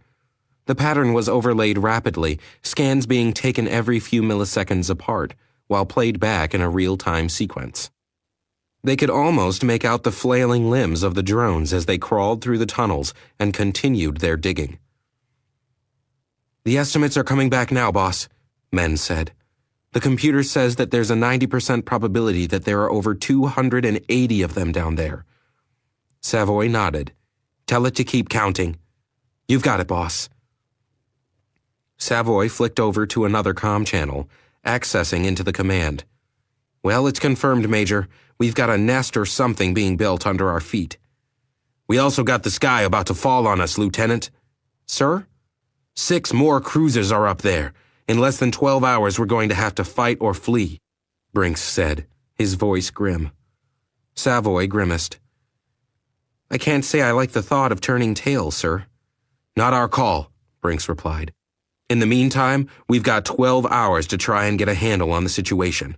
I'm open to suggestions, Lieutenant." Savoy frowned. "We should redirect one or more of the carnivores back to the Odyssey for rearming. Right now they're equipped with air-to-ground missiles, but if we load them up with some bunker busters, we might have a chance. Maybe at taking the nest out with minimal risk." "Time to rearm?" "An hour, including flight time," Savoy responded. Brinks considered it. "All right, but we'll keep our drones where they are and have the commander detail 2 more with the appropriate hardware. That'll save us some time and let us keep on with our own work." "Yes, sir," Savoy said. "In the meantime, do what you can. Miss Chans is being transported to the local alien command center now. With luck, we might be able to get some coordination with the locals," Brinks said, glancing over his shoulder. "Their medical facility seems competently run. Makes me wonder why their military is just a fuck-up." "Sir, I'm not sure if I'd put it that way exactly," Savoy replied, a little cautiously. "Are you kidding, Lieutenant?" Brinks snorted. "They're getting their butts handed to them." "That's true, sir. However, it's not due to a lack of power. Vermont's little test with that laser rifle proves that." Savoy shook his head. "And while they're a little rudimentary by our standards, sir, they're probably on par with most conventional forces I've seen." "I suppose you've got a theory for why these Drossen things are kicking ass and taking names, then?" Sir, they seem to be 2 steps ahead of their opposition, Savoy replied. Nothing more than that. Power-wise, they appear to be at parity with each other. The Drasen simply seem, I don't know, more prepared. Like they knew what they were getting into and packed for the job. Brinks pushed the thought aside. Whatever it was, it didn't matter at the moment. What did matter was the situation as it stood. So the Major just had to play the cards he was dealt. No matter how badly the hand sucked. Admiral! Someone shouted, a twinge of shock and fear in their voice, causing Tanner to spin around just as the doors to the rear of the command pit burst open. Burst being the operative word, since the heavy metal doors literally were pulled off their equally heavy hinges, as a hulking figure stepped through, paused, and looked around. For a crazy moment, Tanner could have sworn that the figure seemed chagrined. Then she spoke. Oops. A decidedly tiny and feminine voice came from the hulk, sounding embarrassed, as if she had just accidentally jarred someone's elbow, or something equally inane, rather than having just ripped 2 security doors off their hinges. Ethan Shans, I presume? Admiral Tanner asked calmly, his voice causing the guards to pause and lower their weapons just slightly. The hulk snapped to a rigid stance and nodded in salute. Ethan Mia Shans reporting, Admiral. Relax, he ordered, stepping out of the pit to come face to face with the Ethan. Or as close to it as he could manage, since the armored suit placed her faceplate about 2 feet over his head. Tanner didn't flinch, though, or alter his expression as he looked up at the faceless features of the armor. What can you tell me about the Odyssey, Ethan? He asked. They belong to a human world that is not part of the colony, sir, she told him, obviously correcting herself as she almost mentioned the mythical others again. Their technology is largely of inferior quality to ours. However, they have markedly superior weapon systems and an ingenious, though disconcerting, translite drive. The Admiral's eyebrows went up. And their intentions? Sir, the hulking figure seemed to relax a bit, her stance shifting and becoming more pensive. They rescued me and the survivors at Port Foy without second considerations. In this system, they were reluctant to engage the Drasen until it became obvious that the Drasen would continue on to kill the civilians of this world. She paused. They don't wish to be involved in this war, Admiral. But I don't think that they can turn their backs on the annihilation of an entire world. Tanner nodded. Are you in contact with them now? Yes, sir. Very well, Tanner nodded. Give them my thanks for their aid and ask them what my people can do to help. That's it? Brinks blinked. It couldn't be that simple. What is it? Mia asked him over the link, her voice as puzzled as the computer translation could manage. What can he do to help? Brinks repeated. No demands, no posturing, no questions? We have very little time, Major, Mia reminded him. This was true, the Major had to admit, but it still seemed insane to him. If nothing else, the Admiral should be talking about how to integrate Brinks's people into his own strategies. Military people didn't just let some rogue group pop onto their turf and start shooting things up. Brinks shook it off, chalking it up to a complete alien mentality. Fine. Inform him that we'll need to start coordinating the sweeps of the city if we want to be sure that we get them all. We also have a problem where one of the landers apparently crashed. Tunnels? Admiral Tanner asked, his eyes narrowing. Where? Mia's eyes flickered over the map on her suit's HUD. She looked up to the large display that showed a similar map at the front of the large room. There. Tanner turned to look where she was pointing. Nero! The big man came up from the ground forces control pit, standing almost as tall as Mia in her armor, and looked curiously at her. This must be your missing Ethan. It is, or so I believe. Tanner's lips twisted. It is difficult to say, of course, as I have yet to see her face. Mia's eyes widened under her helm, and she uttered a shocked, "Oh." She immediately started fumbling with the controls until she located the shield that Brinks had shown her before and activated the control. "Sorry," she told them, her faceplate shimmering from a flat, opaque black to a transparent form backlit by internal lights. I require the helmet to communicate with the others, however. Tanner nodded, and Nero just gazed evenly at her. Nero, the Ethan tells me that the Drossen are digging tunnels under the Corinth landing site, Tanner said. Corinth, Nero frowned. That was a crash. Nothing could have survived. I'm aware of that. However, I believe that we may want to check just the same. The big man nodded gruffly. Agreed. I'll correct the oversight. I'm certain you will, Tanner said confidently.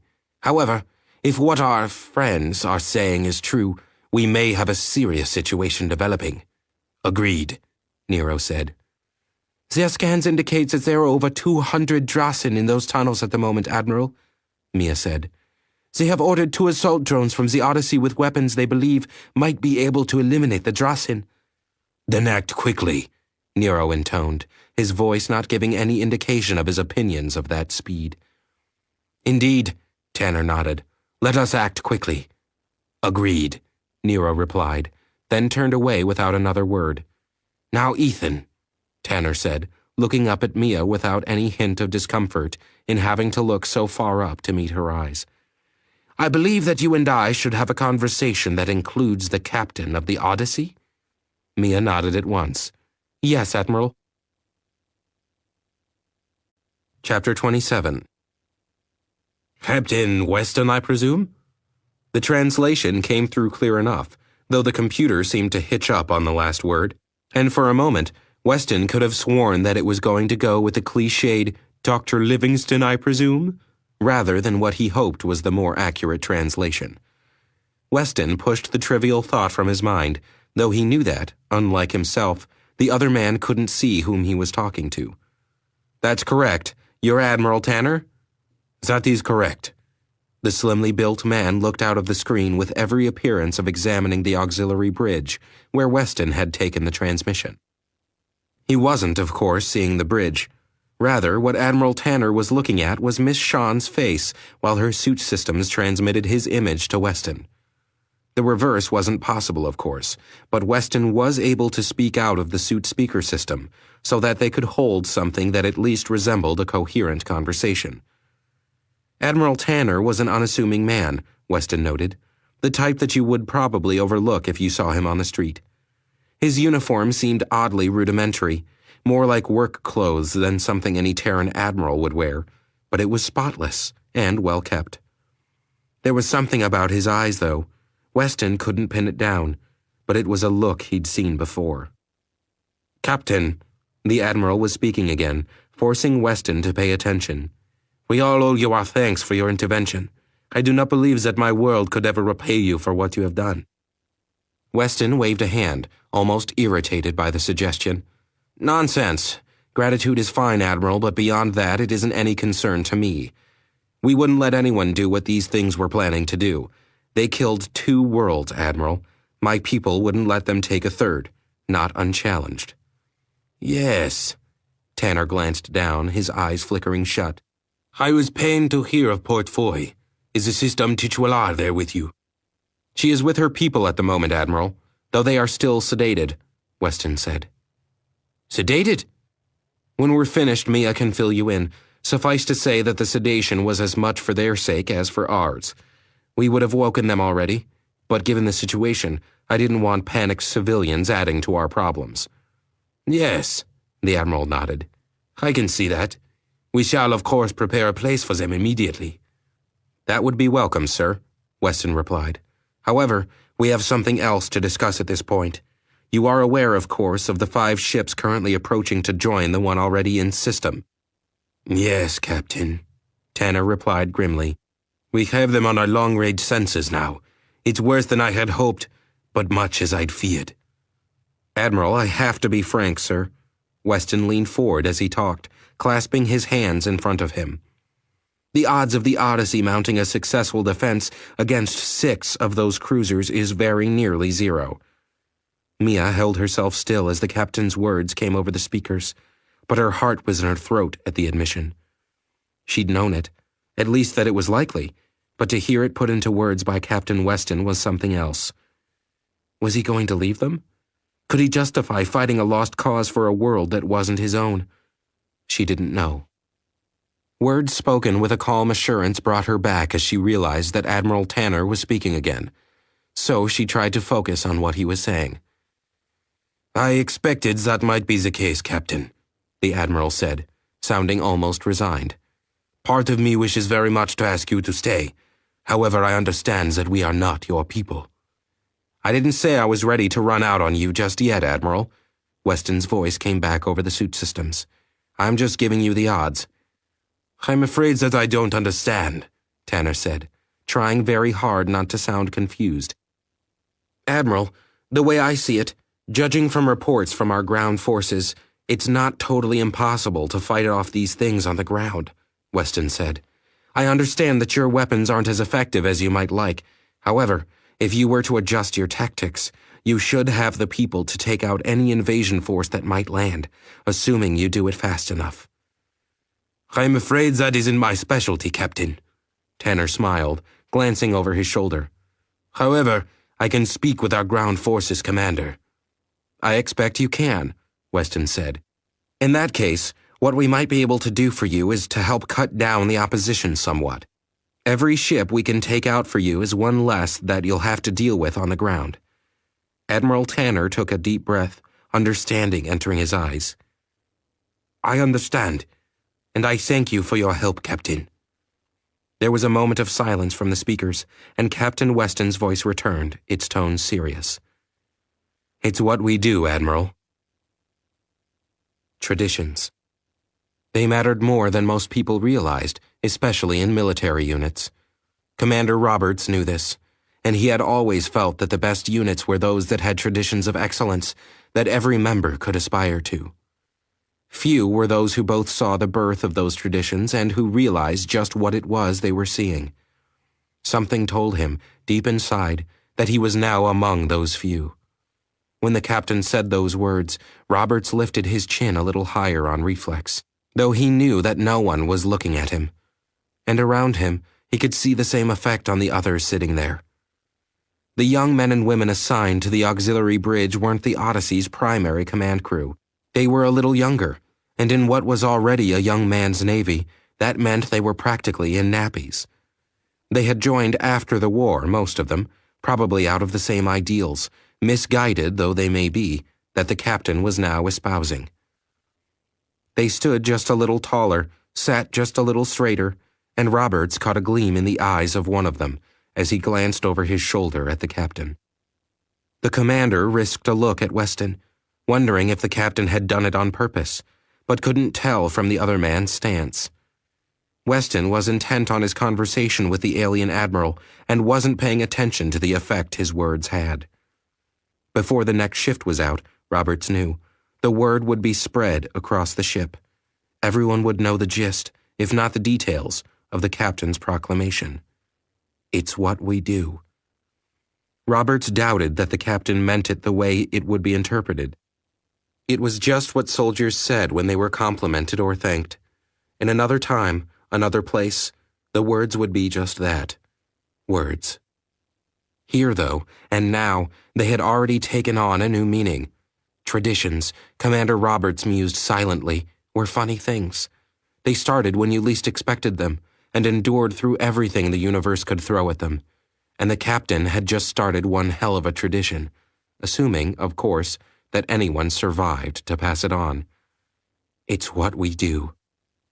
Spoken to an alien admiral by a Terran captain in the defense of a world that wasn't his own.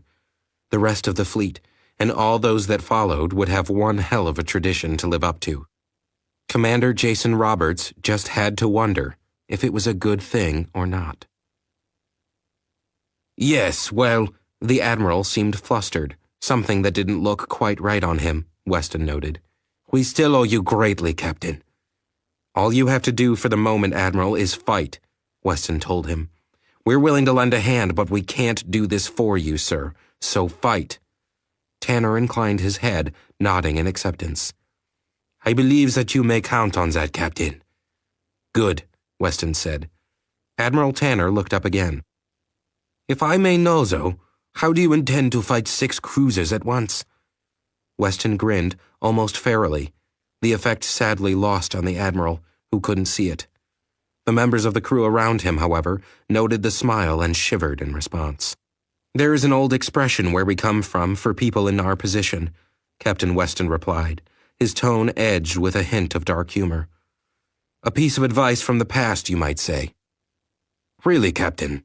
The Admiral had a hint of a smile as well. "Do our people make a habit of getting into situations like this?" Weston's chuckle washed across the bridge. "Not this precise situation, but close enough, perhaps." "I see," Tanner replied, that same hint of a smile gracing his fine features. "And what is this advice from the past?" "Run silent, Admiral," Weston replied. "Run silent and run deep." There was a moment of silence, the Admiral looking genuinely puzzled. "I'm afraid that I don't understand." "I don't expect you to, Admiral," Weston replied. "So I just hope that the enemy doesn't understand it either." "I see." "I'm afraid that I have duties to attend to, Admiral," Weston said. "I'll contact you before making any moves." Very well, Captain. Again, thank you for your help." "Not at all, Admiral," Weston replied. "Until the next time we speak." Admiral Tanner nodded, and Weston cut the connection. "Sir," Roberts spoke up after a moment. "Are you sure?" "I am," Weston said, not looking back. "Yes, sir." "Ensign," the captain said, glancing to one side. "Sir?" "Contact the bridge, inform them that I'm on my way back, and have them recall the senior officers." "Aye, aye, Captain," the ensign replied crisply. Weston loosened his restraints, floating up into the air and kicking off the command chair toward the rear door. "Commander Roberts." "Yes, Captain." "You're with me." "Aye, sir." Roberts waved a hand to the lieutenant at the auxiliary con. As Roberts followed Captain Weston from the auxiliary bridge, the lieutenant shifted himself over to the command seat and snapped in his restraints, his eyes on the screens that displayed the bow wake of the decelerating ships, a hint of steely determination in them that had been missing an hour earlier. Chapter 28. Tanner focused on the young Ethan who was standing stock still in the center of his command pit, apparently not in the least tired or inclined to sit down, despite the fact that it had been quite some time since she'd arrived. "Are you certain you won't take a seat, Ethan?" he asked once more, ingrained civility forcing him to do so, despite the irritation that washed over him at the repetition. "No, Admiral," Mia replied. "I am fine. This armor seems to keep pressure off my feet, so in a strange way, I'm already sitting." "Ah," Tanner nodded. "Very well. Ethan, tell me something." "Certainly, Admiral." "The carrelage." Mia winced visibly under her helm, but he pressed on. "Her captain and I were old friends," he said. "I would appreciate knowing how it happened." Mia was silent for a moment. "After he ordered the evacuation, Captain Tal remained on the bridge, controlling the defense weapons. The last I saw of him was when he ordered me to leave, sir." Tanner nodded, his face thoughtful. "Yes, I see," he said, a small smile on his face. "Oddly, I believe that it was not the worst way Tal could have imagined dying." Mia didn't have anything to say to that. Work crews on the Odyssey were hanging, literally, out of the ship as they welded new armor joints to the flight deck, carefully applying patches around the powerful coils that controlled the fighter traps. The work had been going on for hours and continued for a good many more, that is, until Chief Corrin stormed onto the deck in her hard suit, snapping orders. "Rowley, get those men out of there," she growled. "New orders came down. We're going to forget the armor." "What?" Alistair Rowley, machinist's mate first class, looked up in confusion. "We need this deck back, Chief." "And we're going to get it back, fast," Corrin said, grabbing a crewman and pointing across the deck. "We've got some steel plate coming down through the lock. Grab a crew and bring it over here." "Yes, ma'am," the crewman nodded, clunking off instantly toward the lock. "What's going on, Chief?" Rowley crawled up out of the gash the enemy lasers had ripped. "We're going to fill the gash with laser reflective foam, then laser weld some plates down over it. You've got the trap fixed, right? Yes, ma'am, he nodded. But the armor... We don't have time for the armor, Rowley, Corrin told him. Just get the deck operational and let me and the captain worry about the armor. You want it that way, Chief? You got it, Rowley said with a shrug. I'll have the deck ready to use inside of, say, 2 hours? Good man, Corrin said. I'll be back in an hour to have a look. In the meantime, I've got some bad news to drop on a couple other departments. What's going on, Chief? Rowley asked a second time, his voice tense. We're going to war, Rowley. Got a problem with that? No, ma'am. Good, the chief said, nodding once in her helmet. Get your crew back to work. You got it, Chief. Rowley switched over to his crew's frequency. All right, you bums, we've got a deadline. Franks, get me a couple canisters of that insulating foam from storage. We're gonna patch this bitch the dirty way. Sir, Commander Roberts hesitated. I'm not sure this plan of yours is going to work. Join the club, Commander, Weston said as he took a seat behind his desk. Sir, it relies on too many unknowns. Weston nodded. Agreed, but you and I both know that we can't hope to win in a stand-up fight, Jason. Commander Roberts paused, blinking back a bit of surprise as Weston used his first name for the first time. After a moment, he shook his head. Even so, you're risking a lot on our stealth systems. We don't know what kind of sensors the enemy has. True, but I think that we can pretty much imitate a hole in space for anything short of an active tachyon scan. For anything using conventional frequency scans, you mean? Roberts corrected, though he had to concede the point. The Odyssey had been built with the cam plates for 2 reasons. The first, or rather, the first that became important to them, was the fact that, with appropriate modifications, the cam plate system could reflect over 98% of laser energy away from the ship. It was, against energy weapons, the ultimate form of armor. However, the original design wasn't built with armor specifically in mind. The cam plate technology was based on the development of carbon nanotubes designed to shift reflective frequencies as an active camouflage for main battle tanks. An appropriate program shunted through the armor coating so as to allow a tank to blend into practically any environment with a nearly perfect camouflage. At the far end of its ability was the black hole setting, a phase-shifted armor that would absorb everything in the EM range sent its way, including radar, laser, and all other conventional detection systems. The net effect was to reduce the electronic and sensor profile of any unit coded in it to less than 2% of its normal signal. Of course, Roberts knew that particular use had one rather nasty side effect. You do know what will happen if one of their lasers nails us while we're using the black hole settings? We'll probably be vaporized before we know we're hit, Weston told him flatly. Since the net effect of the black hole setting was to absorb over 98% of all energy directed against it, it would actually behave like an inverse of the normal armor and offer absolute minimal resistance to enemy lasers. And given how powerful those lasers were, one shot would be all it would take. It's reckless, sir, Roberts said calmly, finally taking a seat across from Weston. I know. Hey, LT, Burke called out. We've got some company coming up here. Savoy glanced over in the direction that Burke had indicated and noted the armed forces converging on their position. Great. Don't make any fast moves, guys. I'd hate to get toasted by the guys we came here to save. Don't worry, Burke muttered. The team watched as the militia came up, finally stopping just in front of them, and one of the figures stepped forward. He was a big man, Savoy noted, his face craggy with exposure to the elements, and he handled a laser rifle in his hands like it was a toy. You are Ethan Savoy? The man grumbled. Savoy frowned. The translator either scrambled the word or he'd just gotten a new rank.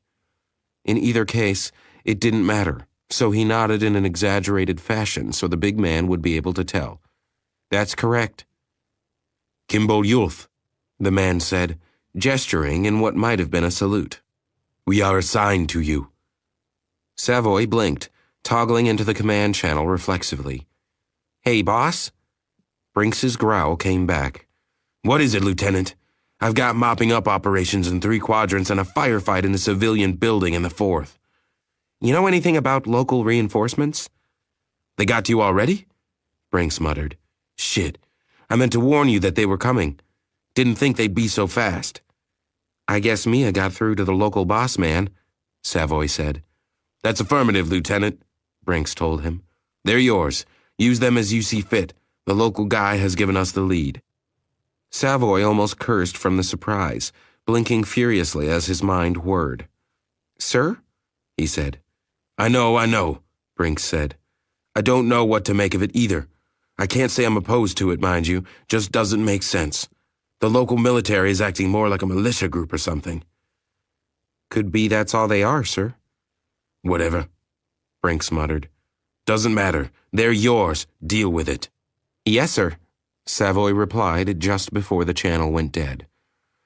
When he turned his attention back to Yulf, the man was waiting patiently for him to say something.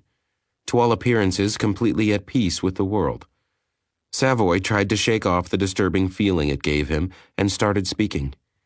All right, Yulf, he said through the suit speakers. Here's the situation. We've got over 200 of those Drossen things down in tunnels under our feet. We can't ignore them, or they'll rip this city out from under us. Got that? Yulf nodded. All right, here's what I need to know. Savoy stepped forward, placing a hand on Yulf's shoulder and turning him around. He pointed toward the wreckage, moving his hand expansively to either side. Are there any civilians in that area? And if there are, how fast can you boys clear them out? Yulf frowned, and for a moment, Savoy was worried that the interpreter had messed up the translation. Finally, the immense man spoke. There are civilians. Many. Too many to evacuate. It will take time. Savoy sighed. We don't have much of that, so you'd better get to work. Yulf turned with an almost alarming speed and started shouting orders to his men. Savoy and his team watched them break up and rush off, impressed with their speed, if nothing else. Whether they will be as effective as they were fast, Savoy thought, is another matter. Get those circuits degaussed. Yes, sir, the tachyon specialist on the Odyssey said, not looking up as the chief engineer cursed under his breath while they all but dismantled his babies. The transition drive was first, but it was also the most painful. Captain Weston's orders had come down, and at first, no one really wanted to believe it. It was insane, for one, but the orders were quickly confirmed, and the engineering team had gotten to work in short order. All the ship's tachyon generation systems were being discharged, degaussed, and taken offline. Since that list included the FTL sensor systems, as well as the transition drive, the net effect was to make the Odyssey blind as well as lame. Yet, those were the captain's orders, so the teams got to work and sailored on. Admiral Tanner, we have the orbiters prepared. Ah, excellent, thank you, Rail said, turning to Mia. Pardon me, Ethan. Could you contact Captain Weston? One moment, she said, her eyes refocusing. Tanner saw the young woman's eyes flicker around, looking at something he couldn't see. He wasn't sure if she knew how to use the system effectively, but from the outside, it looked very odd and impressive as well. His reverie was cut short when he heard a distinctly non-female voice address him. Yes, Admiral? Ah, Captain Weston, we have prepared 4 orbiters if you wish to unload your passengers. Thank you, Admiral, that will be fine, Weston's voice said. What is the size of these orbiters? Tanner waved a hand at one of his subordinates. The answer came back in a few seconds in the form of a plate dropped into his hands, so he rattled off the numbers from the display. There was a long pause. Tanner blinked. The sound made no sense whatsoever. Perhaps you should send one up and we'll just scan it, Weston continued after a moment. I'm afraid that the translator is missing a few important modules. I see, Tanner replied, not entirely certain that he did. Very well. I'll authorize their departure immediately. Thank you, Admiral. I'll be in touch. The signal went dead, leaving Tanner blinking owlishly at Mia as she looked back just as confused. How will he be in touch from orbit? Tanner asked after a moment. I do not know, Admiral. I said that they were human, not that they were normal. Weston looked over to Ensign Waters. Scan those orbiters when they lift off. I'm hoping that they built them small enough to fit our locks. Yes, sir. Weston turned and walked over to Ensign Lamont's station. How are the preparations coming? They're about as expected, sir. The primary and secondary sensor arrays have been degaussed as you ordered, and the tachyon generator has been taken offline. And the transition drives? Should be completely offline in an hour, sir. All right, good. Weston nodded. Thank you, Ensign. Weston turned back, thinking. The tachyon systems were among the most delicate on the Odyssey, engineered to tolerances determined in nanometers. Taking them offline was a risk, particularly with the tokamak generator that fueled the active systems and the transition drive. Bringing that back online would take at least an hour under normal circumstances. The chief had assured him that she could actually cut that back to 15 minutes, but he hadn't questioned her on it despite the shiver that ran down his spine when she said it. He hadn't really wanted to know what corner she was going to cut to get that done. She couldn't cause any more damage than those alien warships could, anyway. Well, not much more. We have 2 more drones inbound from the Odyssey, Lieutenant, Brinks transmitted. Savoy nodded, flipping his HUD over from the ground-penetrating radar display to the drone control screen. The 2 new drones flashed red as they approached, indicating that they were loaded with the bunker-buster weapons he'd requested. He ordered them into an orbit of the area while he waited for news concerning the civilians. Burke! Yeah, LT? Start calculating the impact point and program the GBU-98s for the job, he ordered his explosives man. I want to launch as soon as we get this area cleared. You got it, boss, Burke replied, automatically working as he talked. We've got 4 of the 98s to work with. Do you want to use them all? Savoy frowned, thinking. The GBU, Guided Bomb Unit, 98s weren't exactly cheap, nor were they small, either in stature or payload. The 5,000-kilogram penetrators were loaded with the equivalent of 5-kiloton payloads, and weren't something he'd want someone setting off indiscriminately in his backyard. However, given what they knew about these little alien monsters, Savoy didn't want to take any chances either. Give me a plan for 2 and 4 bomb placements, he ordered. I'm sending the ground-penetrating radar readings back up to the Odyssey's exogeology lab for analysis. If they say that you're not going to sink the city or something, we'll go with the full blast. Yes, sir, Burke replied, just a little too eagerly. Savoy shook his head. Burke loved his explosions just a little too much for the comfort of those who had to bunk anywhere near him. Captain? Waters asked. Yes, Ensign, Weston said, looking up. I think I've got the orbiters on sensors now. What's the verdict? Ensign Waters shrugged, looking a little confused. They'll fit, sir. That's good, Weston said, frowning. What is it, Waters? Sir? What's wrong? He asked. Nothing, sir. It's just... Waters shook his head. Here, sir. Look for yourself. Weston watched as the information was relayed to the main screen. Are those dimensions correct, Ensign? As far as I can tell, Captain.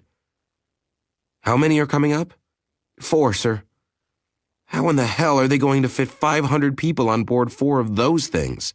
Weston asked, looking at the tiny, approaching craft.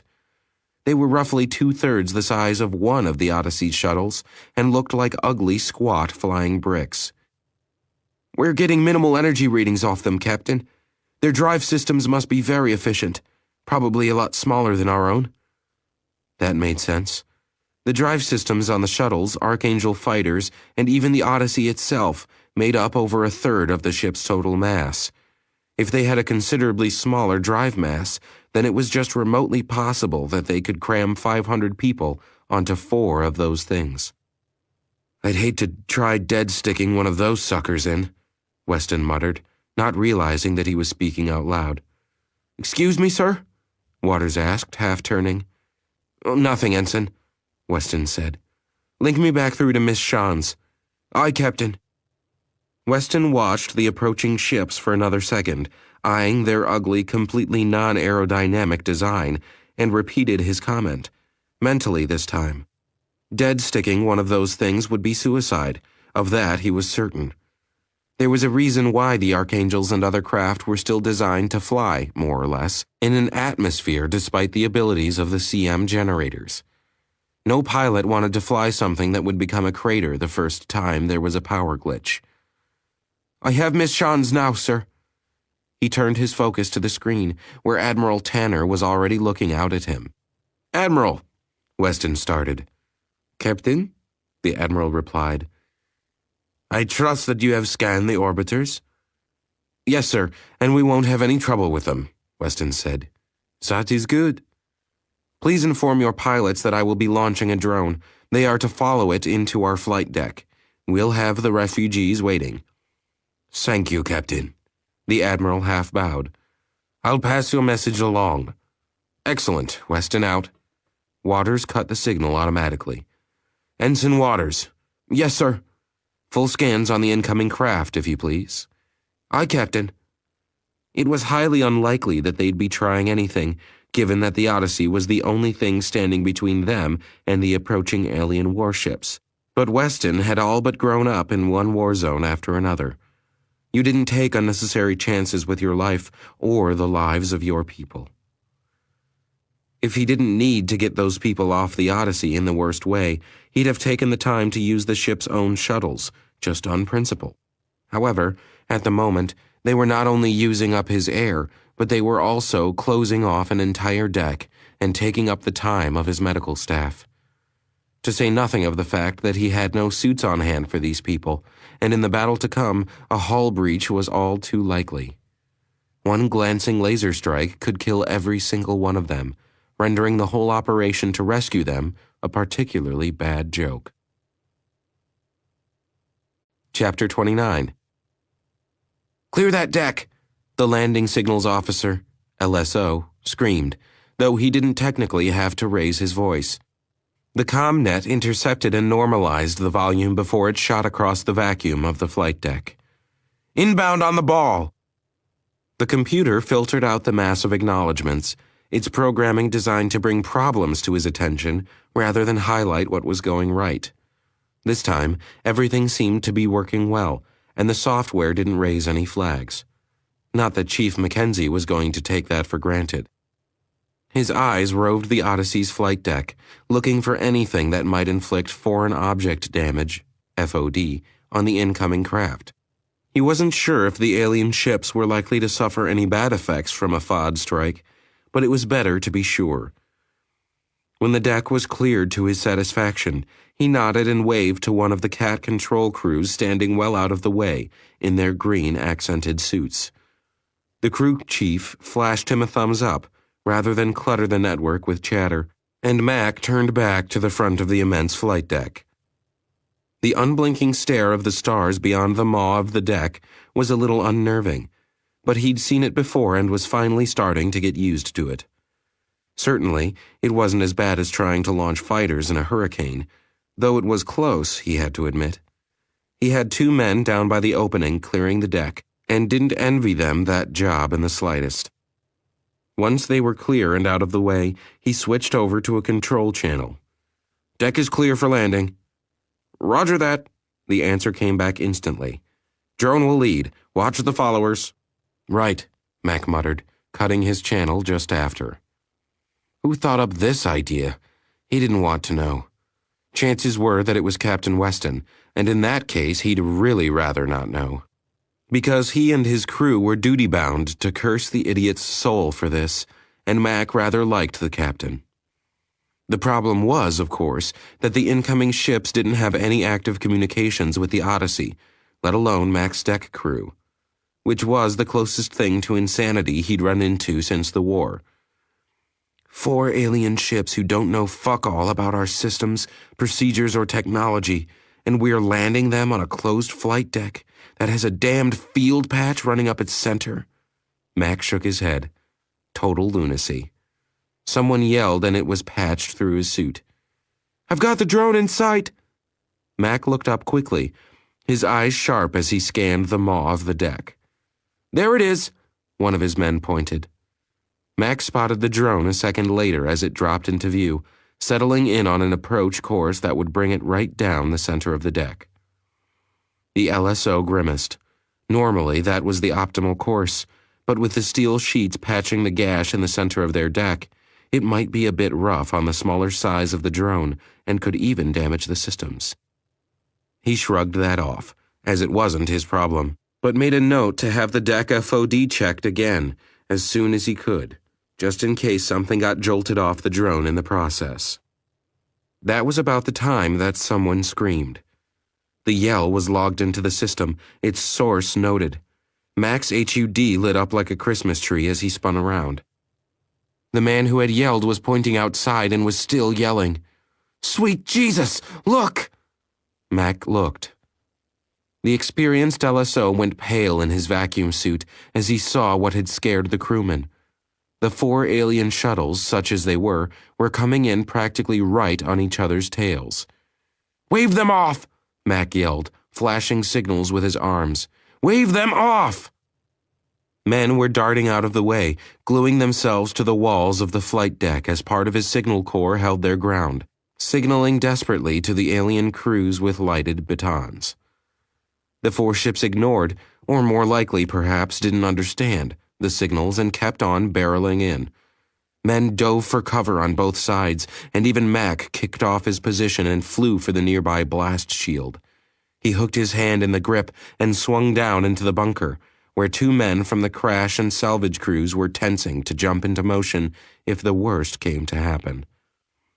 Mac pulled himself out of the way of the figures in the red-accented suits, grabbing a handle so he could look through the clear blast shield.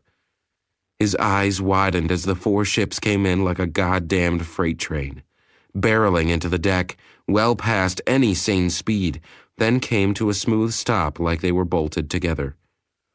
The 4 shuttles came to a rest just meters from where he was hunkered down, maintaining precise distance from each other, and for a moment, Mac found himself looking for the braces that must be connecting them. He didn't find any, and wasted minutes staring until his heart slowed back down to normal. Finally, he climbed out of the blast bunker and walked over to the shuttles, wondering if anyone inside had seen the scramble. A flash of embarrassment and anger rose up in him, but the experienced LSO forced it down and pulled the 2 lighted batons from his hand. He flicked them over to the brilliant green setting and waved both of them to the nearest lock. Slowly, the first of the ships began to move in that direction, this time at a decent pace, and Mac walked it to the lock. "Gregor, you get the next one." "You got it, Chief," a shaky voice came back. Business gradually returned to normal on the flight deck. "They're aboard, Captain." Weston nodded at the unneeded comment, still staring at the screen. "Any injuries?" "No, sir." "Thank God for that," he said, standing up. "Commander, you have the bridge. I'm going to have a chat with the pilot of the lead orbiter." "Aye, Captain." Roberts moved to take Weston's place as the captain turned and strode back to the lift.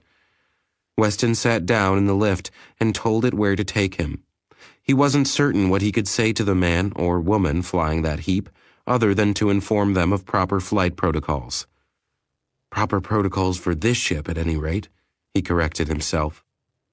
It was obvious that the alien drive technology was entirely different than the reaction-based system that the Odyssey and its onboard complement used. The Archangels could match that kind of precision flying and often did, but no other craft built on Earth could hope to do it, and even the Angels would never try it on a landing. The pilots were obviously used to maneuvers that made Earth's precision flying look like child's play, so Weston wondered what would happen to flight teams like the Blue Angels and the Snowbirds if and when this drive technology became part of the Earth tech base. Probably nothing, he thought after a moment. Fighters will always look impressive and dangerous to crowds, even if freighters are able to match their maneuvers. Still, it wasn't a happy thought to the former fighter pilot. As the lift stopped, Weston pushed the thoughts away and grabbed a pair of mag boots as he kicked out into the 0G deck. Impressive drives or not, They were still ugly as sin. Weston floated along the wall as the first of the orbiters rose up from the evacuated deck below, riding the massive airlock up into the parking level. The squat ship was little more than a flying box, without even the bristling sensor antennae to give it a vaguely utilitarian look. Instead, it looked like someone had attached some kind of drive system to a cargo container and wished its crew the best of luck. Weston waited for the orbiter to come to a halt in one of the parking places normally reserved for the Odyssey's shuttles, then walked over as a small crowd gathered around it. "Where's the door?" someone called out. "Damn if I know," another of the flight op crew shrugged. "Looks like a brick without the wings." "Captain on deck!" someone snapped out as Weston approached. The men snapped to attention as Weston touched down, the echoing clanks of his boots rebounding through the deck. "As you were," he said, waving them off. The crowd began dispersing as the airlock rumbled again. Weston and the deck chief were startled when a section of its sidewall melted away. "Holy shit," the deck chief muttered, actually taking a step back, flushing. "Sorry, Cap."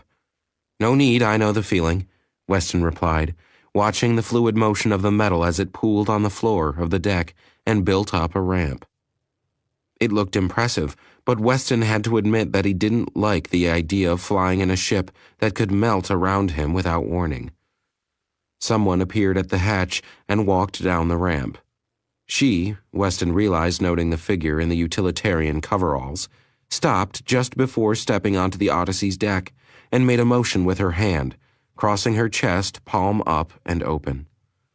It struck him that it was probably a salute or something similar, so Weston snapped to attention and brought his fingers up to his temple, while he saw the chief do the same at his side.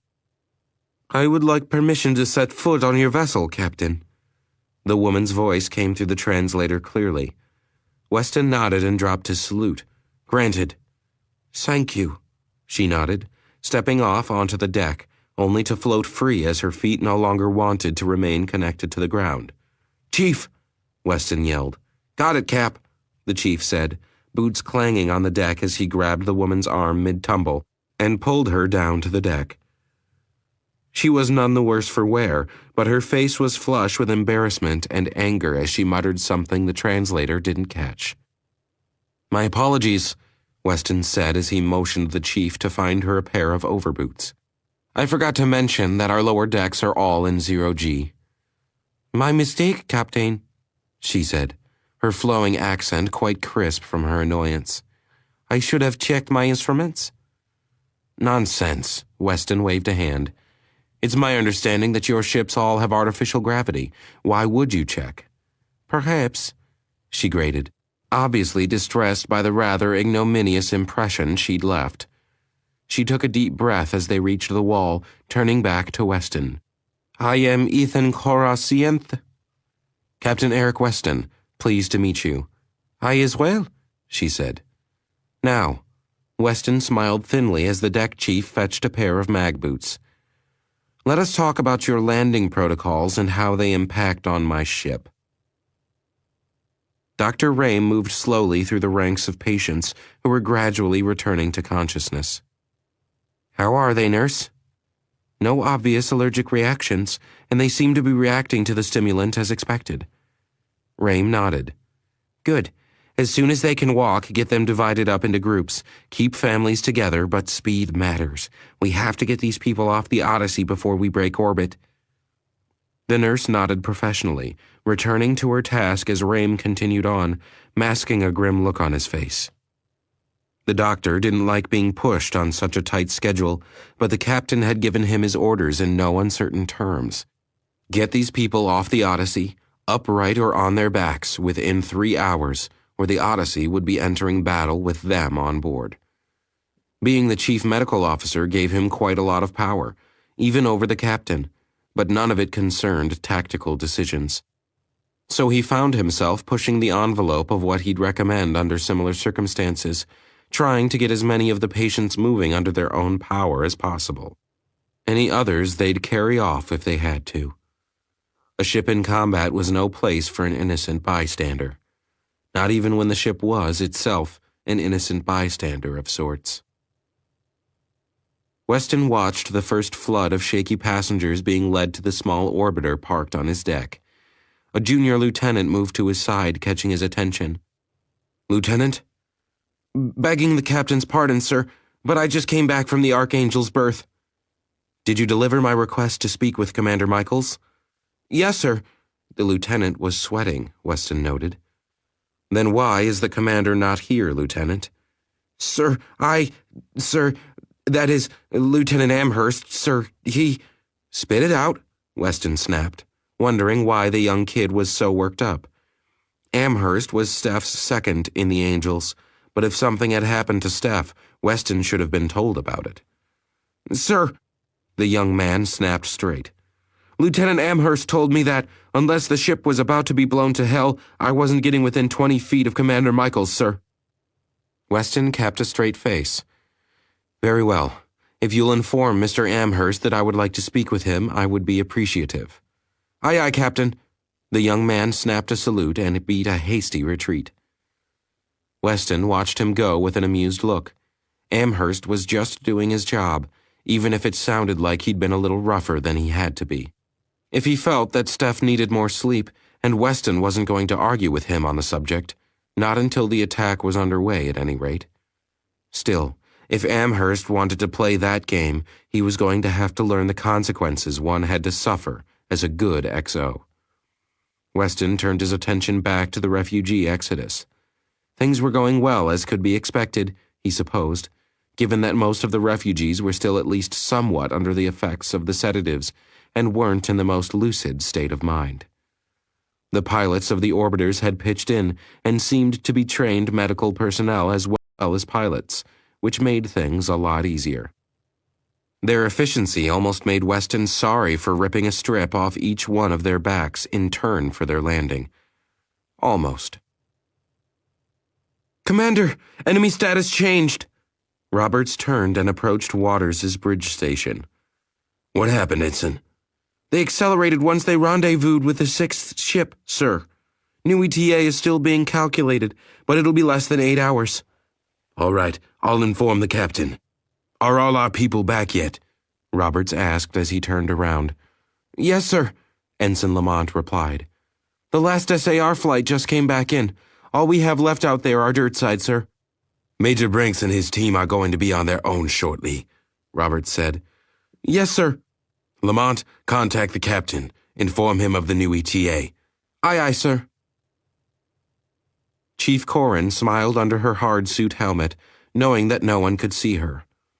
The work on the flight deck had been superb, and she was proud of the damage control team that had guided and done most of it. Not that she was going to tell them that. "Not bad," she said over the comm channels. "Not half bad at all." The figures around her relaxed noticeably. Well, she wouldn't tell them in so many words. Good crews knew without being told. That was what made them good crews. "All right," she said. The men and women snapped back to attention, each of them focusing on her. "We're going to war, ladies. That means that damage control just got bumped up to the front lines on this here tub. You're all off shift starting now, but by God, you better be ready when I call." A chorus of acknowledgments came from the fatigued group. Corrin waved a half salute and dismissed them without a word. They quickly made for the locks, and she knew they'd be riding them up to the crew berths in short order. The chief looked over the repair job one last time, noting the smooth bead on the laser weld. Not half bad at all. "Captain," Lieutenant Amherst saluted as his feet clanged together on the deck. "You asked for me, sir?" "I understand that you refused to allow my message to reach Stephanos," Weston said. "Sir, I decided that the commander needed the rest, sir." Weston suppressed both the urge to smirk at the format of the response and the desire to club Amherst in the back of his head. "I see." Amherst didn't respond. "Well, in that case, Lieutenant, I believe that you have some decisions to make." "Me, sir?" "You are the XO of the flight group, are you not?" "Yes, sir, but—" Amherst paled. Well, then you make the decisions, and Steph will rubber stamp them when you decide he's had enough sleepy time," Weston said, with just a hint of sarcasm to his voice. Yes, sir." "Good. First, what's the status of the flight?" "We're down by 4 pilots and planes, sir. 2 losses, not counting Flair, and Brood is in the med lab." Weston nodded. "We'll need you to be at your best in a few hours. Sir, the Archangels are always ready." "I remember that, Lieutenant, but you're badly weakened, and despite the downtime, you're going to be tired too." "Sir, Captain, we won't let you down." "I'm sure you won't, Lieutenant," Weston told him. "But I was thinking about giving you at least one more pilot." "Sir?" Amherst frowned. "I'm afraid I don't see how that's possible. We are missing 4 planes and we don't have any replacements, even if we did have another pilot." "We have at least one more pilot on the Odyssey, Lieutenant," Weston replied, his voice brittle. Amherst paled. "Captain, with all due respect, you can't mean yourself." Weston let the moment stretch out while the pilot paled even more. "No, Lieutenant, I wasn't referring to myself." Amherst let out a breath. "You don't need to sound quite so relieved, Lieutenant." "Sir, you know it's not that, but you're needed here," Amherst said. "Well, be that as it may, what's your opinion on Jennifer Samuels?" "Jenny, sir? She's good people," Amherst replied. "Tried out for the Angels, didn't make the cut." "She made the cut, Lieutenant," Weston corrected him. "Pardon?" Amherst blinked. "Samuel's flight scores were well above minimum standards," Weston said. "Begging the captain's pardon, sir, but why the hell isn't she in the flight?" Weston heard the incredulity in the man's voice and didn't blame him. Finding qualified pilots for the limited neural interface system on the Archangel fighter craft wasn't easy. During the war, the main limitation wasn't in how many of them they could build, but rather how many of them they could man. "The war was over before she could be accepted, Lieutenant," Weston replied. "We Archangels aren't that much of an asset in peacetime, you see." Amherst winced. "However," Weston said with a thin smile, "I don't believe that I see any peacetime in our immediate area. Do you, Lieutenant?" No, sir," Amherst returned, still frowning. "But we're still down by a plane." "Are we, Lieutenant?" Weston asked, gazing across the deck. Amherst followed his captain's gaze as his eyes settled on Archangel 1, the captain's own. "Inform the lieutenant of her promotion," Weston replied. "Aye, aye, sir." Chapter 30. Savoy watched the display trail off and then blinked away the information. The tunnels under the city were still small enough to be taken out, but they didn't have a lot of time left if he were to judge by the changes he saw in the ground-penetrating radar map. "Burke!" "Sir." "We're cleared for a 4-point detonation," he told the explosives expert. "You have the blast map for me?" "Yes, sir. I'm dropping it in your slot now." Savoy accessed his memory slot on the network. Sure enough, the map file was waiting for him, so he tabbed it and watched as it opened in 50% transparency over his HUD. The map was thorough, as he'd expected, so he gave it a quick glance over before he tagged it with his electronic signature and approved the plan. The suit's computer automatically attached the geological estimate provided by the exogeology lab, just to cover the paperwork required to release the powerful explosives. "Where are we coming on the evacuation?" He turned, looking for men. "Those local boys say they've almost got the place empty," the other soldier replied, his voice a bit stressed. "Are you all right?" Savoy asked. His HUD flickered, a video window opening up in half-transparency, and the sweating face of Eddie Mann appeared. "I'm fine, LT," he panted. "Just having a little trouble here." "Do you need backup?" "Negative," the soldier replied. "I'm almost done. There was some structural damage when the ship impacted. I'm just holding up a wall while some kids get out." "All right," Savoy said. "Report back when the area is clear." "Yes, sir." Commander Stefanos groaned and stretched as he stepped out of his berth and looked around. "What?" he asked. frowning in confusion as the Archangel flight crew was there, staring at him. "You tell him, Amherst. I didn't have anything to do with it," one of them said. "Oh, this is going to be good," Steph smirked, his eyes settling on Lieutenant Amherst. "Well, you see, sir, it's like this." Stefanos knew that it was going to be one of those days when Amherst called him sir. Informality was the formality of the Archangels, so when his XO retreated to proper military decorum, he'd done something he was half expecting to get spanked for. "All right, Amherst, why don't you tell me what's going on?" Lieutenant Jennifer Samuels lowered herself into the cockpit of the fighter reverently. She knew its every control, forward and backward, her hand sliding over each in turn, lightly fingering the firing studs and arming switches. She had a hard time believing that she was sitting in a fighter, let alone this particular one. Archangel 1. The captain's own. She settled her feet onto the form-molded pedals, letting them rest there without pressure, and sat back in the bolster seat that was just a touch too big for comfort. That would be fixed when she suited up, she knew from experience. But it still felt unreal to be here. She was lost in those thoughts when the voice startled her from behind. "Like a dream, isn't it?" Jennifer Samuels twisted in her seat, her eyes wide with surprise.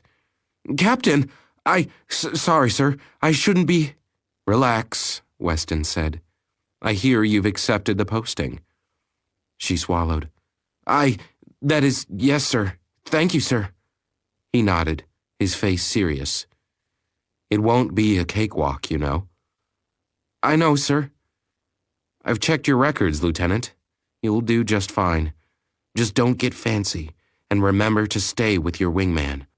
You'll have the least experience of any of them out there, so you might have some trouble keeping up at first. Don't let it get under your skin.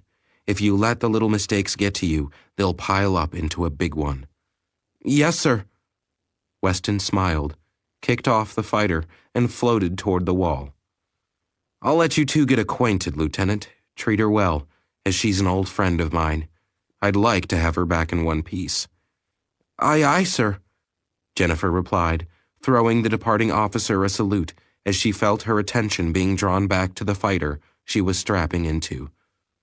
It was good to be home. Admiral Tanner watched the displays as the first of the orbiters departed the Odyssey and began its downward spiral. It seemed foolish in so many ways, evacuating people from one danger just to plant them smack in the middle of another. If the Odyssey failed to eliminate the ships, if the Forge failed to finish the work they were so desperately trying to accomplish, if the ground forces now on Mons Systema failed to account for each and every Drossin. If any one of those things occurred, those people would die here on the planet, instead of there in space. It hardly seems fair, Tanner thought, that they should survive so much on their own, live through the destruction of their own world, just to die here on someone else's. So this is war, he thought grimly to himself. Such an innocuous word for something so horrific. Millennia of peace didn't prepare a man for this. Tanner wasn't a warrior. He wasn't like his old friend Nero. He was in charge of a mining and exploration fleet, scouring the galaxy for new worlds, new resources, and new things to see. And now he was here, defending a world with no assets of his own, and forced to rely on gifts from the gods to save his people. That wasn't the way it was supposed to work. "Captain!" Weston paused mid-step, glancing over his shoulder. He nodded as he saw Stefanos jogging to catch up with him. "I need to speak with you, Captain," the pilot said. "Walk with me, Commander," Weston said. "I have to get to the bridge. We've almost got the refugees off my ship, and we've got some tricky maneuvers to plan." "Sir, about Lieutenant Samuels," Steph started earnestly. "You can't be serious about assigning her to the flight." "And why would that be, Commander?" Weston asked smoothly as they walked. "Sir, Jenny's a good pilot, but she's not been drilled with the flight," Stefanos said. "The Archangels aren't just any fighter group." I like to think that I know that, Commander. Stefanos flushed. I know you do, Captain, but damn it, sir. Watch yourself, Commander, Weston snapped, coming to a stop so fast that Stefanos was past him before he knew it. You're overstepping yourself. Maybe I am, sir, he said, turning back. But you're asking me to take a rookie out on a hot run for her first mission. Sir, I'd rather go underpowered than do that. If she messes up, she could take my flight with her. Perhaps, Weston said, conceding the point. But I think that you're forgetting something. Like what? Weston ignored the challenging tone in his friend's voice and responded. You aren't going a little underpowered, Steph. You're down by 4 planes and pilots. That's a full quarter of your flight. Stefanos scowled. I'm aware of that. Are you also aware that Lieutenant Samuels passed her NICS exam with a .39 variance? Weston retorted. Or that she trained at the Angels flight camp for 9 months before the war ended? Or that she was in line for a commission with the flight until the congressional decision to stop antagonizing the bloc by dangling our feathered butts in their face? Steph paled as the captain spoke with a hard edge in his voice. No, sir. I wasn't aware of that. Then I suggest you review her file, Weston said. Aye, aye, sir. Weston watched as Stephen walked away. Steph, he said as the commander reached the corner. Stefanos paused, glancing back. Sir? I understand your worry, but you need every able body you can get. If I had my way, I'd be out there too. I don't think we're quite that bad off, begging the captain's pardon, Steph replied with a smirk. Wise ass. Weston shook his head, turning away. Always, sir. Captain on the bridge. At ease, Weston said, accepting his seat back from Commander Roberts. Status report? The last of the refugees will be departing in the next 20 minutes, sir. All right, Mr. Daniels. Have you prepared the course information I requested? Aye, sir, Lieutenant Daniels replied, tapping out a command on the navigation board. Using nothing but thrusters will be tough on the ship, sir, but we can mount a successful intercept if we use minimal CM generation. How minimal? Weston's voice was clipped. 8%, sir, for the first hour of the burn only. Weston thought about the CM technology that allowed both the heavy lift capability of the Odyssey shuttles and the lethal speed of the Archangels, not to mention the acceleration of the Odyssey itself. The downside of the technology was that it created a rather large sinkhole in normal space that was the equivalent of a searchlight to someone with eyes to see it. It was also a large part of what kept the acceleration from plastering the crew over the rear bulkheads of the ship. Since their mass was reduced, along with the rest of the ship, their personal inertia was affected by the laws of the little pocket of reality that the Odyssey dragged around with her at all times. I'm sorry, sir. It's the best I can do with the time restraint. Weston studied the data. Daniels was right. Without 8%, they'd never be able to intercept the ships far enough from the planet to ensure that they could prevent more landers from being dispatched. All right, approved, Weston said, signing off on the order. Lamont? Susan Lamont stiffened. Sir? Status of the preparations? We're ready to run silent, Captain, she replied with a satisfied tone. Weston nodded, not noticing the sharp look Commander Roberts threw across the bridge as he noted the use of the term. All right, let's test the system then while we still can, Weston said, settling in. Engage black hole stealth systems. Kill all unnecessary power use. Make us invisible. Aye, aye, Captain. An unseemly shout jerked Admiral Tanner around in surprise, pulling him away from his status board. What? The alien ship, Admiral. She's gone. The technician's face was pale. She left orbit already? No, sir. We lost visual, sir. What about sensors? Tanner frowned, reaching over the man's shoulder and tapping in commands. Nothing. Every system he checked said the same thing. There was nothing there. He accessed the logs with a few quick taps and blinked as he watched the oddly configured ship simply vanish. Sir, I think they're still there, a young woman said, pointing at the screen. Tanner looked at the screen for several seconds, wondering what the woman was talking about, until he saw it himself. There was a black spot in the middle of the screen where the ship was supposed to be, one that moved against the background of stars as it orbited the world. Fascinating, he whispered, a touch of a smile showing on his lips. Admiral? Mia said. They're still there, Ethan, he said absently, pointing out the screen. Watch the stars. With that comment, Tanner headed over to another console. Casa, he said to the young woman seated there. Active scan, if you please. Yes, Admiral, she replied, tapping out a command. We're being scanned, Captain, Waters said, looking up from his console. All across the spectrum, very high power. Source, the planet, sir. Weston nodded. Good. That means they noticed something when we shifted. Let's hope our signal is low on their systems. Aye, sir. Lamont? Sir? Susan Lamont responded. Have all decks made ready for acceleration drills, Weston told her. We'll have a rough ride for the first hour or so. Aye, sir. And in the meantime, put me through to Mia and the Admiral. Aye, aye, Captain.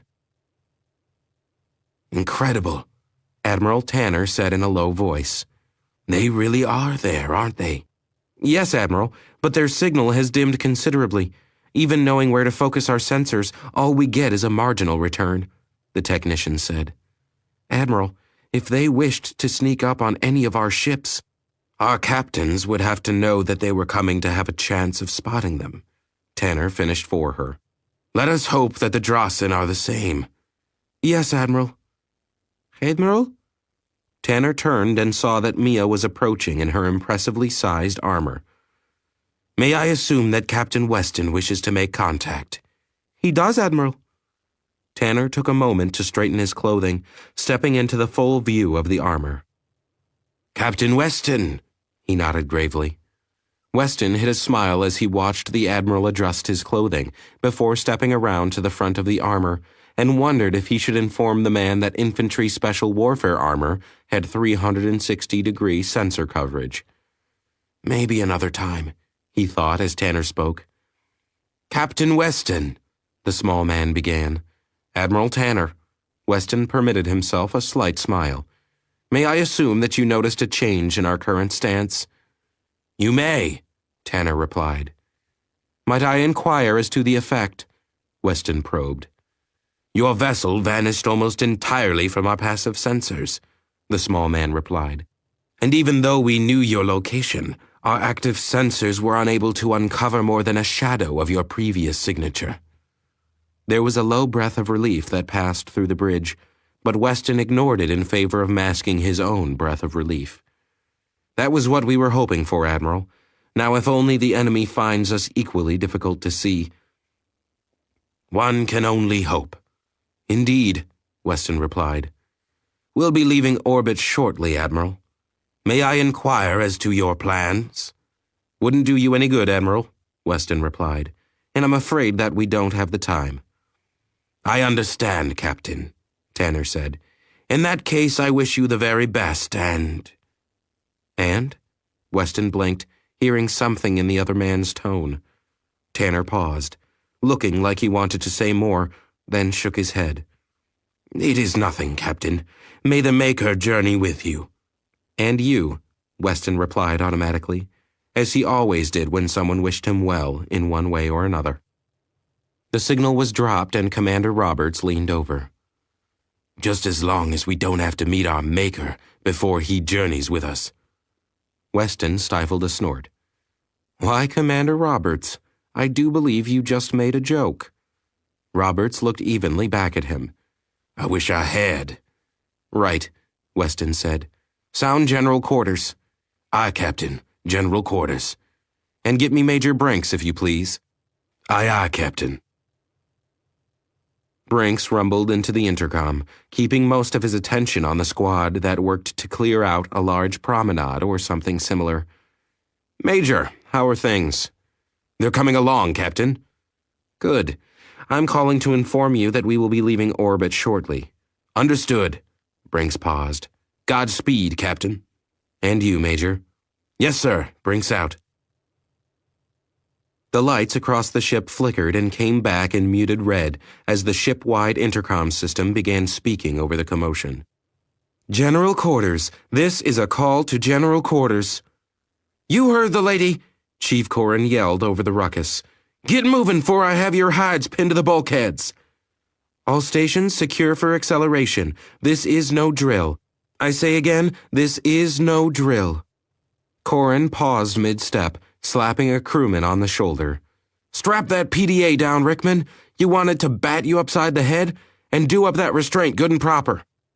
She grabbed the seat restraint and cinched it tight enough to bruise the man, growling the whole time. I swear to God, all of you, if I catch you in the medical bay with a broken leg because you fell out of your damn chair, I'll wring your necks good and proper.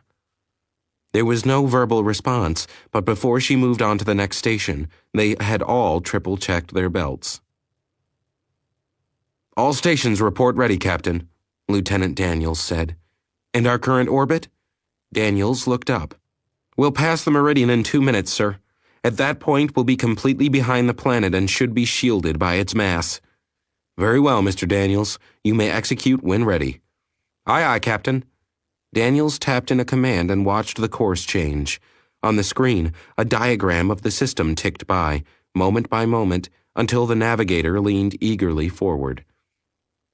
Firing thrusters now. The ship began to vibrate, a low rumble filling the air around the crew, and the force shoved them back into their seats. For the first few seconds, it was a gentle pressure. Then it climbed until the acceleration on the bridge had equalized with the centrifugal force of the habitat, and they all felt like they were half lying down as the bridge angled upward. 1 gravity acceleration, Daniels announced. Increasing power in 15 seconds. The countdown was silent but poignant as the Odyssey poured on the power. The big ship looped low around the planet, almost skimming the atmosphere as it followed the course, using the planet's gravity as part of his calculations. Then the second stage thrust kicked in, and they felt the bridge flip end for end around them as the force slapped them back even harder. Crossing the second meridian in 45 seconds. Daniels's voice was strained this time, but he managed to speak clearly as his hands worked the controls. Main thrust cut off in 40. Weston didn't say a word as he watched the numbers on his personal display, noting that the entire ship's company was currently pulling over 3 Gs due to the firing of the powerful main engines, without full compensation from the CM generators. Main thruster cut out.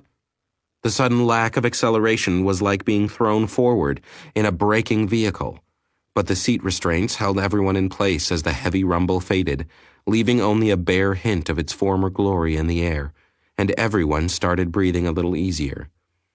We're clearing the meridian now, Daniels said, a hint of satisfaction in his voice as the Odyssey whipped around the planet and flung itself out into the depths of space once more. Chapter 31. Well, that's it, gentlemen, Major Brinks said as the connection to the Odyssey blinked off. We're on our own from here on out. I hope everyone packed their underwear. A few muffled chuckles greeted his words, but for the most part, the men on the link were too busy fighting, running, or hiding to respond. Brinks checked his HUD before leaping the 40-meter gap to the next building, where he landed with a solid smack, the nano servos in his armor absorbing and storing the energy as he flexed his legs.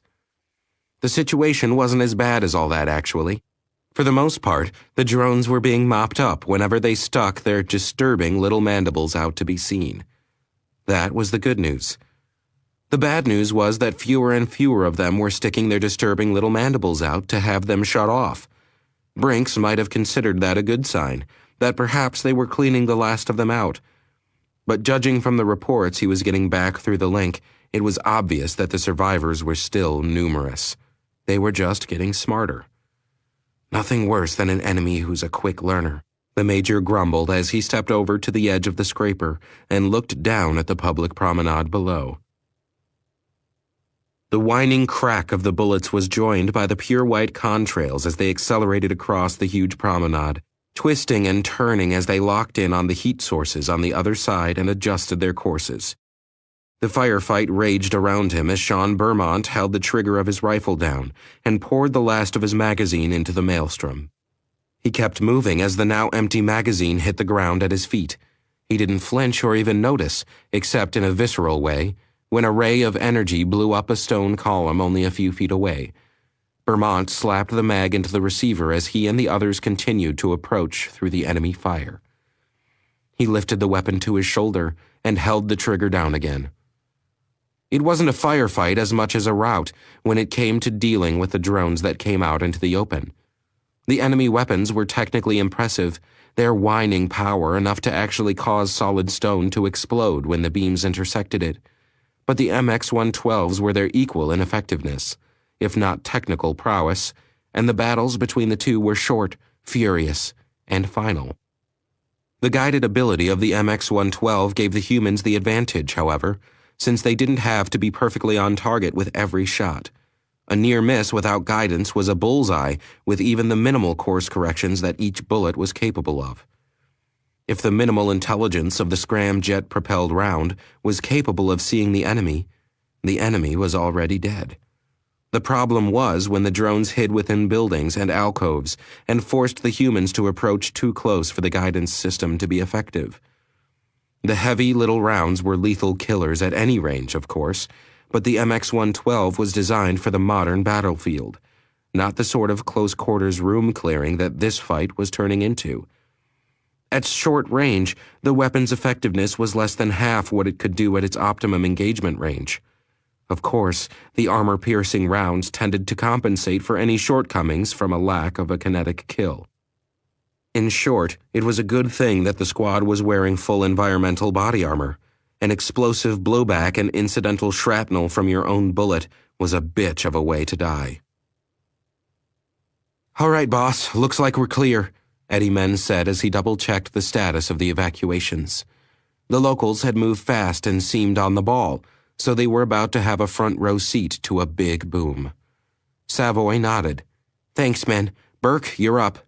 "Yes, sir," Burke said eagerly. "Could you at least try not to sound so happy about it?" Savoy groaned. "Sorry, sir."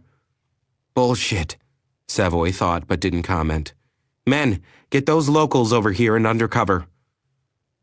"On our way, boss." "Good. One less thing to worry about," Savoy thought as he looked around for a likely spot. There was a solid-looking building a short distance away that looked tough enough, so he jumped over to it and checked the area behind it. "This'll do. Hey, men, those locals got one of their ray guns?" "Sure do, sir. What's up?" The response came back. "Bring 'em here," Savoy grinned. Men acknowledged the order, so Savoy turned his focus to Burke as the explosives man finished up the last-minute preparations. Mostly, it was just a lot of higher-level math, trying to work out the best positioning for the bunker busters so that the pressure waves of the explosions took out everything below in one hit. Normally, missing one or two people was hardly a mission-critical error, but the last thing they wanted to do was leave any of those creatures alive, kicking and eating.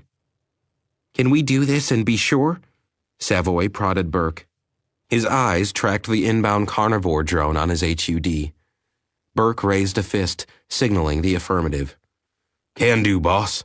I've got data from the thermobarics earlier, and the GPR has given us a good idea of the composition of the soil and the extent of their tunnels. I could probably do it with half the firepower, but since we've got it..." "Use it. Be sure." Savoy made a fist of his own and thudded it against Burke's raised one. Nero Jahan grumbled as he listened to the incoming reports from all over the city. Less than half of them were from his soldiers. The rest were routed to him from various other sectors and were almost entirely composed of complaints from the civilians. He didn't have time for this. The big man's fist cracked the obsidian surface of the console in front of him, and half his staff shrank away in fear as he snarled in annoyance. The rest were more used to him, it seemed, and didn't do more than jump a little, but it was enough for Jahan to calm himself and turn back to his work. He grumbled as he wiped the complaints from his screen. Let someone else handle that idiocy. Reassign 4th Squad to the promenade in Kalisma, he said, glancing over at one of his staff. Make sure that they are careful to announce their arrival. I don't want them killed by our allies. Yes, sir. Are you all right, Nero? He looked around to see Tanner approaching. Shouldn't you be busy? I have no fleet to command, and the alien ship has left orbit.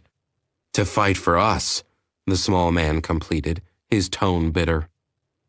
Welcome to my hell, Tanner. Why, I wonder, does it feel like we are paying the price for millennia of peace? The Admiral asked, mostly rhetorically. Nero just snorted. You don't agree?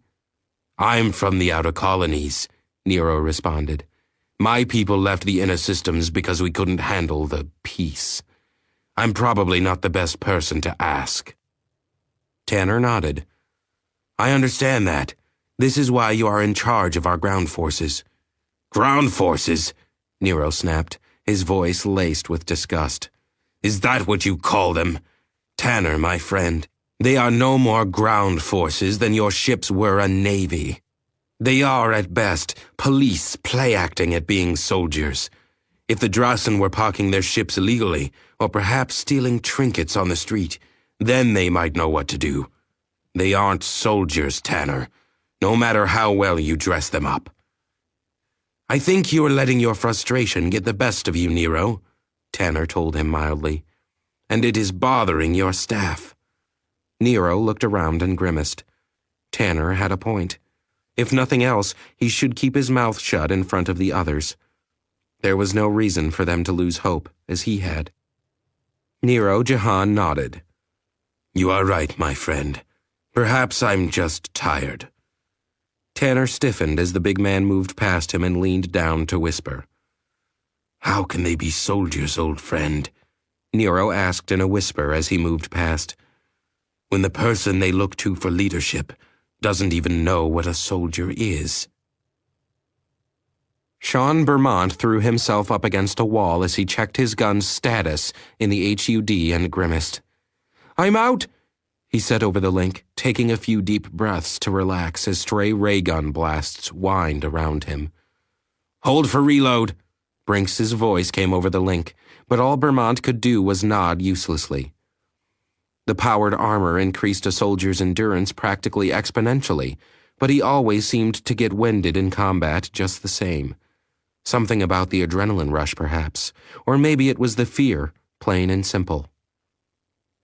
He didn't know what it was, but when he started to come down from the battle rush, it was like he'd run a marathon, even when it was the suit taking up most of the slack.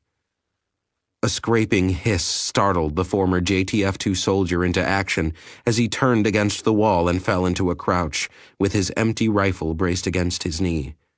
He poked the muzzle around the corner, linking his HUD into the rifle's camera, and swept it around in an attempt to locate the source of the sound. When he found it, all thought of a post-battle crash was gone as another surge of adrenaline struck him. Oh, fuck! Those 2 words were all he had time to get out as one of the drones surged around the corner and practically ran him over, in what had to be a shock of the ages for both of them. Vermont was out of ammo in his rifle, too close to draw his pistol, and knocked back on his ass by a multi-ton insect that may or may not have been as surprised as he was. Either way, it had the advantage of weight and position, and it became clear in an instant that it wasn't planning on wasting either. The heavy smack sent Vermont's MX-112 flying before he could pull it back, leaving the soldier barely enough time to roll clear before the heavy blow cleaved into the structure where his head had been. The drone gave an odd hiss as it rushed around the corner, striking again at him as the armored soldier rolled desperately, then slapped his right hand down into the ground with a full-powered strike. The slap cracked against the smooth, glassy material of the promenade floor, its force lifting him off the ground as another cleaving strike landed where he had been. He tucked his arms into his torso as he spun in the air, using his feet and legs to control his spin as he landed back on his feet. The move left him facing the wrong direction when he landed, but the 360-degree panorama the suit afforded kept him informed of what the enemy at his back was doing, just in time to sidestep another strike, and spin as he pulled his carbon steel kukri from the sheath in the thigh of his armor. The blade was curved and honed to a fine, though not razor, edge, and it actually swooshed as it parted the air and the armor-assisted strike went through. The blade bit into the drone's mandible, causing it to jump back before it hissed again and lifted its leg up over 4 meters above Vermont's head. He saw the blow coming, his mind already running at that insane speed combat seemed to induce, but his own reactions felt as sluggish as the fluid motion of his foe. He let go of the kukri, bringing his right hand up to block the blow as the leg came crashing down into his shoulder with force enough to rupture the carbon fiber armor and dig deep into his shoulder. His HUD went wild, but he only noted it instinctively as he screamed both in pain and outraged exertion. He kept his right arm moving by some force of will and locked it onto the carapace of the leg that had impaled him. He screamed at the drone, anything to distract himself from the torturous pain as he began twisting the leg to the side. The leg gave way slowly but surely as his armor-enhanced muscles continued to pressure it down in a twisting motion, like one might use when breaking off a lobster's claw at a fine meal. There was a sickening crack as the leg broke, and the drone squealed in shock or pain. Vermont didn't know or care which. He ripped it loose, twisting his entire body back and yanking until the leg burst from the main body in a spray of steaming fluids. Both fell apart at that moment, the human collapsing to the ground and the alien staggering as it tried to balance itself on a limb that was no longer there. Vermont screamed yet again as he pulled the impaling limb from his shoulder, while feeling the cooling rush of the suit's automatic foam systems sealing the wound. He looked at the tip of the limb where it was coated in his own blood, giving the carapace a sinister, oily appearance. It was shaped like a spear point, with jagged edges that he assumed were to aid it in climbing, but had also done a wicked job on his flesh.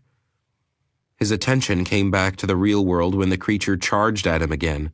Vermont howled, covering his pain with sound as he drove upward and flipped the alien limb over in his wounded hand, then passed it to his good one.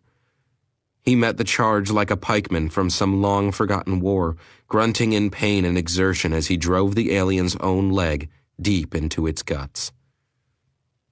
It screamed this time, and Vermont grunted in satisfaction as he gave the limb a twist and fell back. The steaming and sizzling fluid that filled the alien poured around him, bubbling against his armor and the ground, but he didn't have the strength to get up, and fell back where he was and lay on the ground. 1, this is 5. Scratch the rearm and send me a medevac, he grunted into the tack nut. Confirmed, 5. You all right, Sean? Vermont grimaced as a rough chuckle echoed through him. I'll live, probably. Chute is coming in now. Good. Savoy looked up as the local military came around the corner at a dead run, men's easy jog placing him at their rear as his rifles swept their 6. Here, Savoy snapped, slapping his rifle into the arms of the closest of the locals, startling the man into grabbing it as he appropriated the man's laser rifle. What? The man blurted, but Savoy ignored him. The Terran lieutenant stepped away from them and examined the rifle, comparing it to the log recordings of Vermont's experimentation. In a few seconds, he had the controls more or less figured out, and if he was right, it was already set to maximum power. That done, he leveled the weapon at the ground and triggered the firing stud. The rifle whined in his hands, and its beam cut into the ground. Savoy held it steady for a couple seconds and began to play it along the ground in a straight line. Acrid smoke rose around him, but he ignored it as he watched the glowing of the heated ground through his thermal overlay. He was finished with the test a few seconds later. Savoy shouldered the rifle and walked back to the group, even as he thumbed in an order for one of the chutes floating above them. Here. He tossed the rifle back to the man he'd taken it from and nodded to men who had come to the front of the group. Men reclaimed Savoy's weapon from the startled man and glanced skyward as one of the CM packs descended. You doing what I think you're doing, LT? Yep. Cool. Men held both rifles against his shoulders and leaned back against the building. Savoy settled the pack over the still glowing trench and walked over to it. The heat coming from the superheated ground was searing, but his suit could handle worse if it had to, so he ignored it and pulled a panel off the chute to access a couple of its controls. In a few seconds, he'd shunted the power circuits to the CM field and stepped back as he tapped in a command. The resulting burst of energy slapped him like a fist, actually sliding him back along the ground a few inches. But he'd been expecting it.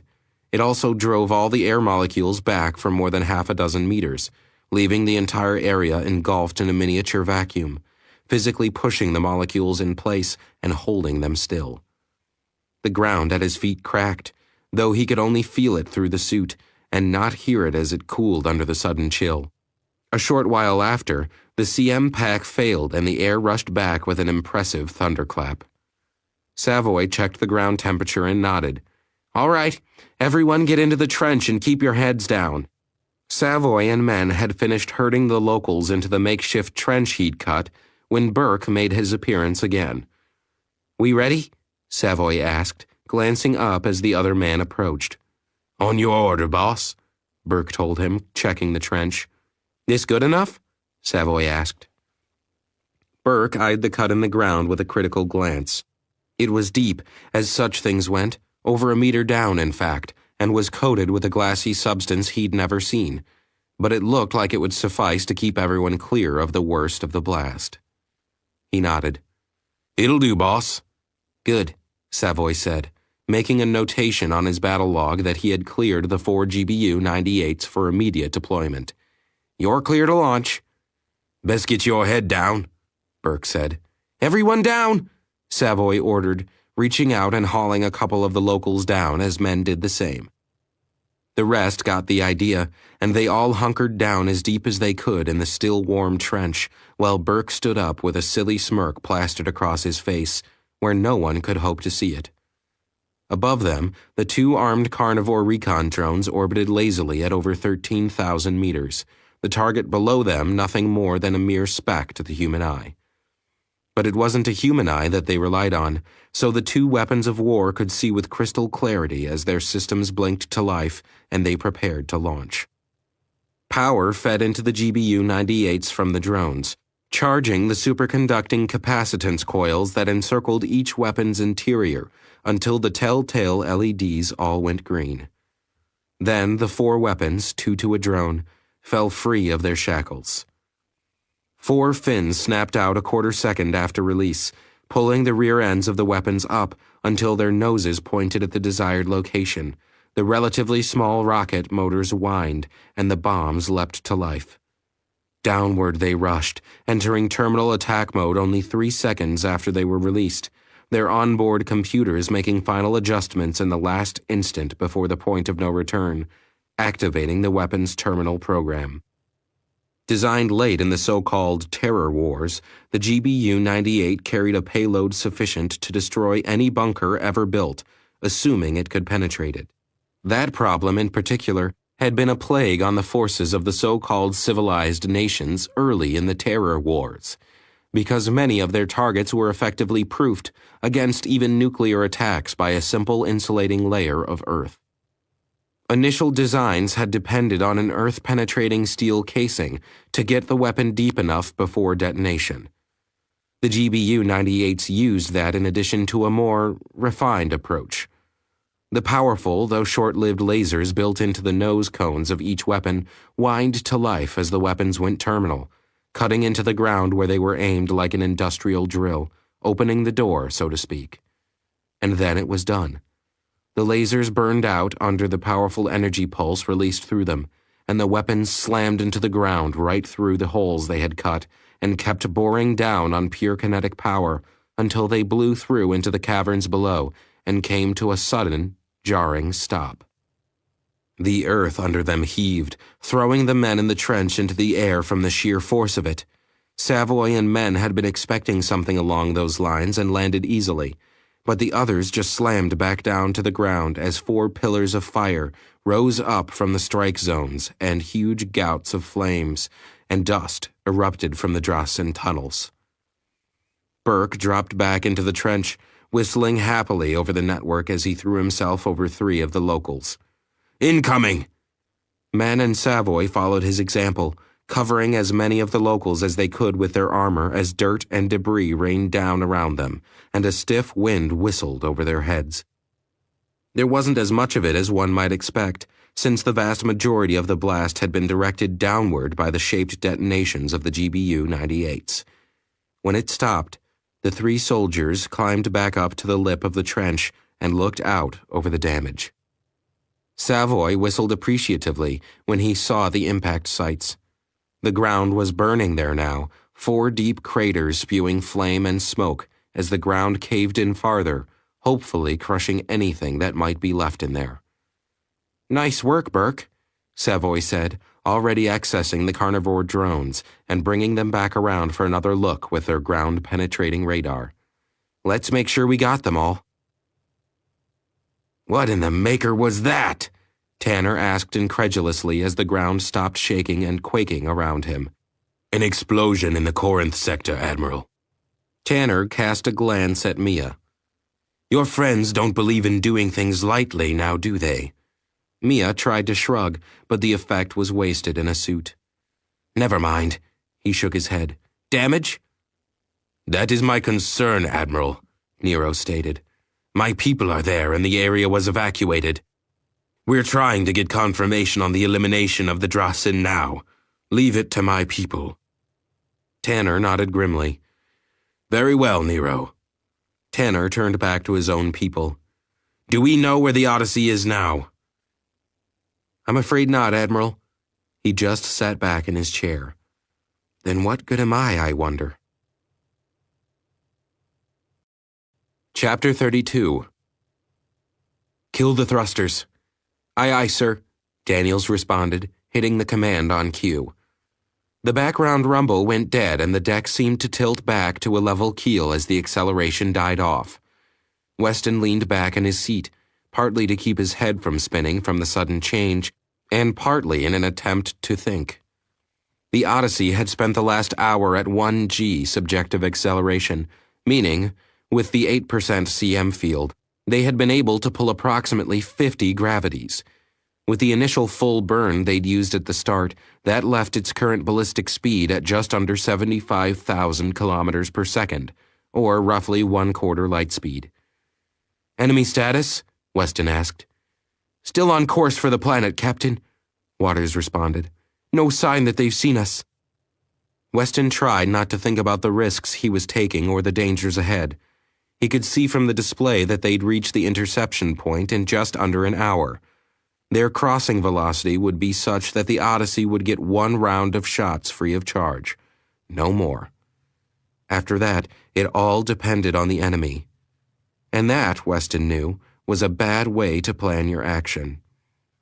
"Relief crews to the bridge," he ordered, with no sign of his thoughts on his face. "Aye, sir." "Commander, take first watch," Weston said, standing up. "I'll be back in 20 minutes to relieve you." "That's not necessary, sir. I don't need any time," the commander told him. Weston half smiled. "In 20 minutes, Commander, you will go down to your room. You will take a quick shower, then go and get a light meal. When this is done, and only when this is done, will I allow you to return to the bridge. Am I understood?" "Understood, sir." "Good." Weston turned, stepping toward the lift as it arrived with the relief crew. "Then I'll see you in 20 minutes." "Aye, Captain." "Doctor, What is it, nurse?" Dr. Rame asked as he took a packet of antibiotics from a cooler and carried it across the med lab to an operating table. He loaded it into a pressurized pump designed to deliver the drugs, even if they lost rotational gravity. "What's going to happen, Doctor?" Rame paused, glancing back at the young woman, then crossed back to the cooler for a supply of morphine. "We're going to receive injured personnel," he said as he worked.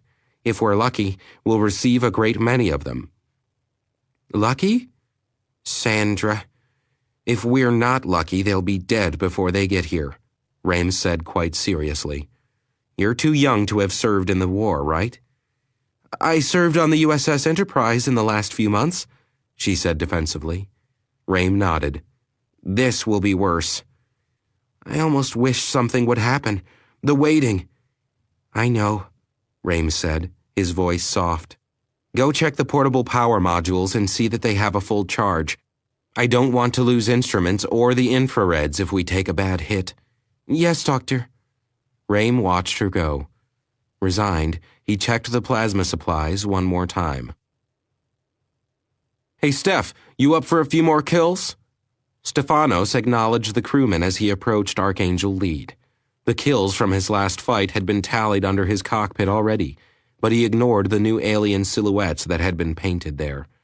They had always been more for the ground crews than for him anyway, and he didn't like to look at them before a fight. The crewman backed off as Stefanos caught the edge of his cockpit and slowly lowered himself into the fighter. Once he'd settled in a bit, he flipped on the primary power to the computers and opened up the diagnostic windows. They'd already have been run, of course, but Stefanos was old school. As always, he didn't go out in a plane he hadn't checked for himself. Around the bay, the Archangels were mostly following the same ritual, though he knew that some of them were less interested in diagnostics and were just taking a few minutes to communicate with the gods that watched out for crazy aviators. Got another one coming up, girl, he whispered softly to the plane as he ran a hand along the molded control stick. You up for it? He closed his eyes, letting his mind drift until he could almost hear the voice of the fighter speaking back to him. The voice told him what he wanted to hear. Chief. Chief Corrin glanced up, startled by the calm greeting. Captain. Weston waved his free hand. Don't get up, Chief. You mind if I join you? She glanced at the food in front of her and nodded. Please. Thank you, he said, taking a seat across from her. I wanted to congratulate you on the repairs you pushed through earlier. We've got some good people on this boat, sir, she said. They're rough around the edges, but I'm knocking the corners off. The captain took a bite of his sandwich. I'm sure you are, Chief. I have to admit, I didn't think it would work so well, what with all the different branches tossed together, she admitted as she drank some of her soup. But they pulled together tight in the pinch. Good swabs, all of them. Even the Air Force pukes. Weston chuckled. That's how they got here, Chief. Best of the best across the board. Now, I wouldn't go that far, Corrin grinned back. They're good swabs, yeah, but they're not up to my old crew on the Tico. Not yet. I have no doubt that you'll find a way to get them there, Weston said. She glanced around the cafeteria. They're good kids, sir, but they're nervous. Yeah, I figured they would be. You might want to have a talk with them, just a few words before we get started, she suggested. He cocked his head and shrugged. Maybe I will at that, Chief. Might do you some good too, Captain, she said, if you don't mind my saying. I learned a long time ago not to argue with a chief, Weston smiled. Saves time. Corrin grinned from ear to ear. Sounds like you had a good teacher somewhere along the line, sir.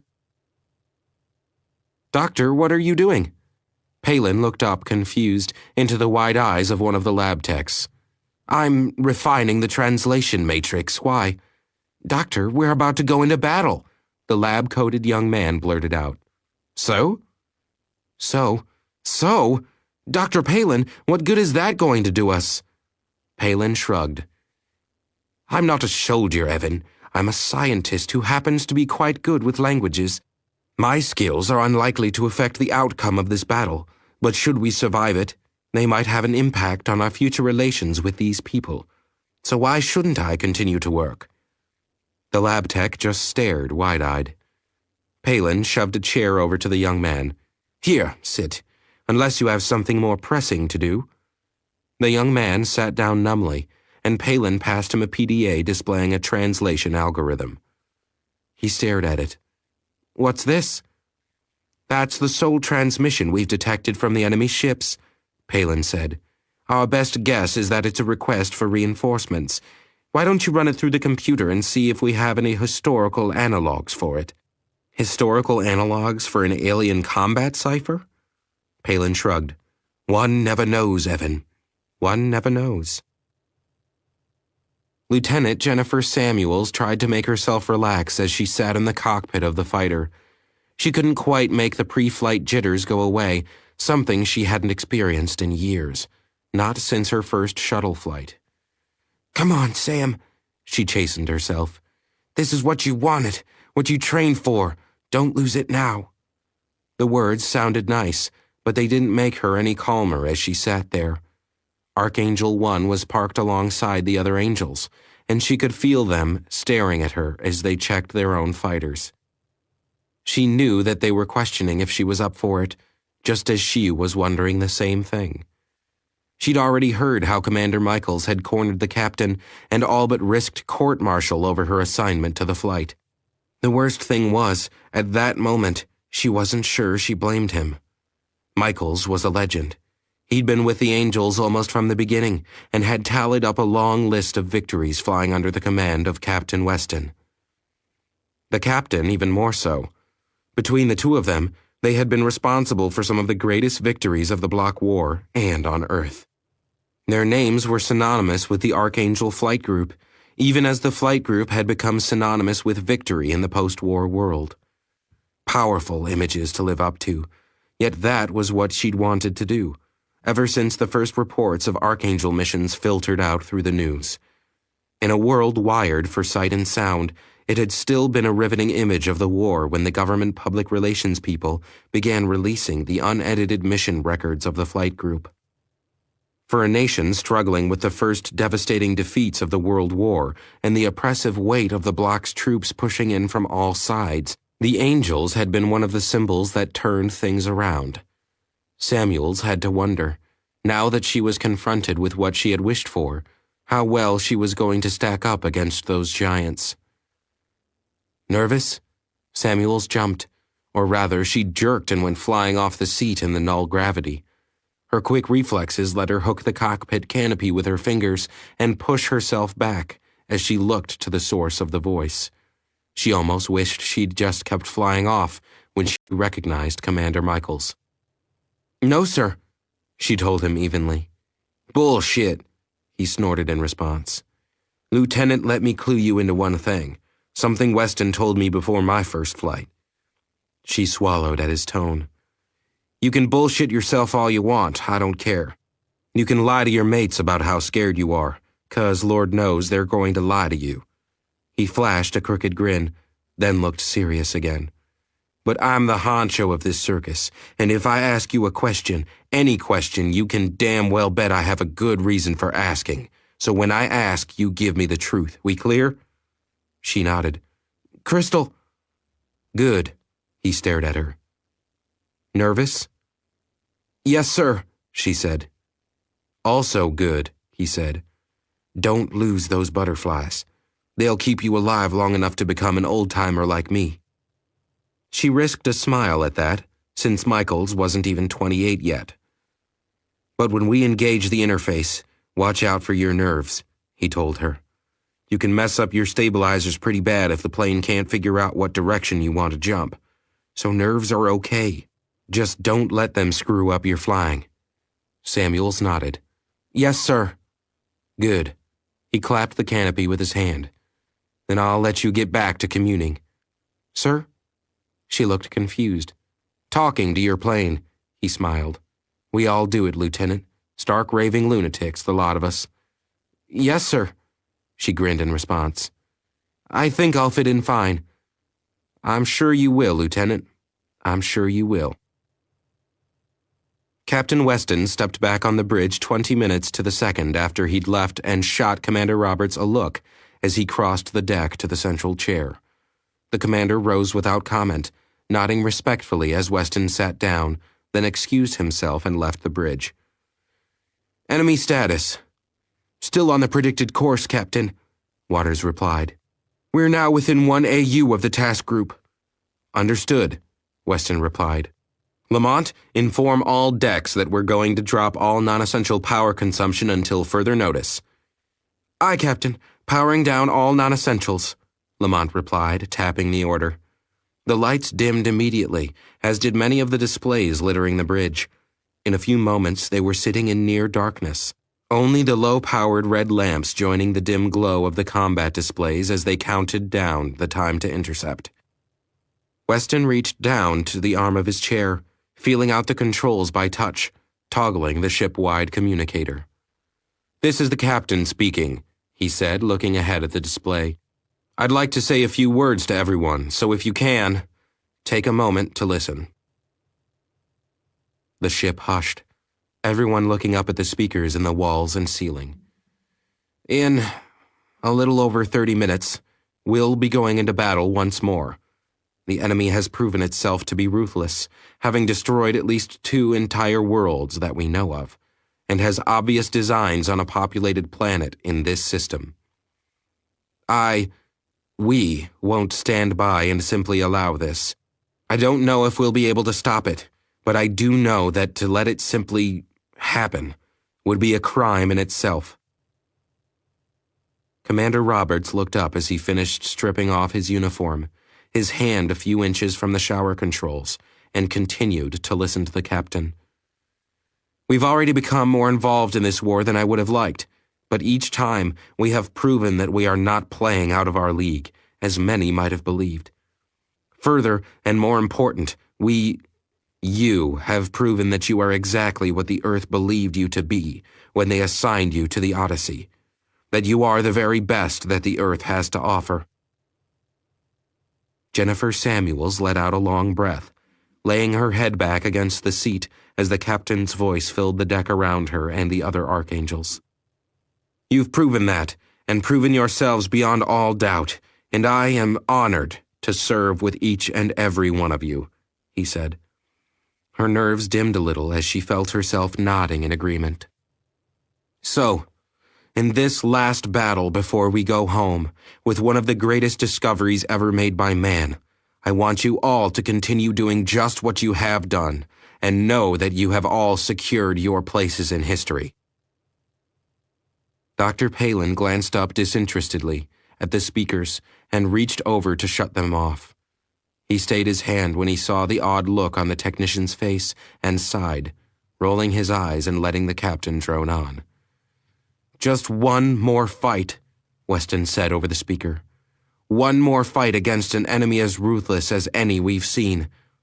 Then we'll be heading home." Captain Eric Weston took a breath, glancing around the bridge to where everyone had turned to look at him. Then he continued to speak. "So, if this is our last battle for a while," he let his voice grow a little harder, "let us make it their last battle, ever. I want to go home with a victory painted on our bow, ladies and gentlemen. It's not every day that we get to save a world. Let's make sure that the name Odyssey is one hell of a challenge to live up to." He reached for the controls to those ship-wide communications again. "That is all. Weston out." Chapter 33. Commander Roberts stepped onto the bridge 25 minutes later and noted that the rest of the senior staff had already manned their stations. "Ensign, what is the current status of our friends out there?" Captain Weston asked as he nodded in greeting. Roberts returned the greeting and stood at his station as Waters looked up from his board. "Our soft lock has been upgraded to a 70% solution, Captain. Our current estimates have them right here." Roberts looked at the section highlighted in red on the board, while the Odyssey's current position glowed a steady blue.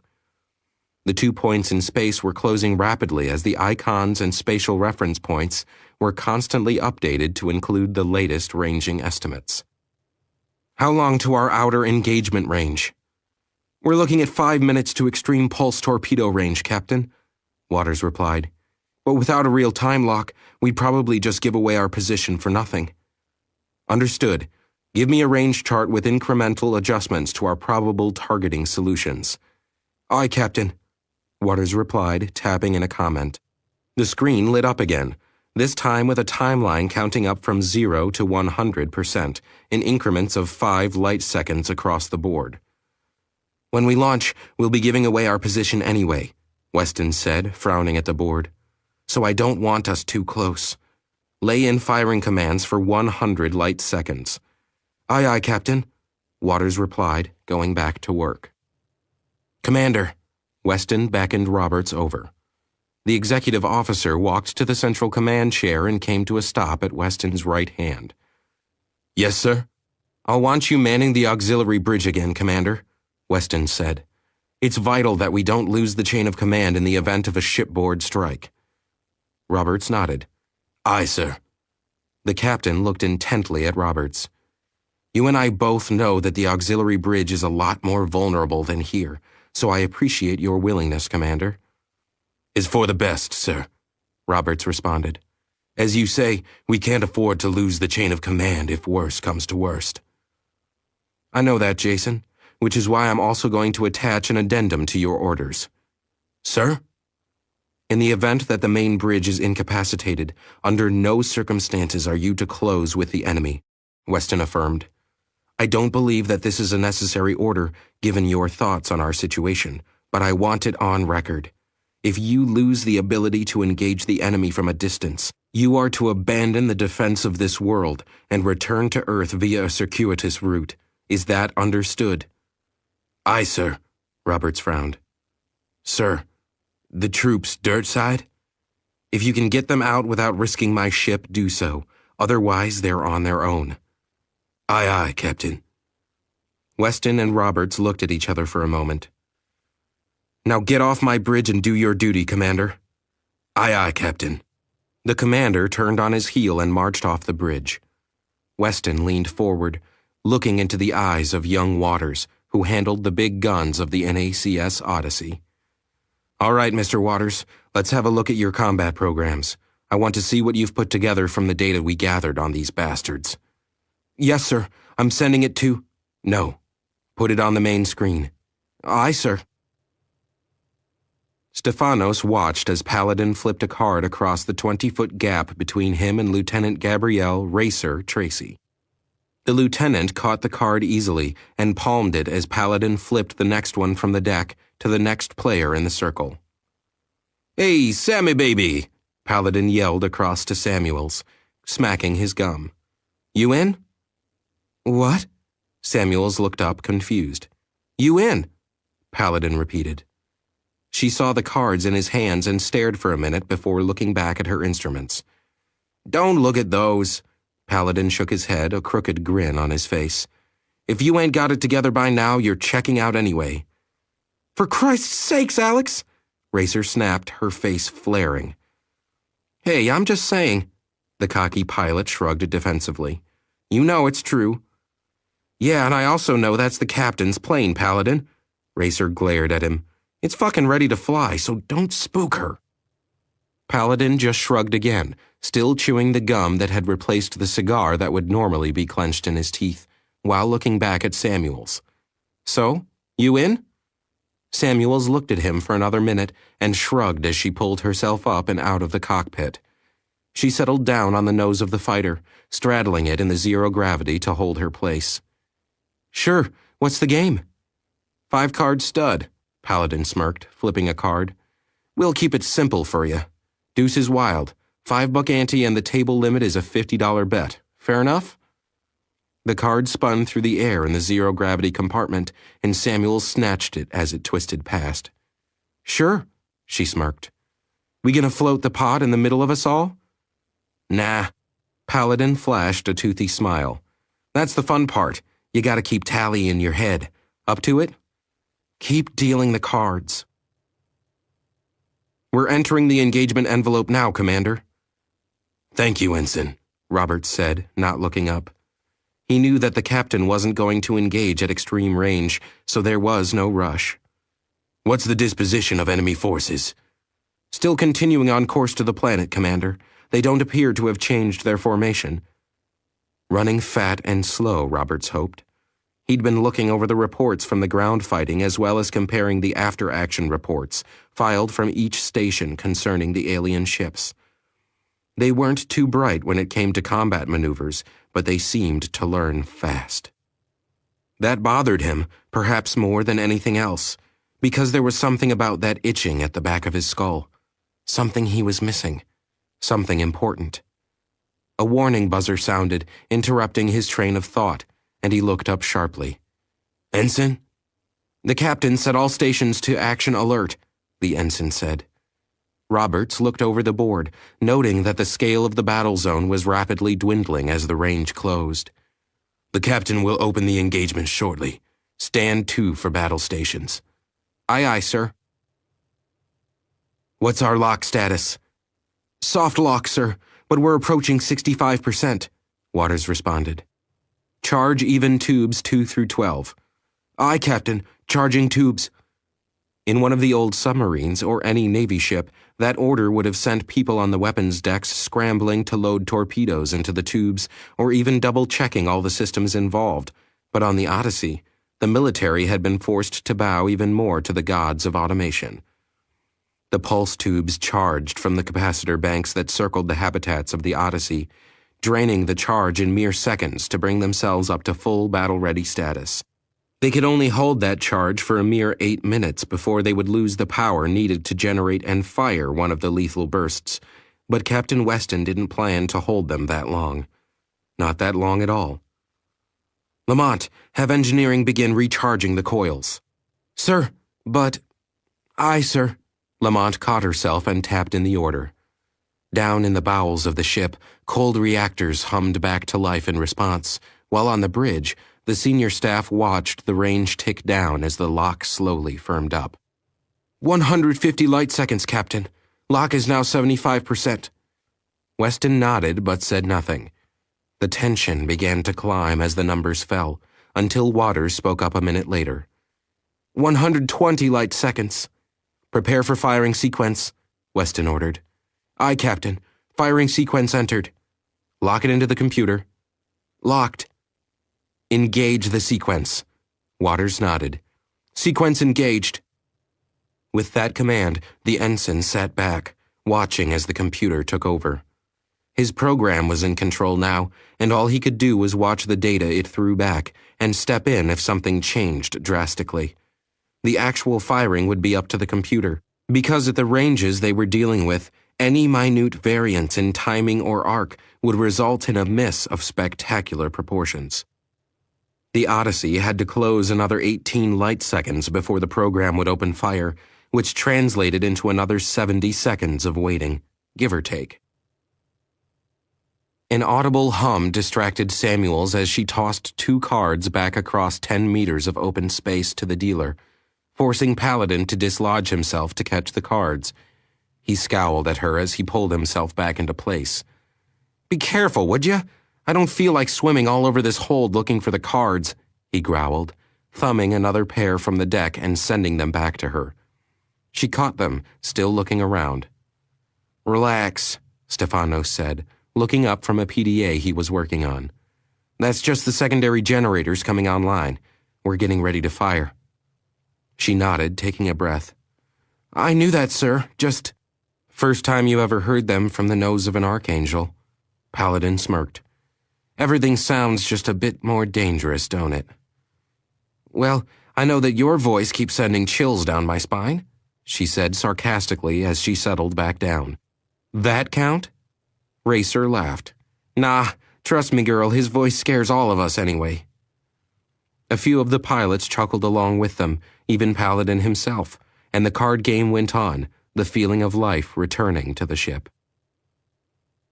Firing in 10 seconds, Captain, Waters said unnecessarily. Understood, Ensign, Weston replied. Lieutenant Daniels. Yes, sir. The navigator glanced over at him. Prepare for evasive maneuvering, Lieutenant. Thrusters only. Thrusters only, aye, sir. Lamont? Yes, sir. Susan Lamont stiffened. Weston looked at the clock. Sound battle stations, Ensign. Aye, aye, Captain. Susan stumbled over her words as the deck transmitted the high-frequency pulse of the tubes firing through her feet. Sounding battle stations. From the outside of the NACS Odyssey, no sound was heard when the brilliant flashes of light marked the launch of the 6 bursts of charged energy. The pulse torpedoes flashed into existence in front of the proud ship, and then off through the black just as quickly, until they were nothing but another star in the wasteland to the unaided human eye. Though they were not light-speed weapons, they were very close, as the total mass of each of the weapons actually approached 0, give or take a few nanograms. They left the Odyssey at just over 0.9 C and would take about 10 seconds more to cross the gulf than the light they cast, which would give their targets 10 seconds to see what was coming and marginally less time to react. "Thrusters!" Weston called. "Take us below the system ecliptic, relative to the enemy." "Aye, sir," Daniel said, entering the pre-coded maneuver with a single tap of his fingers. "Engaging thrusters now." The Odyssey shivered as its maneuvering thrusters, usually intended for low-velocity maneuvers while under port speed restrictions, kicked into action and flared hotly, straining to shove the big ship out of the line of any likely fire. "Keep an eye on passive sensors," Weston ordered. "I want to know if we get pinged." "Aye, Captain," Waters responded.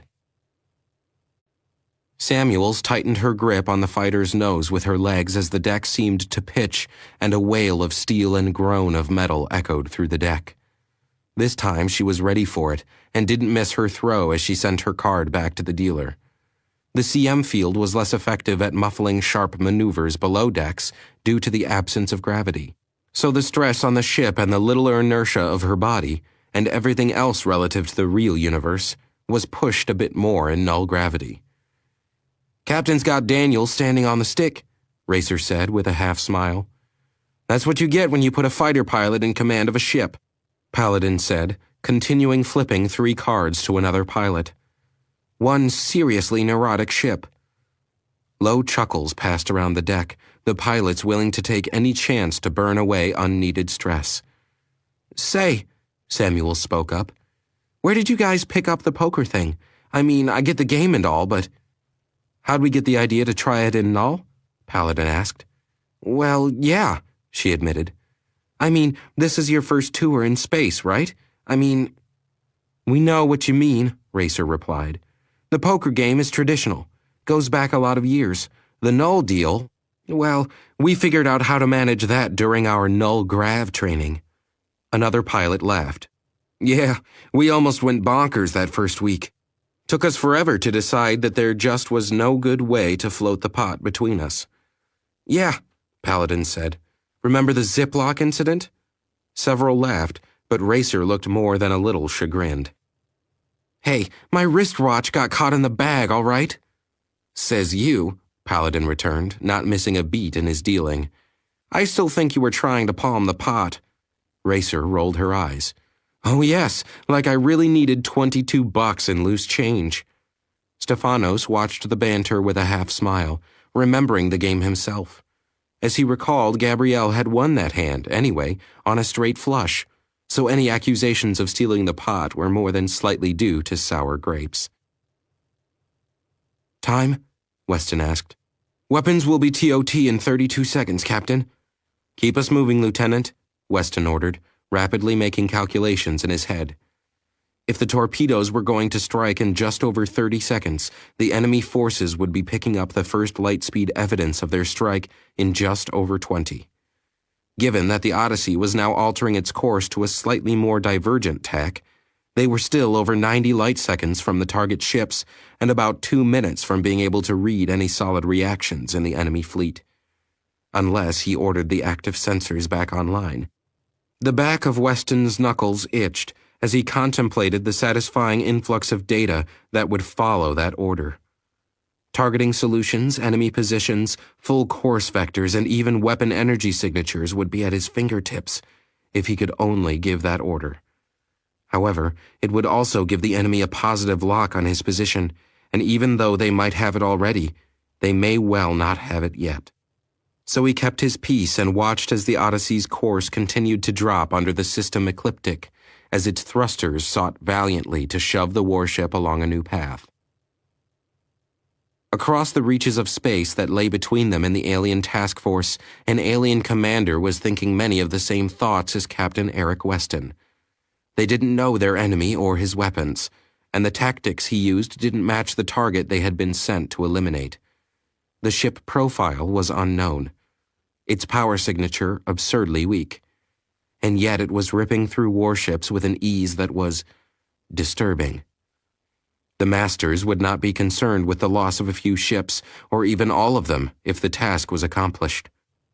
However, because of this one ship, 5 warrior ships had to be diverted from other priority targets in order to take this system according to plan. That wasn't an acceptable situation, even if it was a necessary one. The command of the ship was considering the impact the diversion would have on the extermination when the first warning sensor went off. It was just a minor alert, but the response was quick just the same. In 3 seconds, it had been determined that the alert wasn't tripped by any natural satellite of this system, as this alert was wont to do. 2 seconds more were required to confirm that it didn't match any known configuration in the target species inventory. Another 4 identified the source of the alert positively as weapons fire from the unknown ship.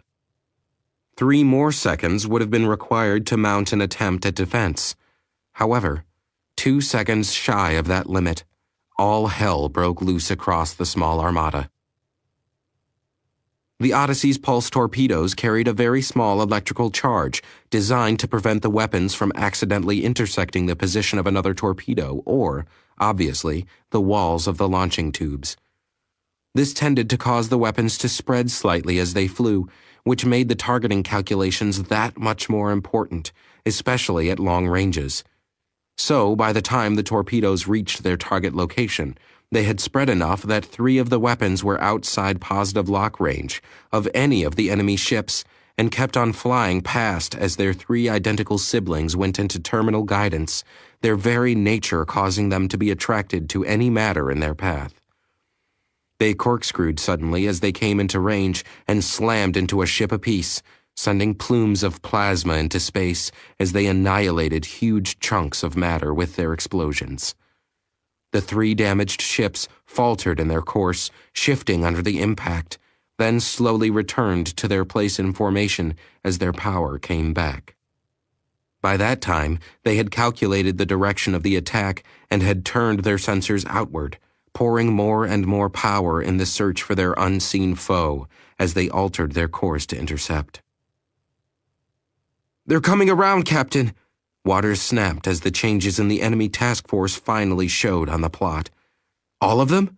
"Aye, sir, all of them." The young man's tone was grim. Weston frowned. The thermal bloom on the sensors a few seconds earlier had confirmed at least 3 separate strikes, which seemed to tally with their track of the pulse torpedoes. A 50-50 hit-miss ratio wasn't great, but if his luck held through, Weston would take it and be glad. "Course?" he asked tensely. "Looks like—" Daniels frowned, tapping out a confirmation. Finally, he let out a long breath and half smiled, not in amusement, but in relief. "Heading for our previous position." "They haven't seen us yet," someone whispered. If that were true, Weston thought, we still hold the advantage. They knew, more or less, where the enemy was, and the enemy didn't have a clue where the Odyssey was lurking. "Kill thrusters!" "Killing thrusters, aye, sir," Daniels responded, instantly killing the thrusters with a tap of his fingers. "Mr. Daniels, adjust our stance, 1% thrust only," Weston ordered. "Put our nose in line with the enemy's projected position in 1 minute. Adjusting stance, aye, Captain." Outside, in the cold silence of space, a tiny series of puffs silently pushed the nose of the Odyssey around until they were pointing almost back in the direction they had come. "Waters, calculate targeting coordinates for odd-numbered tubes 1 through 11. "Aye, Captain. Calculating for tubes 1 through 11. "Lamont," Weston half-turned. "Charge status on tubes 2 through 12? 2 and 4 are now charging, Captain. We'll be ready to fire in 5 minutes. 6 through 12 will take another 10. Weston turned back to his displays. Having all the capacitors charged and ready, and not drained by a recent transition, meant that he'd get a second round of shots from all tubes in this battle. It might be enough. Probably not. But it might. On the alien ship, the commander pondered how, once again, the unknown enemy was proving to be an unforeseen obstacle to the plan.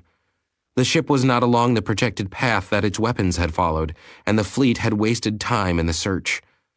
The vessel had to be of unprecedented technology in order to deploy as much power as it held, and yet register so low on the threat rating system. This was disturbing on many levels, of course, but mostly because the weapons and warriors the fleet had deployed were intended for use against the target. This new enemy was not in its database, and there were no appropriate counteractions it could take. Reluctantly, he ordered the fleet's sensors to full spread. "We're getting heavy spikes all through the EM range, Captain." "Have they spotted us?" Weston asked, intently watching the countdown to firing. It was too soon. They needed another few seconds to fire, then almost a full minute and a half for the shots to land. "I don't think so, Captain," Waters answered first. "I think it looks like an omnidirectional burst, and we're far enough out that the pulse density is under our detection threshold."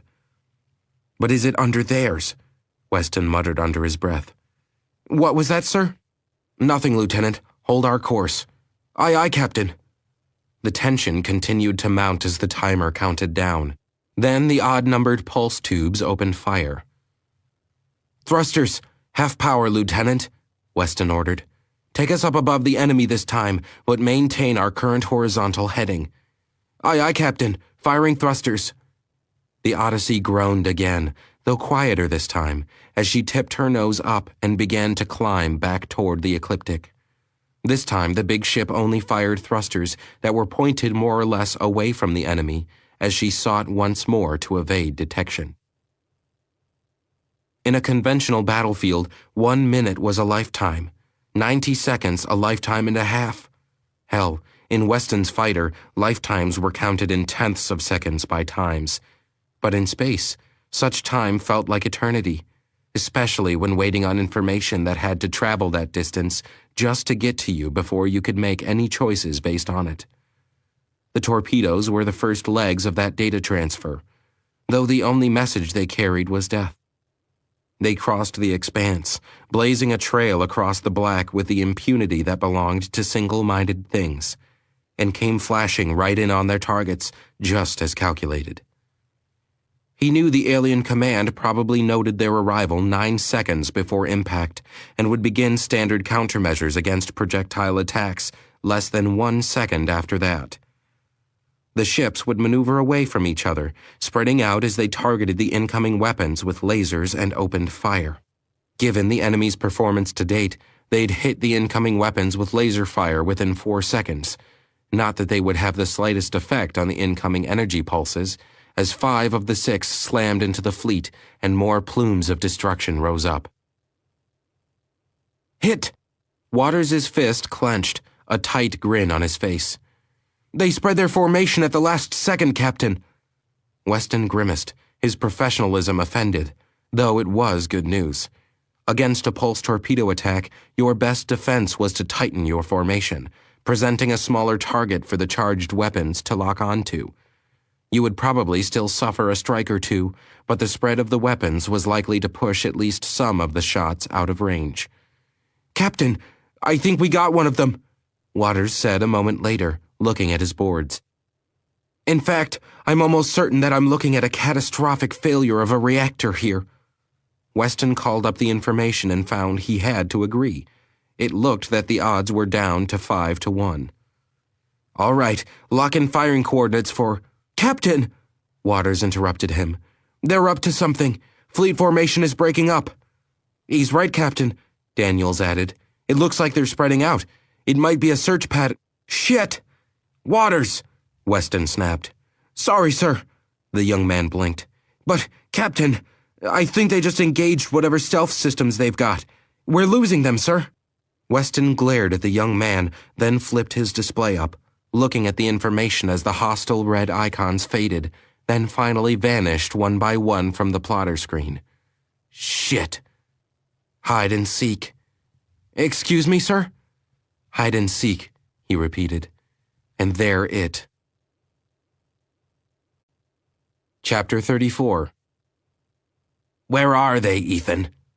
The young woman started as Tanner stepped up behind her, glancing back in surprise, then quickly caught herself and turned to the board she was watching. "We're not certain, Admiral," she said. "We think that there are Drossen ships at these points." Tanner saw 3 fuzzy and indistinct symbols appear on the projection, separating quickly at the scale the system map was set at. "The others?" We don't know, she said reluctantly. They must have some sort of cloaking systems, Admiral. They vanished from our sight.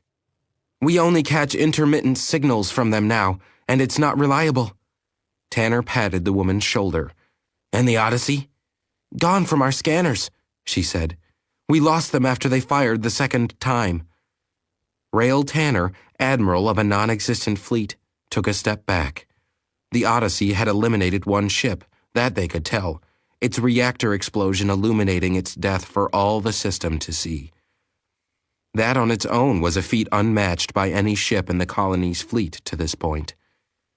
2 others were possible kills, though they had not been able to confirm those, and that left 3 of the Drossens still out there, looking to kill the men and women of the Odyssey, and the entire people of the planet on which he stood. Tanner hissed in frustration, fists clenched, nails biting into his palm. Very well, Ethan, thank you. Find them for me, Mr. Waters. Aye, aye, sir, the young man said, his eyes staring at his displays as he tried to ignore his mounting dread. It had been over a half hour since the enemy had gone to stealth, their last vectors indicating they had broken up their formation in a possible search pattern. In that time, Captain Weston had brought the Odyssey above the system elliptic and slowed it to a relative stop with an asteroid belt only a few thousand kilometers under her keel. With luck, even if they were spotted, they'd appear to be a rogue rock that had been knocked from the Trojan point by a comet or other stellar event. Pulse transmission! Lamont yelled as the event was communicated to her from the electronic warfare people. Locate it! They're working on it, sir, she told him tightly, waiting. Always the waiting. Finally, Lamont shook her head. Couldn't do it, sir. We've got a tangent, but it's fuzzy. Damn, Weston muttered. All right, helm, I want our nose pointed down that tangent, softly. Aye, aye, sir. Softly, sir, Daniels responded, taking the controls and tapping out a few puffs of the propellant. The big ship came around on its axis, slowly pointing its nose along the direction they'd been given. Anything on the main passives? Negative, Captain. Waters shook his head. It's all quiet. Ahead, dead slow, Lieutenant. Dead slow, aye, Captain, Daniels repeated, easing the thrusters on. A low rumble shook the ship as it fought against its own inertia to start moving, then died out as they came underway. Keep your eyes on those sensors. Aye, sir. Yes, sir. Weston leaned back in his chair and wished that he were back in a fighter, where things were simpler. Damn it, I wish we were out there doing something. Shut up, Paladin, Racer said, checking her cards before tucking them into the oxygen hose of her flight suit. We go out when we go out, you know that. I know, the sharp-faced man said. It's just the waiting. It gets to me. Gets to everyone, Alex, Stefanos said, looking up.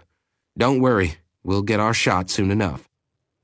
Alexander Paladin Currie nodded in agreement, glancing over at Samuels. You betting or folding?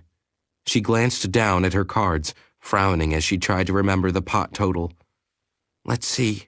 Paladin opened with a $2 raise. Everyone went in, and Racer saw him and bumped him up another 3. Chris and Ice folded. Paladin stayed in, so that brings the total up to, carry the 3, $41. I'm in, she said. I'll cede a 3 and raise you 5. Ooh, big spender, Paladin grinned.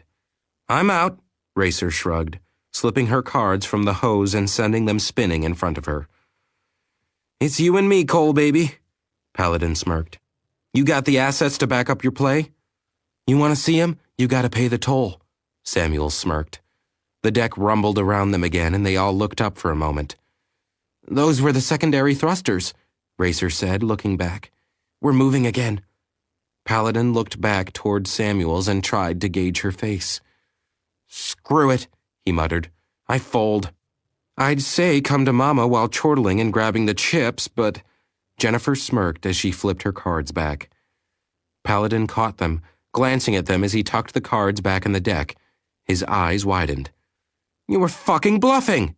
Hey, you don't pay, you don't peek, boyo, she growled, stabbing a finger at him. Yeah, but...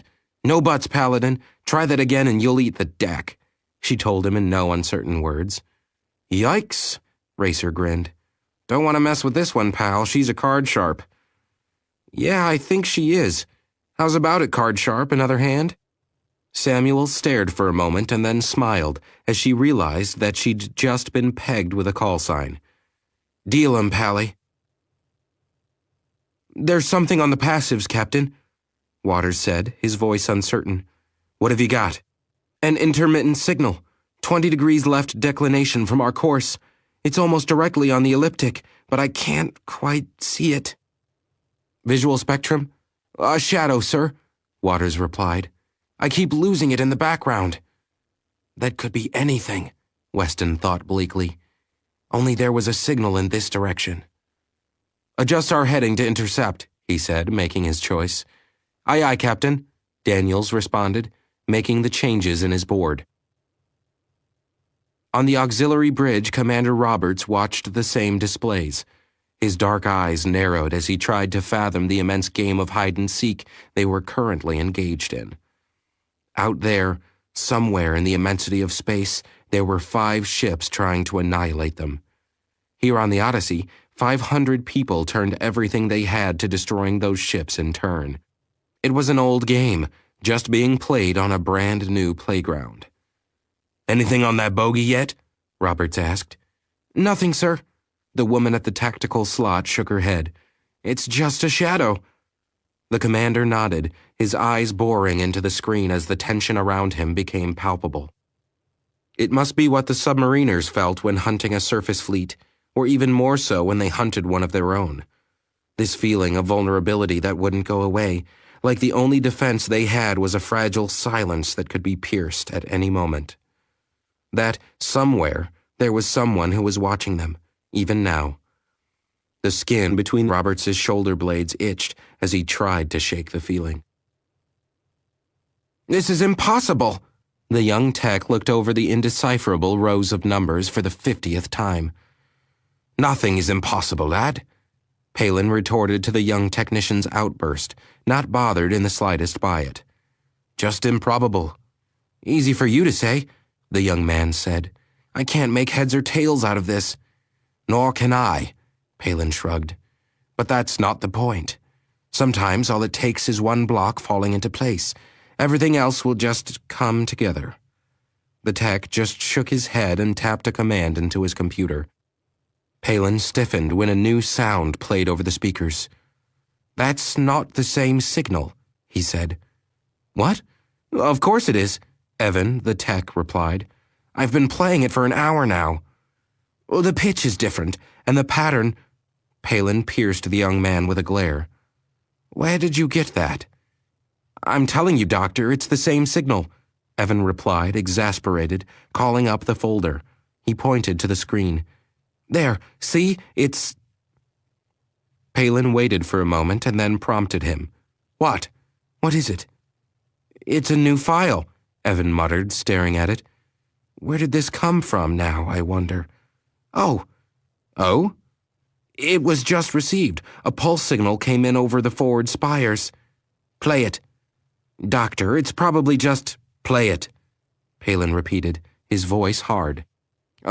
As you wish, Doctor, the technician replied, hitting the play key again.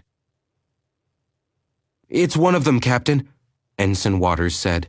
Lying quiet down there, but it is one of them. Weston leaned forward. How many tubes do we have? All but 2 are charged, Captain. Weston gave the order. Prime tubes 1 through 4 for sequential fire.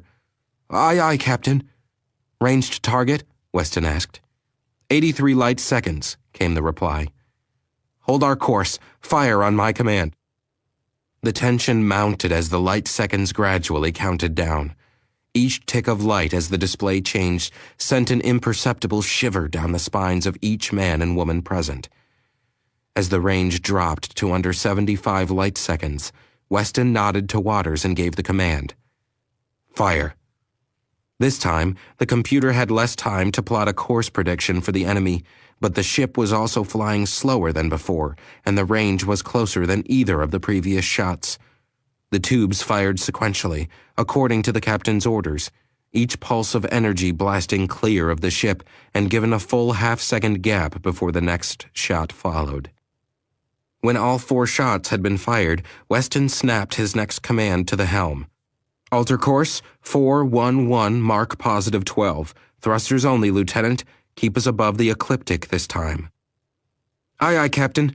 Course to 411 Mark plus 12. Thrusters only," came the automatic repetition.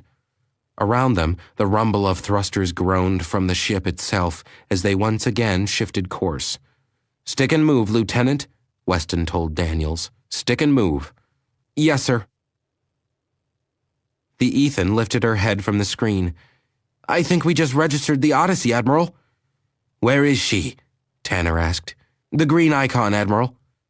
Tanner looked up at the display, noting the information appended to the icon. "What are they shooting at, Ethan?" "We have a soft reflection in that area, Admiral, but I'm not certain. We'll have to wait for the light speed return." Tanner nodded in reluctant acceptance.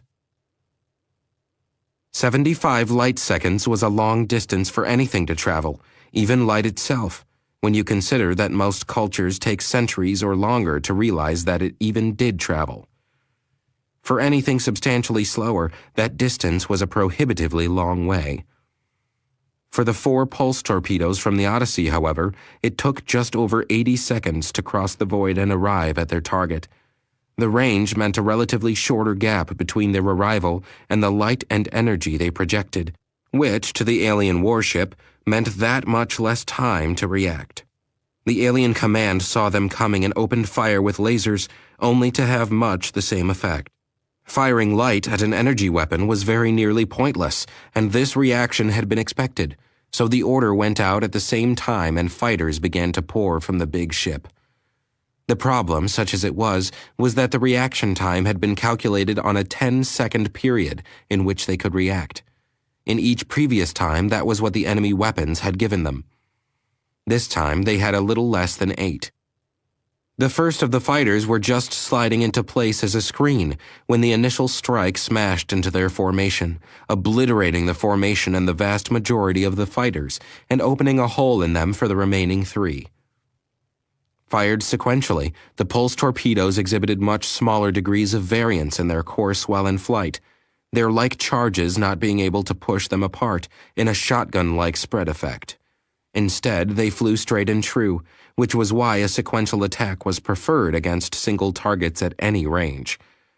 The remaining 3 shots slammed into the ship, even as its fighters scrambled to leave its decks, ripping the alien warcraft to pieces in an explosion of light and energy as its reactor containment was annihilated.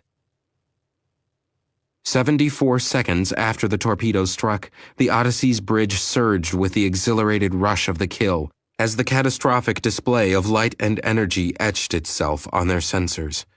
"It's a kill, sir!" Daniels enthused. Weston's eyes were glued to the screens for the next one. "We've got 4 more out there, people. Find them before they find us." "Aye, aye, Captain," they said together, the energy of the moment carrying their enthusiasm. That enthusiasm, however, wore thin as the minutes turned to an hour, and still, there was nothing on the screens while they cut through the system on a ballistic course. Weston considered the empty space of a star system made the battlefields of Earth look like a child's playpen by comparison. Even discounting all the rather large solid objects that one could hide behind, it was impossible to scan more than a small percentage of the skies. And even if you could, there was every chance that you wouldn't know what you were looking at when you saw it. It made for a very ironic way of literally being bored to death. "That's 2, the Ethan breathed in near disbelief. Tanner didn't blame her. It was beyond belief that any one ship could stand up to the force that had ground the best fleet his people had been able to mount to dust. The Odyssey and Captain Weston were marvels beyond marvels as far as he was concerned. Now, if only the Forge would finish their work so he could do something productive. Anything productive. The Admiral gritted his teeth, a decidedly uncivilized snarl, showing them to anyone with the courage to face him. Had it not been for the Odyssey fighting a war that was not theirs, this planet would be dead before the Forge could have become a factor at all. On such whimsical flickers of the universe rested the fate of an entire world. Radio pulse! Waters' voice was excited as he looked at the signal. Tracking its source now, Captain. Lamont answered the question he had yet to formulate. We got a clear bead on this one. The electronic warfare department is narrowing it down to a tighter tangent. Thank you, Susan, Weston said. My compliments to them. Mr. Daniels, bring our bow around, if you please. Aye, aye, Captain, coming around. Thrusters only. The Odyssey rumbled and moaned as it came around again, its nose dipping down into the gravity well of the red giant star, toward the source of the last transmission. We're lined up, sir. Very well, Lieutenant. Take us ahead, dead slow. Dead slow, aye, Captain. A chirp sounded through the lab, startling the young tech as he looked around for the cause. Relax, Palin told him. I inserted a command into the system to alert me if we detected another radio transmission. Call it up, would you please? Yes, Doctor, Evan replied, tapping out a command. A new signal, audibly identical to the others, as far as Evan was concerned, filled the room, and Palin frowned and leaned back as he closed his eyes. Doctor? Shh, Palin said softly. Place it on a continuous loop, if you please. Yes, sir. The file played over and over as Evan watched Palin rock in his chair with his eyes closed. It's very close to the last one, but quite different from the first, the linguist said, frowning. There are 3 sequences that repeat in both, but they have slight differences from each other. Something familiar there, but it escapes me at the moment. The technician shrugged helplessly. Play all 3. No, just the last 2, continuous loop. Yes, Doctor. The tension mounted as the bridge staff found themselves staring at everything their passive arrays could feed them. In this game of cat and mouse, or hide and seek, the first side to see the other would be the victor, and they were determined that they would not miss the enemy for the lack of a pair of eyes. Nothing yet, Captain, Waters said unnecessarily, his eyes glued to the board. Weston just grunted in response, his own eyes watching the captain's displays. The enemy had to be there somewhere, though perhaps they learned from their last mistakes. He expanded his display's range to look outside the cone the RDF tangent had indicated, looking for anything suspicious. Damn it, Waters cursed under his breath. It's all the interference from the star, Captain. It's making it damn near impossible to see anything. I know that, Mr. Waters. Just keep looking, Weston said. Whether on purpose or by accident, this one had managed to set itself between the system's primary and the Odyssey. Normally, this might aid them by providing a bright background in which to look for a dark ship. However, the interference generated by the star was wreaking havoc on the delicate reception systems. Something about that just didn't sit right with Weston either. What were the odds of the enemy just happening to appear there at that angle? Slim to none was Weston's guess, and he opened his mouth to order them to break off, but then frowned and held his peace. Sometimes you went with your gut, but usually the numbers were the best path. Knowing when to draw the line was the hardest skill you could master, and Weston didn't think it was the time, not just yet. Their best bet was purely visual-based sensors. However, those were relatively easy to spoof in this situation, as the Odyssey itself had proven with the black hole settings on their adaptive armor. She could be right there, Waters whispered. Right out there, just waiting. Weston was about to respond when the intercom went off, blaring as someone dialed into the bridge. He slapped the controls, cutting the noise off, and snarled into the device. God damn it, whoever this is, I'm a little busy right now. Captain! Captain! A very excited voice came over the speakers. Dr. Palin? He asked. How did you get access to this line? Yes, Captain, I've just made a discovery. Doctor, if you don't mind, I'm in the middle of a battle up here.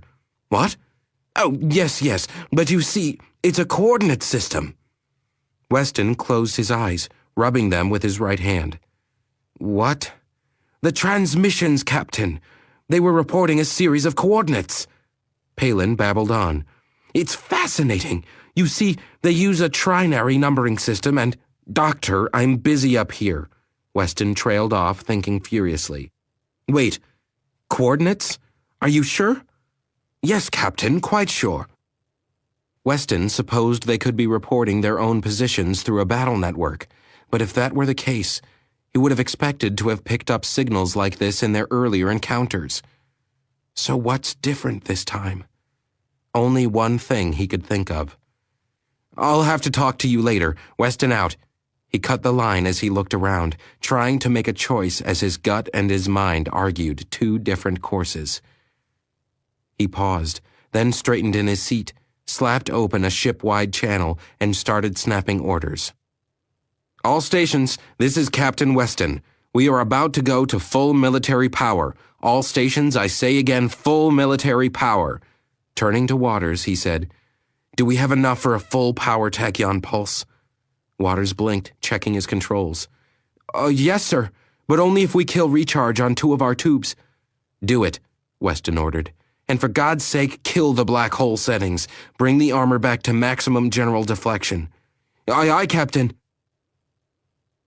The big ship began to hum as its core leapt back to life, power feeding into previously dormant systems as it gave up any pretext at hiding its dull black exterior, suddenly shifting and changing until it was, visually, an almost pure white. At the same time, its running lights came online, casting out the shadows that had covered up its name and numbers, causing the NACS Odyssey to roar to life, even as it announced its resurrection with a sudden blast of tachyons. The massless little particles jumped out from the ship, spreading far and wide as they went out in every direction, looking for things to bounce off. Omnidirectionally, her detection range was limited, as the Odyssey simply didn't have enough power to generate that many tachyons, but this time it didn't matter. Mother of God! Roberts didn't look up to see who had said that. In fact, he nearly seconded the statement himself. How'd they get so close? Someone else demanded. That was a good question, Roberts knew, one that he couldn't answer. Though, to be honest, he was more interested in how Captain Weston had guessed they were there. On the screen, previously blank, there were now 3 icons in hostile blood red, all closing on the Odyssey from less than 60 light seconds.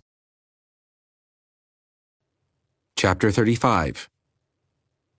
Hostile contacts, port and starboard, Waters yelled out as the lights came back to full power from their minimal status. They're moving dead slow, Captain. That won't last, Weston snapped. Ahead, all flank. Aye, sir, Daniel said, slamming the controls hard forward. Sir, we have another one along our course, Waters warned. I'm aware of that, Mr. Waters, Weston said. Bring all forward weapons online and give me a narrow arc tachyon ping as soon as we have power. Aye, aye, sir. Weston gripped the arms of his chair tightly as the numbers started to drop, the Odyssey racing against the enemy to see who would get their ship to full power first. If he was lucky, he'd taken them by surprise with the sudden surge to full military power, but there was no way to tell how quickly they could respond. If they were on the ball, or if their technology was faster than his, the Odyssey was in a seriously bad situation. The enemy is accelerating. Waters sounded calmer now. Trying to catch us in a pincer, Ensign, Weston said. Aye, sir. Don't worry about it. Our acceleration curve is almost as good as theirs, and we've got the jump on them. Just pay attention to the one in front of us. Aye, sir, Waters said, looking up. Captain, if they hit us with their lasers, even our best general armor setting isn't likely to... I'm aware of that too, Ensign, Weston cut him off. Don't forget, they're still 60 light seconds out, and they don't know our acceleration curve. No way can they predict where we're going to be when their lasers strike. Aye, sir. Waters sounded relieved. Weston decided not to remind him that the craft down angle from them was staring at an essentially stable target and wouldn't need to do much prediction. The tense look in the man's shoulders told him that he didn't need to. Waters had figured that out on his own. Weston's eyes glanced to the clock. 30 seconds. Move your butts, ladies, the engineering chief snapped. He swung himself through the compartment, catching a grip on the wall to arrest his flight, and landed near the control for the tokamak. The captain's gonna need this puppy online in a hurry, Jenks. Working on it, Chief, the young man said, not looking up. We'll jump-start it cold just as soon as I clear the tubes. Just get it done. Go bother someone else. You do not want me missing something here, the man replied, his head stuck down inside part of the system. Normally, the chief would have torn his head off for a comment like that, but it was true. The last thing they needed was stray matter particles in the tokamak stream. Commander Roberts' face was ashen as he watched the telemetry plot, but his voice was steady and calm while snapping out orders. Contact point defense and make sure that they're on the ball, Lieutenant, he said, taking up his primary duties of handling the secondary systems so the captain could focus on the situation at hand. Aye, Commander, the lieutenant nodded, turning to her controls and opening the appropriate channels. PD, this is XCOM. What is your status? She listened for the answer. A few seconds later, she replied, Point defense reports ready to fight, sir. Roberts nodded, his eyes still on the plot. The Odyssey had leapt forward, hurtling itself out of the snare that the enemy had prepared for it, but in doing so, they were flying into the teeth of the tiger. Enemy ships are adjusting their courses. They're going to try to intercept. Of course they are, Weston said, still watching the clock. 10 seconds. Side slip, Lieutenant. All thrusters to port, he ordered. 10-second burn. All thrusters to port, aye, Captain, Daniels said, activating the commands. 10 seconds. The ship rumbled and complained, but followed the command as its starboard thrusters burned hot and shoved the ship off to port. 10 seconds later, the rumble died out a little, though the big engines pushing them along still filled up the background with their incessant roar. Energy flare, Waters snapped. They shot at us, sir. Of course they did, Weston smiled. Analyze and adapt our forward plates to deflect. Helm random course alterations along our current path, if you please. Aye, aye, sir. Both men answered as one. Admiral Tanner's mood grew grimmer as the waiting game wore thin, and then vanished into nothing but one nerve grating against the other.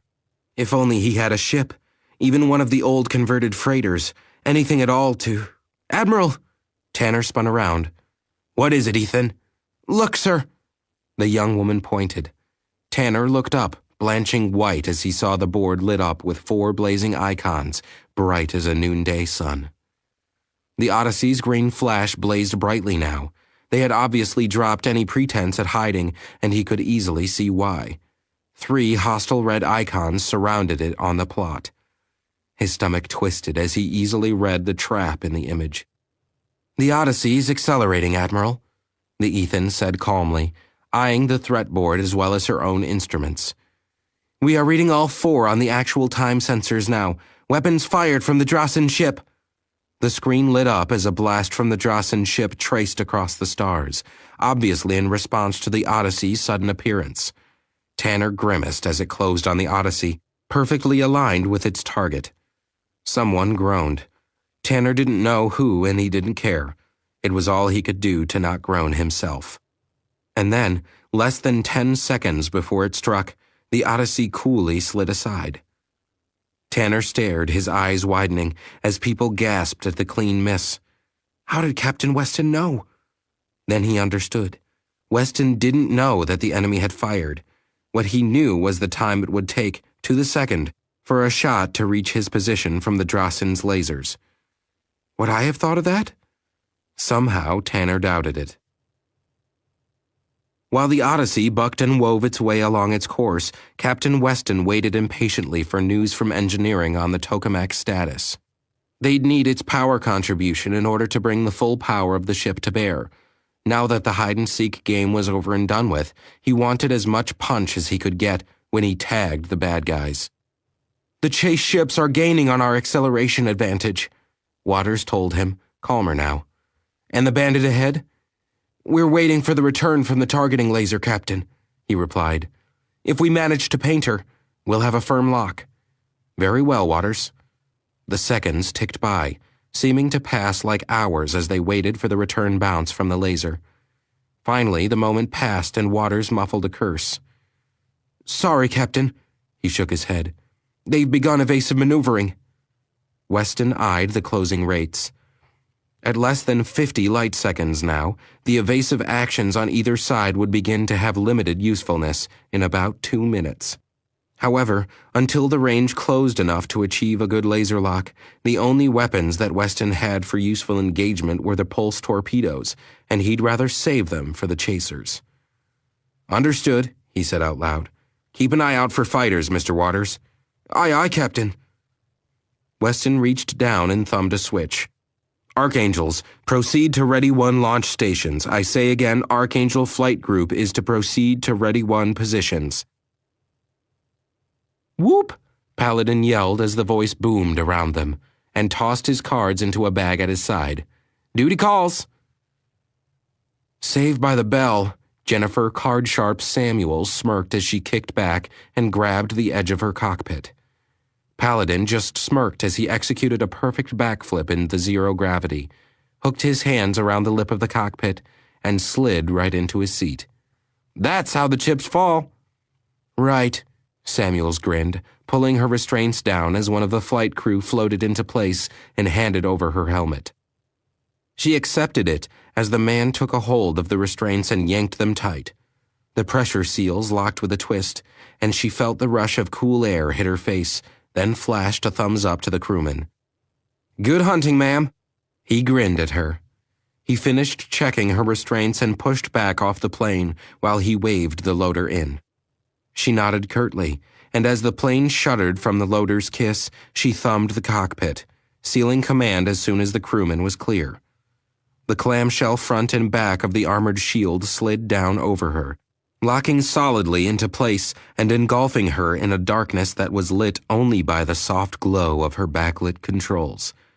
She ignored the dark, thumbing her systems online one by one until the full surround HUD lit the cockpit back up, making it appear that she was sitting in a glass bubble with a near-perfect view of all angles. Archangel 13, her lips twisted at the number, wondering if it was going to haunt her or make her haunt someone else. Online, all systems check. The Odyssey and its prey were locked in a deadly dance across Tanner's screens, and suddenly he found that the waiting hadn't been so bad after all. His sensation of helplessness was 100-fold now that he was watching men and women with no allegiance to him preparing to fight and die for them all. If he could only send them the details that he could see from here, let them know what their enemies were doing. Tanner suddenly wanted to slit his own throat. Stupid, stupid, stupid! You could have sent a transceiver to them. It would have been a matter of a few seconds' work to set it up for them. He berated himself, cursing his stupidity. Admiral!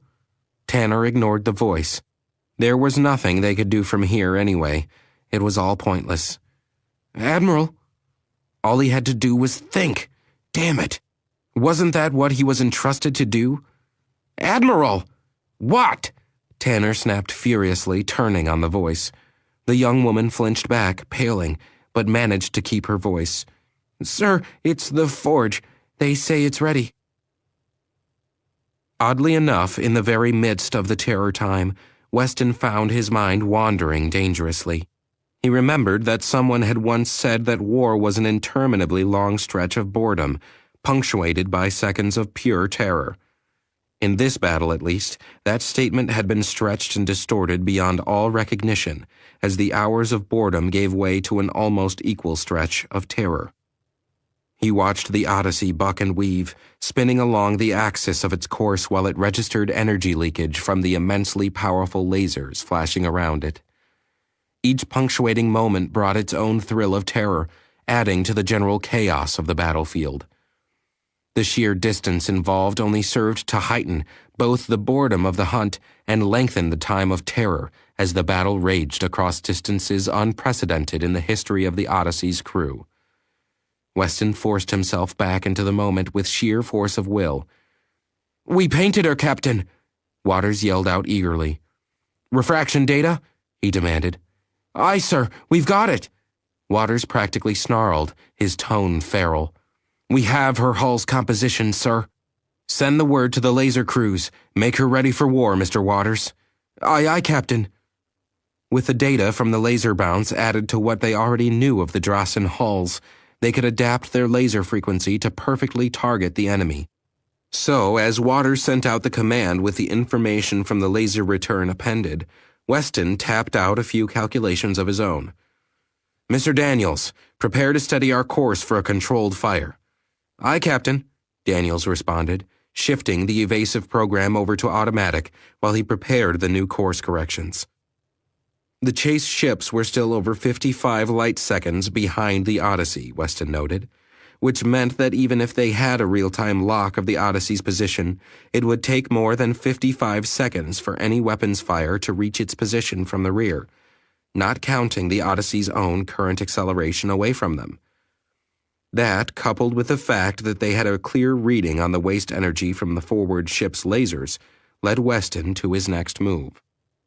"Forward laser array has been adjusted, Captain," Waters reported. "Thank you, Helm," Weston said. "Yes, sir." "Prepare to abandon evasive maneuvers and initiate an attack run." "Aye, aye, Captain."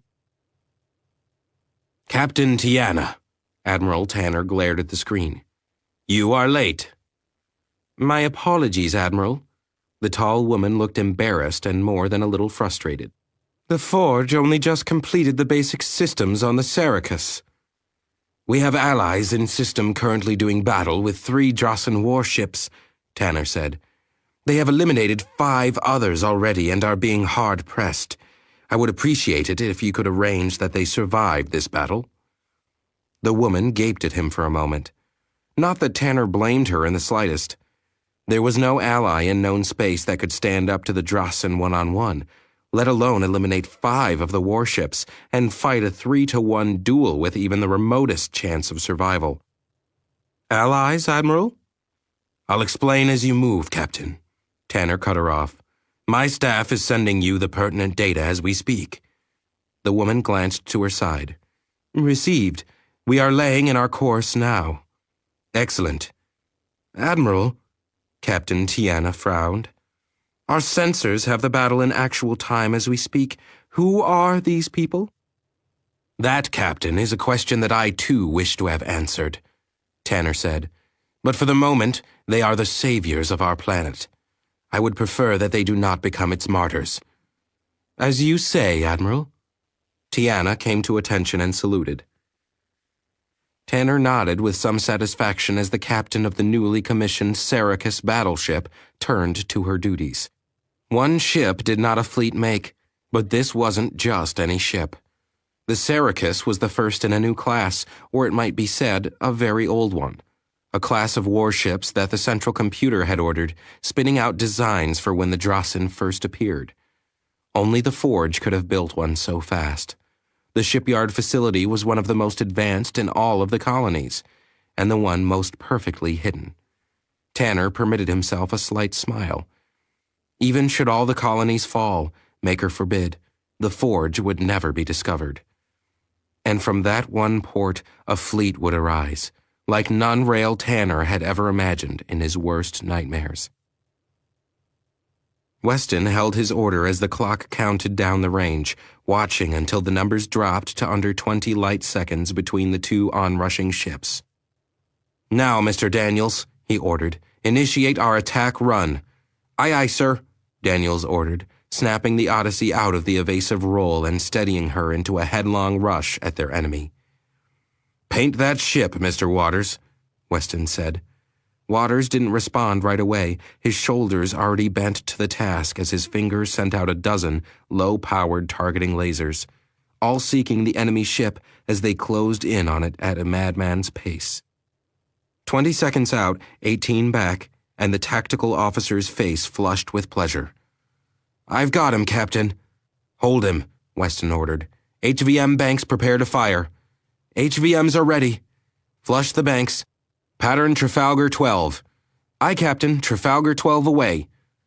The Odyssey shuddered as the forward HVM banks were flushed, the CM-powered death dealers leaping from the ship and into space, accelerating to their maximum speed of 0.789 C in the nearly 30 seconds it took them to cross the gap between the Odyssey and her foe. The spread pattern Trafalgar 12 was a statistically based pattern designed to engage opponents at extreme range and had never been used in combat before. The think tank that had come up with it was mostly just shooting blind as they tried to figure out how to engage threats against the Jovian research platform. Or more likely, Earth-based satellites and the Deimos repair station that overlooked the site of the Martian colony project. They certainly hadn't envisioned it being used against an alien attacker in a different star system over 100 light-years from Earth. So, when the impact plumes went up across the enemy ship on their screens, almost 17 seconds after the impact had occurred, the bridge crew of the NACS Odyssey was elated. "Got him!" someone shouted. "Status, Mr. Waters," Weston said over the general buzz of relief. Waters, too, was quiet, watching the numbers carefully. Each of the HVM strikes would have carried the equivalent kinetic energy of a nuke strike when their full mass returned after the destruction of the CM generator on impact. In theory, the solid core missiles could deliver considerably more energy than any nuke ever devised. In reality, Waters was no longer certain of that. "Enemy vessel stabilizing, Captain. She's still coming," he reported a moment later. A dark silence fell over the bridge, but Weston stayed calm. "Prepare a firing solution for the main laser array." "Aye, aye," Waters responded. Weston watched the numbers as they fell. 13 seconds was now all that lay between them and the ship ahead. Behind, the chasers had managed to gain another 15 light seconds on the Odyssey, and it was clear that it had lost its brief acceleration advantage.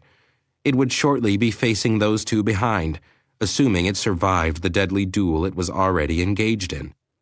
"Laser strike," Waters snapped. "Solid hit on the forward armor." "Status?" "Holding, Captain." "Hold course." "Captain?" Daniels blurted in shock, half turning. "If they're firing at us, Mr. Daniels, they aren't trying to dodge. Mr. Waters opened fire with the main laser array." "Aye, aye, sir." Captain Tiana of the warship Syracuse watched the duel as it played out on her screens, not quite able to believe the one-sided reports that had been sent to her from the ground. If they were to be believed, this ally of Admiral Tanner's was a giant, on the battlefield at least. However, on her sensors it looked more like a gnat. Its power curve was practically flat. The generation levels were so low that she had seen freighters that could outpower it. Its weapons were barely detectable on the Syracuse's energy traps, at least the ones it had used since her arrival. "It has to be some kind of trick," she thought in confusion. "Stealth systems, perhaps, masking their energy signatures, something." Her own ship was now hurtling toward the battle at best speed, which was impressive enough, but the war was being fought over 8 rotations away, which was going to take some time to cross, even with the Syracuse's drive. This meant that the Admiral's allies were simply going to have to survive on their own for a while longer. The heterodyne-generated laser from the Odyssey's main array, adjusted and fine-tuned by its operating crews to the best absorption frequency of the enemy's armor characteristics, took a little less than 10 seconds to cross the gap when the order to fire was given. It found, upon arrival, a target that was still busy pouring radiation several hundred times its own meager amount back along its own course toward the Odyssey, and bathed it in fire as it returned the favor. A few seconds of exchange later, the alien warship began to bubble, as nearly 100% of the Odyssey's energy was absorbed into its hull material and turned into magma. Within 10 seconds, the ship suddenly folded in on itself as the energy carved out a hole along its beam, striking the power core and turning its own reactor into a nuke. "Got him!" Waters grinned darkly as the enemy went critical on his screens, and at almost the same moment, the warning lights went dead. "Status of our forward armor." "Badly ablated, sir," Waters said after checking it. "We're intact, but I wouldn't want to take too much more, not on those plates." "Understood," Weston replied. "Prepare to bring us about, Mr. Daniels. We have to bring our pulse tubes to bear on the chasers." "Aye, sir, on your order." "Captain!" Susan Lamont's head snapped up. "Report from the Electronic Warfare Department. We have fighters inbound." They must have launched as a precaution, Weston growled. I would have. He considered it, then thumbed open a channel. Archangels, scramble. Tiana stared at her screens in disbelief, unwilling or unable to quite grasp what she had seen. The Drossen ship had the advantage, all of the advantages. It had the more powerful weapons, armor that could defeat lasers that were intensely more powerful than those of the unknown vessel. It was faster, with a greater acceleration curve. It had been the superior vessel, the more powerful warship. So why was it dead, while the oddly configured ship still lived? Chapter 36. What should have been a deafening roar was nothing but a brilliant flash of light and a sudden rush of motion as two more fighter craft hurtled themselves off the flight deck and out into the black beyond. Samuels waited her turn, the purr of the fighter charging her as the deck crews moved about, clearing the ground in front of her.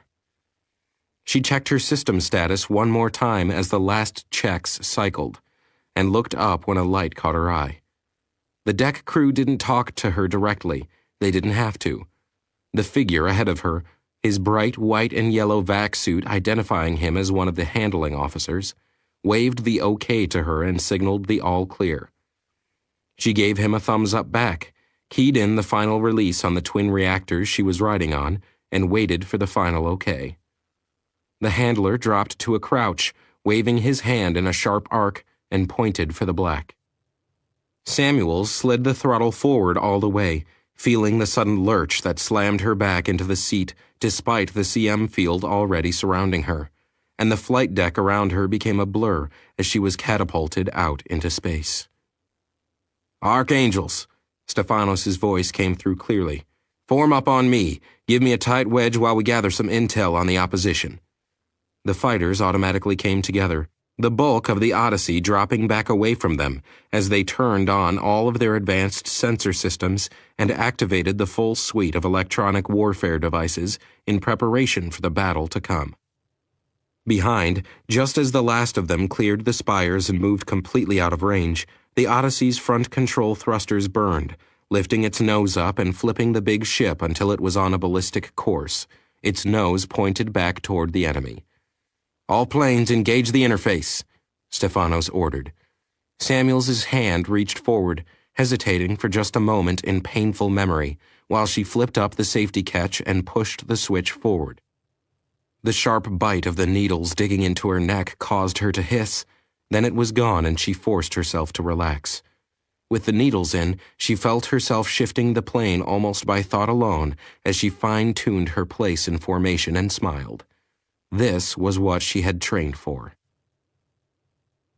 Do we have tokamak power yet? Weston asked, watching the star field change radically as the Odyssey completed its flip. Computer magnification brought the enemy ships into focus as they hurtled on, their faces lit by the light of the star that was now at the Odyssey's back. Two of them glinted darkly in the reflected light at 40 light seconds now and closing fast. Spinning up now, Captain. Good, Weston said with some satisfaction. The tokamak should have taken a great deal longer to bring fully online, but once again, what the chief promised was delivered.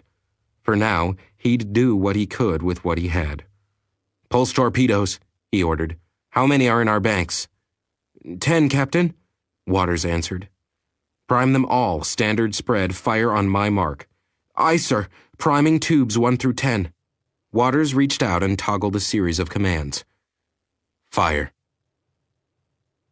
Captain Tiana stared at the data the computer provided for the sudden barrage of energy the small ship had flung at the Drossen.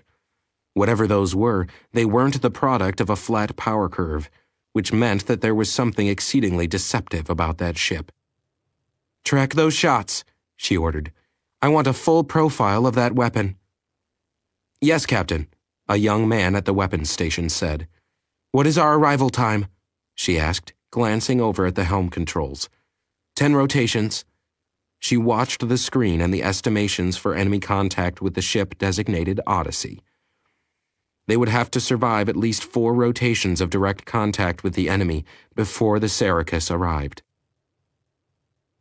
The spread of torpedoes had left the Odyssey almost a full minute earlier, and the sensors were tracking their terminal flight when the enemy ships began spewing fighter craft like angry bees from a hive.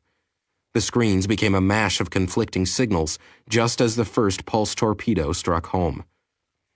The spherical white blooms of energy lit up the sky, unleashing devastating energy all across the enemy formation, dying out slowly as the burning of secondary fires continued to blot out information on the sensors. Someone whistled on the bridge, but Weston couldn't tell who did it. He didn't look too hard either, as he was leaning forward and willing the screens to clear up.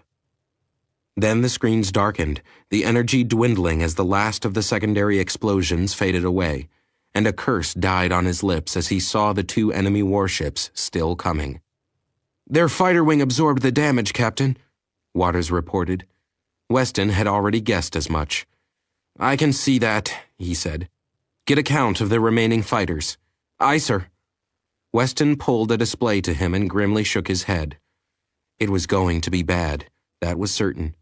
The problem was that he didn't see a way to make it any better.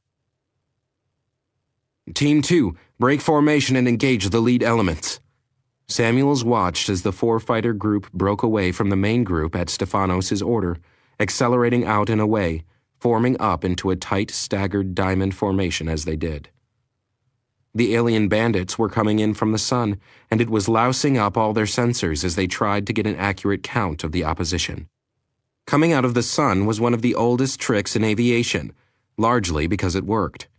Even in the latter days of flying, when radar and lidar turned even the most venerable of maneuvers into a trickier proposition, there were still times when the slight edge it gave a pilot was all that they needed.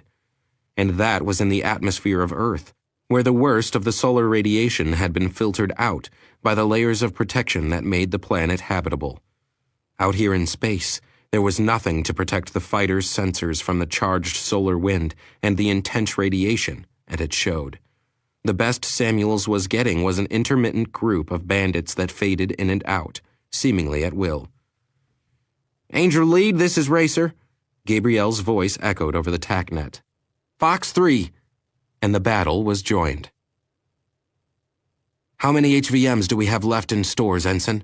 Weston glanced over to Susan Lamont. She'd put the munitions list on one of her quick call commands before the battle and had the data quickly.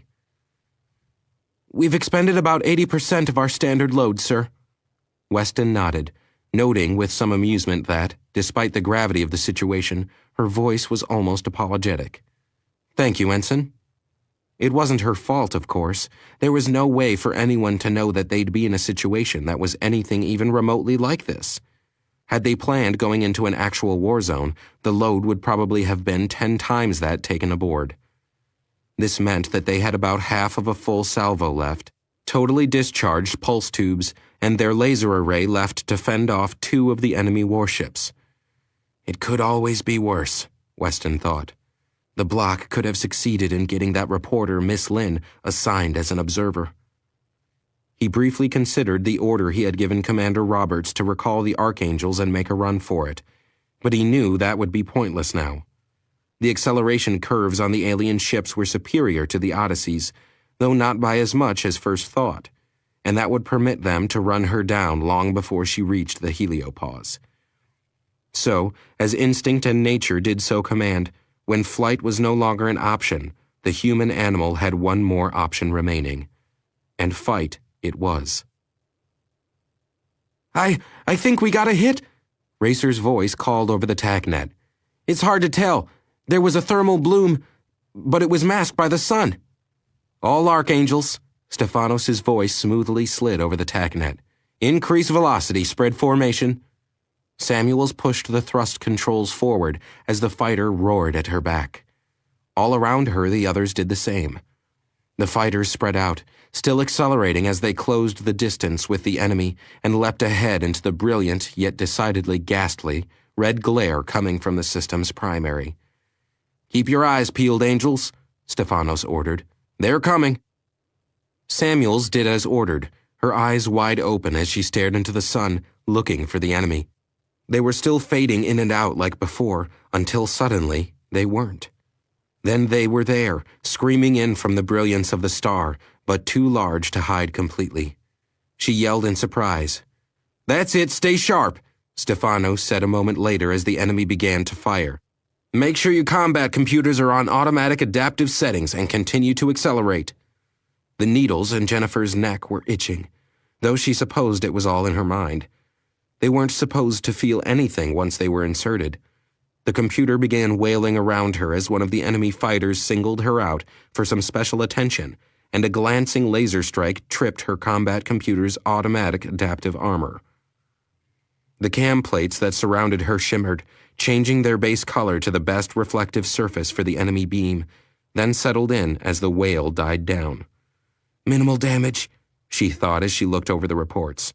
The surface of her right wing was a little scorched and probably wouldn't take another direct hit too well, since the brief flash had ablated away most of its armor. However, it was only a small surface. She would survive it, probably. "Almost there, Angels," Stefanos said tensely, the sounds of damage reports from other fighters chattering over the TACnet. "Hold on course. Hold. Hold." Then the Archangels interpenetrated the enemy ranks, the two forces slamming together at unimaginable speeds as both sides started to turn and burn, trying desperately to claw themselves, fist over fist, into the position of best advantage. And in that moment, all across the wing, the largest amount of solar interference was gone as the Archangels dropped behind the enemy lines, circling around in tight maneuvers, and got the sun at their back. Admiral Rail Tanner's knuckles were bone white as he gripped the board in front of him. "What is he doing? By the Maker and all he has made, what is that insane fool doing?" The Odyssey had stopped accelerating away from the remaining two ships, flipping end for end on the scanners, and while it wasn't accelerating toward the ships, the distance between decreased quickly. The Odyssey was merely coasting now as energy discharges roared around them. "Turn and run!" Tanner hissed, wiping sweat from his face with a stiff hand. "The Saracus is here now, you damned fool! Run!" "Maybe they don't see her," someone said. Tanner shook his head. "That's not possible. A ship the size of the Saracus would be visible on any sensors that weren't absolutely blinded." "The sun, Admiral," a quiet voice spoke up. "What?" Tanner spun, looking back at Mia, who was standing pale in her borrowed armor. "The sun. The Saracus is straight from the forge. That means that Okana is directly behind them, and the Odyssey's passive sensors are—" "Blind," Tanner grimaced, his fist slapping down in realization. "Even the best sensor systems would be overwhelmed by staring right into a star the size of Okana." "They don't see the Saracus, Admiral," Mia said. "And even if they did, they would as likely believe it to be Drassen as anything else."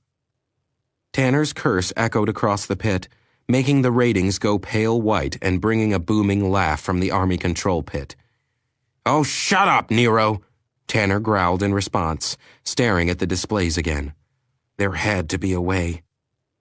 The form-fitted seats kept him from bouncing around as Stefanos pushed the limits of his fighter's capabilities, even with the CM cutting into his personal inertia. He snapped his plane around, not changing his velocity as he first penetrated the enemy line and yanked his finger down on the forward autocannon. The gimbal-mounted 80mm locked onto the first target he haloed, its roar lost in the vacuum of space, but not on Steph himself. The vibrations shaking the hefty fighter wrapped around him as it sent out a burst.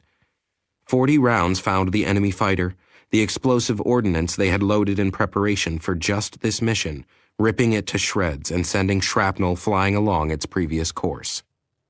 Steph twisted the throttle hard, slamming it forward at the same time, and his plane spun on its axis as its twin reactors opened up fully and his minimized. Personal inertia slammed him back in the seat. The fighter darted off in another direction, in seeming defiance of all the laws of physics. Around him, the old dance had begun again, the dying over a completely unimportant section of space, merely a repeat of an age-old ritual of which Commander Stephen Stefanos Michaels was intimately familiar. The Archangels were acquitting themselves well, as he knew they would, but there was already one emergency beacon blaring on the search and rescue frequency, so they'd taken their hits. His mind wandered briefly, wondering how the new kid was doing, but he didn't have time to focus on her, so he brought himself back to the moment.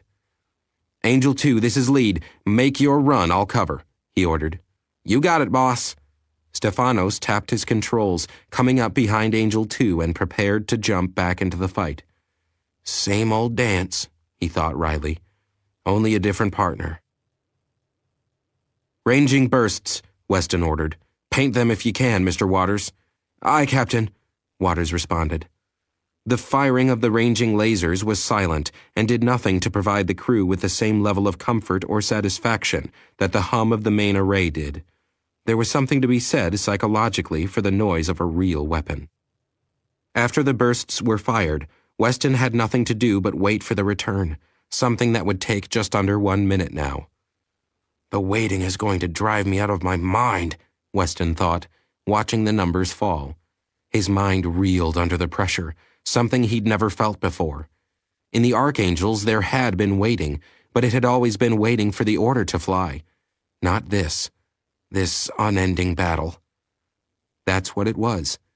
Once battle was joined on Earth, it generally ended in minutes.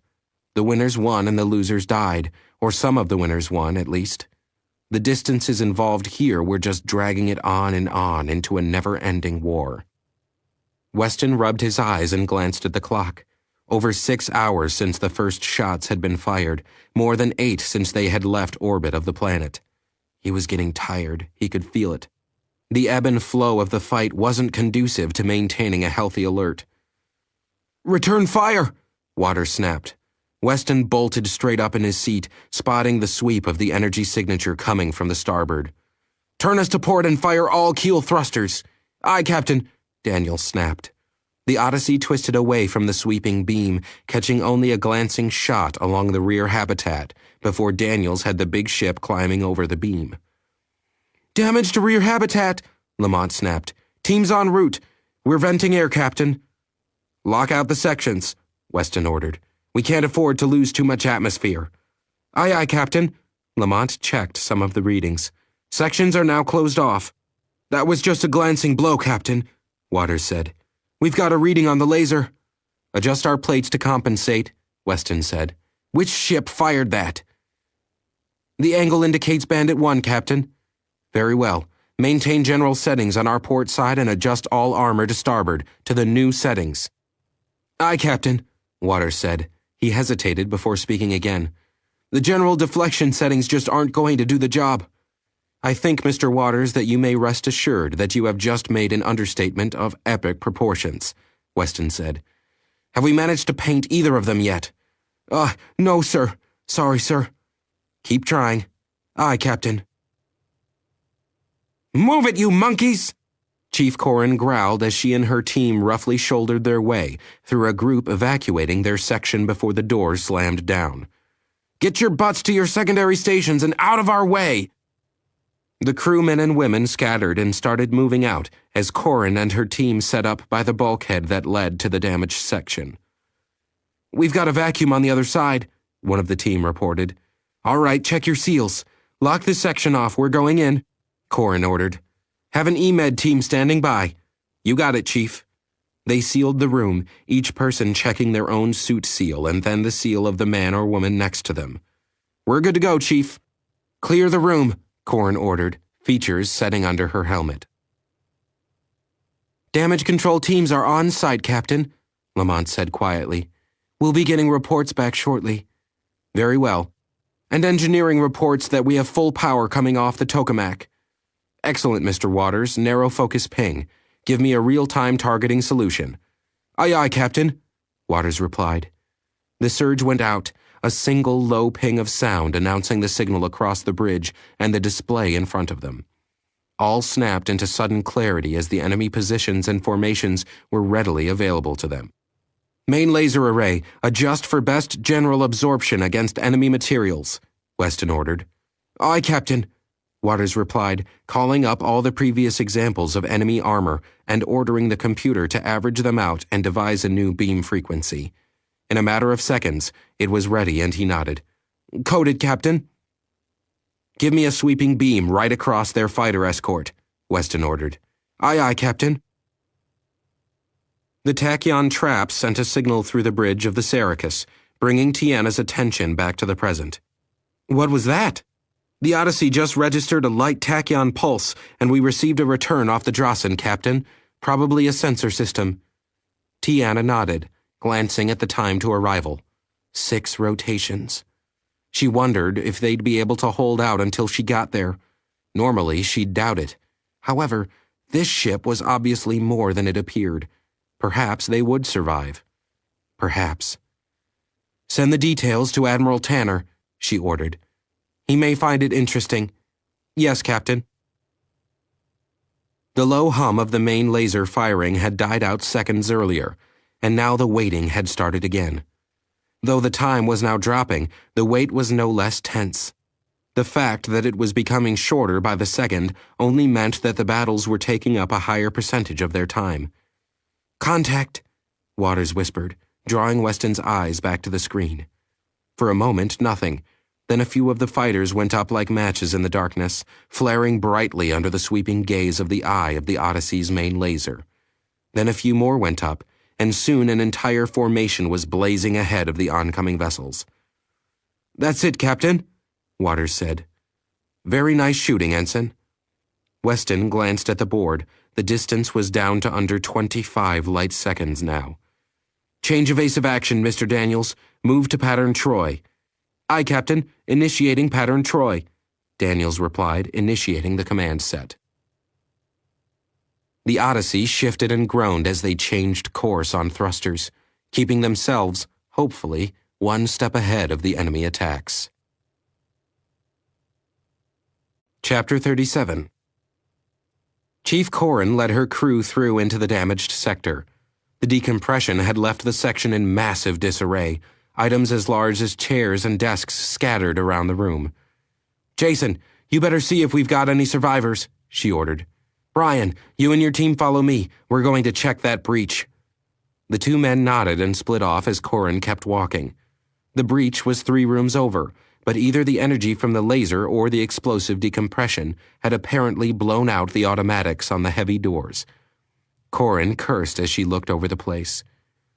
What in the fuck were those doors open for anyway? She said, kicking a chair out of the way. We're on a goddamned battle stations alert. That's a mandatory lockdown. Yes, Chief. Brian Cruz agreed from behind her. Someone must have overridden them. Corrin cursed again, shoving through a door that had half swung closed. Inside the next room, she spotted the deep gash the enemy laser had cut in the Odyssey and the moving starscape beyond it. Careful now, she said, walking closer to the gash in the floor. Don't want the spin to toss us right out the hole. No, ma'am. There was a desk jammed in the breach, one of the big aluminum jobs that the scientists liked to use, twisted into a useless hunk of metal that was most certainly going to be in their way. Ah, shit, Corrin muttered. You'd better get that cut away, Brian. I'll secure the rest of the compartment. You got it, Chief, he waved behind him. Bring up the laser cutters. Hey, Corrin said. What's this section for, anyway? Don't know, Chief. This is the Eggheads' country. Brian glanced back, pulling a computer from his pocket. Let's see, Deck 8, Habitat B. Looks like the linguistics lab, Chief. Check with the computer. See if anyone was in here, Chief Corrin ordered, glaring at a section of the bulkhead that had been decorated with scribbled writings. Scientists, she muttered. If I ever caught one of my boys writing on the fucking walls. 15 light seconds, Captain. Thank you, Mr. Waters, Weston replied, cocking his head toward the helm. Daniels, prepare for hard maneuvering and call up attack pattern Nimitz. Nimitz, aye, sir, Daniels responded. Do we have paint on either of the bandits, Mr. Waters? Yes, sir. Laser return off the port side bandit is confirmed.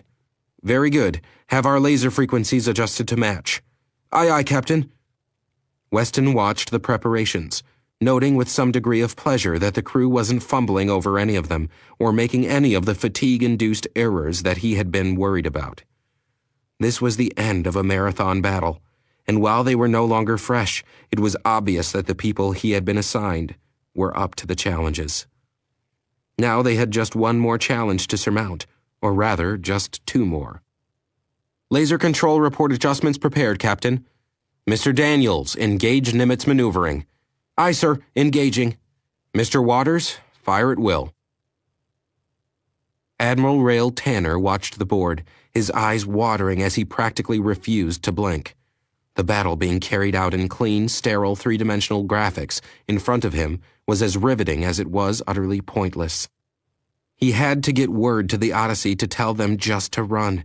They didn't have to do this, to die fighting for a world not their own. Not now, when the Syracuse was here and ready to defend her people. "Mia!" he snapped, turning abruptly. "Admiral?" She stiffened, her armored form whining as it responded to her body's demand. "Contact the Colonel Brinks you mentioned. I wish to speak with him." "Yes, sir. One moment." "Colonel Brinks?"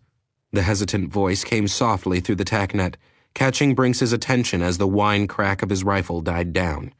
He'd just sniped a stray drone that had evaded the main cleanup teams and didn't see any more, so he relaxed a bit and swung his weapon up onto his shoulder. "Yes, Miss Shans, what is it?" "The Admiral wishes to speak with you," she told him. Brinks wondered briefly why the word Admiral translated properly, but Mia's rank, or whatever it was, didn't seem to. He shrugged it off a second later, as none of his concern for the moment. "Very well."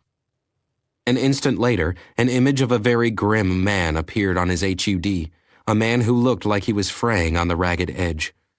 "Man needs some bunk time in the worst way." "Admiral," he said, "Colonel Wilhelm Brinks at your service."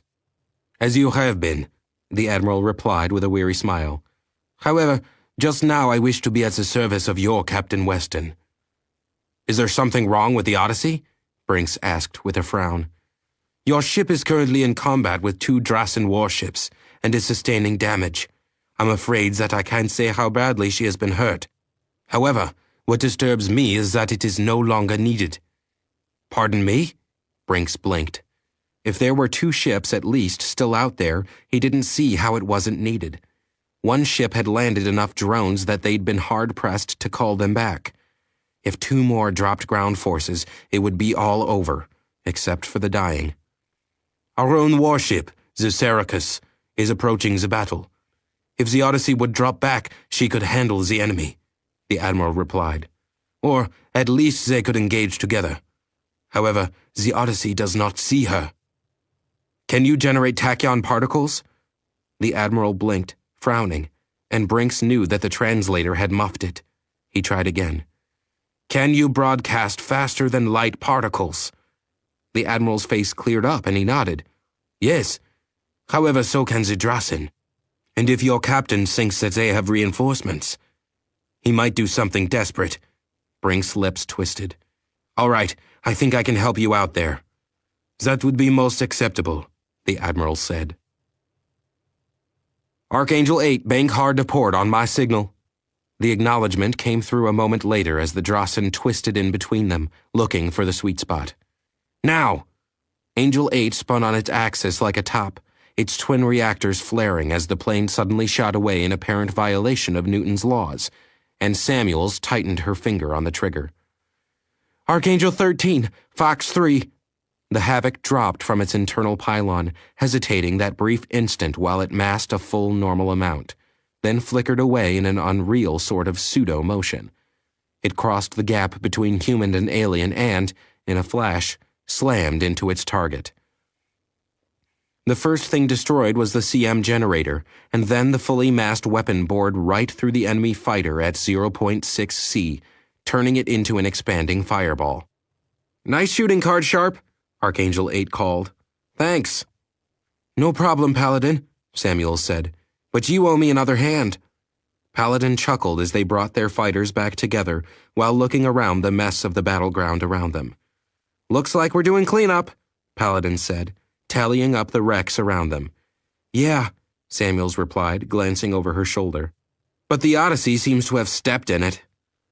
The 2 fighter pilots checked their HUDs and noted that the Odyssey and the alien cruisers seemed to be getting more than a little too close for comfort. "Archangels," Stefanos broke into the chatter. "Form up on me. We're going to give the Odyssey a little support."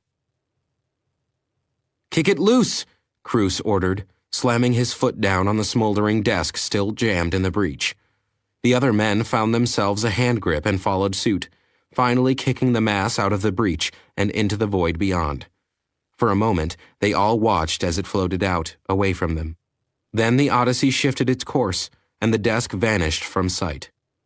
"All right, let's spec this out," Brian growled. "And for God's sake, people, check your lines." The team did just that before anything else, making sure that all the safety lines were in place, and they began the delicate and dangerous work of crawling out through the thick mesh of armor and insulating materials that made up the outer hull of the NACS Odyssey. "How bad is it, Brian?" Chief Corrin called from where she was checking the rest of the lab. "Nasty rupture here," came the answer. "The laser strike was pretty small. Most of this was caused by explosive decompression." "Great," Corrin muttered. "The laser must have weakened the structure," Brian Cruz said. "This isn't supposed to happen in real life. Looks like some goddamned movie set." "Just fix it, Cruz." "I'm on it, Chief." Corrin let the man get to his work as she came to a sealed door.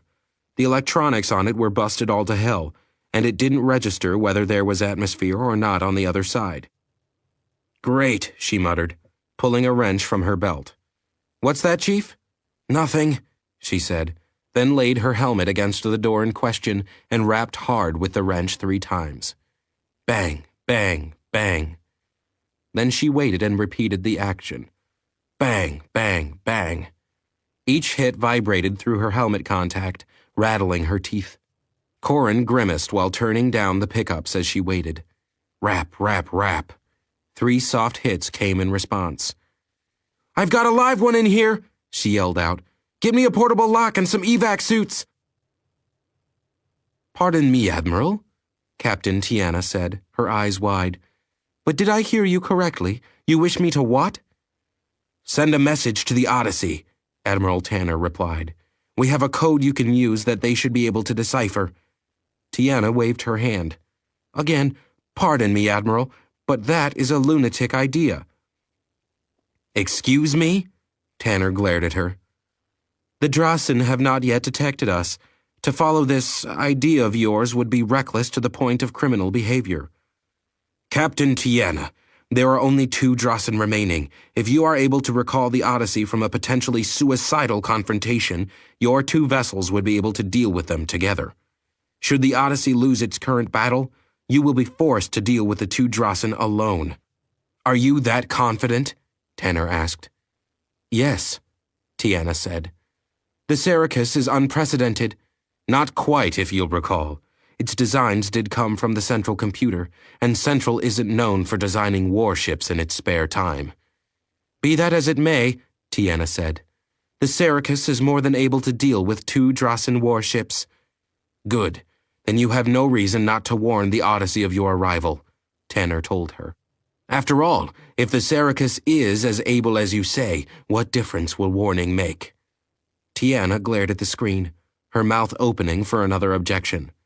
"This is an order, Captain." Tanner cut her off. "I want that ship intact." There was, of course, only one answer to that. "Yes, Admiral, I will transmit the code," she said, each word grating on her as it passed her teeth. "Thermal bloom, Captain," Waters announced as a section of the threat board was briefly whited out by an overload in the infrared spectrum. "Analyze," Weston replied in clipped tones. "Working on it." A moment later, the image stabilized and Waters visibly flinched. "Sorry, sir. We got a hit, but it wasn't enough. She's still coming." "Very well. Secure from Nimitz." "Aye, aye, Captain," Daniels responded, adjusting his program. "New pattern?" "Evasive. Fractal generation." "Aye, aye, sir." Weston called up more information on his personal board, eyeing the distance grimly. 15 light seconds and still closing. "Mr.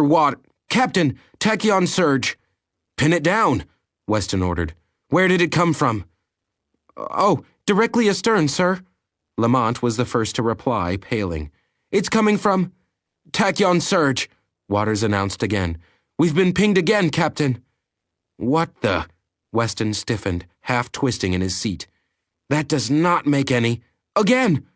What the hell is going on?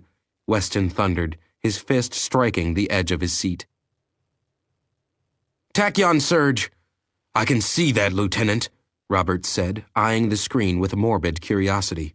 Commander, we're getting pinged all over the place. Same source? Aye, sir. Huh, Roberts said, not quite believing what he was seeing. Sir? Nothing, Lieutenant. Roberts keyed an open channel. Weston shifted when the communications network pinged for his attention. He glared at it momentarily, contemplating simply cutting it off. However, Palin aside, those who had access to it were supposed to have access to it. He sighed, slapping the channel open. Weston here, he growled as the return chirp was heard. Captain, Commander Roberts' voice came over the line. Commander, I'm a little busy here. I can see that. It's concerning the nuke target, Captain. The one with enough power to generate tachyon pings like we turn on cabin lights? Weston asked. That would be the one, Captain. The pings are organized into a code, Captain. Like Morse? Weston glanced back at the signals, his frown slipping. More simple, and at the same time complicated, Captain, Roberts replied. It's Ranger chirp code, Captain. I'm guessing it's from Colonel Brinks. What's it mean, Commander? Rangers lead the way, Captain, Roberts replied, with a hint of humor in his voice. That usually means that the cavalry is coming over the hill. Weston looked at the plot, now showing one big honking blimp coming right up their stern. Are you certain, Commander? I don't joke about the Rangers. Very well, Weston said. Thank you for the information. Weston out. Weston stared at the plot again and mechanically turned toward Daniels. Helm, roll ship. Take us toward that bogey, all flank. Aye, aye, Captain, Daniels replied. Preparing to roll. Weston keyed open the ship wide. All hands, this is the captain. Prepare for full military acceleration. I say again, prepare for full military acceleration. Then he keyed the channel closed and leaned back, letting out a breath. Rangers lead the way indeed. God damn it, you pukes, pull! Cruz yelled at the top of his lungs, grunting as he grabbed a man's arm and hauled him back inside. Get those men back in here before we start to... The Odyssey groaned under their feet, pitching hard as its thrusters tipped it up and over. Cruz grabbed for the wall, catching himself, and just hung on as the ship swung over. That's just the tip, Corrin yelled, sailing across in a practiced leap that nearly slammed her into the far wall as the ship spun crazily around her. She caught herself, snagging a desk that was bolted down, and joined two others that were hauling in a welder. Heave!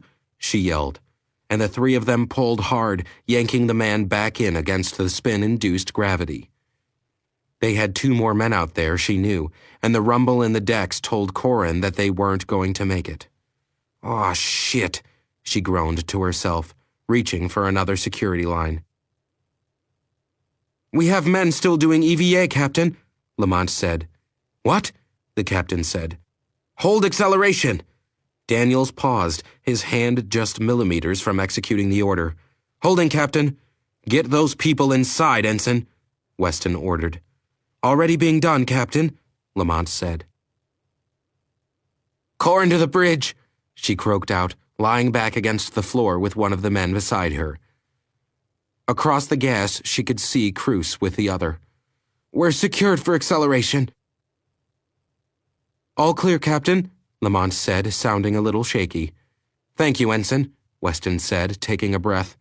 Mr. Daniels, all ahead flank. Aye, aye, Captain, all ahead flank. The rumble in the decks grew, and the deck pitched slightly, despite the full application of the CM generators. The big ship began to accelerate through space again. Weston eyed the numbers for a moment, then opened another channel. Archangels, we are moving to rendezvous with another contact. Do not engage the enemy. Break from your current vectors and form up on the Odyssey. Only then did he turn back to the board and look at the contact clock. 12 light seconds and still closing, although the closure rate was dropping off slightly. Weston didn't have to do the math in his head to know that it wasn't going to turn out in his favor this time. Maybe I should have stood and fought, he thought, an ironic song suddenly filtering in through his head. And the race is on, and here comes... The Odyssey has altered her course, Captain.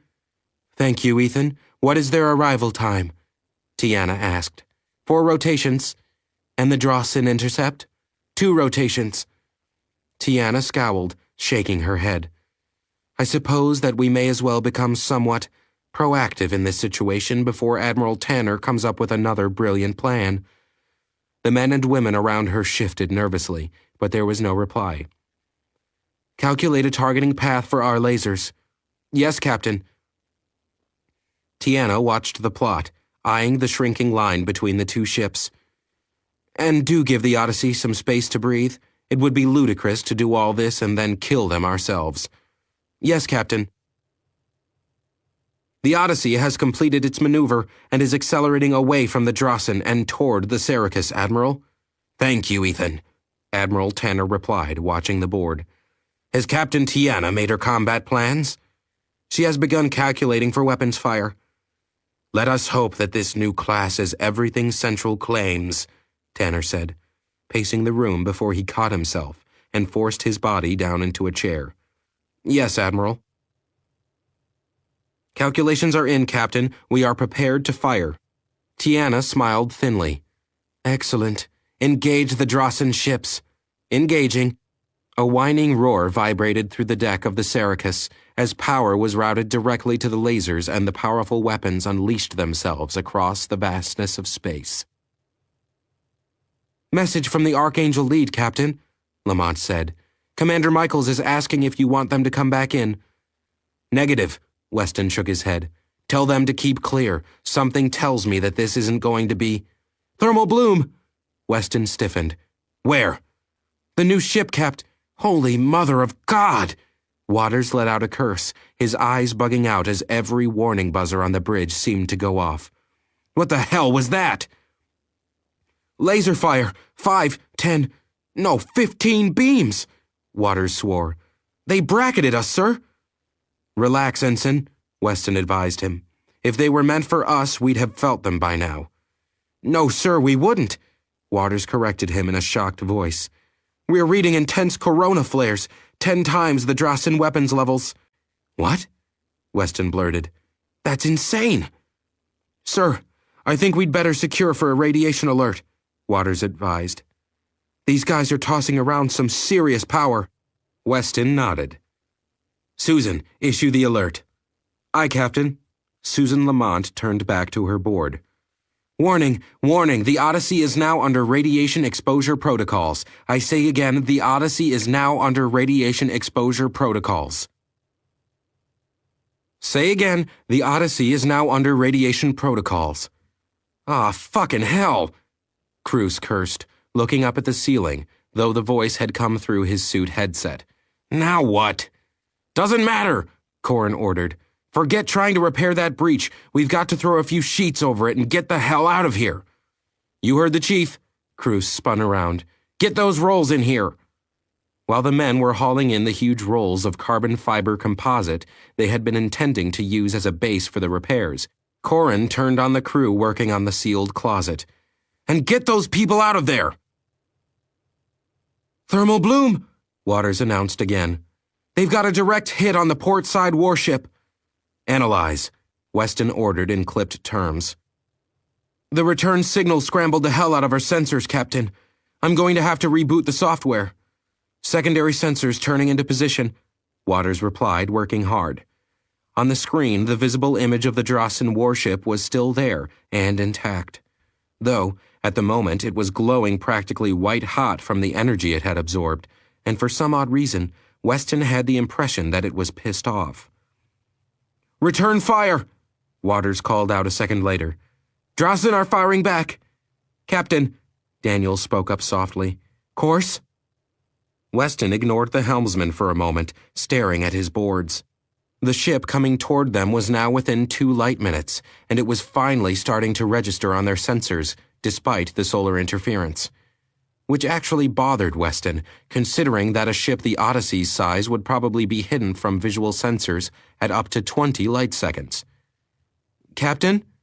How big is that thing? He wondered briefly and shook his head. Hold course, Helm. Right now they're aiming around us. I don't think I want to bumble into one of their beams by accident. Aye, aye, Captain. They are tough, aren't they?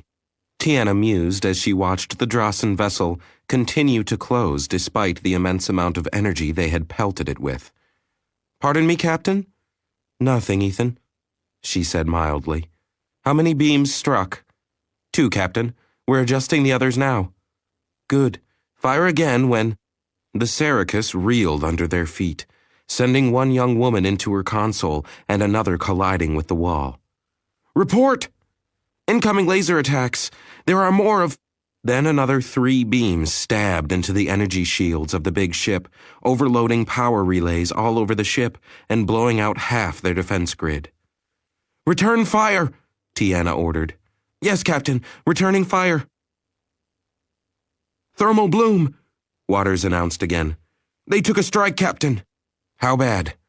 Just guessing, but from the intensity of the bloom, it looks like they reflected most of the energy away, the young man said.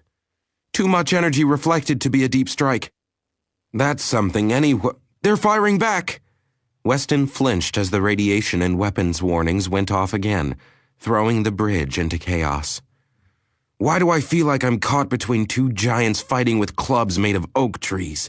Weston growled, shaking his head in annoyance. Sir? Nothing, Lieutenant. Hold us steady. Aye, sir. Lasers crisscrossed the emptiness of space, passing one another through the vacuum, not caring for what the other was doing. On one side of the raging battle, a trio of beams found their target, unleashing their energy against the hull of an alien vessel. The armor flashed incandescent as it struggled to reflect back the power as best it could. Its best, in fact, was quite good, but there was so very much power to be dealt with, so the heat and radiation inevitably began to pour into the interior of the ship as well. The Drasen faltered in its flight path, its engines failing for a moment as parts of its hull began to melt. On the other side of the line, another 2 beams intersected the Saracus, stabbing through its shields this time and cutting through the armor of the big ship like a pick through soft dirt. We're venting atmosphere, Captain. Seal those decks, Tiana replied, and continue firing. Aye, Captain. Unlike the previous encounters with the Drasen, Tiana knew that her ship was something that its predecessors had not been. It was a ship built for war rather than a converted freighter. It had armor to withstand lasers and was built so that the ship could be compartmentalized in the case of massive damage. The Saracus could absorb far more damage than could the Karlash, the previous fleet's flagship vessel. Sweet Jesus, Waters whispered in awe. She's bleeding air, Captain. Bad? Bad, Waters nodded. But she's still firing. Status on the alien warships? One of them is going down, sir. The other seems to be moving to evasive action. What's the status of our weapons? Laser array is fully charged. We have a 20% load of HVMs, and 3 tubes are now charged, Captain, Waters replied instantly. RPD weapons are, of course, fully charged and ready. Thank you, Mr. Waters, Weston said. Their own laser array, while obviously more versatile than that of either their enemies or their possible allies, was woefully underpowered compared to either. This, along with other concerns, such as their targeting systems, meant that the laser was only useful for relatively close engagement ranges. The alien warships were already at the limit of that range, and by going to evasive maneuvers, the healthy warship had effectively taken the laser out of consideration. The HVMs were out for similar reasons as well, because the recorded data from previous attacks made it clear that a 20% load wasn't going to cut it.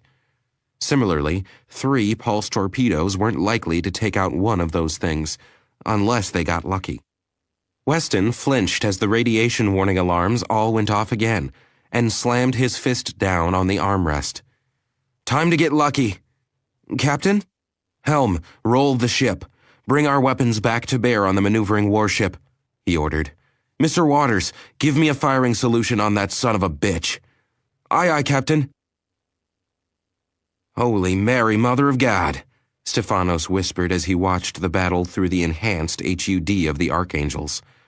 The computer was taking data from all across the network, including the Odyssey itself, drawing in the paths of the invisible beams based off their corona leakage, and what it was drawing was a lethal fence trapping the Odyssey between a battle of two giants. Can you see that shit? Paladin asked in awe. They're tossing around more power than a city could use in a year. A lot more, another pilot put in. Each beam is off the scale. I'm trying to recalibrate, but I'm betting that we're way over the terawatt range here. Jesus, Racer muttered. Anyone else starting to feel like we're playing out of our league? I might, Stephanos said dryly. If we hadn't been kicking ass and taking names ever since this shit started. You have a point, Racer conceded. But just think of what happens if these bozos get their shit together. I'd rather not, Card Sharp Samuels muttered, her voice low as her HUD lit up with another computer-generated rendering of the crisscross beams. Lord, the Odyssey!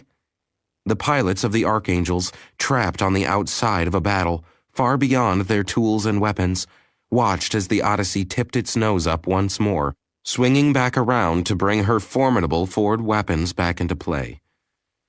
Godspeed, Weston, Stephanos whispered. Godspeed, Raziel. Amen, the rest of the team replied, recognizing the call sign of their old flight leader. And pity the poor bastards on the receiving end. Raziel, secret of God. Well, it had worked out that way once, Stephanos thought, with a grim smile. Maybe he'll be smiling on them this time, too. If you believed in that sort of thing. Captain, the ship! The Odyssey is altering her stance. Is she changing course? Tiana asked, turning her attention to the ship's section of the threat board. Not yet, Captain. Then ignore her. I don't have time to worry about what some pet of Tanner's is up to. Continue firing. Aye, Captain. Tiana eyed the screen, watching as the alien warship completed its maneuver and began charging its weapons. The power curve for the ship was still distressingly low, and she couldn't quite imagine how anyone had managed to build effective weapons with so little power. For the moment, however, it wasn't her concern. Ahead of her still lay two Drossen warships, though one was badly damaged now, and her own Syracuse was still on the hunt. Fire sequence loaded, Waters said, looking up at the main screen. Bow armaments coming around, Daniels added. We will be in firing position on the target in 30 seconds. Firing braking thrusters now. Weston looked back to the plot, eyeing the approach of what he knew had to be the colony's ship. The massive vessel just kept getting bigger as it closed, but it was still almost a light minute behind them, despite their relative closing velocities. Given their current vectors, however, the computer had their rendezvous listed as 43 seconds. At that point, the Odyssey would be officially out of this fight for quite some time, unless Weston ordered her main reactors to power. We are locked on, Captain. Time to decide that later. Initiate firing sequence, he ordered, eyeing the board. The Odyssey is firing again. Rael Tanner looked back to the plot. His own space in the pit was the only part of the command that had more than minimal elbow room, as people had suddenly found reason to gather here and watch the drama unfold above them. The first energy spike from the Odyssey was identified as her main laser array, a pitiful trickle of power, according to the computer, but as they'd seen earlier, a respectable force just the same. The computer couldn't track the beam, not the way it did those from the Drossen or the Syracuse. The leaked energy from the underpowered beam was well below the system's sensor ability. However, it was able to detect minute fluctuations when the beam crossed paths with stray matter. Space was, after all, not nearly so empty as most believed. There was always something out there, somewhere. The following pulses were more potent, their energy scales quite respectable, even by the colony standards. However, only 3 of the blazing white charges were thrown into space this time, unlike the normal salvos of 6 or more they had registered.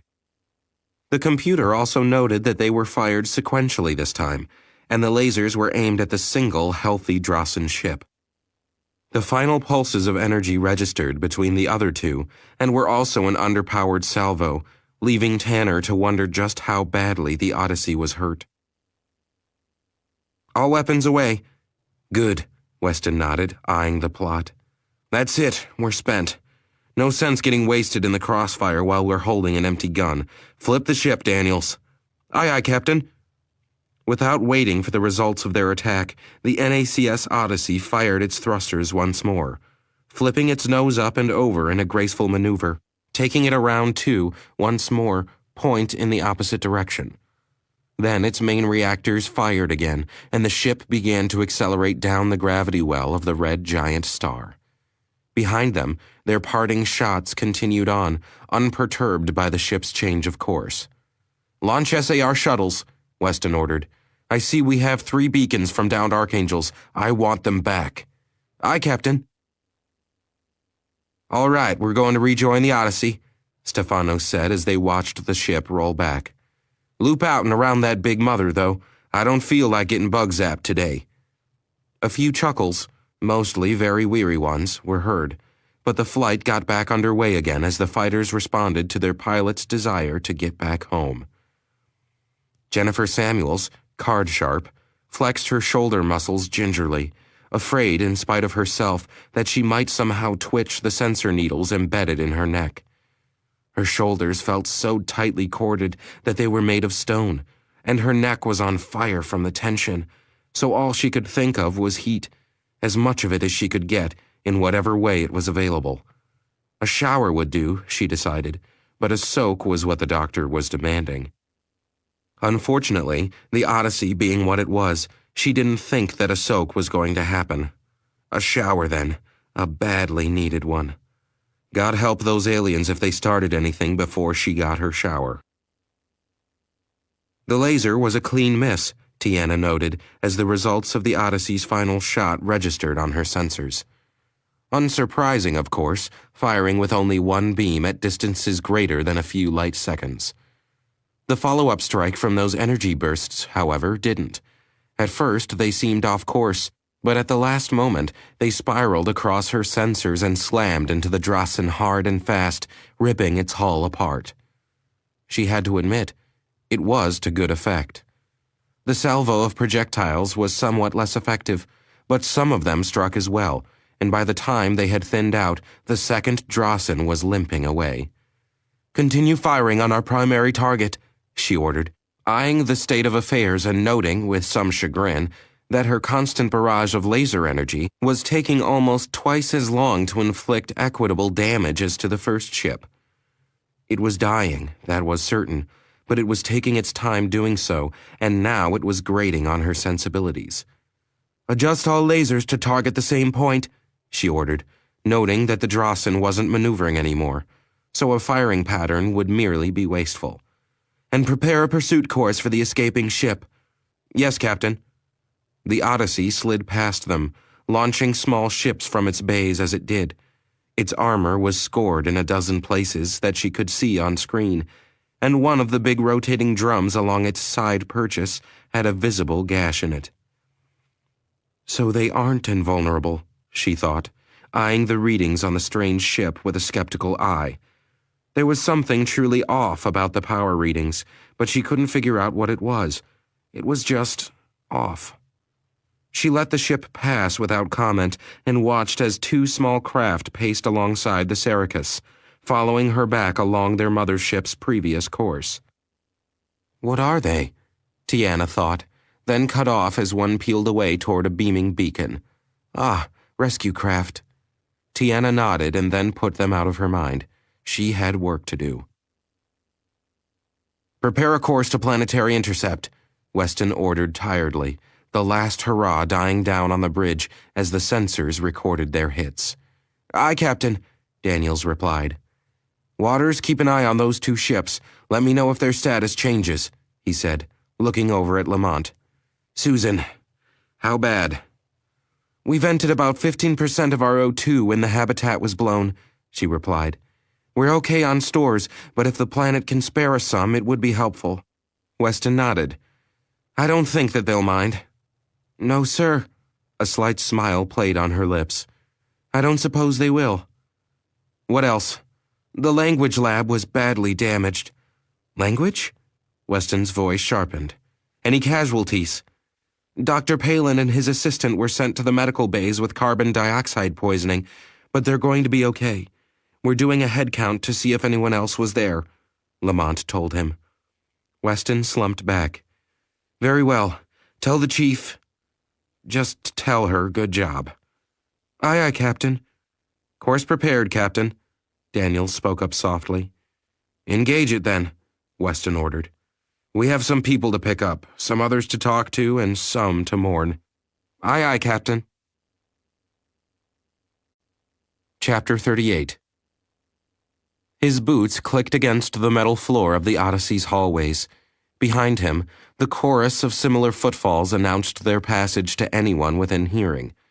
Crew members melted aside, giving the worn-looking group free passage through the halls. There was a certain level of awe in the air, the way Stefanos knew that there always was after a battle. He wasn't certain that he and his deserved it, but they had it just the same. The Odyssey itself had probably taken more total damage than the Archangels, and had certainly inflicted far more than the small flight had been able to, but there was always that wall between them and the crew of any ship they served upon. Lieutenant Commander? Stefanos paused, noting that one figure had not melted away to the sidelines. A tired smile crossed his face. Captain? Good to have you back aboard, Steph, Weston told his younger friend. You did good out there. You all did. Behind him, Steph heard the angels muttering their thanks, but their hearts weren't in it. Apparently, the captain heard the same thing. You all go get some rest, Weston said. I need to speak with your commander for a minute. Yes, sir, they muttered as they shuffled past. Hard one? Weston asked as they followed, albeit at a slower pace.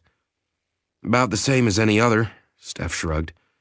Felt like a rush while we were out there, but we're all coming down now. SAR shuttles picked up Angels 2, 3, and 5. They're okay. That's good news, sir, Stefanos said, relief in his voice. Once we're in orbit, I'm taking a shuttle down to the surface, Weston said. Sir? Steph paused, frowning. It should be safe enough, he said. Brinks informs me that most of the fighting is dying down, and they're just mopping up now. I'll detail 2 of the angels to escort you. That's not necessary. Stefanos shook his head. You'll take them, or you'll take the entire squad, your choice. Weston chuckled, shaking his head. Sometimes I wonder who's really in charge of this heap. You are. Steph grinned. And none of the rest of us want to take your place if you get your dumbass killed, so bear with us, all right? Weston nodded. All right, 2, no more. What about the bandits? One of them is down. The other is running for the heliopause, Weston replied. We're running a plot on it, and it might make it. Stefanos winced. Damn. Out of our hands now, Weston shrugged. Nothing to do about it. All right, I'll go break the bad news to the pilots, Steph said. Hey, Raz? Weston paused when he heard the more common version of his call sign. Yeah? You were right about Card Sharp. Weston shot him a puzzled look. Who? Samuels. She got pinned with her sign during the poker game. You still play that, huh? Weston asked, with a fond smile, though it was more a statement than a question. Of course. Good, and I'm glad that she worked out, Weston said. Now I've got some work to do. I'll see you later. Sir. Stefanos stiffened and saluted. Weston returned the salute before turning and leaving. Stephen watched him go for a moment, face blank, and then turned and followed his team into their bunk rooms. They were spread over practically every available surface of the common room, none of them apparently in the mood for actual sleep, and all of them interested in what the captain had to say.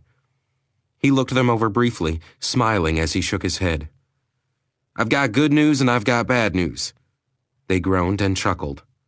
We're boned, someone said under their breath, and the chuckles increased. The captain wants me to tell you that you did a good job and that there's a shuttle coming home with 3 of our own on it, alive and kicking, Steph said. That's the good news. They laughed, though there was a hint of appreciation in it. What's the bad news? His illustrious pampered backside has decided to visit the planet in person when we arrive in orbit, Steph said. The pilots groaned, then straightened up. When do we go out? We don't, Steph replied. I'll take 2 volunteers for the escort run. The rest of you will get some rest. I'm in, Samuel said instantly, though only a few seconds ahead of the rest. Good. Card Sharp and Centurion. The rest of you fall out, shower, and hit your bunks. The pilots groaned but started to move. Oh, and one more thing, Steph said as they paused. He surveyed them again and smiled. In case you hadn't figured it out, you did good out there. Now get your butts out of my sight. Captain. Commander? Weston greeted his first as he stepped onto the bridge. Roberts got up from the central chair, leaving it to Weston as the captain crossed the floor. We'll be entering planetary orbit in 3 minutes. Excellent. Have the rest of Brinks's reports finished uploading? Aye, sir, Roberts said, bringing the files up on the captain's displays. Looks like they had some rough times down there. Weston winced as he noted the casualty report. I can see that. On the plus side, Brinks has a lot of good to say about the medical facilities made available to our people, Roberts replied. Apparently, they've got a lot on the ball when it comes to patching people up. Nice to know, Weston said. I suppose I should take Rame down with me, if he can break away from our own casualties. Roberts shifted uncomfortably. About this visit, sir. I believe that the hostilities are dying down enough for a diplomatic visit, Commander, Weston said, his voice cool. Roberts hesitated. Aye, sir. Besides, I think I want to speak with this Admiral Tanner. Interesting man. Yes, sir. You will be taking an escort? 2 Archangels. I meant a personal guard, Captain, Roberts said firmly. I'll assign some men to the job. Weston started to object, then let it go. If the commander wasn't going to give him a hard time about going down, he may as well reciprocate. As you wish, Commander. Dr. Rame? Rame looked up from checking the blood pressure and oxygen levels of a patient. Yes, nurse? You have a message from the bridge, sir? Rame nodded, setting down his tools, and checked the bank of near-infrared LEDs set over the patient. When he was satisfied that they were all operating at the proscribed pulse pattern, he walked over to his office. Rame here. Doctor, the captain wishes to inquire as to the status of your patients. The commander's voice came over the intercom. As well as they can be, Rame replied curtly. The ones who survived are out of danger, Commander. There was a brief pause before Roberts's voice came back. That's good news, Doctor. The captain also wishes to know if you would be free for a visit to the surface. He would like you to tour the local medical facilities while he speaks with the Admiral. Rame almost told the commander off then and there, but paused and glanced back out over his lab. The patients were out of danger, and he had 2 other doctors to handle emergencies. As long as the captain wasn't on board to drag them off into another crisis, at any rate. I think I can make the time, Commander, he said after a moment, deciding that one didn't get the chance to tour an alien medical facility very often, even if they were human aliens. Excellent, Doctor. The shuttle is being prepared now. You might want to pack. Rame stared at the intercom as the channel went dead, then started cursing up a storm as he grabbed his black bag and began throwing things into it.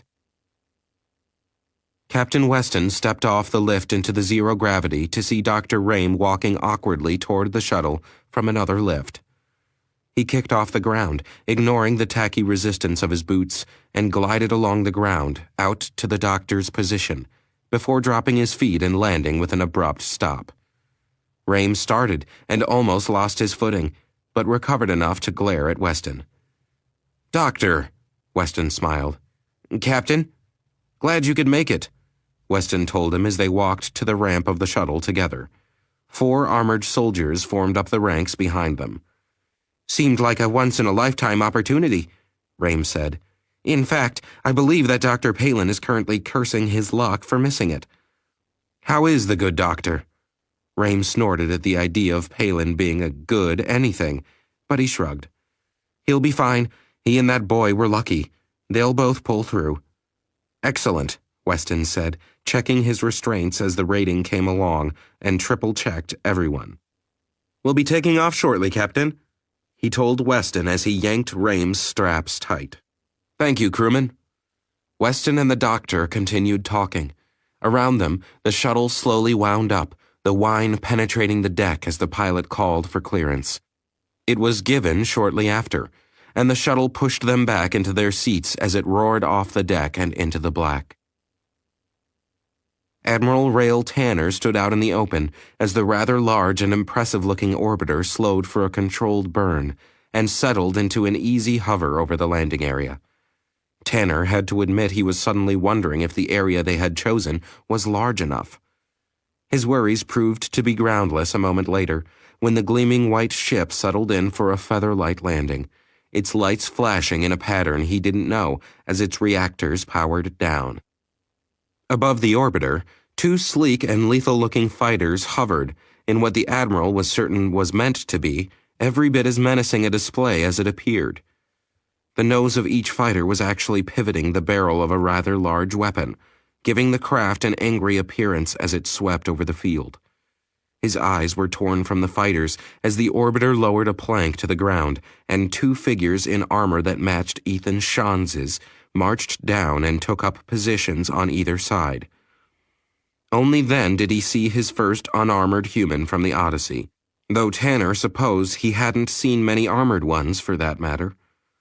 Two men stepped down next, one wearing a white uniform that matched the gleaming surface of the orbiter, while the other wore a more utilitarian dark blue.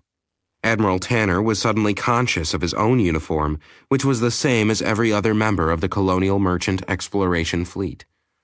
He threw back his shoulders to match the stance of the man in white. Captain Weston? Weston looked down at the man he recognized as Admiral Tanner.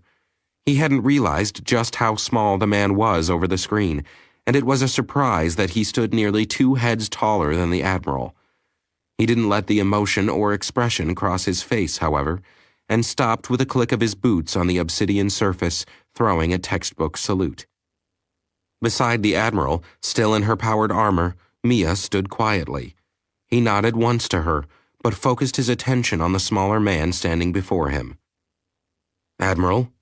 He held the form for several seconds, then dropped the salute and nodded gravely. I'm pleased to meet you, sir. No more than I, Tanner said. My world, we all owe you a debt. Anything you ask, I am certain we can work something out. For the moment, Admiral, I'll settle for some O2 to top off our supplies and a little help with repairs if you can, Weston replied. In the long term, well, I would appreciate if your people gave consideration to sending a representative with the Odyssey when we return home. As to repairs and O2? Tanner frowned. I'm sure something can be worked out, once I know what O2 is. Weston smiled involuntarily, shaking his head as he tapped the link on his jaw. These damn things mess up the oddest words. O2 is oxygen. We lost some of our air during the battle. Ah, air, Tanner smiled. That I believe we can provide in plenty. Next, as to a representative, I will have to pass that along to the Council.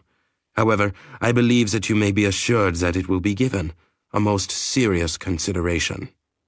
I'm glad to hear that, Weston replied. Now, with the preliminaries finished, Tanner motioned to a pair of immense doors attached to an even larger building. Shall we move this inside, as it were? With pleasure, and, Admiral, Weston motioned to Rame. This is Dr. Rame. He is interested in touring the medical facility where our soldiers were being treated. Absolutely, Captain. Tanner motioned with one hand and a young woman stepped up. Show the doctor to the military medical facilities, Ethan. Of course, Admiral, she said with a smile. Doctor, if you would follow me, I will secure transport. Thank you, my dear, Rame said. She gave him a quizzical look before they headed out. Tanner turned to Weston with a puzzled look. "My dear?" he asked, frowning. Weston blinked, and one of the soldiers snorted with laughter behind him. He glanced in irritation over his shoulder, causing the soldier to stiffen immediately. He was going to berate the man, but remembered that the armor HUD had probably given him a text definition of the question. "What is it, soldier?" he growled. "Sorry, sir. It's just that the translation matrix is confusing deer and deer," the soldier replied, then backpedaled. I know what you mean, sir." Weston remembered Palin's similar conversation with Mia, and he shot a glance over to where she was standing. It wasn't quite the time to be swapping old stories, however, so he turned back to the Admiral. "Another translation problem, apparently, sir." "I see," Tanner said, after waiting for the computer to catch up to what Weston's own, rather harsh language was saying. It was difficult enough, Tanner noted, dealing with a translation that was far from perfect, but it was made even more difficult by the fact that the translated words were overlain on top of the original language. He was just as happy that all the colonies spoke the same language. It simplified things greatly, despite the occasional dialect issues. "Well, Captain," he said finally, "if you'd follow me?" Weston nodded, and the two of them stepped into the large building, their entourage walking, or in 2 cases thumping, along behind them. "Incredible," Rame whispered, watching as the immense city passed around him. "Pardon, sir?" the Ethan asked from where she was sitting at the controls of the flying vehicle. "It's a very impressive city, Miss Rosh," she told him. "Ethan Rosh." "Rosh," Rame repeated. "As I was saying, it's a very impressive city. Mon Sistema is the capital city of 3 worlds," she told him, a touch of what Rame recognized as hometown pride filling her voice. "3? That's correct, Doctor," she told him. "Political power is centered here for several star systems, in fact." "I suppose that's why the aliens use so many ships," Rame said. She grimaced in response and nodded to a building. "Your wounded were brought here for treatment." Rame took the hint and shut up. "A drink, Captain?" "Thank you, Admiral." Weston watched as the small man poured a lightly tinted liquid into a long, thin glass. The Admiral started to hand it across, paused, and frowned. "It occurs to me that perhaps we should confirm that there are no poisons in our food or drink that might affect you." "I don't believe that would be a problem, Admiral," Weston replied easily, accepting the drink by leaning forward. "Our doctor did extensive cellular examinations when we picked up Miss Shawn's. We are genetically identical, with the expected minor deviations one would find in any isolated section of the species." "I see," Tanner replied, pouring a second glass for himself. "I must admit that I find this quite interesting. There have long been legends, of course, concerning other human planets, but I believe that the last time such a thing was found was several thousand cycles ago at least." "That's some history you have there," Weston said, impressed despite not knowing exactly what a cycle was. "How long have you had space travel?" Tanner shrugged, taking a drink. "I would have to look up the exact number, but it is just marginally over 15,000 cycles." "Cycles?" Weston frowned, tapping his induction mic again, deciding that he'd better get that detail cleared up. "Pardon. A cycle is the length of time this world takes to circle our sun," Tanner replied. Weston blinked, pausing with his drink just inches from his lips. "Wow." "Pardon?" Tanner asked politely, smiling with a look of confusion on his face. "Surely your own worlds have been spacefaring for some time." "Actually, no," Weston said slowly, weighing his words as he tried to decide what exactly to say. Finally, he just decided to go with the truth. "Actually, the Odyssey is our first interstellar vessel." Tanner set his own glass down, laying his hand against the table in surprise. "What was it you said, Captain? Wow?" Eric chuckled, nodding. "Yes, that was what I said." "Wow." "That's a lot of history you have, Admiral," Weston said again. "My own nation, in its current state, actually only goes back about 10 years. Until I can get a better comparison, call it 10 cycles." So young, Tanner said, tilting his head as he considered it. It's incredible to me, I must admit. Makes two of us, Weston said, picking up his glass again and raising it to his host. Sean Bermont looked up in surprise when he recognized the familiar form of the Odyssey's CMO approaching. Doctor? He blinked, his arm itching slightly from where the local med techs had gone to work on him. What are you doing down here? Rame looked over at the young man, taking a moment to place him. Ah, Lieutenant, I came down with the captain. I wanted to tour the local medical facilities. Bermont smirked, then flexed his arm. They do good work, Doc. Patched me up good as new, except for the itch. Oh? Rame came over, looking for the injury. Where were you injured? Shoulder, Bermont informed him, then grinned. But don't bother looking, nothing to see. They cleaned me up real good. Rame examined the bare shoulder on the soldier, but couldn't find any evidence of an injury other than, perhaps, a patch of pink skin. Here? Bermont rubbed the skin where the doctor had pointed. Yeah, one of those damned buggy bastards cut right through my armor. They've got feet like spades or something. Remarkable, Rame said, looking closer. And it was bad, you say? Right to the bone. Cut two tendons clean, Bermont said. In fact, if the armor's artificial muscles hadn't taken up the slack for me, the bastard would have been able to finish me off easy. Most impressive, Rame said, shaking his head.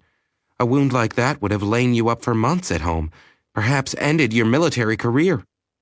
Would that have been such a bad thing?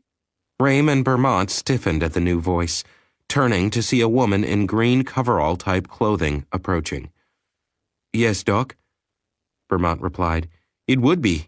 I like my job. The woman shook her head, with a hint of disgust in her features. Dr. Rame, this is Dr. Brianna, Bermont spoke up, a hint of tolerant amusement in his voice. She's the sawbones that patched me up. Rame wasn't certain what sawbones translated into, but the look the woman shot Bermont made it quite clear that it wasn't complimentary. He placed a careful bedside manner smile on his face and greeted the doctor, as much to distract her from Bermont than anything else. Pleased to meet you, Doctor, he said. I'm the Chief Medical Officer of the Odyssey. Dr. Brianna cast him a begrudging look, nodding more or less politely. So you are the one who normally, what was the phrase, patches them up? Rame smiled. Unfortunately, yes. Brianna was about to say something else, but an odd rhythmic thumping caused all three of them to pause and look around. Bermont was the first to recognize it, and he grinned when he saw the first smoke-black figure approach from over a rolling hill. Relax, he grinned. It's just the colonel and the others. Looks like we're just about done here. Rame watched the approach of the two ranks of soldiers with interest, not normally in a position to see the powered armor they wore in action. The powered field armor had been introduced toward the end of the Block Wars, and in his post on board a hospital ship, Rame generally only saw units that had been shot to hell and back. The operational armor was a good deal more impressive, he supposed, though, as a doctor, he'd often been grateful for the basic life-saving systems built into each suit. In this case, the two ranks of soldiers looked like they'd been through the fire, literally. The orbital insertion had burned the surface off their armor, resulting in a patchwork of smoke-gray colors and the coal black of the base armor. The end result was something similar to what was once considered a dark urban camouflage, though with a more random set of patterns. His eyes shifted to the CM packs that floated along between the ranks, and Rame stared in shock as he realized that each of the packs was hauling what had to be one of the enemy foot soldiers along with it. His assumption was confirmed when the two ranks were called to a halt by Colonel Brinks, and the packs unceremoniously dropped their cargo to the ground with a thud. Good Lord. Doctor? Colonel Brinks stepped up, his helm visor shifting to a clear mode as he looked at the doctor. What are you doing here? He's checking out the local medtech, sir, Bermont offered. How'd things go? We got it cleaned up, Lieutenant, Brinks said. But the locals are going to have to get some seismic sensors scattered around here so they can make sure there's nothing left digging under their feet. I'll have a report filed with the captain in 20 minutes, One of the other soldiers spoke up, his black helm preventing Rame from identifying him. You do that, Savoy, Brinks said. And while you're at it, recommend that the locals get some birds in the air with some real down-looking capabilities. The heat difference will let them spot any on the surface. Got it, boss, Savoy replied. This is the enemy, is it? Rame asked, staring at the corpse of an unnaturally large, insect-looking thing. Damn right, another one of the soldiers said, with an obvious grin in his voice. This is one of the trophies of our bug hunt. God damn it, Deke, another growled. I told you to can that sci-fi shit. I'm sick of you talking like we're in some damned movie. Come on, Sarge, Deacon whined. Think about it. We're on another planet fighting giant spider things in powered armor. Christ, Sarge, that's like every sci-fi cliche ever written. Low chuckles passed through the group, as well as a couple groans from soldiers who'd been listening to similar bickering for too long. He's got you there, Sarge. I don't give a shit. You know, Mr. Deacon, is it? Rame spoke up idly as he walked around one of the bodies. Yeah? One must wonder. Everyone shifted, looking at each other as the doctor kneeled down and examined the body closer. What's that, Doc? Deacon asked, curious. Well, if we are living a science fiction scenario, Rame said, standing up, what will the science fiction writers write about now? Deacon just stared for a moment. Westerns? Someone else asked, his voice a little hopeful. Sacrilege! Deacon yelled, his voice booming over the speakers of his armor. Some of the men groaned, but Rame just ignored the comment as he continued examining the body. I can't believe that I'm associated with these people, Colonel Brinks muttered under his breath, but only after he made sure that his comments weren't going out on any frequencies. Eric Weston and Rael Tanner were still talking through some details when some of the soldiers Weston had brought with him stepped forward. What is it, Evans? Weston asked, glancing over. The colonel reports that the alien ground forces appear to be mopped up, though he advises that the locals place a seismic network around and a decent CAP to keep an eye out for strays. Lieutenant Savoy will be filing a report shortly. Thank you, Corporal. The young man stepped back. What is CAP? Tanner asked. A combat air patrol, or I suspect, in this case, anything that can fly with heat sensors, Weston said, thinking about the reports already filed. Those two things should give you a decent warning if they missed any of the drones. I will forward the recommendations to Nero, Tanner promised. It will be his responsibility to organize such defenses. He'll probably have to devise new weapons as well. The reports concerning the effectiveness of your laser rifles against the drones weren't promising. Indeed not, Tanner grimaced. Nero has been gnashing his teeth over that very thing for some time. I believe that even he admires your own weapons, though I should not be surprised. Pardon? Nero is from a colony that purposely maintains its rough wilderness status. As such, survival for him is a slightly more hands-on approach than most of my people. Tanner permitted himself a slight smile. It is why he was asked to join the army. Weston nodded, still trying to get a full picture painted of the culture he was dealing with. I see. I doubt that you do. Not completely, at least. Touché, Weston smiled, raising his glass in salute. But I do believe that I'm at least getting a general idea. Perhaps, Captain. Perhaps. Chapter 39. The shipboard repairs took 2 days just to reach the minimum levels before engineering was willing to certify the ship as transition ready, which Weston had used to the best of his ability while dealing with the citizens of this world they were orbiting. While Rael Tanner seemed a rather sensible type, and the behemoth of a man in charge of the ground forces was also, the politicos were pretty much what one might expect from experience on Earth.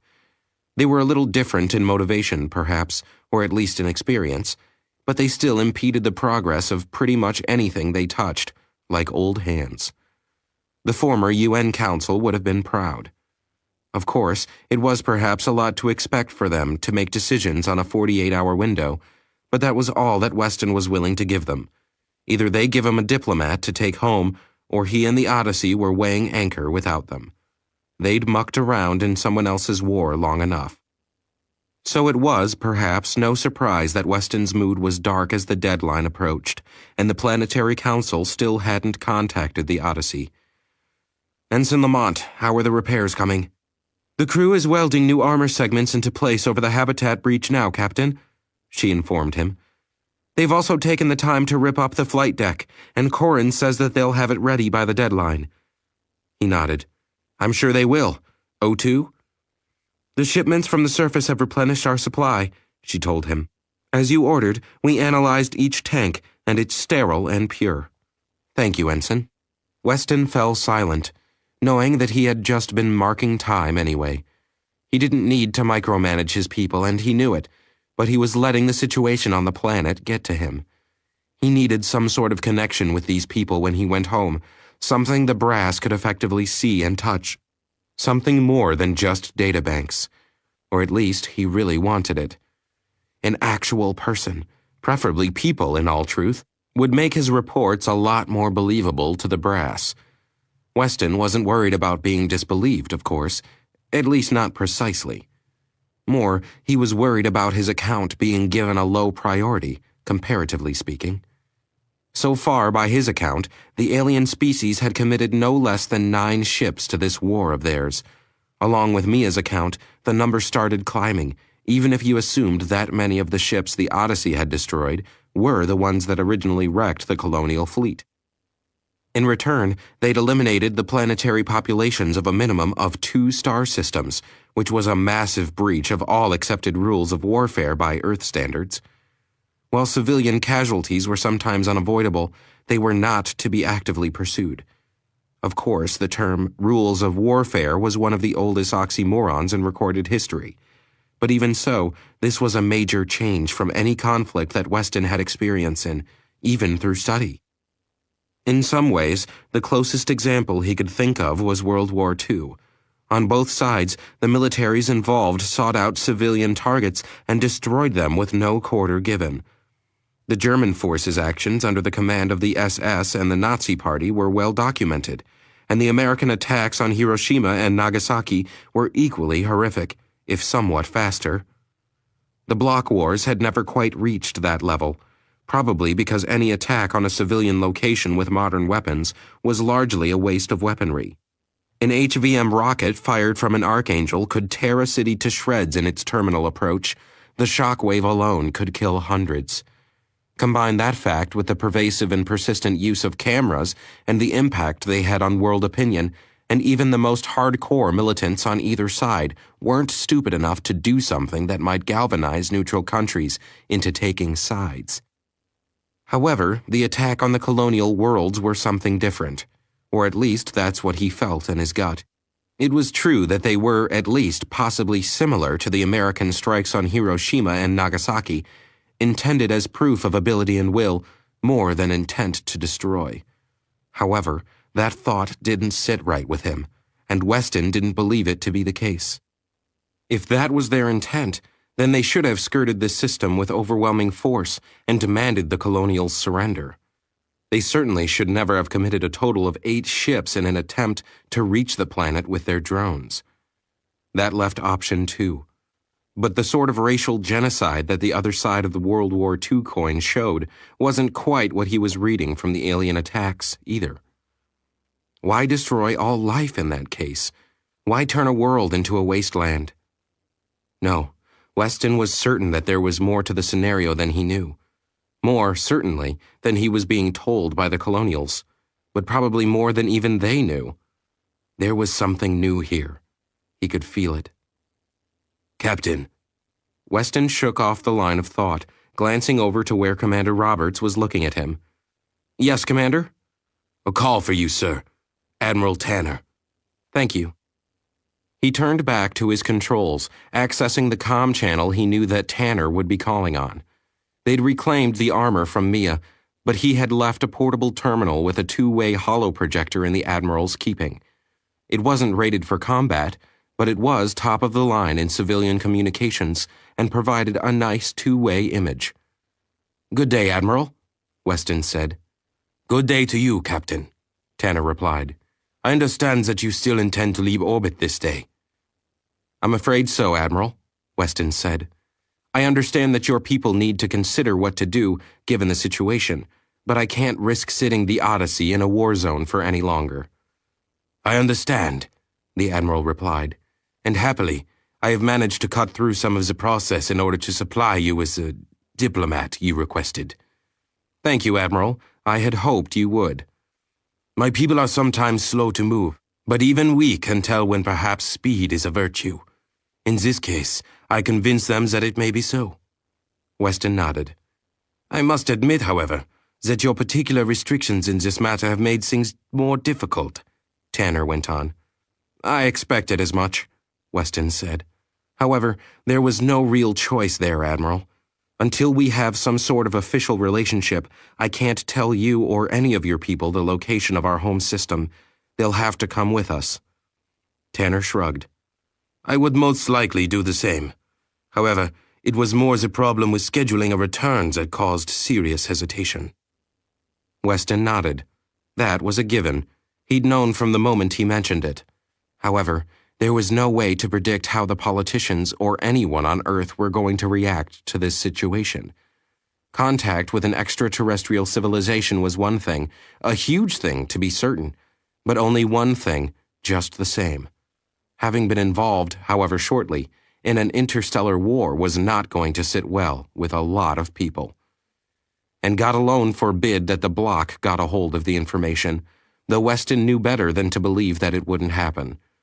They would turn the entire event into a three-ring circus, just in an attempt to steal a few more points of world favor for their latest position.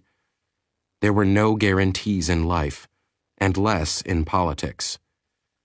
I wish I could be more certain when a second voyage would be authorized, Admiral, but I can't, Weston said. I understand. Thankfully, however, it has been decided that the benefits of potential contact with your people is worth the risk of having some of our people caught on another world. They will want your guarantee for their safety, of course. They'll have it, Weston replied firmly.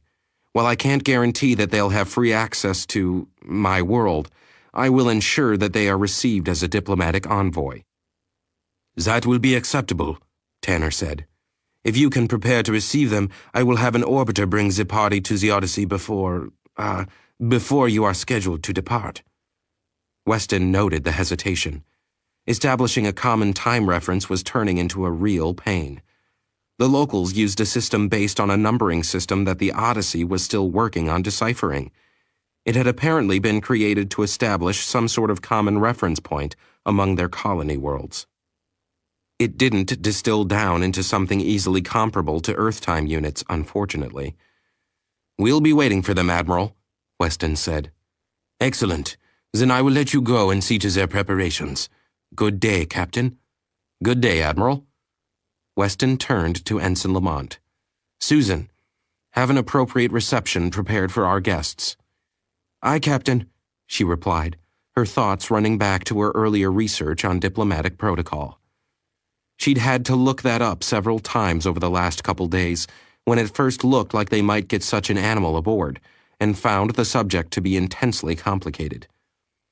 So much depending on cultural differences made things tricky, and she'd been tempted to go with one of the block ceremonies for their extreme levels of, well, ceremony. In the end, though, she'd decided that simpler was better and had got together with one of the ship's stewards and a few others to prepare. To that end, she opened a channel after acknowledging the captain's order and turned back to her console. Jackie? Yeah, it's Susan. It's on. You want to warn the chef? Thanks. I'll be down in a few to double-check. Thanks. Look sharp, we've got another batch of locals landing, Mackenzie said, his teeth exposed in something that wasn't quite a smile. The men groaned as the chief spoke, thinking about the last time. Relax, he grinned. After the last time, I think that the Cap chewed their pilots a new one. We might not have to hit the collision alarms this time. A few men chuckled, but most of their faces were grim, just the same. Flight deck people had a dangerous enough task when dealing with pilots who took their job seriously, and whether the locals realized it or not, most of the men on the deck considered their flying to be well up in the hot dog category. On any carrier, let alone one in the vacuous environment of space, trust was integral to the smooth operation of the flight deck.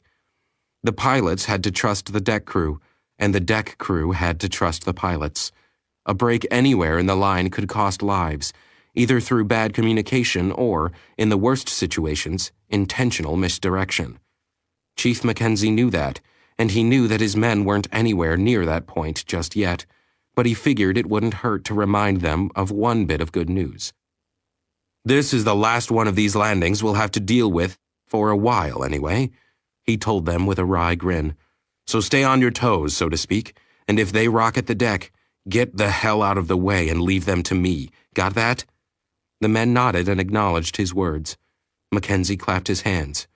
"All right, get suited up. We're taking over the deck at 1500, and I'll want it FOD checked by 15 past. Move it." In his cabin, Weston sat behind his desk, looking over the proposed course for the trip home that Daniels had prepared according to his wishes. The dog-legged flight path made 15 different transition hops across almost 400 light-years of space. The lieutenant had plotted the course to make the best use of the Odyssey's legs, which were pretty impressive despite the limitations her transition drive built into her. While the transition effect had, in theory, no limit on distance, it did have a practical limit in the case of the Odyssey's power supplies. They could effect a transition over a range of less than 30 light-years at any given jump, after which they had to recharge the massive superconducting capacitors that fed the drive. The reason, according to the tech boys, was that while a tachyon could transit the entirety of the universe in an instant, it still required the energy to do so. That was the theory that the transition drive was devised to exploit, in actuality. That, and the fact that nature abhorred tachyons about as much as it abhorred a vacuum. The universe simply did not seem to like the little buggers and went out of its way to make sure that they didn't stick around any longer than they had to.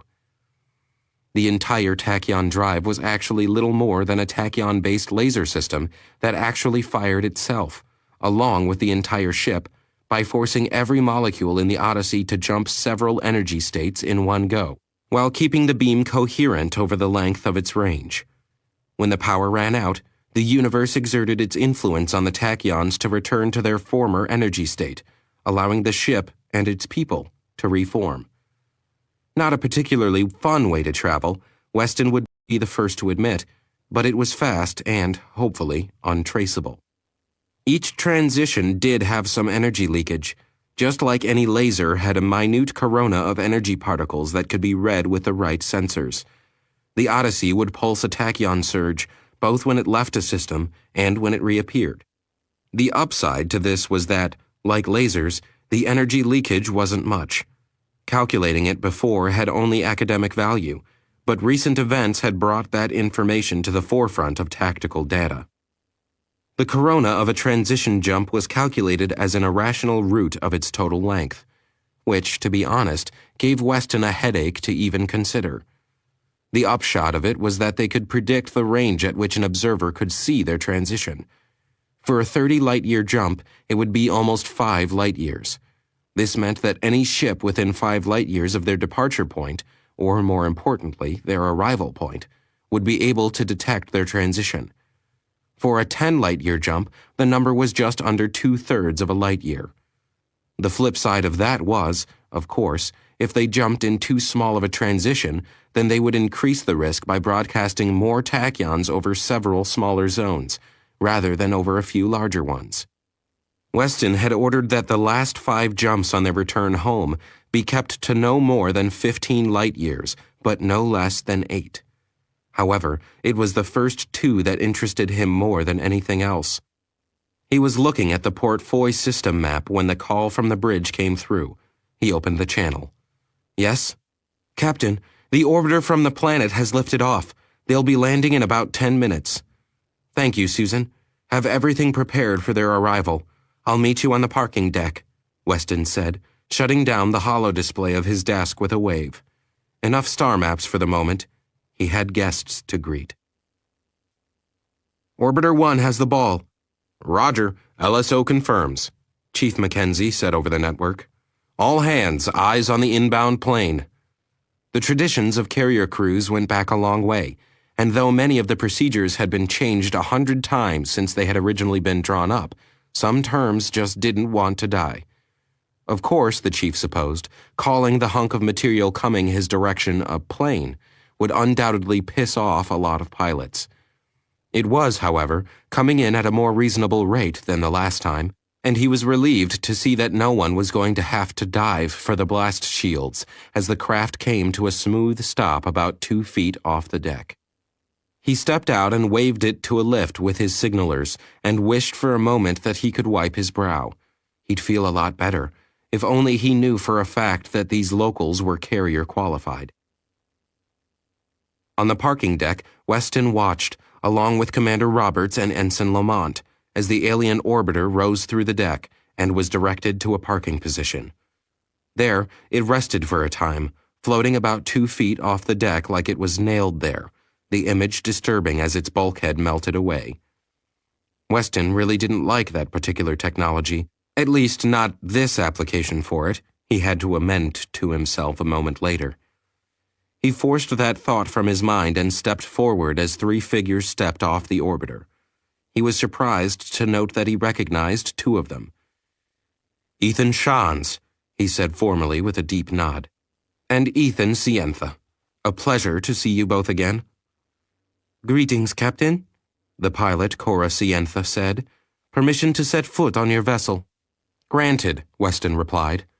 The young woman stepped off the plank and onto the deck. Weston hid a smile when he heard her boots make a tacky sticking sound as she remained well attached to the deck. Mia did the same. Then both stepped aside for the third person. Weston turned his attention to this one, an old man who looked quite fit for his obviously advanced age. He stepped onto the deck, his own boots attaching themselves solidly, then nodded to Weston and the other 2.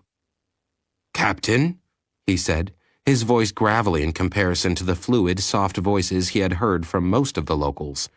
"I am your diplomat. I am Benyon Korask, elder of the planet Rankil." "You certainly are," Weston thought, carefully keeping it from his face as he returned the nod. "Welcome aboard the Odyssey, Elder Korask. It is an honor to have you here." The old man waved the words away. "The honor is mine, Captain. I and my world am in your debt." "One doesn't automatically rule out the other, Elder Korask." The old man smiled, laughing in his gravelly voice. "As you say, Captain." Weston returned the smile, then gestured toward the far wall. "If you'll come with me, sir, I'll show you to your quarters. After that, I'm afraid that I must prepare for our departure from this system. However, I would be honored if you would join my officers and me for supper this evening." "Of course," Korask said evenly. "I will need quarters for my attachés as well, however." Weston glanced back at the 2 women. "Both of them?" "Yes, Captain. This will not pose a problem." "No, Elder Korask, it will not," Weston told him. "However, I believe that Commander Roberts and Ethan Sientha will need to speak concerning the proper securing of the orbiter." "Excellent," Korask said. "Then Ethan Shans and I will come with you while they deal with such things." "Of course," Weston guided the elder toward the lift. Commander Jason Roberts turned to speak with the young woman concerning her floating spaceship. It was some time later when Weston stepped onto the bridge, a little worn out on the politometer, and looking forward to being underway again. "Captain on the bridge!" "Ah, Commander," he said as he took his position. "Did you get the orbiter secured?" "Aye, sir. Fascinating piece of technology," Roberts replied. "Yes, well, I'm certain that they decided that having some evidence of their tech base might be useful." "Undoubtedly, sir," Roberts said. "Are we ready to weigh anchor?" Weston asked, a wry tilt of his mouth communicating his humor. "Aye, sir." "Good. Helm, take us out of orbit," Weston ordered, settling into the seat. "Thrusters only until we clear the debris, then take us up to full acceleration." "Aye, sir," Daniels responded. "Thrusters only." The deck rumbled under them as the ship started to break clear of the planet. Weston was ready. Whatever else happened, they were on their way home now. Epilogue. Commodore, I think we've got a glitch in that new array they installed. Commodore Wolf frowned, leaning forward. Pipe it up to my station, son. The young ensign standing watch nodded in response and directed the information up to the commander's pedestal, where Wolf oversaw the Deimos base. The facility was a hybrid between a ship repair base and a terraforming command center for the Martian colony project, which meant that the Commodore had a lot to deal with on a daily basis. The sensor glitch, however, brought a smile to his face. That's not a glitch, son, he said a moment later. That's a tachyon surge. Sir? But it didn't match any of the profiles we have in the computer and... It didn't match the profiles because we don't have one for a full-sized vessel transitioning in system, Wolf said. Sir? The ensign's eyes widened, his voice rising just a little as a smile started to form. You mean... Let's roll out the welcome mat, boys, Wolf said, a little louder so everyone in the large command center could hear. The Odyssey just came home. The command staff, the younger ones anyway, let out a bit of a cheer. The station's XO let it go for a few seconds, then quickly quieted them down while Wolf examined the information the sensors had recorded. His single array of sensors weren't enough to give him an exact lock on the source of the surge, but even as his base obeyed protocol and transmitted the data back to Earth and the other outposts and ships in the area transmitted their findings to him. It took a better part of a half hour, but by the end of the little storm of signals, he had the transition pinpointed. Weston's gotten cautious in his old age, Wolf thought as he locked the entry point right down on the heliopause, the farthest reach of the sun's influence in interstellar space. That put the Odyssey about 3 days out by its fastest cruise, unless Weston planned to use some fancy flying to break that monster of a ship. He could have brought it in as close as the heliosphere and cut a day off that number, at least according to all the numbers Wolf had seen. But Weston was the one on the gun, so it was his call. That extra day of waiting was going to be one hell of a long time, though. Wolf here.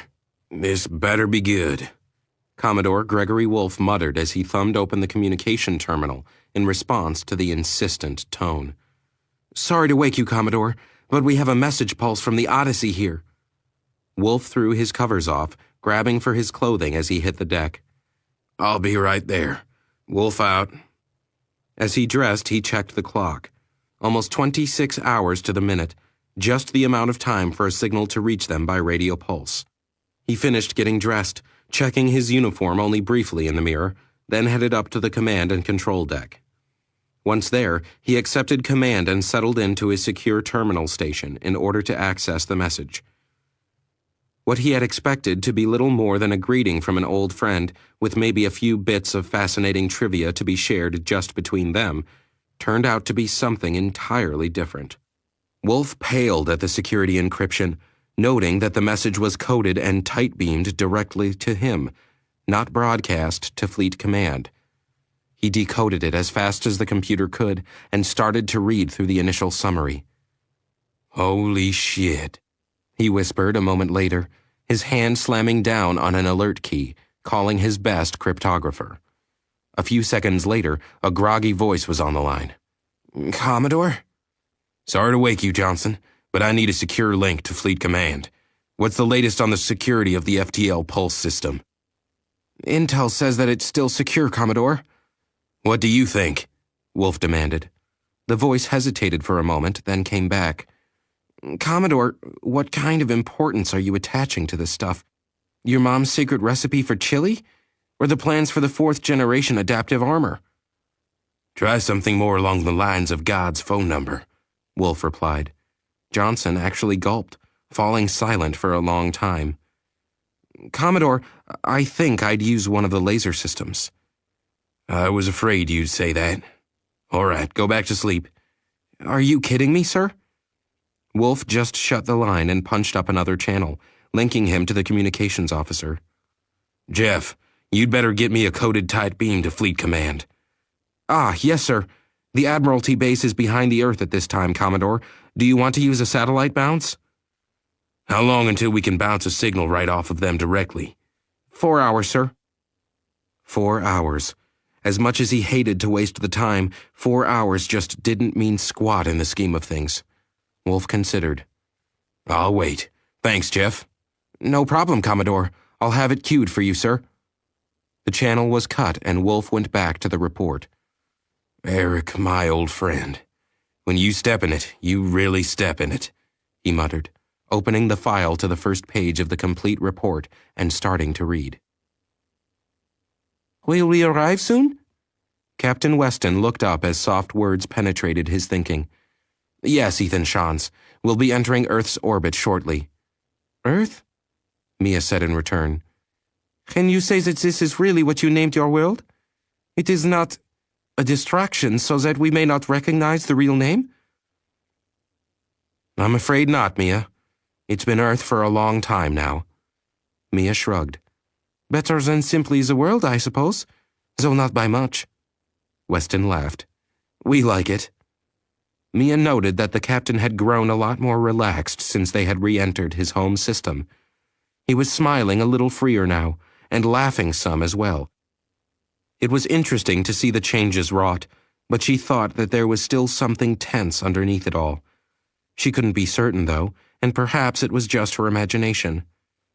Captain? An ensign approached them. Weston looked up. Yes, Ensign? We're about to start braking maneuvers, sir, and we've just established a real-time link to Admiral Grayson. Thank you, Ensign. I'll take it on the bridge in a minute. Aye, sir. Captain Weston. Admiral? The Admiral's stern face had grown no softer in his absence, and Weston couldn't help but note that there was a hard edge of steel in the aristocratic tilt of her eyes. Am I to believe that this report you filed is true, Captain? She asked. Yes, ma'am, he told her. All accounts in the report are verifiable and will be attested to by my crew. And these aliens you have on board? Diplomatic envoy and his staff, ma'am, Weston said clearly. I've accepted their credentials and promised them a diplomatic reception. I see. Her voice was chilly, to say the least. And you don't believe that somewhere in all of this you might have perhaps overstepped your authority? That's for you to decide, ma'am. It is indeed, Grayson replied, a hint of distaste on her lips. Very well. I will prepare the reception for your guests. Please, transmit anything we should know about them that might be useful in arranging their stay. Will do, Admiral, Weston said. Though, I'd say that the most important thing would be to avoid taking them to any boxing matches. Pardon me? He permitted himself a slight smile. They have a cultural thing about violence, Admiral. They don't much appreciate it. Grayson's eyebrow went up. An odd thing for a people under the gun. Weston shrugged. I didn't say it was a reasonable thing, ma'am. Grayson nodded. Very well. I'll be certain that our people know that. Very good, ma'am. In the meantime, Captain. Her voice grew a little darker. You had best prepare for your debriefing. I don't believe that it will be a simple matter. No, ma'am. I didn't believe that it would be. I suppose we should make the most of the opportunity you bring us, certainly since it may have an incredible cost in the long run. Yes, ma'am, Weston nodded. What would you suggest we discuss with your envoy? Power, ma'am. Power, Captain? Yes, Admiral, Weston said firmly. If you can do it, get information on their power generation systems. They'll need information on our Class 3 or higher lasers and maybe our adaptive armor. 2nd gen would do, I'd say. Those are classified technologies, Captain. Those are what they'll need to mount a credible defense against their enemies, Admiral, Weston said. And if we can get their power generation systems, we'd be able to transition anywhere, ma'am. Our lasers would be 10 times as powerful. You get the idea? Yes, Captain, I suppose I do. Anything else? I'll draw up a list, but I believe that my CMO would like to ensure that you discuss medical exchange, and they also have the ability to generate asymmetrical energy fields. Indeed, Grayson said. Very well, draw up your list. I'll be sure that our negotiators look at it very carefully. Yes, ma'am. Oh, one more thing. Yes, Captain? If we decide to get more involved, Admiral, that is a big if, Captain. I understand that, ma'am, Weston said. But if we do, I'd suggest we offer them some Green Berets as advisors. They need help setting up their ground forces. Admiral Grayson nodded. And that is what the Green Berets are trained to do. Very well, I'll be sure that it's brought up. For now, Captain, prepare. Aye, aye, ma'am. Diplomatic receptions, debriefings by a board of admirals, and a great deal of work later, Captain Eric Weston found himself sitting in the office of Admiral Amanda Grayson, waiting for one more debriefing. Captain Weston? Weston came to his feet, stiffening to attention. Ma'am? Take a seat, Captain, the Admiral told him as she circled the room and settled in behind her desk. This is an informal meeting. Yes, ma'am, he said, sitting down again. I've gone over your statements and those of your crew as they were given to the board, she said, leafing through some loose papers. The Admiral was a woman who appreciated the tangibles of paper, it seemed. However, I'd like to speak with you about it informally, if you don't mind. No, ma'am, he said immediately. A lot of the Admiralty is perturbed that the captain of our flagship would involve us in a war, she said, looking him in the eye. In fact, there has been more than a little talk of a court-martial. Weston felt a chill but forced himself to nod. Aye, ma'am. I can't say that I'm surprised. And yet you did it anyway. Admiral, he hesitated. Yes, ma'am, I did it anyway. Why? Her voice was cool, yet challenging. Weston took a breath. Because it wasn't a war, ma'am. It was genocide. I couldn't stand back and watch, Admiral. Noble, she told him. Perhaps not the brightest star in the sky, but noble. I probably shouldn't tell you this just yet, but you may come out of this better than you deserve. Ma'am? Weston asked, confused. The initial conferences have left a lot of the brass impressed. They want the technology these colonials have to offer. Did you know that Mr. Karask was approaching his second centennial by our standards? Weston nodded. Well, we have a few politicians who see themselves serving their constituents well into the next century, Grayson said a little distastefully. Beyond that, there have already been a few leaks to the press. So, Captain, you're something of a hero in the Confederation. First contact and all that junk. The bloc has already started a press campaign to discredit you, of course, but it won't have much effect on the home front for the near future. So, she went on, we aren't likely to be able to court-martial you. It wouldn't be good PR, or so I'm told. Weston winced, not certain he liked that being the only reason he may keep his career. That's neither here nor there at the moment, however, she said. I want you to tell me about these Drossen? That's how the colonials pronounce it, yes, ma'am, he replied. To be honest, there's not a lot to tell. We have some bodies of the soldier drones on the Odyssey, but once they cooled down, it seems like they just petrified, ma'am. Petrified? Their internal organs, as near as my people can tell, are suspended in a molten solution that's extremely high in silicon. When they die, they just turn to rock. We can't tell the organs from the rest of the body after that. I see. To be honest, though, ma'am, Weston hesitated, the Drossen don't scare me much. The Admiral looked at him, features perplexed. Aren't you the one who brought back the images of the planet? What did you call it? Port Foy? Yes, ma'am, Weston swallowed. The images from Port Foy were disturbing, as were those from the first planet they had encountered the Drossen on. Days after the attack on Port Foy, the Odyssey had made another sweeping pass through the system, intent on seeing the true aftermath of the Drossen attack. The world had been stripped clean by then, the Drossen literally erasing all evidence of humanity from its surface, along with most traces of life itself. It was well on its way to being a Martian-like landscape by the time they had left the system a second time. The other, however, wasn't merely a nightmare. It was a terror of epic proportions. The Drossen in the first system had used the intervening weeks from their first attack to multiply completely out of control. When ordered to pass with carnivore drones, all that had been left of the planet was a rapidly degenerating sphere of dead and dying Drossen drones. The things had literally eaten up the entire world in their endless quest to propagate, until the remnants of the planet broke up under a series of volcanic eruptions. In some mindless instinct, the Drasen had destroyed everything they needed to live, at least as far as the drone had been able to tell. When the atmosphere bled off and the heat from the dying world began to cool, so did the drones. While many of the floating, kicking things were still alive in the orbit that used to hold a planet, the readings indicated that they were rapidly losing their internal heat and dying as well. The Admiral cleared her throat, bringing Weston back to the moment. "Go on, Captain." "The Drasen," he said after a moment, "are, in my opinion, bioweapons." Grayson's eyebrow went up, prompting him to continue. "The evidence is there, Admiral," he said, leaning forward. "They were just too perfectly suited to attacking the Colonials. Laser-resistant on the frequencies their enemy used, both in space and on the ground.